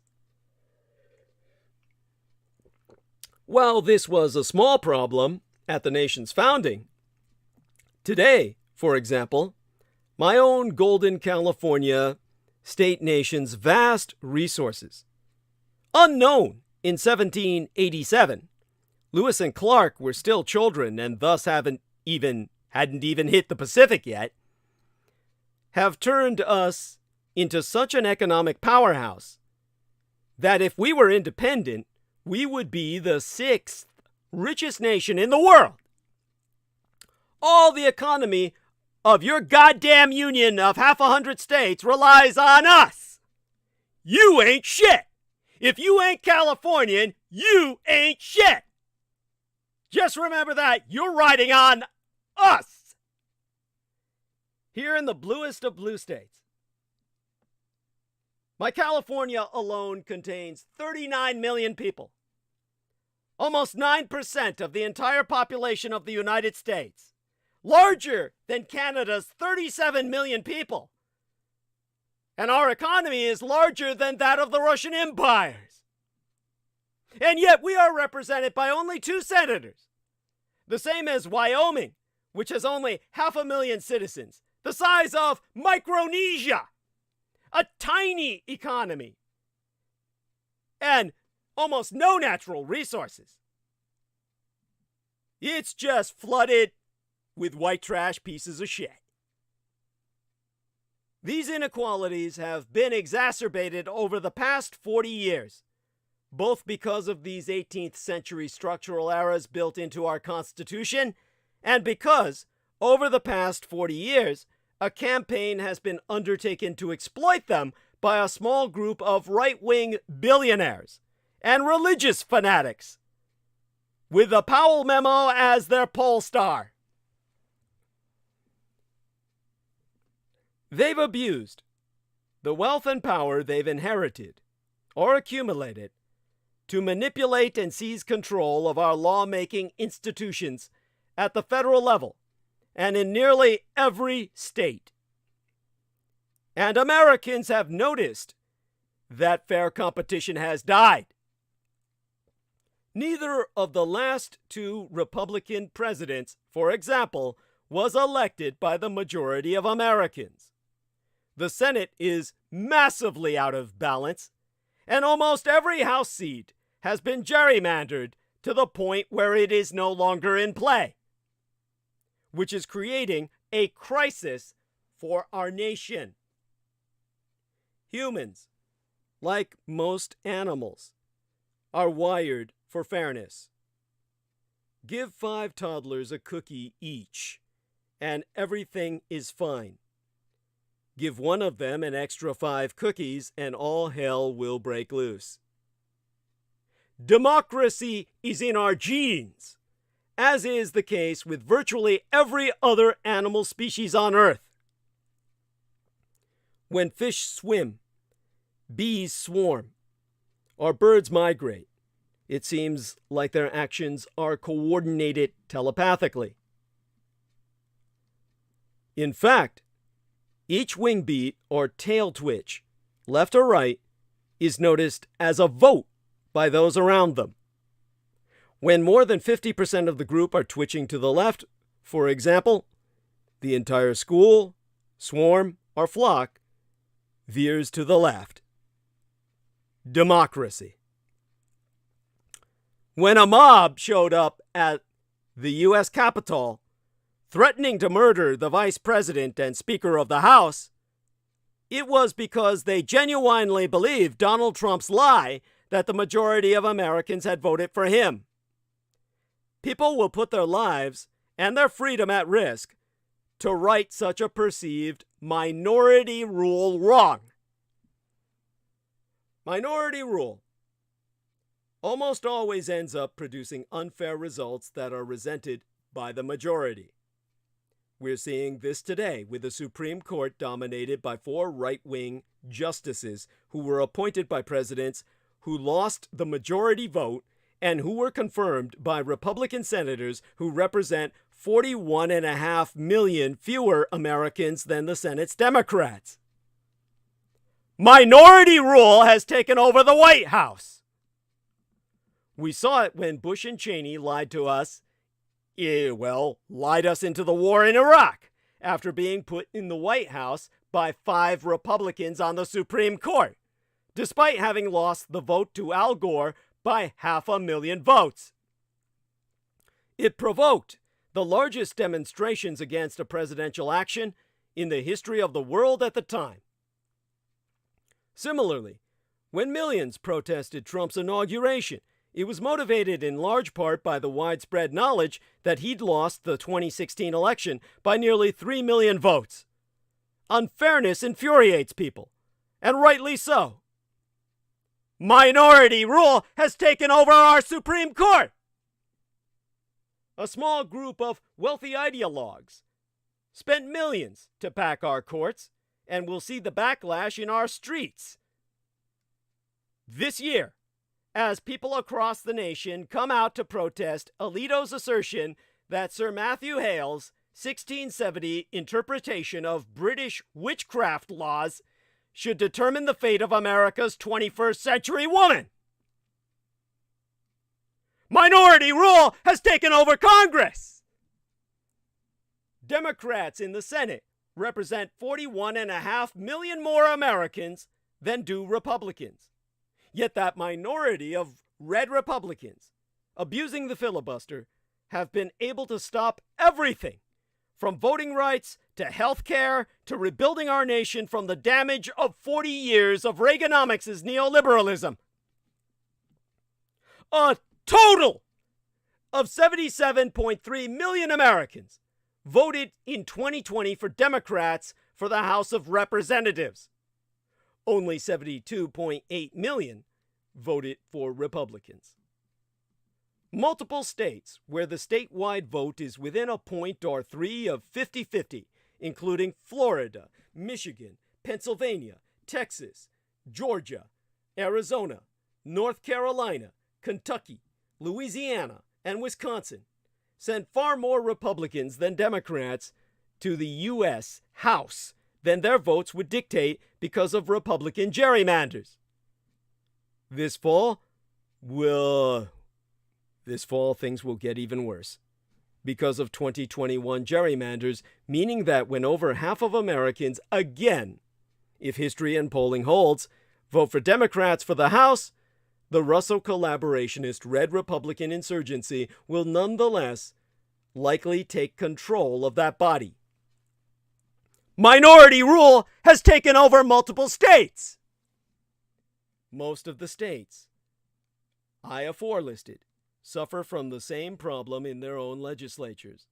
In statewide elections, because most voters choose Democrats, all but 2 of those states ended up with Democratic governors, nonetheless, even though only a minority voted for Republicans.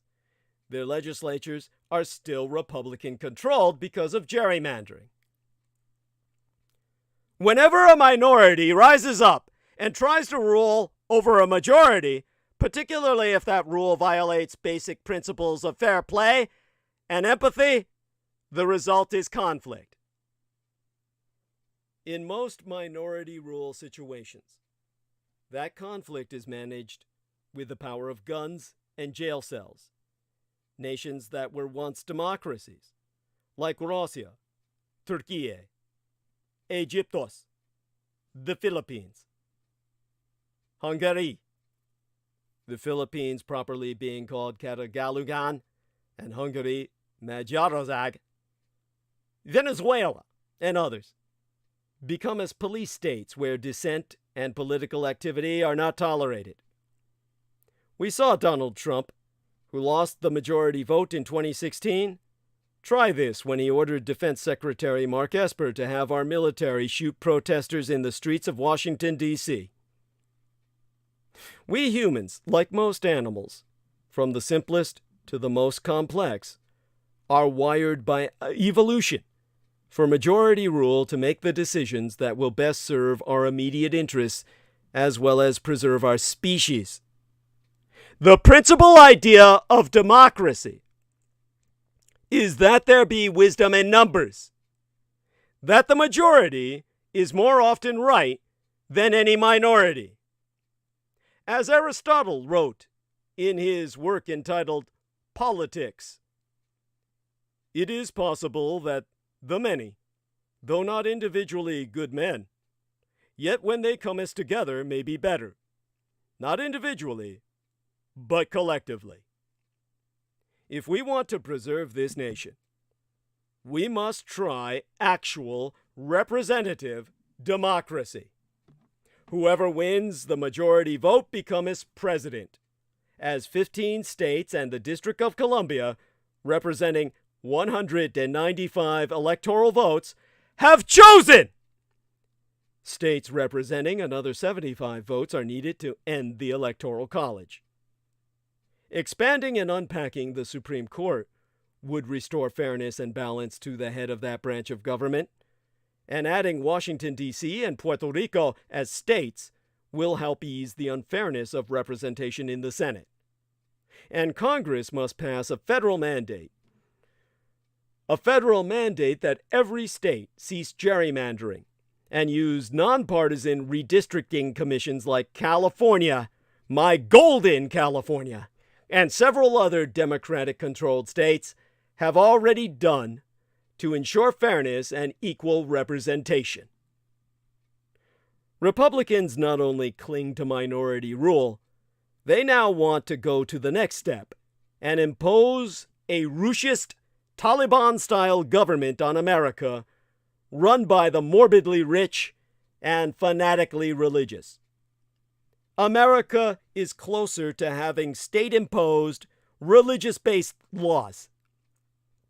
Justice Samuel Alito's draft opinion in Dobbs versus Jackson Women's Health Organization proposes an alarming erosion of the vital wall that separates church from state, between personally held religious beliefs and our shared government. If the U.S. Supreme Court adopts the draft opinion, the court will be issuing a historic, precedent-breaking opinion based on the religious beliefs held by many of the current justices. Religion will be dictating public policy.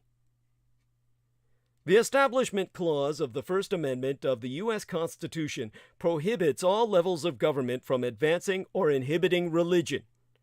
The Constitution prohibits our government from favoring one religious view over another or favoring religion over non-religion.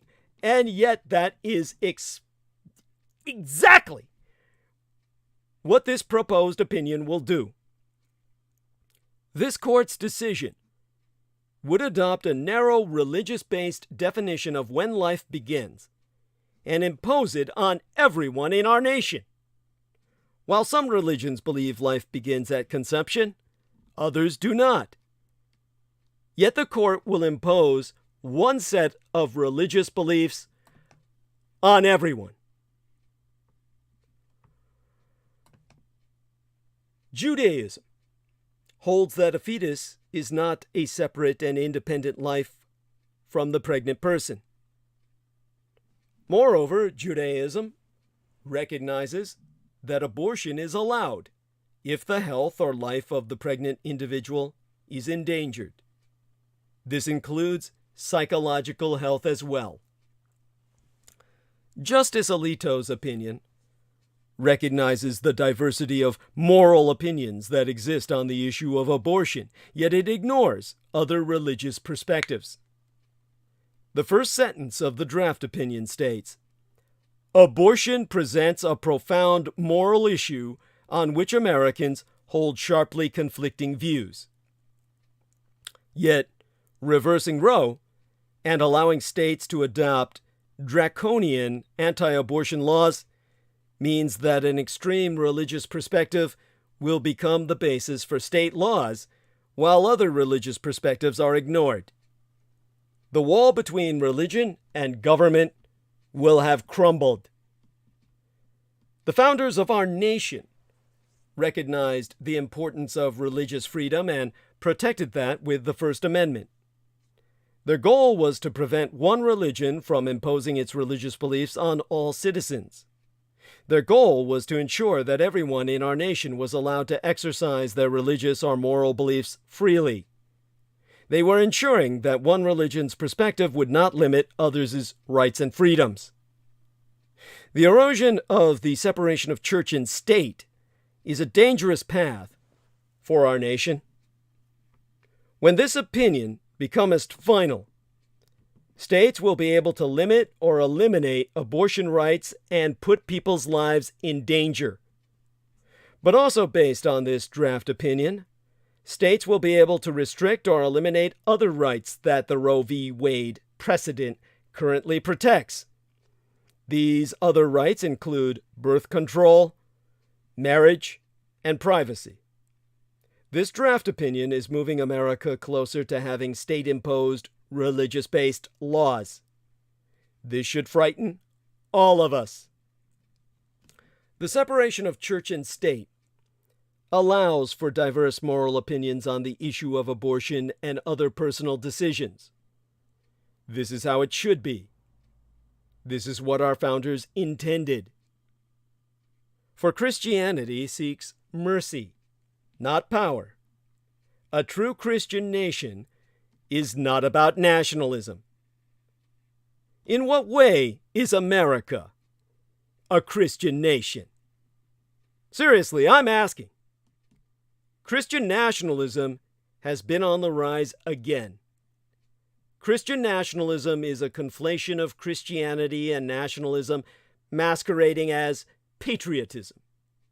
It assumes that true Americans must be Christian, and Christianity, or what passes as Christianity, should be enshrined in law. Christian nationalism emerges out of fear that, without special protection, this narrow Christianity will lose its grip on culture and politics and wither away. Certain Christians in these United States preach this message, and they find comrades in Russia's Orthodox Church, whose patriarch supported the invasion of Ukraine.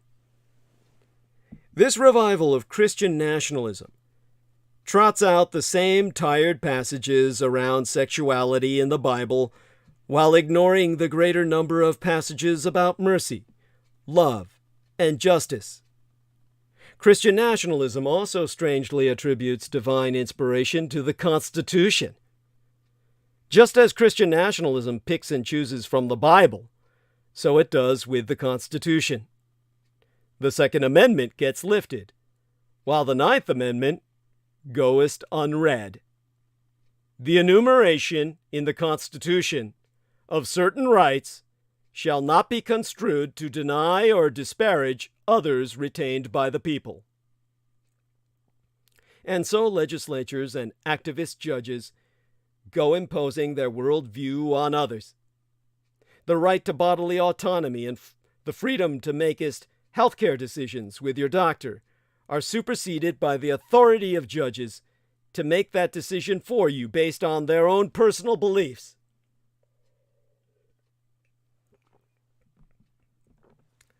I can only imagine what other decisions these judges might make. Will their worldview override the right to same-sex marriage? The right to be treated as an equal under the law? The right for students not to have religion imposed upon them in schools? What other rights might these activist judges and legislatures undermine? Christian nationalism is neither patriotic nor authentically American, let alone Christian. But let's ask a question. Let us ask the question, what would a Christian nation really look like? A nation that gives access to health care to everyone, regardless of their ability to pay? Jesus healed a lot of people. He never even asked whether they were employed or even able to work. A nation that supports education for all. Jesus taught the crowds openly and freely, and his disciples provided for material needs. Good thing Jesus wasn't working on an Idaho teacher's salary. A nation that supports families and children with access to nourishing food, clothing, and community support, where kids can go to school in safety without fear of being murdered by someone with a gun. Imagine being eager to take care that there be no stumbling block for one of these little ones. A nation that is slow to anger and abundant in steadfast love, love towards neighbors, and even enemies. Whoa, we've lost the call. Oh, by the way, Crystal River says that was my voice she heard earlier in spirit. Yes, Goddess bless her. And, oh my God, do love her so much. I don't know how we lost the call, but we're still streaming, I presume. I'm going to need people to let me know if they hear me streaming at all, okay? So I need some responses immediately, either in private messenger on Facebook or in the chat room, please. Now, as far as I know, stream's still on. Let's do a check here. And we be streaming. So, with the call having been lost, and my dear Viviana likely asleep, Crystal River says I'm on. Oh, Goddess bless you, honey. Oh, I love you dearly. And if I get to, she says loud and clear, Goddess bless you, honey. Oh, there's no way I can express how you really light up my life. And hopefully she'll be on again with us sometime soon. And she deserves all credit again. I'll be presenting this later if I don't get to it tonight. She had everything right about the Texas shooting. And, you know, if she can come on with us to help explain the mass sacrifice that it is, that will help immensely. But guarantee you, she had it all figured out. She knows what's going on in her own home state. And this was a mass sacrifice. So understand, back to what a nation would look like under Christianity, true Christianity. Obviously, when I say love even towards enemies, that's to a degree that be practical and not interfere with self-preservation. After all, Christ said, I comest to bring ye not peace but a sword, to turn son against father and father against son, because there be times to do that, like when the Red Republicans face the Blue Democrats in this next civil war. But think about a nation that is quick to forgive crippling debts and burdens. Forgive us our debts as we forgive our debtors. Oh, what about personal responsibility, you say? A nation that embraces refugees, remembering that Jesus, Mary, and Joseph sought refuge in Egypt when despotic Herod targeted them. The man who would have murdered your God had he but the opportunity. They fled to a foreign land that took them in. Should we not do the same? A nation that prizes goodness and righteousness over wealth. Ye cannot serve God and wealth, as it says in Matthew. Chapter 6, verse 24. Now that's an interesting image of a Christian nation. Even so, I wouldn't want the nation to be conflated with Christianity.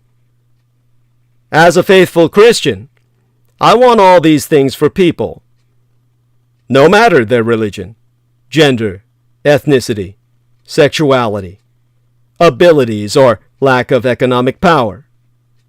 In America, for all Americans.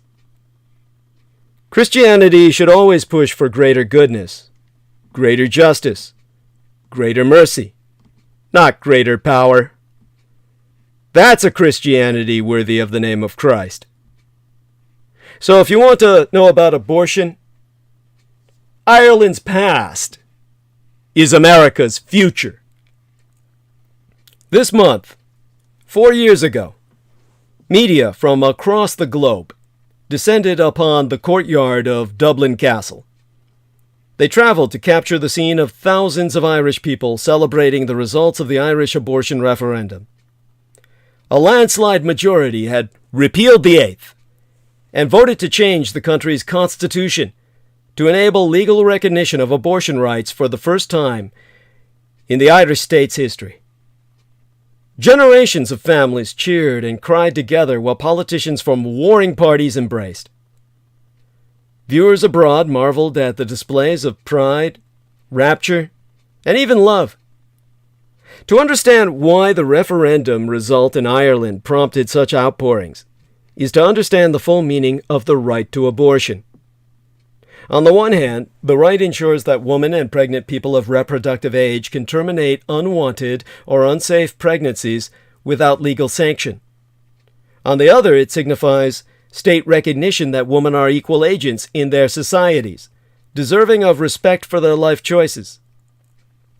The right upends the assumptions that coerce women into predefined gender roles and rejects the seemingly immortal ideologies that accord women a lesser status. It demands that society trust women and that the law affirms their dignity and autonomy. The Irish abortion referendum celebrated the fullness of the abortion right. We sighed in relief that the days of women making secret journeys to clinics abroad were over, and we cherished the vote's repudiation of the Irish nation's historical oppression of woman. In stark contrast, on this side of the Atlantic, the highest court in the land is poised to eviscerate that right. The U.S. Supreme Court, by all evidence, is doing all that it can to choke women's access to abortion and perpetuate the shackling misogyny that ensues. The leaked draft of the Supreme Court opinion that would overturn Roe v. Wade and Planned Parenthood versus Casey beckons us all closer to the end of constitutionally protected abortion rights in America. Of course, in terms of pregnant people's ability to exercise this right, the demise had long been in motion. A constellation of federal and state regulations on everything from abortion funding to required waiting periods and religious refusals have already made Roe's constitutional protection illusory to millions. An official decision, in line with the draft opinion by Justice Samuel Alito, would expand the already extreme burdens that people face in accessing abortion care, burdens that are acutely shouldered by communities that the country already treats with disdain.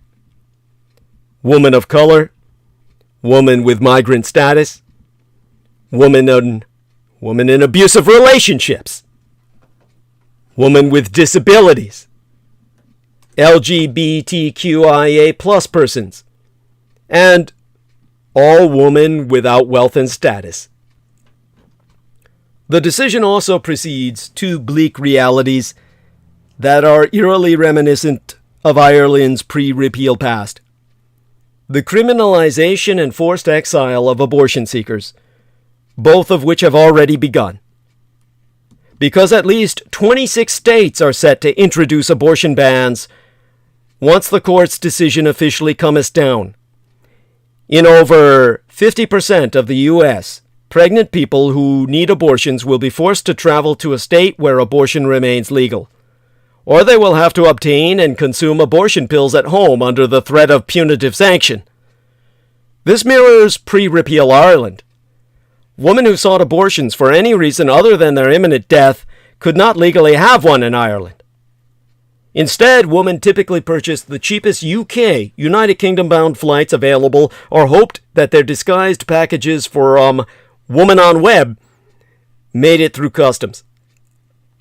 The law did not, in the majority, force women to give birth to unwanted pregnancies, nor did it lead to thousands of deathly unsafe abortions, as is common in developing countries with abortion restrictions and prevailed in these United States before the rights recognized in Roe. But the options of travel and pills did not mean that Ireland's abortion regulation was anything less than totalitarian for pregnant people. Nor will the post-Dobbs landscape offer women any escape from tyranny. As Irish women argued at the European Court of Human Rights over 15 years ago, forcing women to leave their home states for legal abortions is degrading and a deliberate affront to their dignity. It imposes significant financial and administrative hurdles to accessing needed health care, some of which will be near insurmountable. Women experiencing life or health-threatening pregnancies may be too unwell for interstate travel in many cases. Others will struggle to get the money together to finance their journeys. Women or girls in abusive relationships will be unable to explain the prolonged absences that abortion travel demands. But even the rich and otherwise privileged women who have the resources, health, and family support to travel are targeted. In banning abortion, the state communicates to all women and pregnant people that they are reproductive instruments first and moral agents second. It tells women that they are objects to be controlled rather than citizens free to authorize their own destiny. And the state openly relays that those who resist will be punished. They will be criminalized, are forced beyond borders at significant personal cost and risk to their health and safety. Criminalizing women's decisions about their bodies and their lives rejects women's humanity in a deeply sinister way. In attempting to usurp women's agency, these laws impair the status of women as equals, and by inflicting the health risks, financial burdens, and pressure of arranging out-of-state travel for the health care of one's choice, anti-abortion laws express the state's indifference to women's suffering. In Ireland, when we fought to overturn the state's anti-abortion laws, we fought for a nation that would value women as equals. We fought to free ourselves from the state's punitive legacy of gender discrimination and distrust. The abortion rights movement in these United States cannot afford to fight for anything less. For as we see over and over around the world, minority rule is both oppressive and ultimately fragile. Over the long haul, it is always on the defensive against the collective power of a determined majority. And it's always on the defensive against the power of facts. It's telling that shortly after the decision was leaked, the National Republican Senatorial Committee pleaded with conservatives to position themselves as compassionate consensus builders, and emphasizing that Republicans do not want to take away contraception, and do not want to throw doctors and women in jail. In fact, Republicans cheerfully kept saying that they wanted to do exactly that. And if you're a man and you think abortion rights don't impact you, you're wrong. Men have a lot to lose when Roe v. Wade is overturned. The end of Roe v. Wade is a men's rights issue too. Literally. Just as reproductive rights activists predicted, the Supreme Court is on its way to overturning Roe v. Wade. This move will have undeniably devastating consequences for women, especially poor and black women. But make us no mistake, even people who don't get pregnant will suffer once Roe is struck down.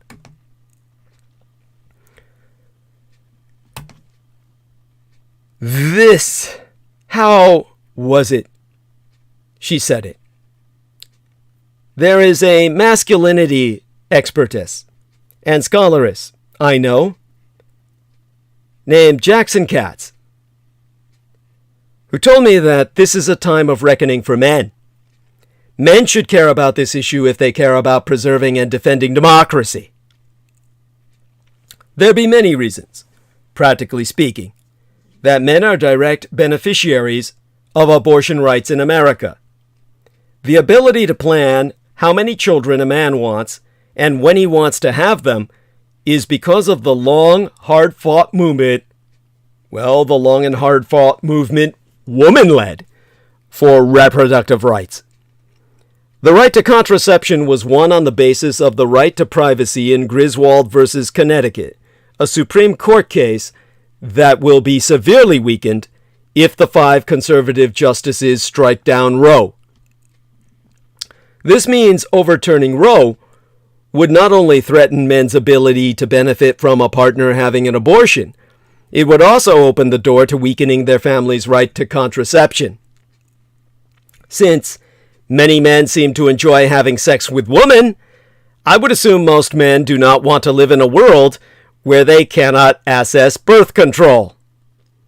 Most often, the decision to have an abortion is a financial one. In fact, the most common reason women give for getting an abortion is that they cannot afford to raise a child. Almost half of the abortions that happen across the country happen to women who are living below the poverty line. Given that almost all of those women were impregnated by a man who is legally liable to provide financial support regardless of their relationship status, overturning Roe will invariably make those men more financially insecure as well. Roe provides a number of spillover social benefits, including lowering child poverty, instances of child neglect and abuse, and reliance on public assistance. After abortion was legalized federally via Roe v. Wade, the high school graduation rate and college attendance rose significantly for black women, helping them to become full and active members of society. A study published in the Journal of Adolescent Health proved that boys who can avoid becoming teenage fathers have a greater chance of going to college if abortion is an option for themselves and their partner. There's a direct correlation between the level of gender equality in a country and the stability of that country. Female empowerment is linked to peace, and the violation of women's human rights is intimately connected to conflict. Countries where violence against women is tolerated, such as, say, forcing a woman to give birth against her will, see higher levels of political instability, and military force is more likely to be used. Right-wing movements. This is, again, what the masculinity expert Katz informed myself. Right-wing movements in this country and around the world understand perfectly well that feminism is one of the greatest threats to oligarchy and autocracy. They know that rolling back women's reproductive freedom is a key way to block women's struggle for gender equality. And without gender equality, there be no democracy. If you have a democracy only of men, you have a tyranny. If you listen to the mainstream public discourse about abortion, it's hard to believe men have anything to lose. In spite of the numerous ways men will suffer in a post-Roe America, Republicans don't seem very worried about the fact that the loss of federal protection of abortion rights is deeply unpopular in this country, even among many in their own base. Instead, it seems that the Law and Order Party is comfortable enough with bills that could force survivors of incest and rape to carry a resulting pregnancy to term. When Republican Representative Matt Gaetz, himself a sex criminal, said the quiet part out loud, blaming women who are overeducated, his words, and unmarried, he eliminated any outstanding questions about the real intention of these laws that limit abortion rights. Still, many Republicans continue to deny that this barbaric maneuver they've been plotting and strategizing for decades has anything to do with a woman's right to choose. If it was about babies, as Republicans claim, they would be fighting for more child benefits, not less. If it was about saving lives, they would be supporting universal health care, not trying to get rid of it, and they would never back a policy that would lead to a 21% increase in maternal mortality. This isn't just about women's reproductive freedom. It's not even just about men's. What's at stake is much greater, and the failure to act has implications that are much more sinister. To quote his cats again, if men truly believe in women's fundamental right to control their own bodies and reproductive lives, not to mention their own sexuality, they need to start taking more risks. And if men want tips about where to start, they can look to the women who have been fighting for their freedom all along. Now the right is reacting to the Buffalo shooting by doubling down on great replacement paranoia. Days after that 18-year-old, known supporter of the great replacement theory, opened fire in that Buffalo grocery store located in that black neighborhood, killing 10 people and injuring 3 more on Saturday, right-wing pundits are attempting to downplay the mass shooting by baselessly claiming that the perpetrator was motivated by left-wing ideology. Conservative commentators appear to be pushing back against the notion that the known shooter, Peyton Eskendron, who is now in custody, was acting on his belief in the Great Replacement, an unsubstantiated theory now widely shared amongst the far right, including Fox News host Tucker Carlson, that Democrats are deliberately loosening border restrictions in order to offset the electoral power of white Americans. Gendron's evident belief in the theory was first reported after outlets obtained the shooter's 180-page manifesto, written before the shooting took place, that contains explicit references to the Great Replacement, in addition to a medley of hateful and racist rants. Now, since the shooting, many on the right have either doubled down on their promotion of such paranoia, downplayed the massacre by pointing to other crimes, or misleadingly suggested that the shooter, whose gun was photographically emblazoned with the word nigger, was actually motivated by left-wing ideology. Representative Elise Stefanik, Republican of New York, who recently came under fire for promoting the theory in a number of campaign ads, first put out a statement decrying the link to her past support before doubling down on her claim that Democrats are plotting to bring immigrants into the country in an effort to politically harm the Republican Party. She tweeted on Monday, "Democrats desperately want wide open borders and mass amnesty for illegals allowing them to vote. Like the vast majority of Americans, Republicans want to secure our borders and protect election integrity." Now, Blake Masters, who sounds like a porn star, but is the Silicon Valley billionaire running for U.S. Senate in Arizona, said on Saturday that the Democrats' electoral strategy is to open borders so they can bring in and amnesty tens of millions of illegal aliens. Greg Price, senior digital strategist at X Strategies, said, "The Buffalo shooter did not say a single thing about Tucker Carlson and wrote that he hated Fox News. By contrast, the congressional baseball shooter who almost killed Steve Scalise declared his love for Rachel Maddow in writings. Did Rachel Maddow almost kill Scalise?" Far-right radio host and former spokesperson for the National Rifle Association, Dana Loesch so echoed. He literally writes that he's a Judeophobic, anti-Christian Nazi leftist. Neo-Nazi leftist. Gotta make that disambiguation there, bitch. But the same ghoulish grifters who always rush to exploit tragedy for political points somehow glossed over this. And the alt-right social media personality, Mike Cernovich, picked out a series of quotes from the manifesto, suggesting that Gendron rejected Christianity and admitted to being a left-wing authoritarian who believes in green nationalism.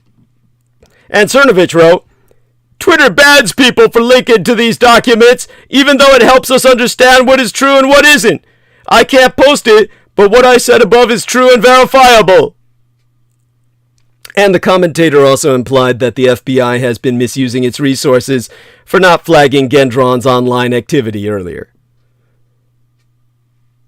He tweeted, the FBI in New York had time to raid James O'Keefe and Project Veritas for doing journalism, but not to follow up on credible school shooting threats the Buffalo shooter was reported to police for making. Does it make sense now?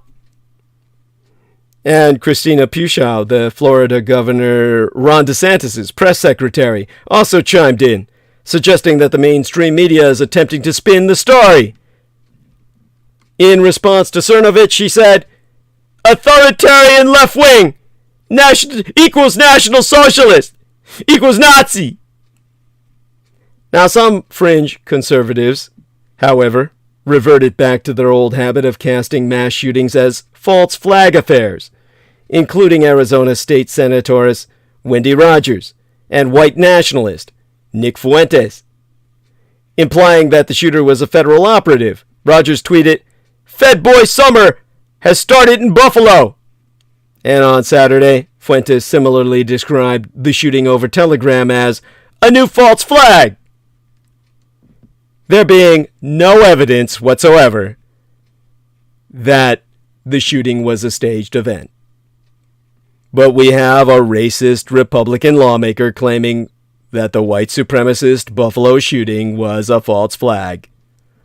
Before he went on that racist rampage in a Buffalo grocery store on Saturday, killing 10 people, Peyton Gendron wrote a hate-filled screed promoting the conspiracy theory that white people are facing ethnic, cultural, and racial displacement by immigrants, aka white genocide. It is an extremist position promoted widely on the right, including by others who have carried out deadly attacks in places like El Paso and Pittsburgh. Among the deplorable set, those on the alt-right for whom this great replacement theory has true cultural currency, Saturday's mass shooting is drawing a mix of denial and deflection. Nick Fuentes, that young white supremacist who also bemoans white genocide, leads the Griper movement online and organizes the annual AFPAC, America First Political Action Conference. He took to his Telegram channel as news of the killings broke to immediately, and without evidence, insist it was a false flag attack. Arizona State Senatoress Wendy Rogers, who herself is a member of the Oath Keepers, and who has appeared at Fuentes' AFPAC conference, made a similar claim, conspiratorially suggesting Gendron was a government agent. That's when she wrote in that Telegram post, Fed Boy Summer has started in Buffalo. And VDARE, that virulently anti-immigrant outfit designated as a hate group by the Southern Poverty Law Center, didn't directly respond to the shooting, but posted an article to its Telegram account plainly intended as deflection, headlined, Whites responsible for less than 3% of all mass shootings in 2022 so far, but black attacks skyrocket, replete with a picture of the Brooklyn subway shooting suspect Frank James. And of course, Mike Cernovich, that one-time Pizzagate conspiracy theorist who has tweeted that diversity is code for white genocide, labored to paint Gendron as an ideological foe of the right, an environmentalist Nazi who fell under demonic influence. And Laura Loomer, the alt-right troll who is running for Congress from Florida, began with distraction. She first tenuously tried to link the shooting to current abortion politics, writing on Telegram that Planned Parenthood has still targeted and killed more black people than the Buffalo supermarket shooter. Facts matter. And in a later post, Loomer, who is Jewish, by the way, attempted to grapple with the grotesque Judeophobia of the shooter's manifesto. She wrote, "Anyone who hates Jews just to hate Jews is stupid and low IQ. There's no reason to blindly hate Jews." And with that disclaimer out of the way, Loomer launched into a full-throated defense of the Great Replacement Panic that all too evidently motivated the mass shooter. She wrote, insistently that being worried about replacement theory is not a radical stance. The war on white people is very real, showing you that most Jews identify as white. And rather than take responsibility for inspiring racist violence, 4chan Anons blame the FBI. The far right thinks feds are grooming mass shooters.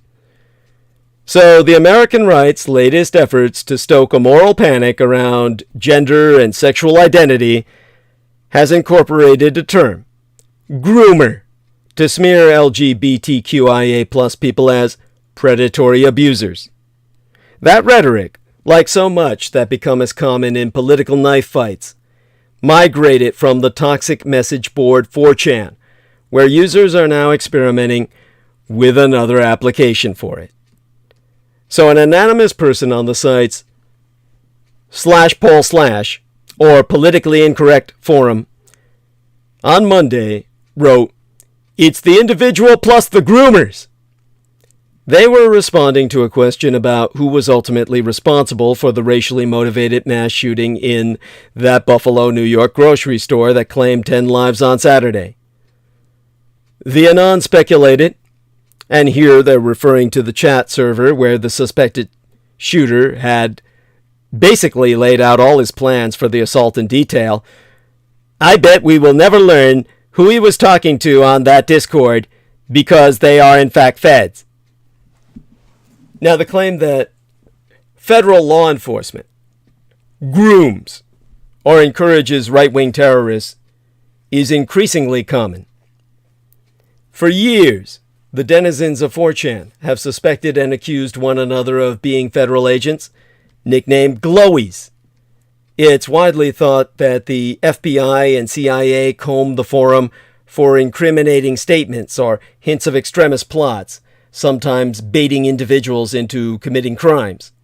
And that paranoia has led in turn to the presumption that Glowies, a kind of shadow cabal, are orchestrating massacres like the one in Buffalo. It's the same kind of denialism that gave us conspiracy theories about mass shootings being staged events, false flags, carried out with crisis actors. Only in this scenario, the violence is real, and the killer is an impressionable patsy, or per 4chan, an autiste, or retard, set up by government agencies. This line of thinking is, unfortunately, supported by some of the FBI's known activities, particularly in would-be cases of Islamist terror. The Bureau has arranged sting operations to foil perpetrators who wouldn't have acted without support and resources from the undercover feds monitoring them. Of special interest to 4chan, however, is the case of Jerry Drake Varnell, a schizophrenic man who was sentenced to 25 years in prison for trying to blow up an Oklahoma City bank using a fake bomb given to him by the feds. While Varnell supposedly hoped to spark a right-wing anti-government revolution, his parents pointed out at the time of his arrest that he had no means of doing so on his own, arguing that the authorities had exploited his mental illness in order to entrap him. What if they engineered shootings the same way? Well, they don't. The feds absolutely deserve criticism for manufacturing terror schemes. But critically, they do it in order to look good. They provide weapons that do not work, not functioning assault-style rifles, and take the suspect into custody without any victims getting injured or killed, announcing the charges as if their vigilance has once again saved the day. To believe that the FBI or CIA is secretly arranging for one civilian to murder many others, you need to come up with a different justification. On this, the Anons are somewhat divided. Maybe it's an attempt to jumpstart meaningful gun control. Maybe they want to radicalize confused young men into advancing their own racist agenda. Maybe they just want to shut down 4chan. Of course, it's all deflection. The /Paul/ users want the freedom to post hate speech and openly fantasize about genocide without getting blamed when someone who name-checked them in a manifesto starts gunning black people down. They're capable of spreading dangerous ideology even while blaming glowy groomers for the bloodshed, as in the post I have foresighted, where the Buffalo shooting is described as an effort to accelerate the Great Replacement, which is the same white supremacist concept that served as a pretext for the killings. See the vicious cycle here? You can't escape it. And as Republicans try to dodge complicity in this pattern of violence, they'll likely resort to similar maneuvers to defend themselves while continuing to sow fear of immigrants and non-white citizens. Their voters are already disposed to believe in a nefarious deep state, call anyone they disagree with a groomer, and dismiss racism and firearms worship as factors in these horrific attacks, while doubling down on both. It's this contradiction, alas, that sets the stage for the next nightmare. And in the hour remaining, I'll try to do that justice. You see... Oh, shit. Hey, honey. Hi. As factors in these... Okay, yeah, the call dropped. I didn't hang up on you, I swear. So, honey, you okay? Baby? You're on mute, right? Yeah, my battery died, sorry. Oh, no worries. Oh, there we are. So we have a reason. Oh, thank goodness. Okay, honey. So, no worries. I'm just going to go on with monologue, okay? Okay, go ahead. Okay, I'm honey. here. Okay. Thank you, darling. Appreciate that so much. So, all of my listeners, try and understand. The steady drumbeat of apocalyptic rhetoric has consequences. Of course, reiterating again, the fact that on Saturday, Buffalo, New York became the site of the latest mass murder fueled by the Great Replacement theory. Understand that that followed the Pittsburgh synagogue shooting, the El Paso Walmart shooting, and the Christchurch shooting.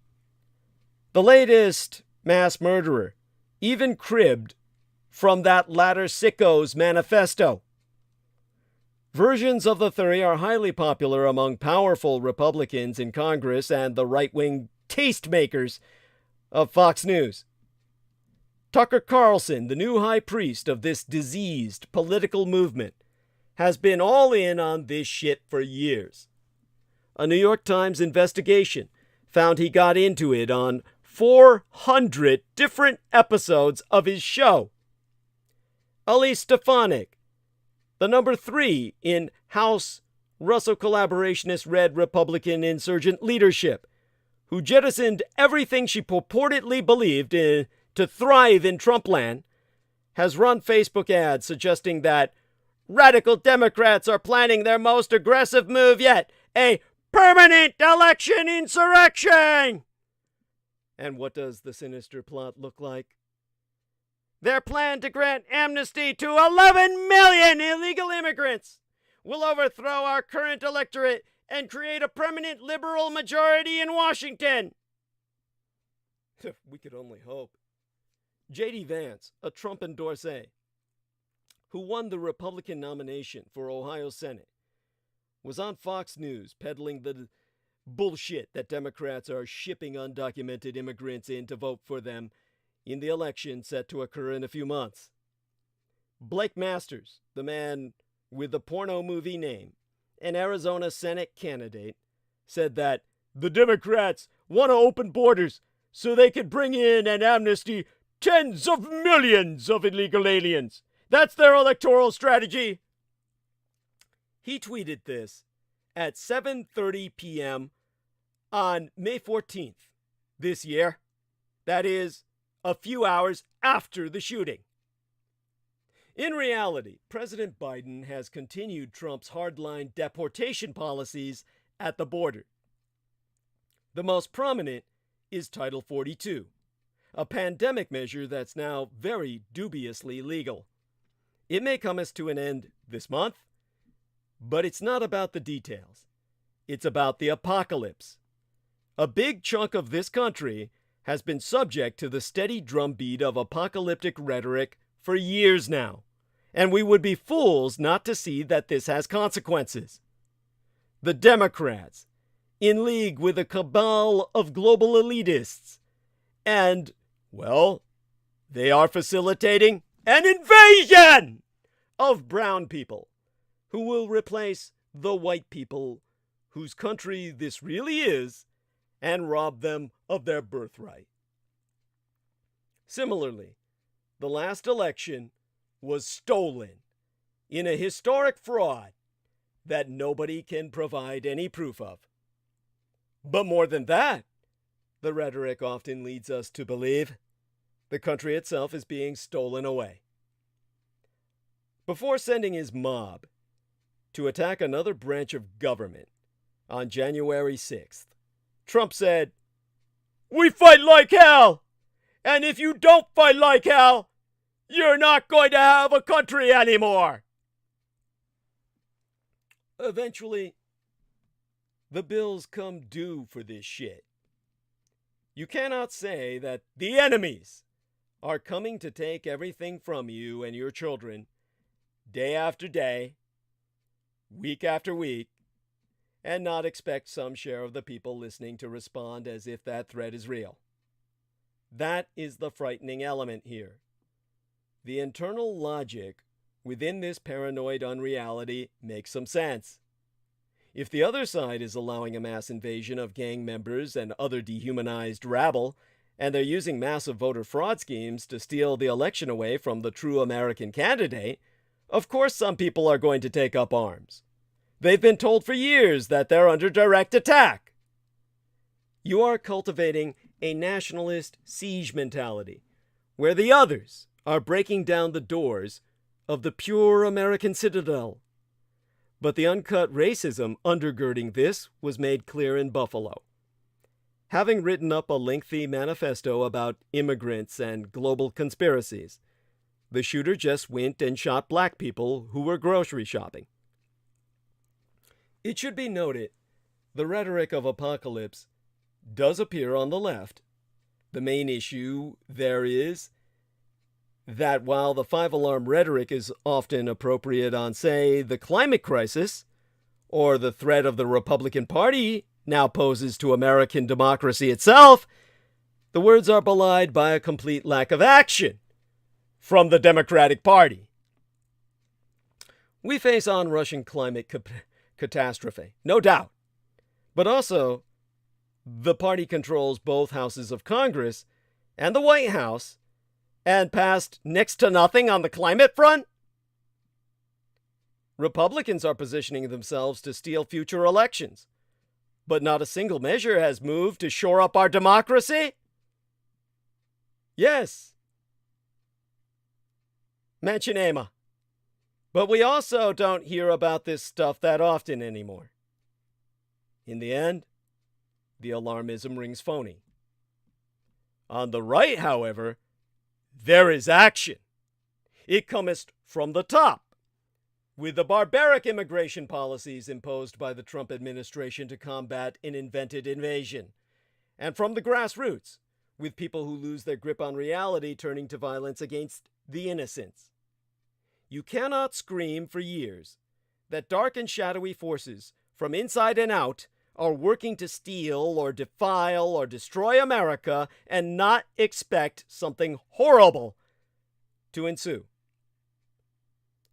That is the inevitable consequence of this rhetoric, whether its practitioners are willing to acknowledge it or not.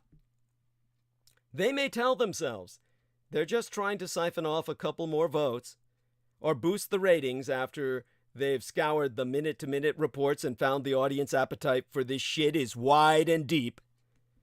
But the costs of stoking tribal war are usually paid in blood. The Buffalo mass shooting, in which black people specifically were targeted, is just the latest example of racist-inspired hate crimes that plague these United States.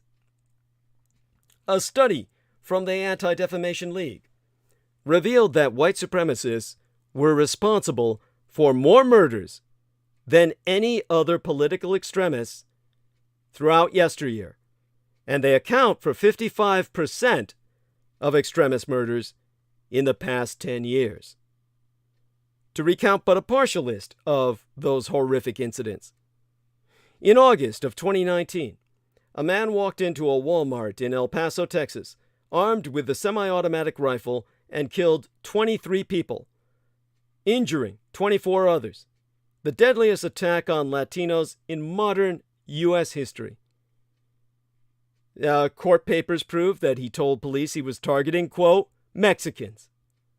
Law enforcement officials conclude that suspect was also the person who wrote a racist manifesto saying he wanted to, quote, stop a Hispanic invasion of Texas. The partial list of high-profile mass shooting attacks inspired by the far-right racist Great Replacement rhetoric also includes a 2019 shooting at a San Diego synagogue that killed 1 and injured 3. The 2018 massacre at a Pittsburgh synagogue in which 11 people were murdered and 6 injured, the deadliest attack ever on Jews in these United States. In 2015, 9 black worshippers were killed during a Bible study at a church in North Carolina.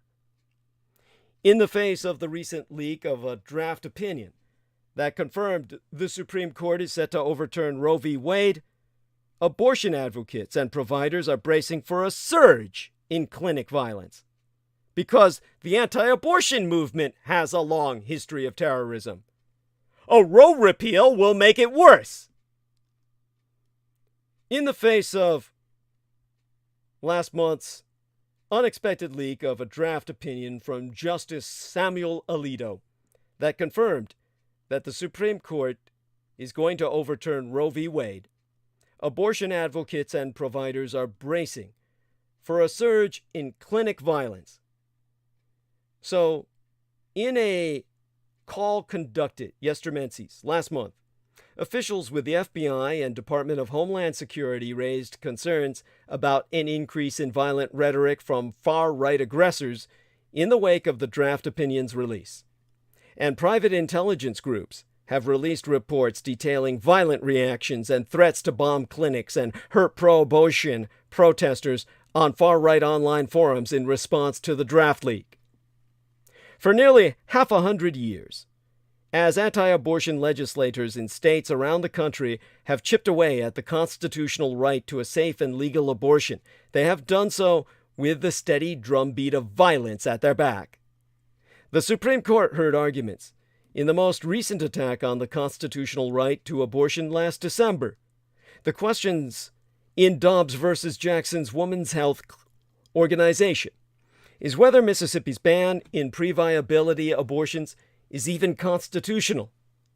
Under the Supreme Court precedent set by Roe v. Wade in 1973 and reaffirmed in Planned Parenthood of Southeast Pennsylvania versus Casey in 1992, the answer is clearly no. Though violence and threats of violence directed against abortion providers have been a prominent aspect of abortion in these United States since Roe was decided, anti-abortion legislatures would like to ignore this history. Instead, they try to frame the history of post-Roe abortion as a hard issue and one of mere controversy that should be settled by these same state legislators. But decades of violence make it clear that the debate over abortion in America is not a matter of some civil disagreement. It is the subject of unrelenting attacks by those who have no regard for rule of law. Though violence and threats of violence directed against abortion providers have been a prominent aspect of abortion in these United States since Roe was decided, anti-abortion legislators would like to ignore this history. In the decision, expected within but months, if the Supreme Court overturns or severely guts Roe v. Wade, it will send an unmistakable and dangerous message that the violence against abortion providers has worked.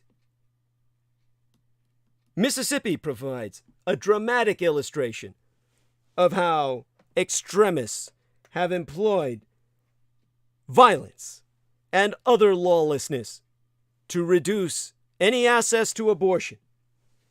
After a rapid expansion of abortion services in Mississippi in the years immediately following Roe, anti-abortion extremists waged a campaign that included stalking, intimidation, and violence against doctors who provided abortion care. This campaign was not isolated or sporadic, but sustained and pervasive. The campaign of violence and threats was effective, coinciding with a sharp decline in the provision of and access to abortion services in Mississippi. In fact, Jackson Women's Health Organization, now the last remaining abortion clinic in Mississippi, and the target of the law at issue in Dobbs, was established in response to the clinic closures that resulted from this anti-abortion violence. At the time of its founding, only one other provider offered abortions for Mississippi residents. Although Mississippi stands at the heart of the current attack on the constitutional right to abortion, violence against reproductive health providers and clinics has cast a shadow across our entire country. March 10, 1993, marked the first known time in these United States that an anti-abortion extremist committed murder. Michael Griffin joined an anti-abortion protest at a reproductive healthcare clinic in Pensacola, Florida, and then fatally shot Dr. David Gunn in the back as the doctor was walking into the clinic.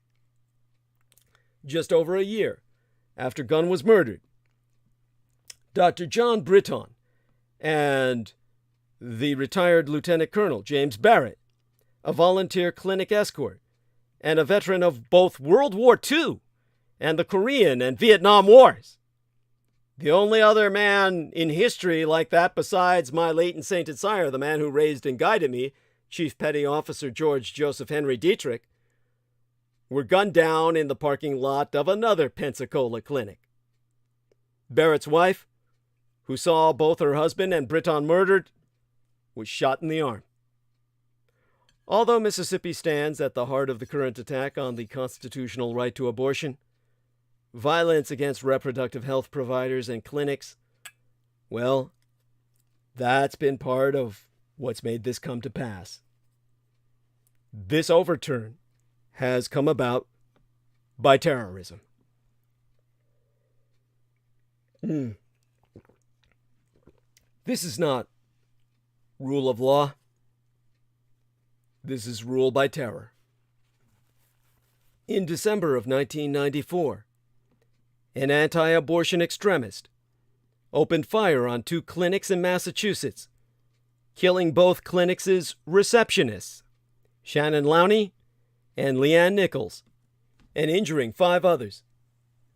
In 1998, Eric Rudolph, who bombed the Olympic Games, a clinic, and a lesbian and gay bar in Atlanta, detonated a bomb at a clinic in Birmingham, Alabama, killing off-duty police officer Robert Sanderson, who served as a security guard at the clinic, and critically injuring a nurse. In 1998, A sniper murdered Dr. Barnett Slepian in front of his family as he was standing in the kitchen of his home in upstate New York.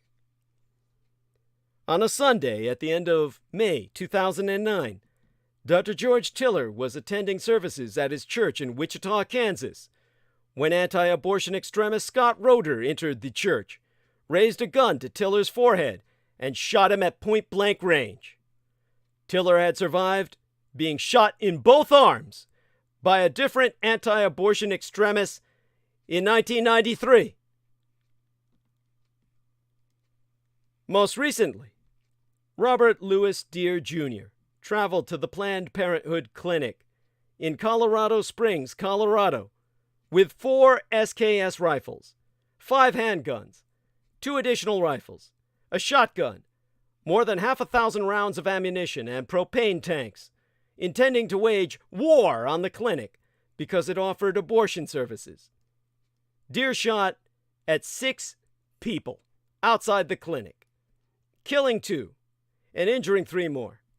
He then shot his way into a clinic entrance while 27 healthcare providers, employees, patients, and their companions attempted to hide, one of whom was shot during the course of the attack. Now, in the approximately 5-hour standoff that ensued, Deere turned his weapons on law enforcement, shooting and killing 1 officer and injuring 4 more. In total, Deere fired 198 bullets during the attack. According to Deere's documented interview with the police, he was happy with what he had done because his actions ensured that no more abortions would be conducted at the Planned Parenthood facility in Colorado Springs. The murders are, of course, the highest profile examples of violence against reproductive health providers and clinics, but they alone do not come close to telling the full story of the unrelenting daily violence and harassment that anti-abortion extremists visit on providers and clinics. Attempted murder, death threats, stalking, kidnapping, bombings, and arson are a routine part of life for providers and clinics. And disturbingly, studies prove that violence and threats have not only continued in recent years, but have risen. A steady stream of examples illustrates the ever-present risk to providers, patients, staff, and the public. In 2019, a 17-year-old in Texas was arrested after threatening to commit jihad on an abortion clinic. An Ohio man was charged with threatening to assault federal law enforcement officers after he made online threats against Planned Parenthood and others.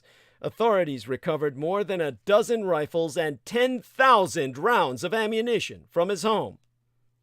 In 2020, a Rhode Island man was sentenced to federal prison for stalking and sending threats after he threatened to torture and kill a university professor who supported abortion rights, and left more than 100 threatening voicemails for a clinic.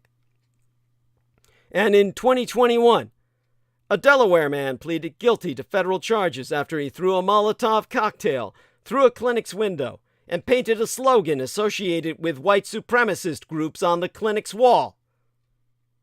Anti-abortion extremists have employed and continue to employ violence and threats as part of a deliberate strategy to reduce or eliminate abortion, with a concerning number of anti-abortion extremists openly endorsing violence.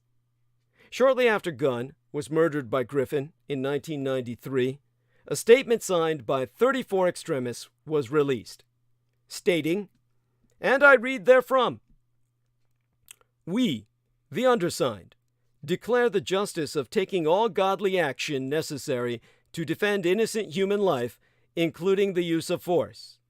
We proclaim that whatever force is legitimate to defend the life of a born child is legitimate to defend the life of an unborn child. We assert that if Michael Griffin did in fact kill David Gunn, his use of lethal force was justifiable, provided it was carried out for the purpose of defending the lives of unborn children. Therefore, he ought to be acquitted of the charges against him." Over the years since, several more versions of that statement have been released, each time adding ever more extremists as signatories in conspiracy, open conspiracy, to mass murder. Anti-abortion extremists are not only directly affiliated with white supremacy, but they've also expanded the targets of their violence beyond abortion providers. A number of prominent anti-abortion extremists were among those who participated in the siege of the U.S. Capitol on January 6th of 2021.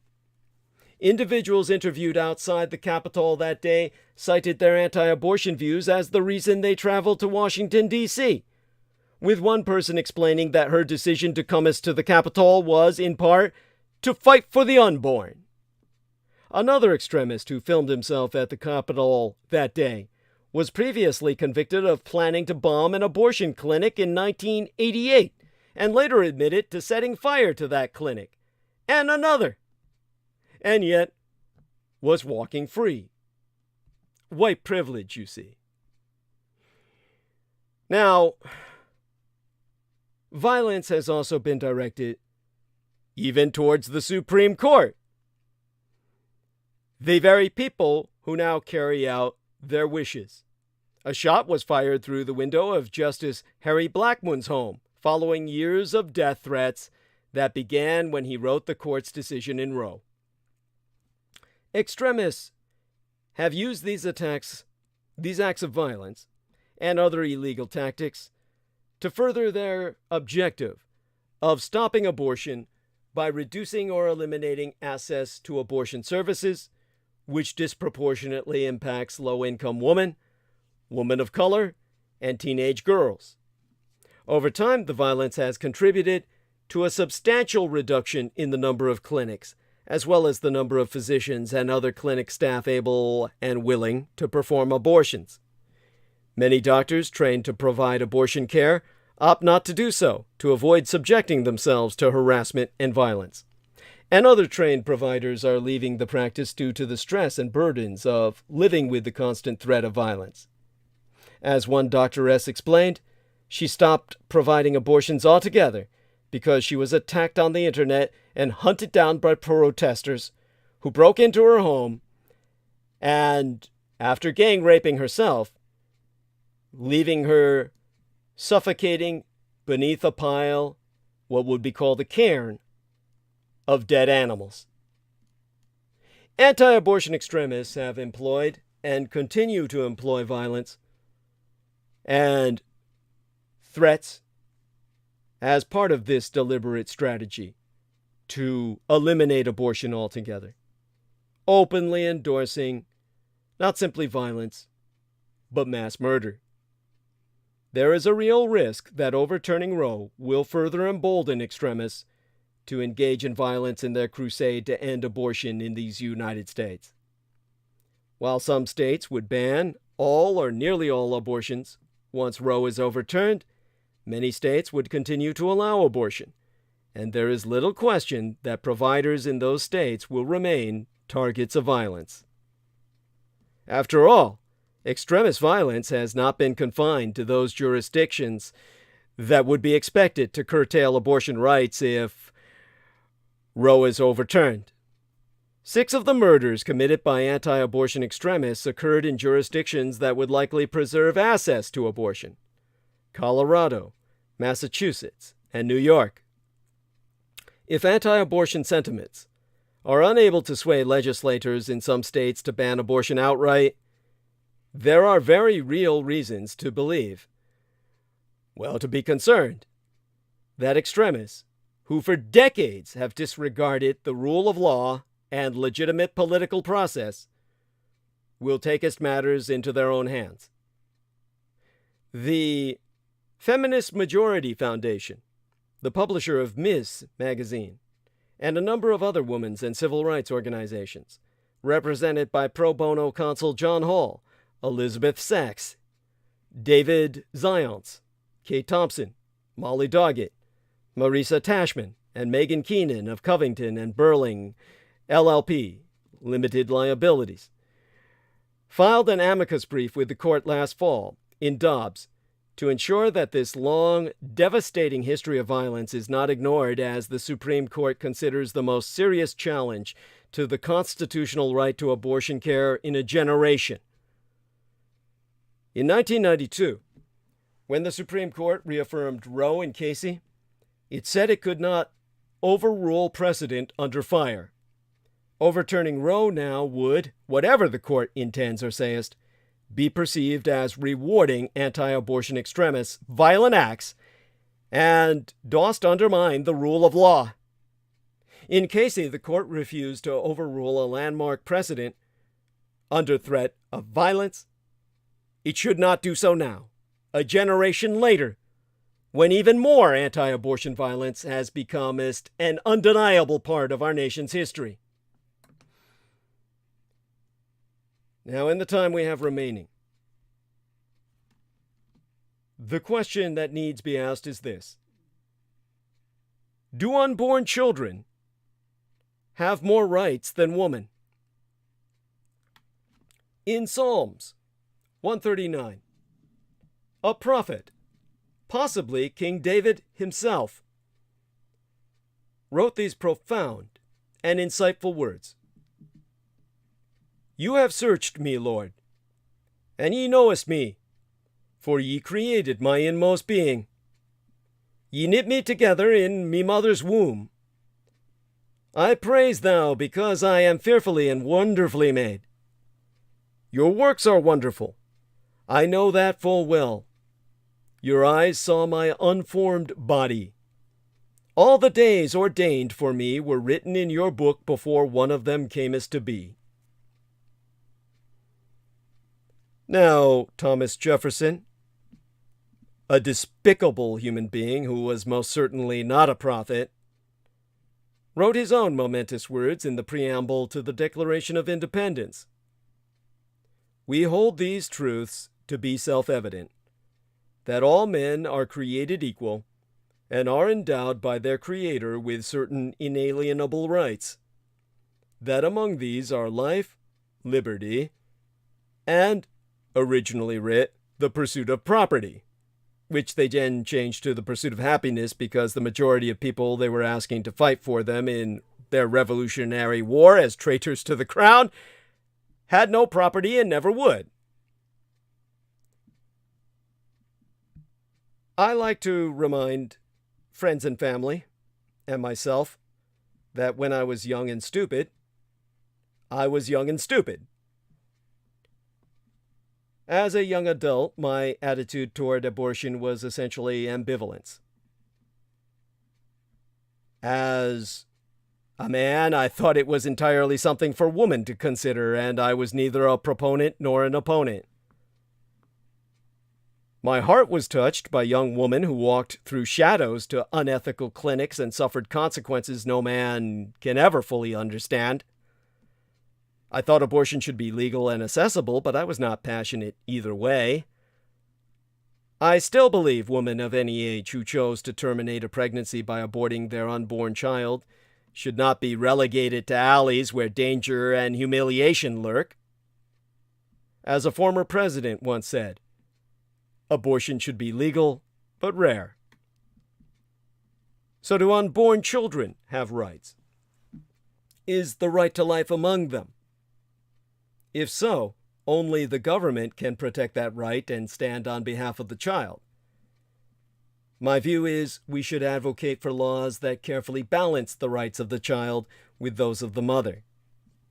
If our hearts are in the right place, this means supporting alternatives to abortion, caring for women who need compassion and financial assistance, and offering help, not derision and ridicule. Regarding what happens if Roe v. Wade is repealed, as we all know is certain to occur, there are many, as with my executrix producer, Viviana Sanchez, who will celebrate this outcome. Abortion will not be unlawful. Each state will determine the path that best befits its residents, or so the logic, or so the hope, or so the ideal deludes us.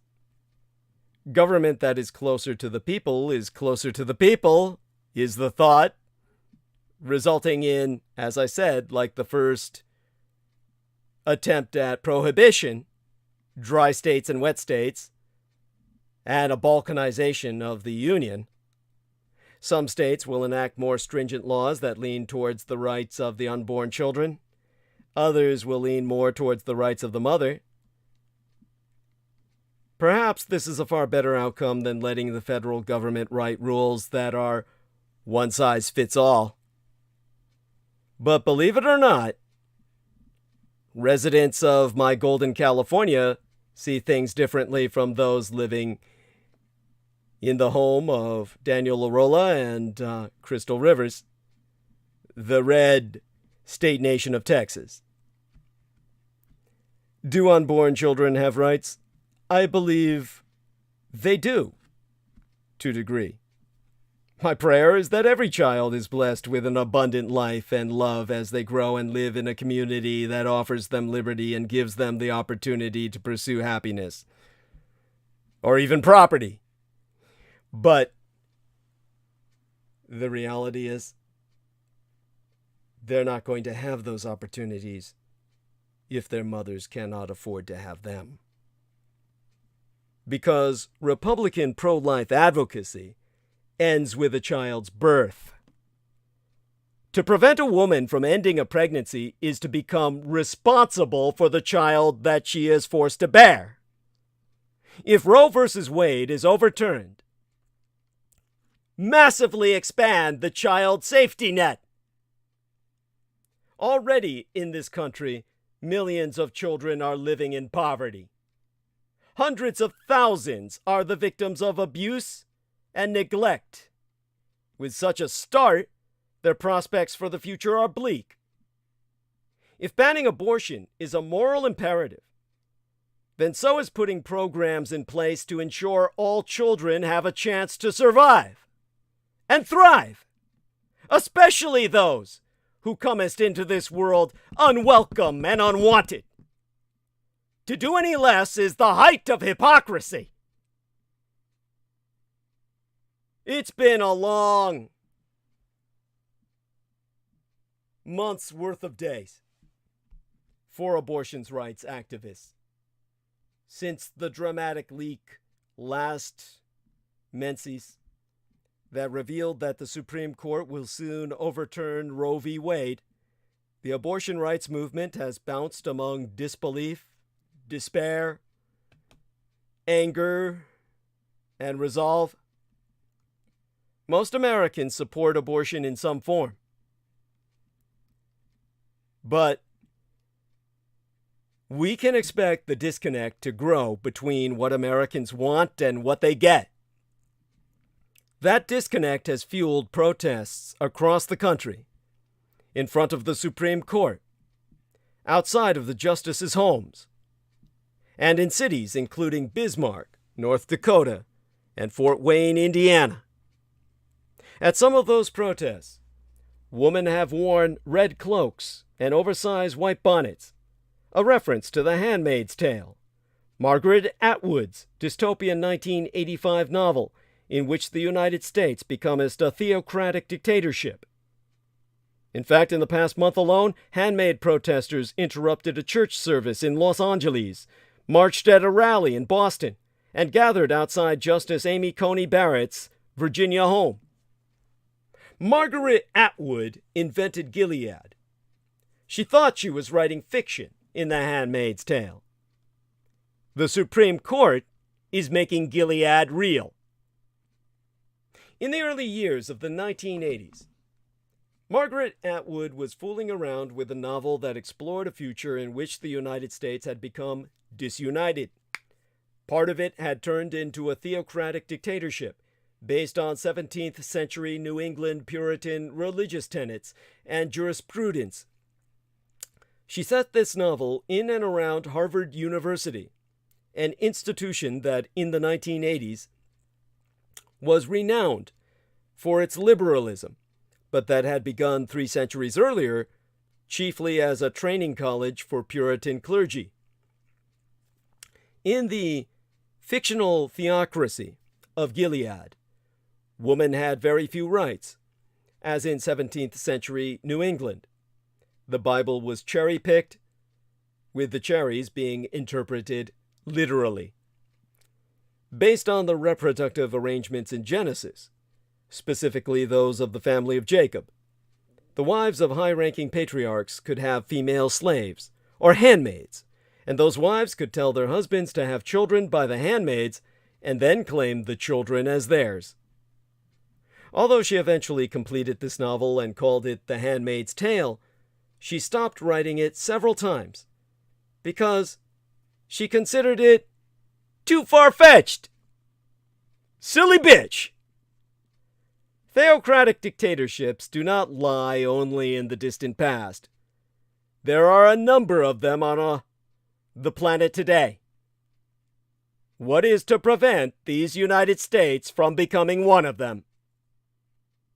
Exempli gratiae. It is now the middle of 2022, and we have just been shown a leaked opinion of the Supreme Court of these United States that will overthrow settled law of 100 years on the grounds that abortion is not mentioned in the Constitution and is not deeply rooted in our history and tradition.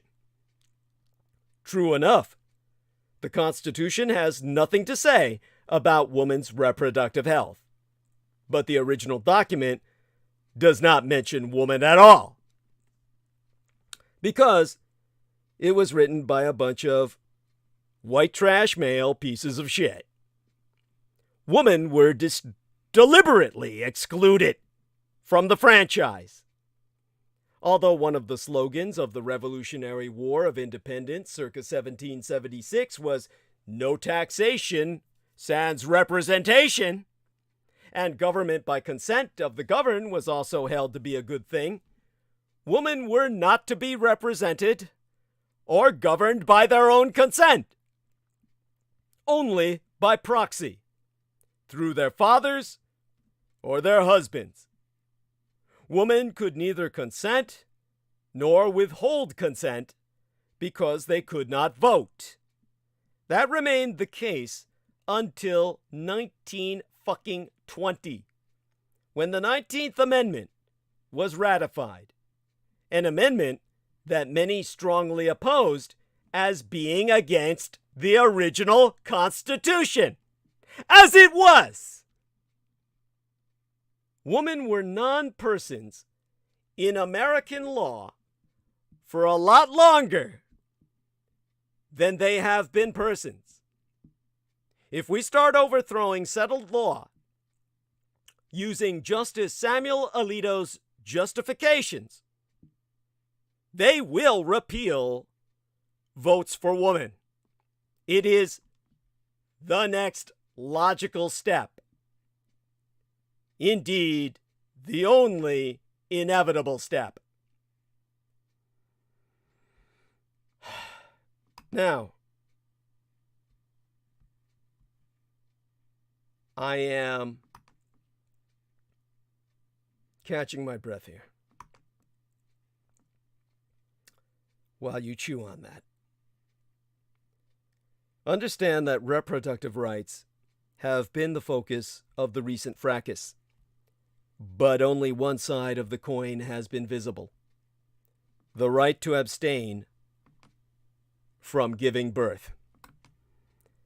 The other side of that coin is the power of the state to prevent you from reproducing. The Supreme Court's 1927 Buck v. Bell decision held that the state may sterilize people without their consent.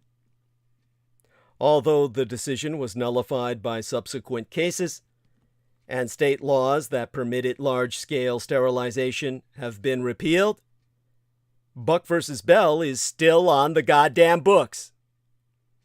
This kind of eugenicist thinking was once regarded as progressive, and some 70,000 sterilizations that we know of both males and females, but mostly of females, took place in these United States. Thus, a deeply rooted tradition is that woman's reproductive organs do not belong to the woman who possesses them at all. They belong only to the state. Wait, you sayest, it's not about the organs, it's about the babies. Which raises some questions. Is an acorn an oak tree? Is a hen's egg a chicken? When does a fertilized human egg become a full human being or person? Our traditions, let's say those of the ancient Greeks, the Rōmãns, the early Christians, have vacillated on this subject. At conception,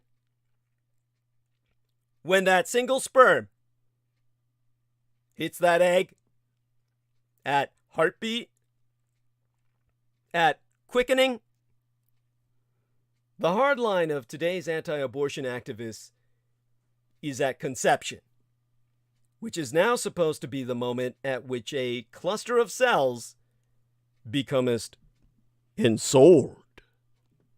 But any such judgment depends on a religious belief, namely the belief in souls.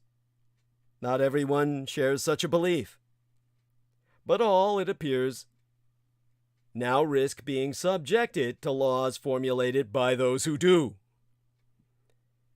That which is a sin within a certain set of religious beliefs is to be made a crime for all. Let's look back at that First Amendment again. It reads, Congress shall make no law respecting an establishment of religion, or prohibiting the free exercise thereof, or abridging the freedom of speech, or of the press, or the right of the people peaceably to assemble, and to petition the government for a redress of grievances. The writers of the Constitution, being well aware of the murderous religious wars that had torn Europe apart ever since the rise of Protestantism, wished to avoid that particular death trap. There was to be no state religion, nor was anyone to be prevented by the state from practicing his or her chosen religion. It ought to be simple. If you believe in ensoulment at conception, you should not get an abortion, because to do so is a sin within your religion. If you do not so believe, you should not, under the Constitution, be bound by the religious beliefs of others.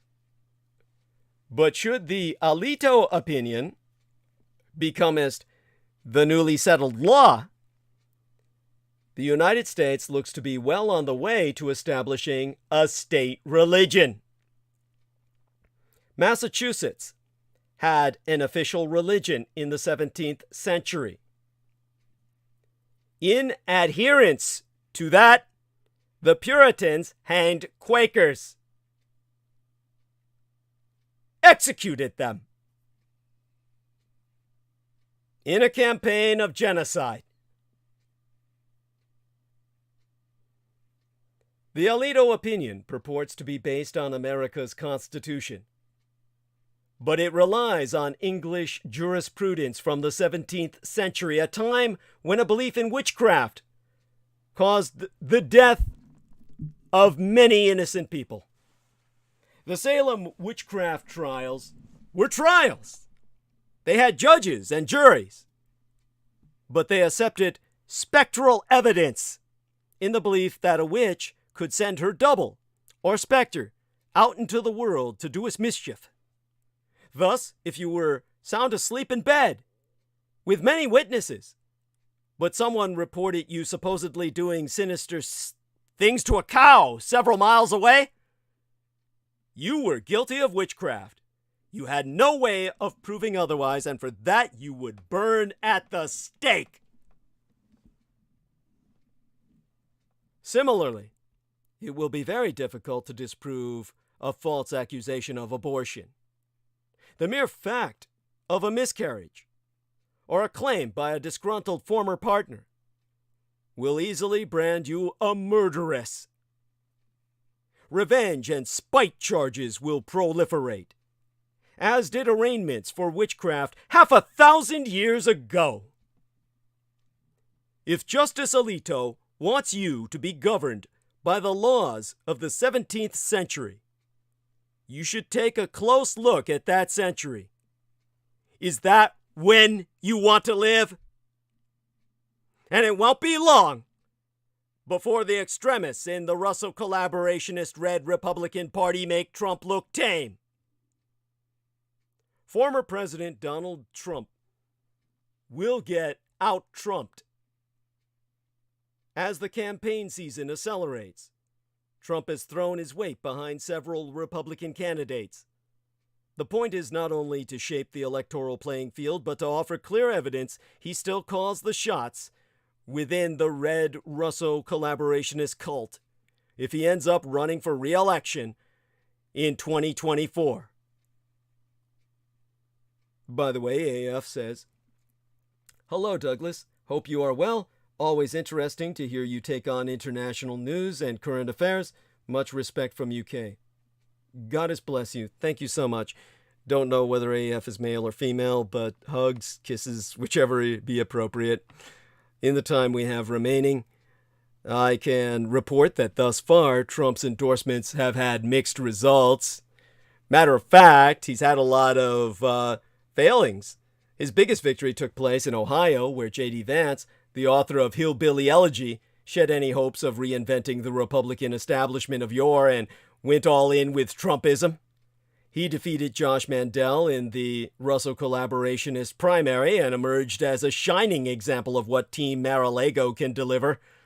In West Virginia, Trump's pick, Representative Alex Mooney, won the primary, while in Nebraska, Charles Herbster, his favorite on the gubernatorial race, lost to Jim Pillen. But now, something unexpected is happening in Pennsylvania, where Trump endorsed the television doctor Mehmet Oz. The alliance seemed perfect. Two TV stars teaming up to try to win a U.S. Senate seat in one of the most critical swing states. Oz, who had the ability to attract more moderate voters due to name recognition and lack of political baggage, would also have the Trumpian wind behind his back. But that plan ran into a problem. Kathy Barnett, a hard right candidate, who is one of 7 contenders in the state's Republican Senate primary, was polling right alongside Oz and the former hedge fund manager Dave McCormick, despite a much smaller war chest.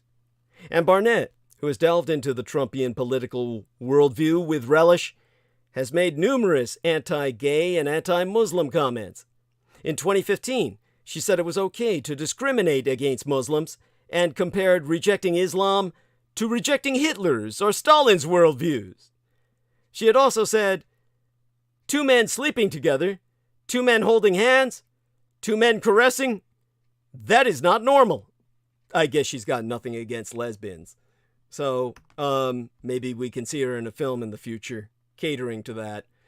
At any rate, before that happens, Barnett has won the support of major conservative organizations such as the Club for Growth, an anti-tax group that sees in the black conservative Republican a bright star for the party. Though she got knocked out because of, who the fuck was it again? Sean Hannity. When Barnett lost the race to represent Pennsylvania's 4th district by 19 percentage points in 2020, she refused to concede, and she still hasn't this time. She used that loss to stoke baseless claims of voter fraud, gaining enough steam to attract figures on the right like MyPillow CEO Mike Lindell and the former White House chief strategist Steve Bannon told Axios magazine the reason she has struck a chord is she never concedes her House race loss. Pennsylvania is MAGA versus Ultra MAGA. It's clear here Barnett was an ultra.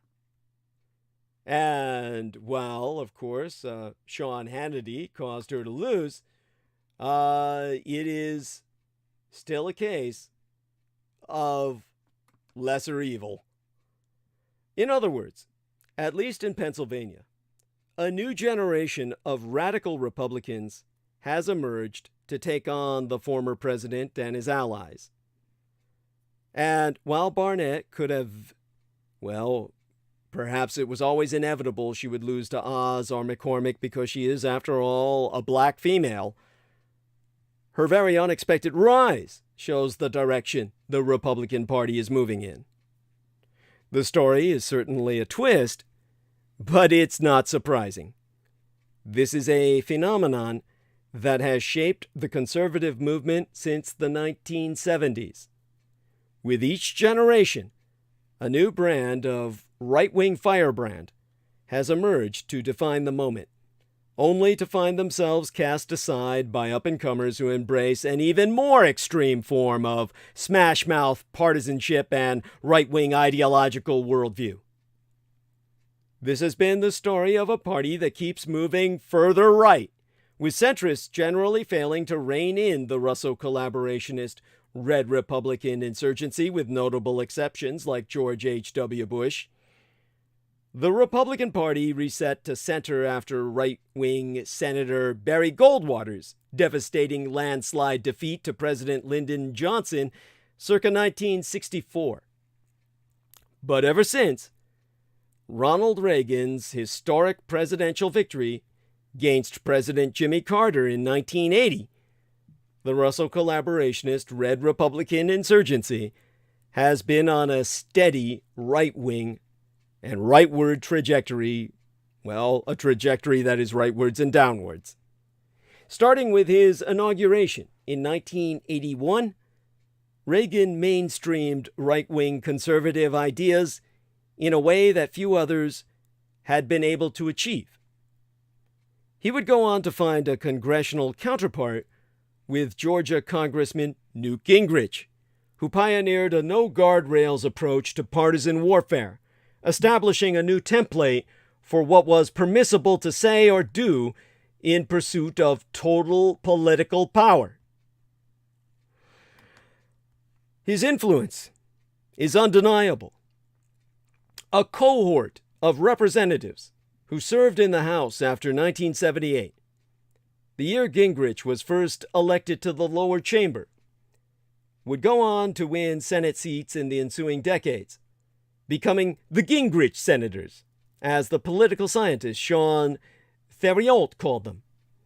The senators, having come up alongside Gingrich, are more conservative and willing to engage in obstruction, Theriault so arguest.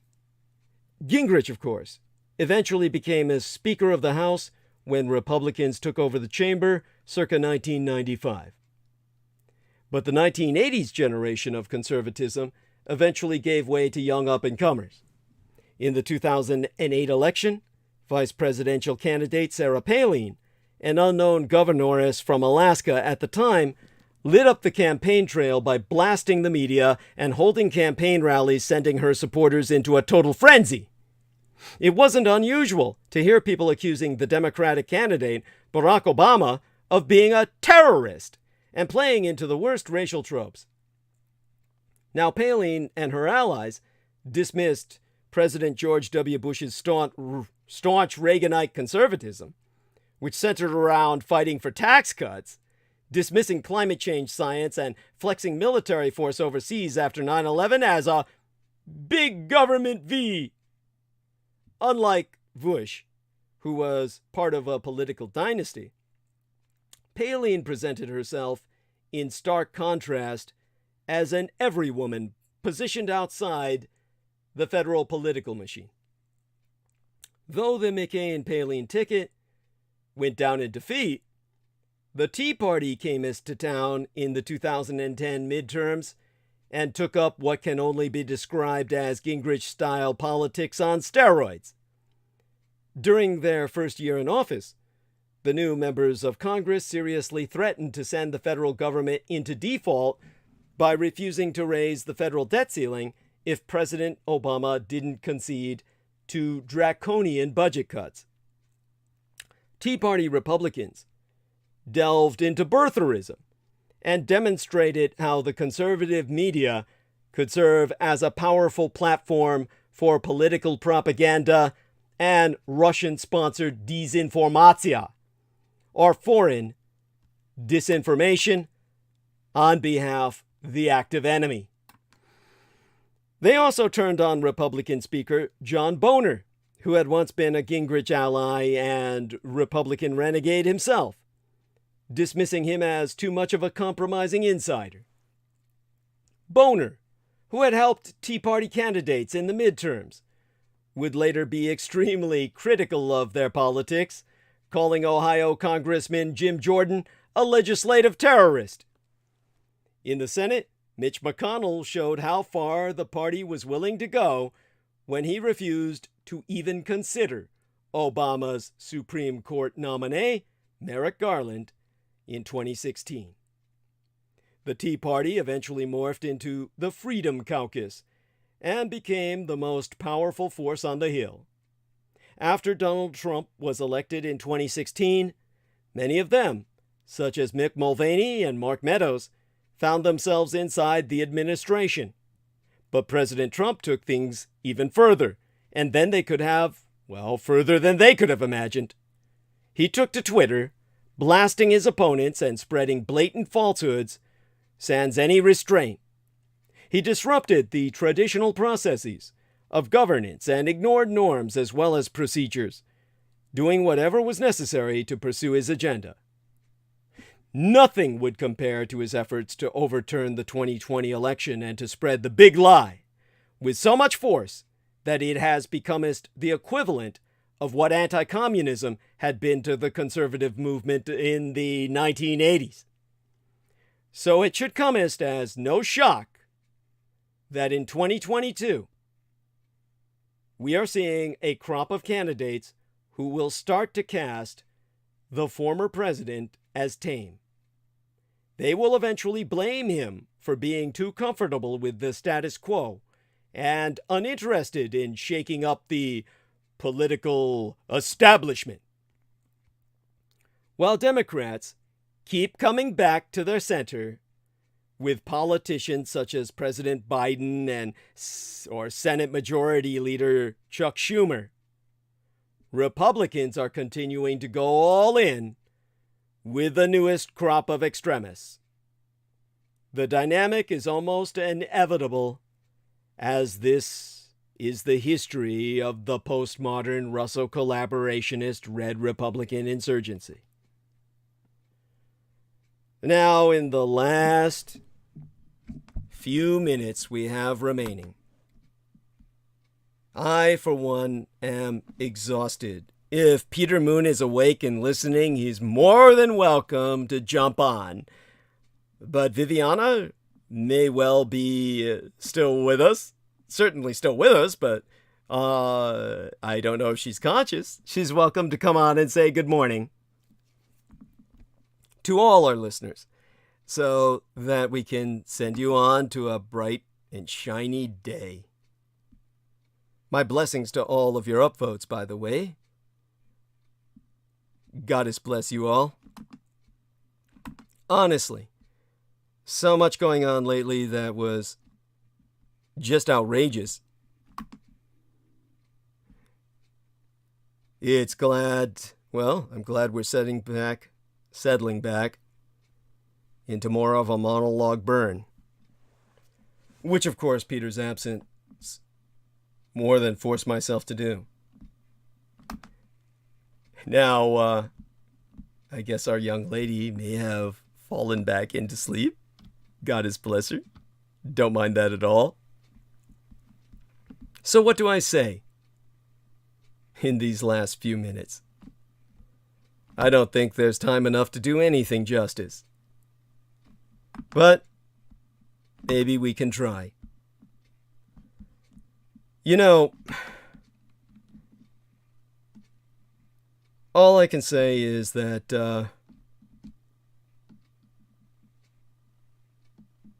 there be nothing more to say for tonight, save for the fact that I owe Crystal River.